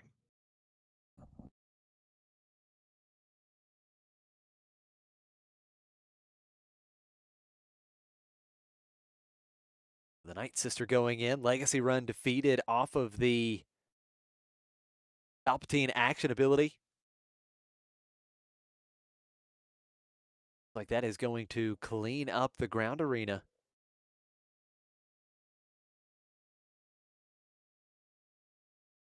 We do have some discussion in chat about time limits. So here's the thing, guys. I believe rules as written, there is a 75-minute time limit for top cut games, including the finals. And there is a tiebreaker procedure for what happens if you run out of time. However, this is also very unpopular with a lot of players. And as a result of that, several events, including this one, choose to run either the finals or the entire top cut as untimed. And so in this event, I believe the entire top cut was run untimed. That's why we had such a long semifinal when it was the Yoda Red Mirror. But this does lead to a longer event in some cases, but at the same time, a lot of people find the tiebreakers to be very unhype. So it's something that by the rules, I believe it's a 75-minute time limit for the top cut, including the finals, or for top cut matches, including the finals. But in this case, they've chosen to run it differently, and it's a choice that is popular with a fair amount of players. So, it is what it is. Here we go, Charlie, with the initiative. Darth Vader commanding the First Legion coming out. We searching for some cheap villainy units. Rey was played last turn by Pasquale, just hitting the 5/5 in the ground arena. Rallick in chat, a player from my own area, I believe, asks, does Legacy Run allow you to spread damage to multiple instances? It's able to kill the stage with shield. I believe so. I think that what's going on there, I might misunderstand this, and correct me if I'm wrong, Josh. I believe what may have happened is that Palpatine's ability was used to ping off the shield, and then the when defeated was used to kill the unit.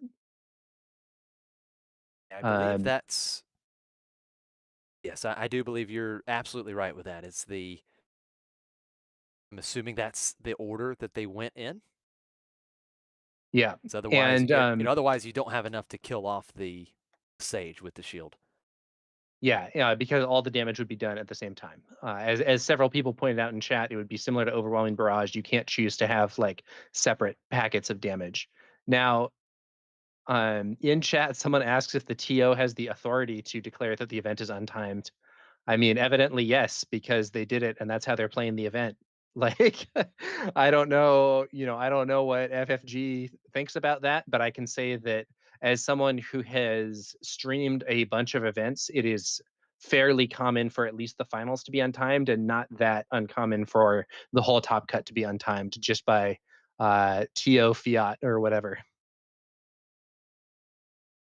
A lot of maneuvers on the board. The Vader found a couple units. ISB agent, the Aura Singh. Then you've got Yoda being deployed. Vader and agent off the board. It's Yoda versus Aura Singh right now. And here comes, I believe, the final copy. Pasquale was holding all 3 force throws in hand. And we see back-to-back force throws. Elite P-38 Starfighter discarded here. That's 3 damage to the Aura Singh.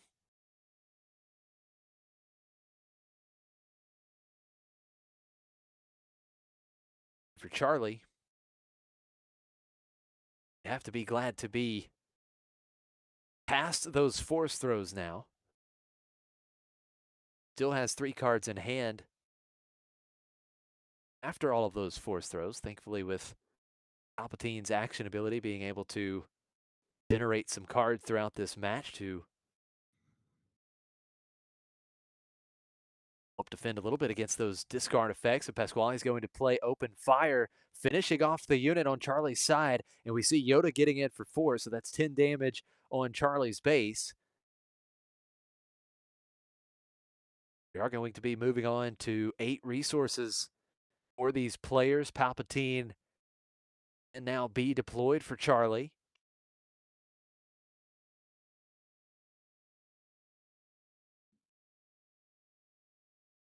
Let's see. Let's see what Charlie does now. He can deploy Palpatine, but I'm not sure it would be the best time to deploy Palpatine because Pasquale does not have a single unit on the board that Palpatine can steal. All he has is his leader Yoda here. And I'm wondering, Bobster, how this is game 1 of the finals, so we'll see how long it takes after this. But this is the first one. Bazine looks like 2 Lukes, and what is that last card underneath the Luke there? I believe it's Ray. An, Yeah, there it Ray. is. So Okay. Those definitely are all some pretty good cards. Luke discarded. strong units indeed. We're going to see Yoda clean up Bazine right away. And Look another at one. that. He follows up with another one, and he drew into You're My Only Hope. There goes the Luke Skywalker. So both Lukes discarded. 2 Lukes picked out of the hand there by Bazine Natal. That is probably something Pasquale is not so happy about seeing. Oh, not at all. But I mean, hey, tit for tat, right? You had 3 force throws for Pasquale already in this game. And now Blind, we You're My seen, Only Hope, and it looks like it misses. oh, that's big. Big miss here for Choose Pasquale. not to play whatever's on top there. Opponent asking to see the card.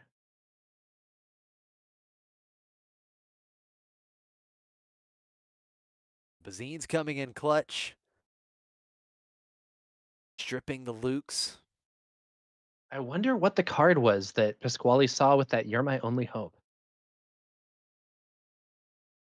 Bazine sacrificed with Palp's ability to deal 1 more damage to Yoda and draw a card. Owen Lars taking the field now for Pasquale. Owen Lars can certainly generate some more card advantage, but it's an interesting spot here because Pasquale, of course, keeping in mind that Charlie can deploy at any time to take control of a damaged non-leader unit. So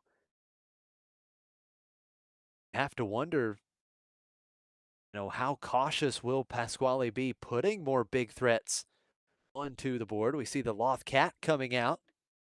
First time we've seen that on stream today. 2-cost Yaddle. creature unit.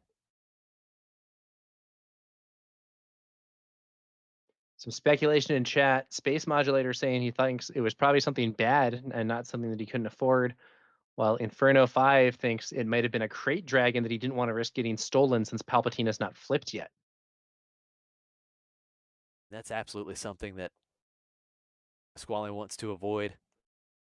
Do not want. Here comes Vader for Charlie.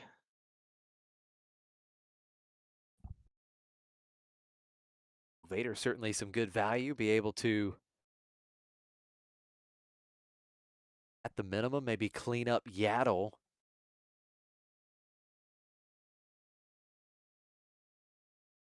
Yoda only has 2 damage right now, so Yoda still has 7 HP remaining. Vader can't quite get there with this ambush.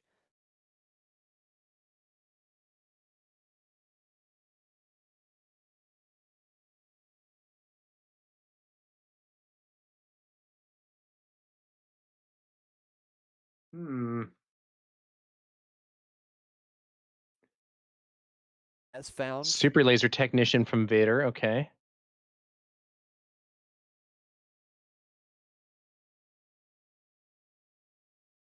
it is still going to be the ambush into Yoda. Yep. Doesn't quite take him out, but Yoda now just 2 HP remaining, so Pasquale crashes Owen Lars into Vader on purpose, allowing him to use that when defeated ability to search up a Mace Windu and play it, defeating Vader. there it Mace is. So Windu might be a relevant target for that Palpatine steal.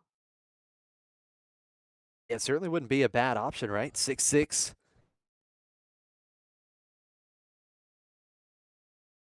Now, do we see the quick attack into Yoda? Either one of these units, both Lothcat and the Super Laser Technician, to take out Yoda. We're going to see Lothcat attacking and defeating Yoda with the on-attack trigger.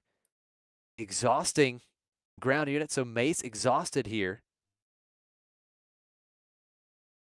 Yaddle swings into the Super Laser Technician, preventing Palpatine's ability to be used to get a card draw here.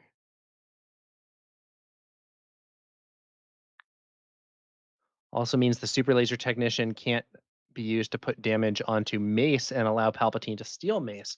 But it does feel to me like the momentum shifting here, and it may soon be Charlie's time to try and take over this board. Comes Reinforcement the first really Walker. big threat. Yeah, first big threat for this Palpatine I think deck we saw here in one game of one. those. I think we saw one of those Reinforcement Walkers get discarded earlier. But this one is definitely a big obstacle here for Pasquale. Aura Singh. And Aura Singh could easily be sacrificed here in order to deal 1 damage to one of Pasquale's units and enable that Palpatine steal. Multiple threats now coming out for Pasquale. He's got the big Poe Dameron, Red Squadron X-Wing. Unplayed trigger used. Getting that extra card draw.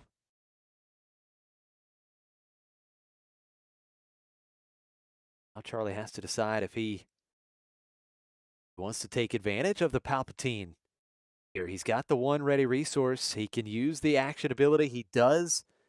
It's going to be 1 damage. 2 Poe Dameron, Aura Singh defeated. And Palpatine is deployed. Poe Dameron coming over to Charlie's side of the board. Momentum swinging play. Now Palpatine can attack. Attacking into Yaddle. Yaddle defeated. Charlie has really built up a nice ground arena here. Big threats.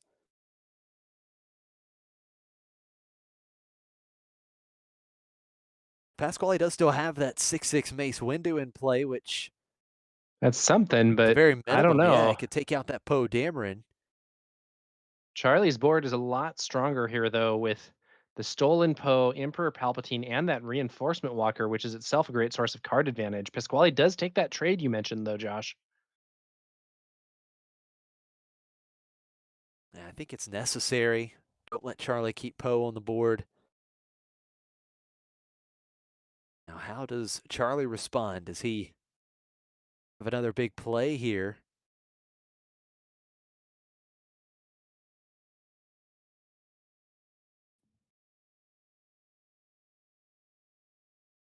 Charlie hasn't shown any sign of aggression yet, just making sure he cleans up this board. You talked about it, Charlie, in a spot where it does feel like he is turning the corner a little bit. Another Reinforcement Walker. This time he will feels discard like he's the turning top the corner card. a lot. Absolutely healing 3. Two Reinforcement Walkers is a huge obstacle, but here comes a Crate Dragon on Pasquale's side of the board. Certainly a great way to follow up. A couple Reinforcement Walkers. How does Charlie deal with the Crate Dragon? I believe Charlie got the initiative. Red Squadron X-Wing getting in for 3. Change of heart on that Crate Dragon might be kind of crazy. There it is. Change of heart taking control of Crate Dragon. Wow. And this is now almost lethal damage, and if Pasquale plays almost any card, it is lethal. Pasquale in huge trouble now. The change of heart on that Crate Dragon is going to set him, I think, too far behind. Such a big play. Change of heart was clutch in the semifinal match. Now it's coming in clutch again here in the finals. Yeah, it really is. We talked about the potential of taking Crate Dragon. Last match, it never happened, but he does it here, and Pasquale scoops it up. Charlie will take game one. He's got the early lead, one win away from guaranteeing a spot in the main event at the Galactic Championship next year. Harsh game there for Pasquale. It seemed like he was doing decently well at first, but once Palpatine flipped and stole that Poe, it was a huge momentum swing. Pasquale not really able to recover from it, and that change of heart on the Crate Dragon really sealed the deal there. Such a wild, wild play. Pasquale really had to hope to dodge that change of heart. Unable to do it. Bazine Natal's, of course, very important for Charlie throughout that game as well. We saw him be able to take out back-to-back Luke Skywalkers later in the game. Those reinforcement walkers also a very relevant piece for Charlie. We'll see what happens post sideboard here, but I do think that this is not the best matchup for Pasquale's deck. I think you are completely correct. I think this is a very tough Well, matchup. We've had some of the viewers share the same sentiment. This is tough. I and mean, you it know, really we'll is an uphill see. We'll battle. see. It's not over yet. We could have an impressive comeback here, and it is worth noting that there is the opportunity to sideboard, so Pasquale might have some sideboard cards available for these kind of heavier matchups. Let's see how it pans out.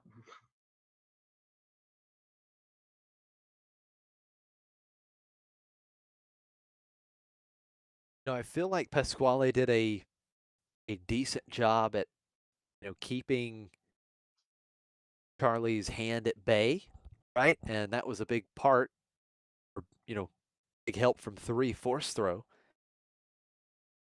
He does have a couple smoke and cinders in the sideboard. This is something that could reduce the hand size late in the game if need be. Of course, that would force himself to discard as well. I don't know, it's tough. I mean, just looking at this sideboard, there's not a lot. He does have an aggrieved parliamentarian, and we saw in the last match Charlie bring in that Palpatine's return out of the sideboard, be able to get back things like Vader.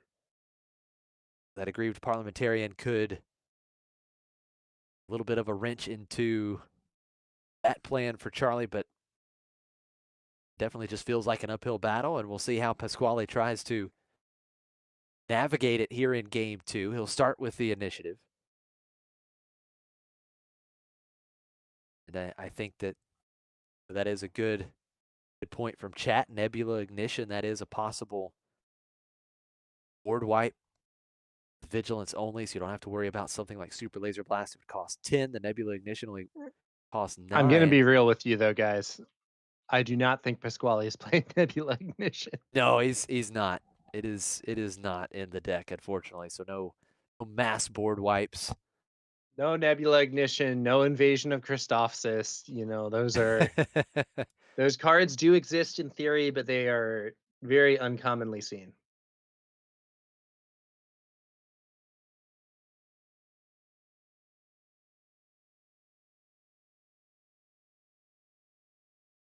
Here we go. Game 2 of the finals underway. It's Owen Lars for Pasquale. Lothcat coming out for Charlie.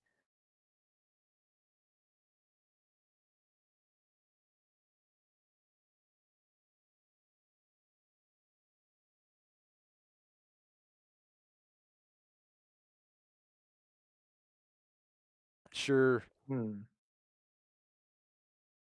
right, here we go. Quick, open fire. Taking out Lothcat. It's a super laser technician for Charlie, so getting that ramp, certainly important. We know how key it can be for these Palpatine decks to find their ramp pieces.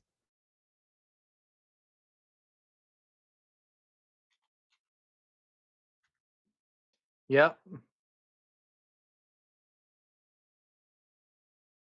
Now let's see here.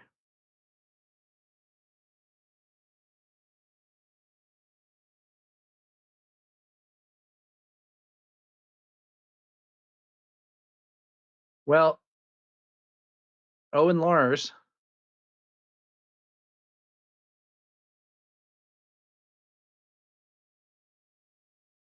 For laser technician getting in for 2, the question for me is like, where does Pasquale get that chance to really start to apply pressure? He was never in that spot in game 1. We see multiple ramp pieces for Charlie here in game 2. He's going to play resupply. not what you want to see if you're Pasquale. Not at all what you want to see, especially with Palp's ability likely. Yep, there we go. Yeah, this is getting out of hand. Charlie ramping up twice on this turn. He will go up to 6 total resources. Owen Lars takes the damage. Charlie gets another card. Charlie not feeling a lot of pressure right now. He's free to use these actions for these ramp pieces, this ability to generate extra resources. Yeah, it's going to be tough going for Pasquale here, I think, with Palpatine very likely able to hit the field before Pasquale's Yoda. Really not where you want to be. When you're playing against Palpatine, often the best thing to do is to try to close the game before Palpatine can flip, and I think it is pretty safe to say that's not happening here. Look at this find. Darth Vader coming in, finding Salacious Crumb and the Z Natal. You see Crate Dragon, Ray, Kiadi Monday, and You're My Only Hope in Pasquale's hand. Nasty stuff. Really is. I mean, he has a couple options of cards that he could play here on this turn, right? He could outright play Ray. He could play Kiadi Monday. It looks like it is Ray that is discarded. The Yaddle will be ambushed and defeated. Go to action ability used. Charlie didn't want any of the Ray shenanigans with Yoda.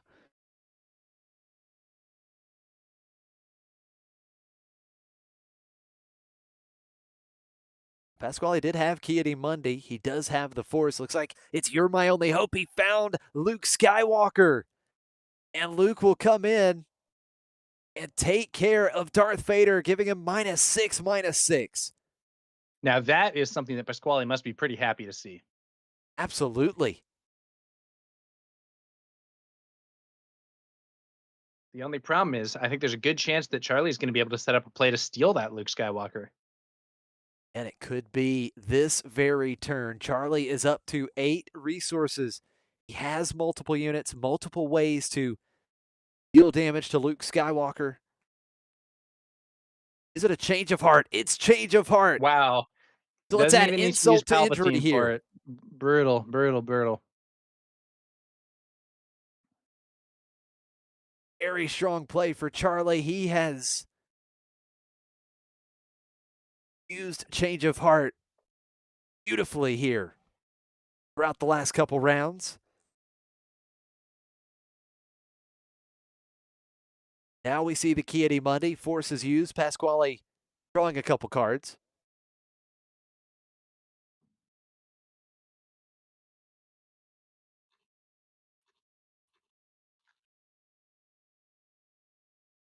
And Charlie is just going to be aggressive with Luke Skywalker. 6 damage to base. He's back to no damage on his base. We see Force Throw. With Kiadi Monday still in play.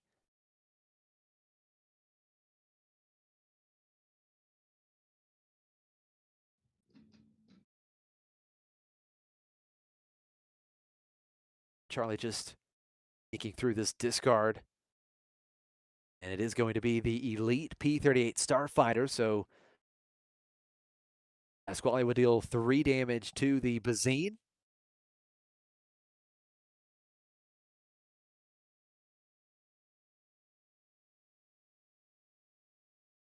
Action back over to Charlie.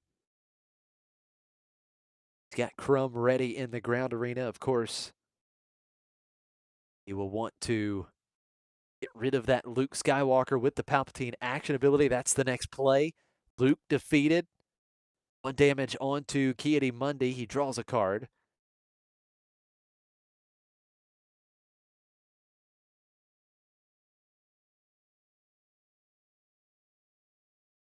Now Pasquale will get that when defeated trigger, searching the top 5 cards of his deck for a Force unit. He finds another Ki-Adi-Mundi.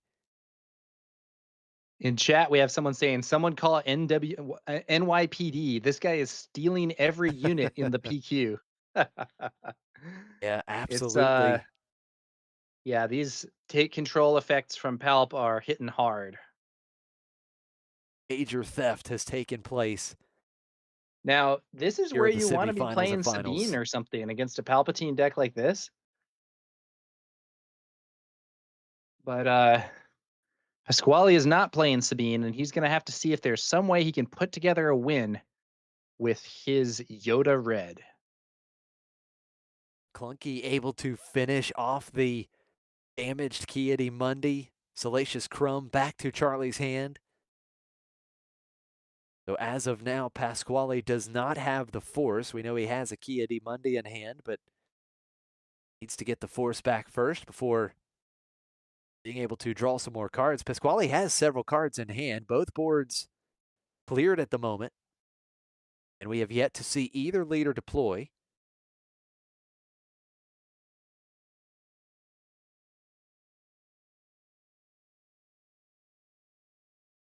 First move for Pasquale, just another unit on the board. Secretive Sage. It is a Force unit.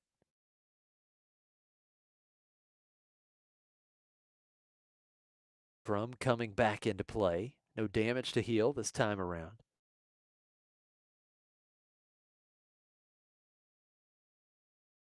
We see Adi Yeah. Gallia. These just aren't that impactful, though. Yeah, they're not. It's just cheap Force units right now for Pasquale. Now, once again, we're going to see the Legacy run. We saw him do this in the last game, clear a couple cheap Force units.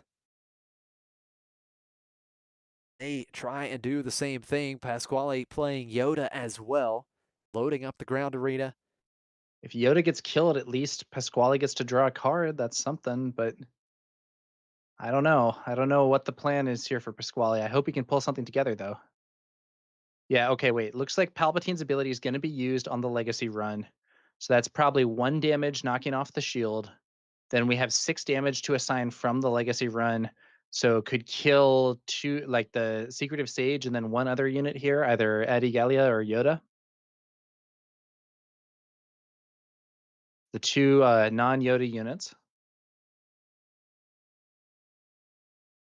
Pasquale Leader does have Yoda's the ability used. See what he finds here. See if he can put something together. Needs to string together several threats. He is going to deploy Yoda, discarding You're My Only Hope off the top. Salacious Crumb defeated. Yoda on the field here. Now, one game plan you could potentially go for is kind of the Voltron style, where you try and load up your Yoda because the opponent can't steal that. But I don't think Pasquale has upgrades in this build that would allow him to go for that style. So we'll see what happens here. I do think he's in a better spot if he can put pressure on with a lot of small and mid-sized units and avoid giving his opponent big targets to steal. But I don't know how possible that's going to be. I mean, ultimately, that's the dream, right? Keep Palpatine from getting big value when deployed. Charlie has been able to do a very good job of taking care of the board up to this point. He only has 4 damage on his base. A long ways to go for Pasquale. We've got another Bazine here. I have a feeling that Crate Dragon is going to go.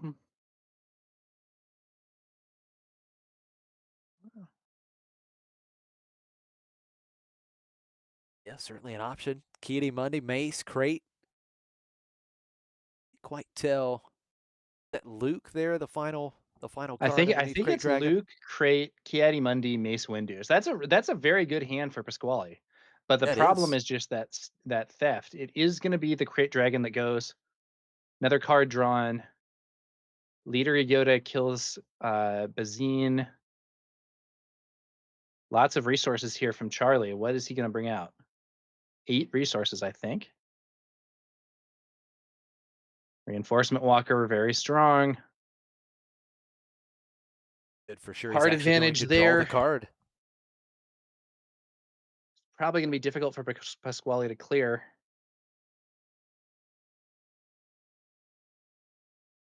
Well, he is going to draw. Excuse me. He's good. That's a mace. So mace force is used, 4 damage to Reinforcement Walker. So now just down to 5 HP remaining. Pasquale does send Yoda into it for another 2 damage. The Reinforcement Walker down to just 3 HP remaining. He does generate the force again.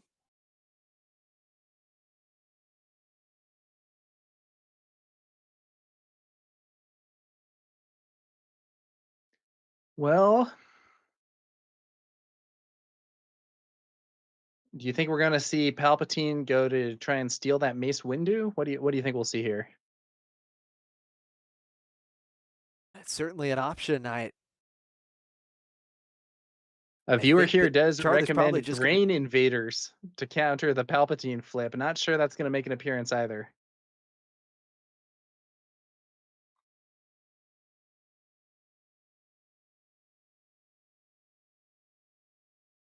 Reinforcement Okay. Walker off the board. Now we're going to see. Is that a misplay? ISB agent. No, he's not going to do it. He's changing what he's doing. 7 resources. Vader. Searching up his cards. Vader can certainly ambush and defeat the Yoda leader. We'll see what he finds. Last time, I believe he found the Super Laser Technician, not the greatest pickup, especially late in the game. Hmm. It is 2 units once again. ISB agent and Aura Singh. But he does show a sneak attack, so that's going to be 1 damage from the ISB agent who is targeted. This could be the setup that Charlie needs to steal Mace Windu. Yep, 1 damage on 1 damage on Mace. It's important Ambush getting defeats that Yoda. leader. Yeah, it's certainly important. For card advantage opportunities for Pasquale with the Night Sister.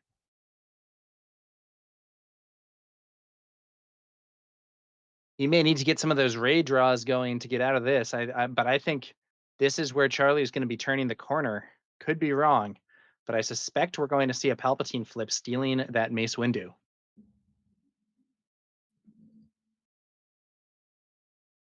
think we play another ISB agent here, revealing that sneak attack once again. 1 damage to the Night Sister.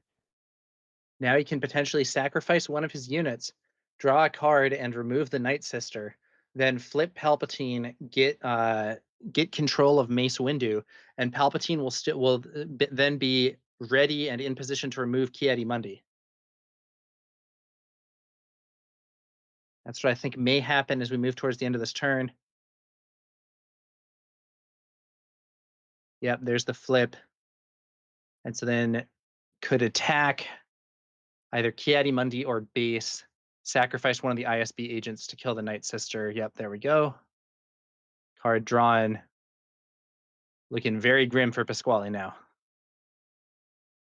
Charlie really with an excellent line of play here on this turn, cleaning up the board. We do see Pasquale's gotten all kinds of card advantage. Finding Ray, that's going to be a couple damage to one of those units here.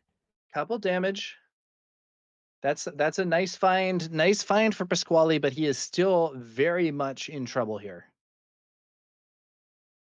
Extremely far behind on the board. He doesn't have any damage on base, but that can change very quickly starting next turn.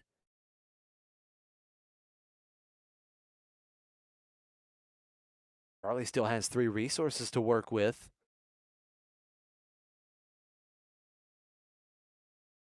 It's going to be the Elite P-38 Starfighter, another damage to the Red Squadron X-Wing, so just 1 HP remaining. Pasquale does have a handful of cards, but again, what the blue-red hero deck struggle with is being able to answer multiple threats at one time. He's staring down 5 units in the ground arena.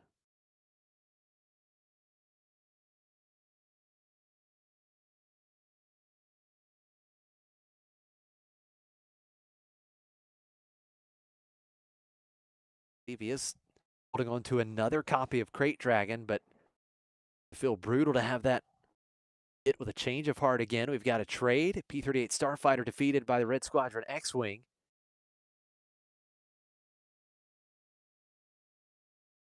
Oh, and here comes Luke Skywalker. Pretty good response after Mace gets in for 6. -6 to the Palpatine leader unit. It's defeated. Vader does get in for another 5, so quickly the numbers changing here. Pasquale's base up to 11 damage.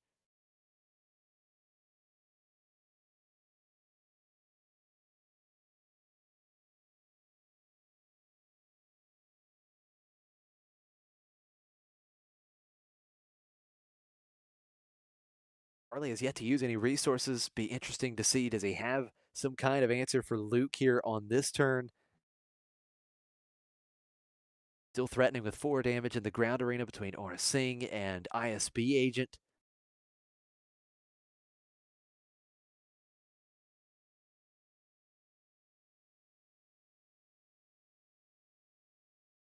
Another Secretive Sage for Pasquale.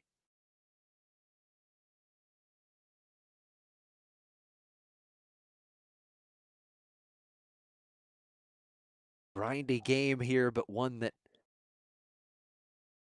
Charlie seems to be in control of at the moment. Charlie is up 1 game, so close.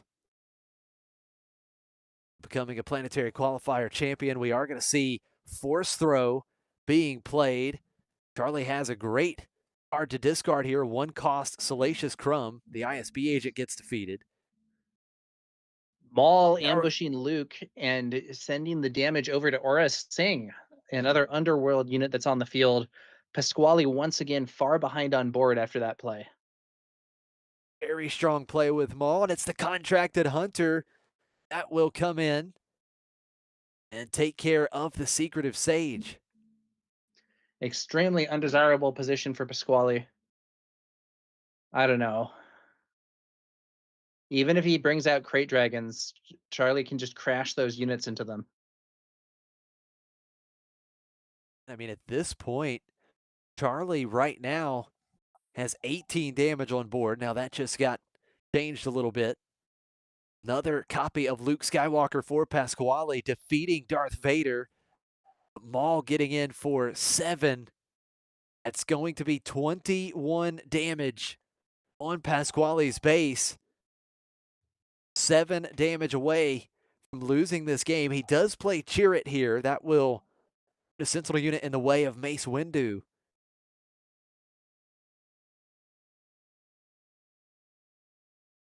Pasquale is fully exhausted here. No more ready resources. Yoda has already been deployed and defeated.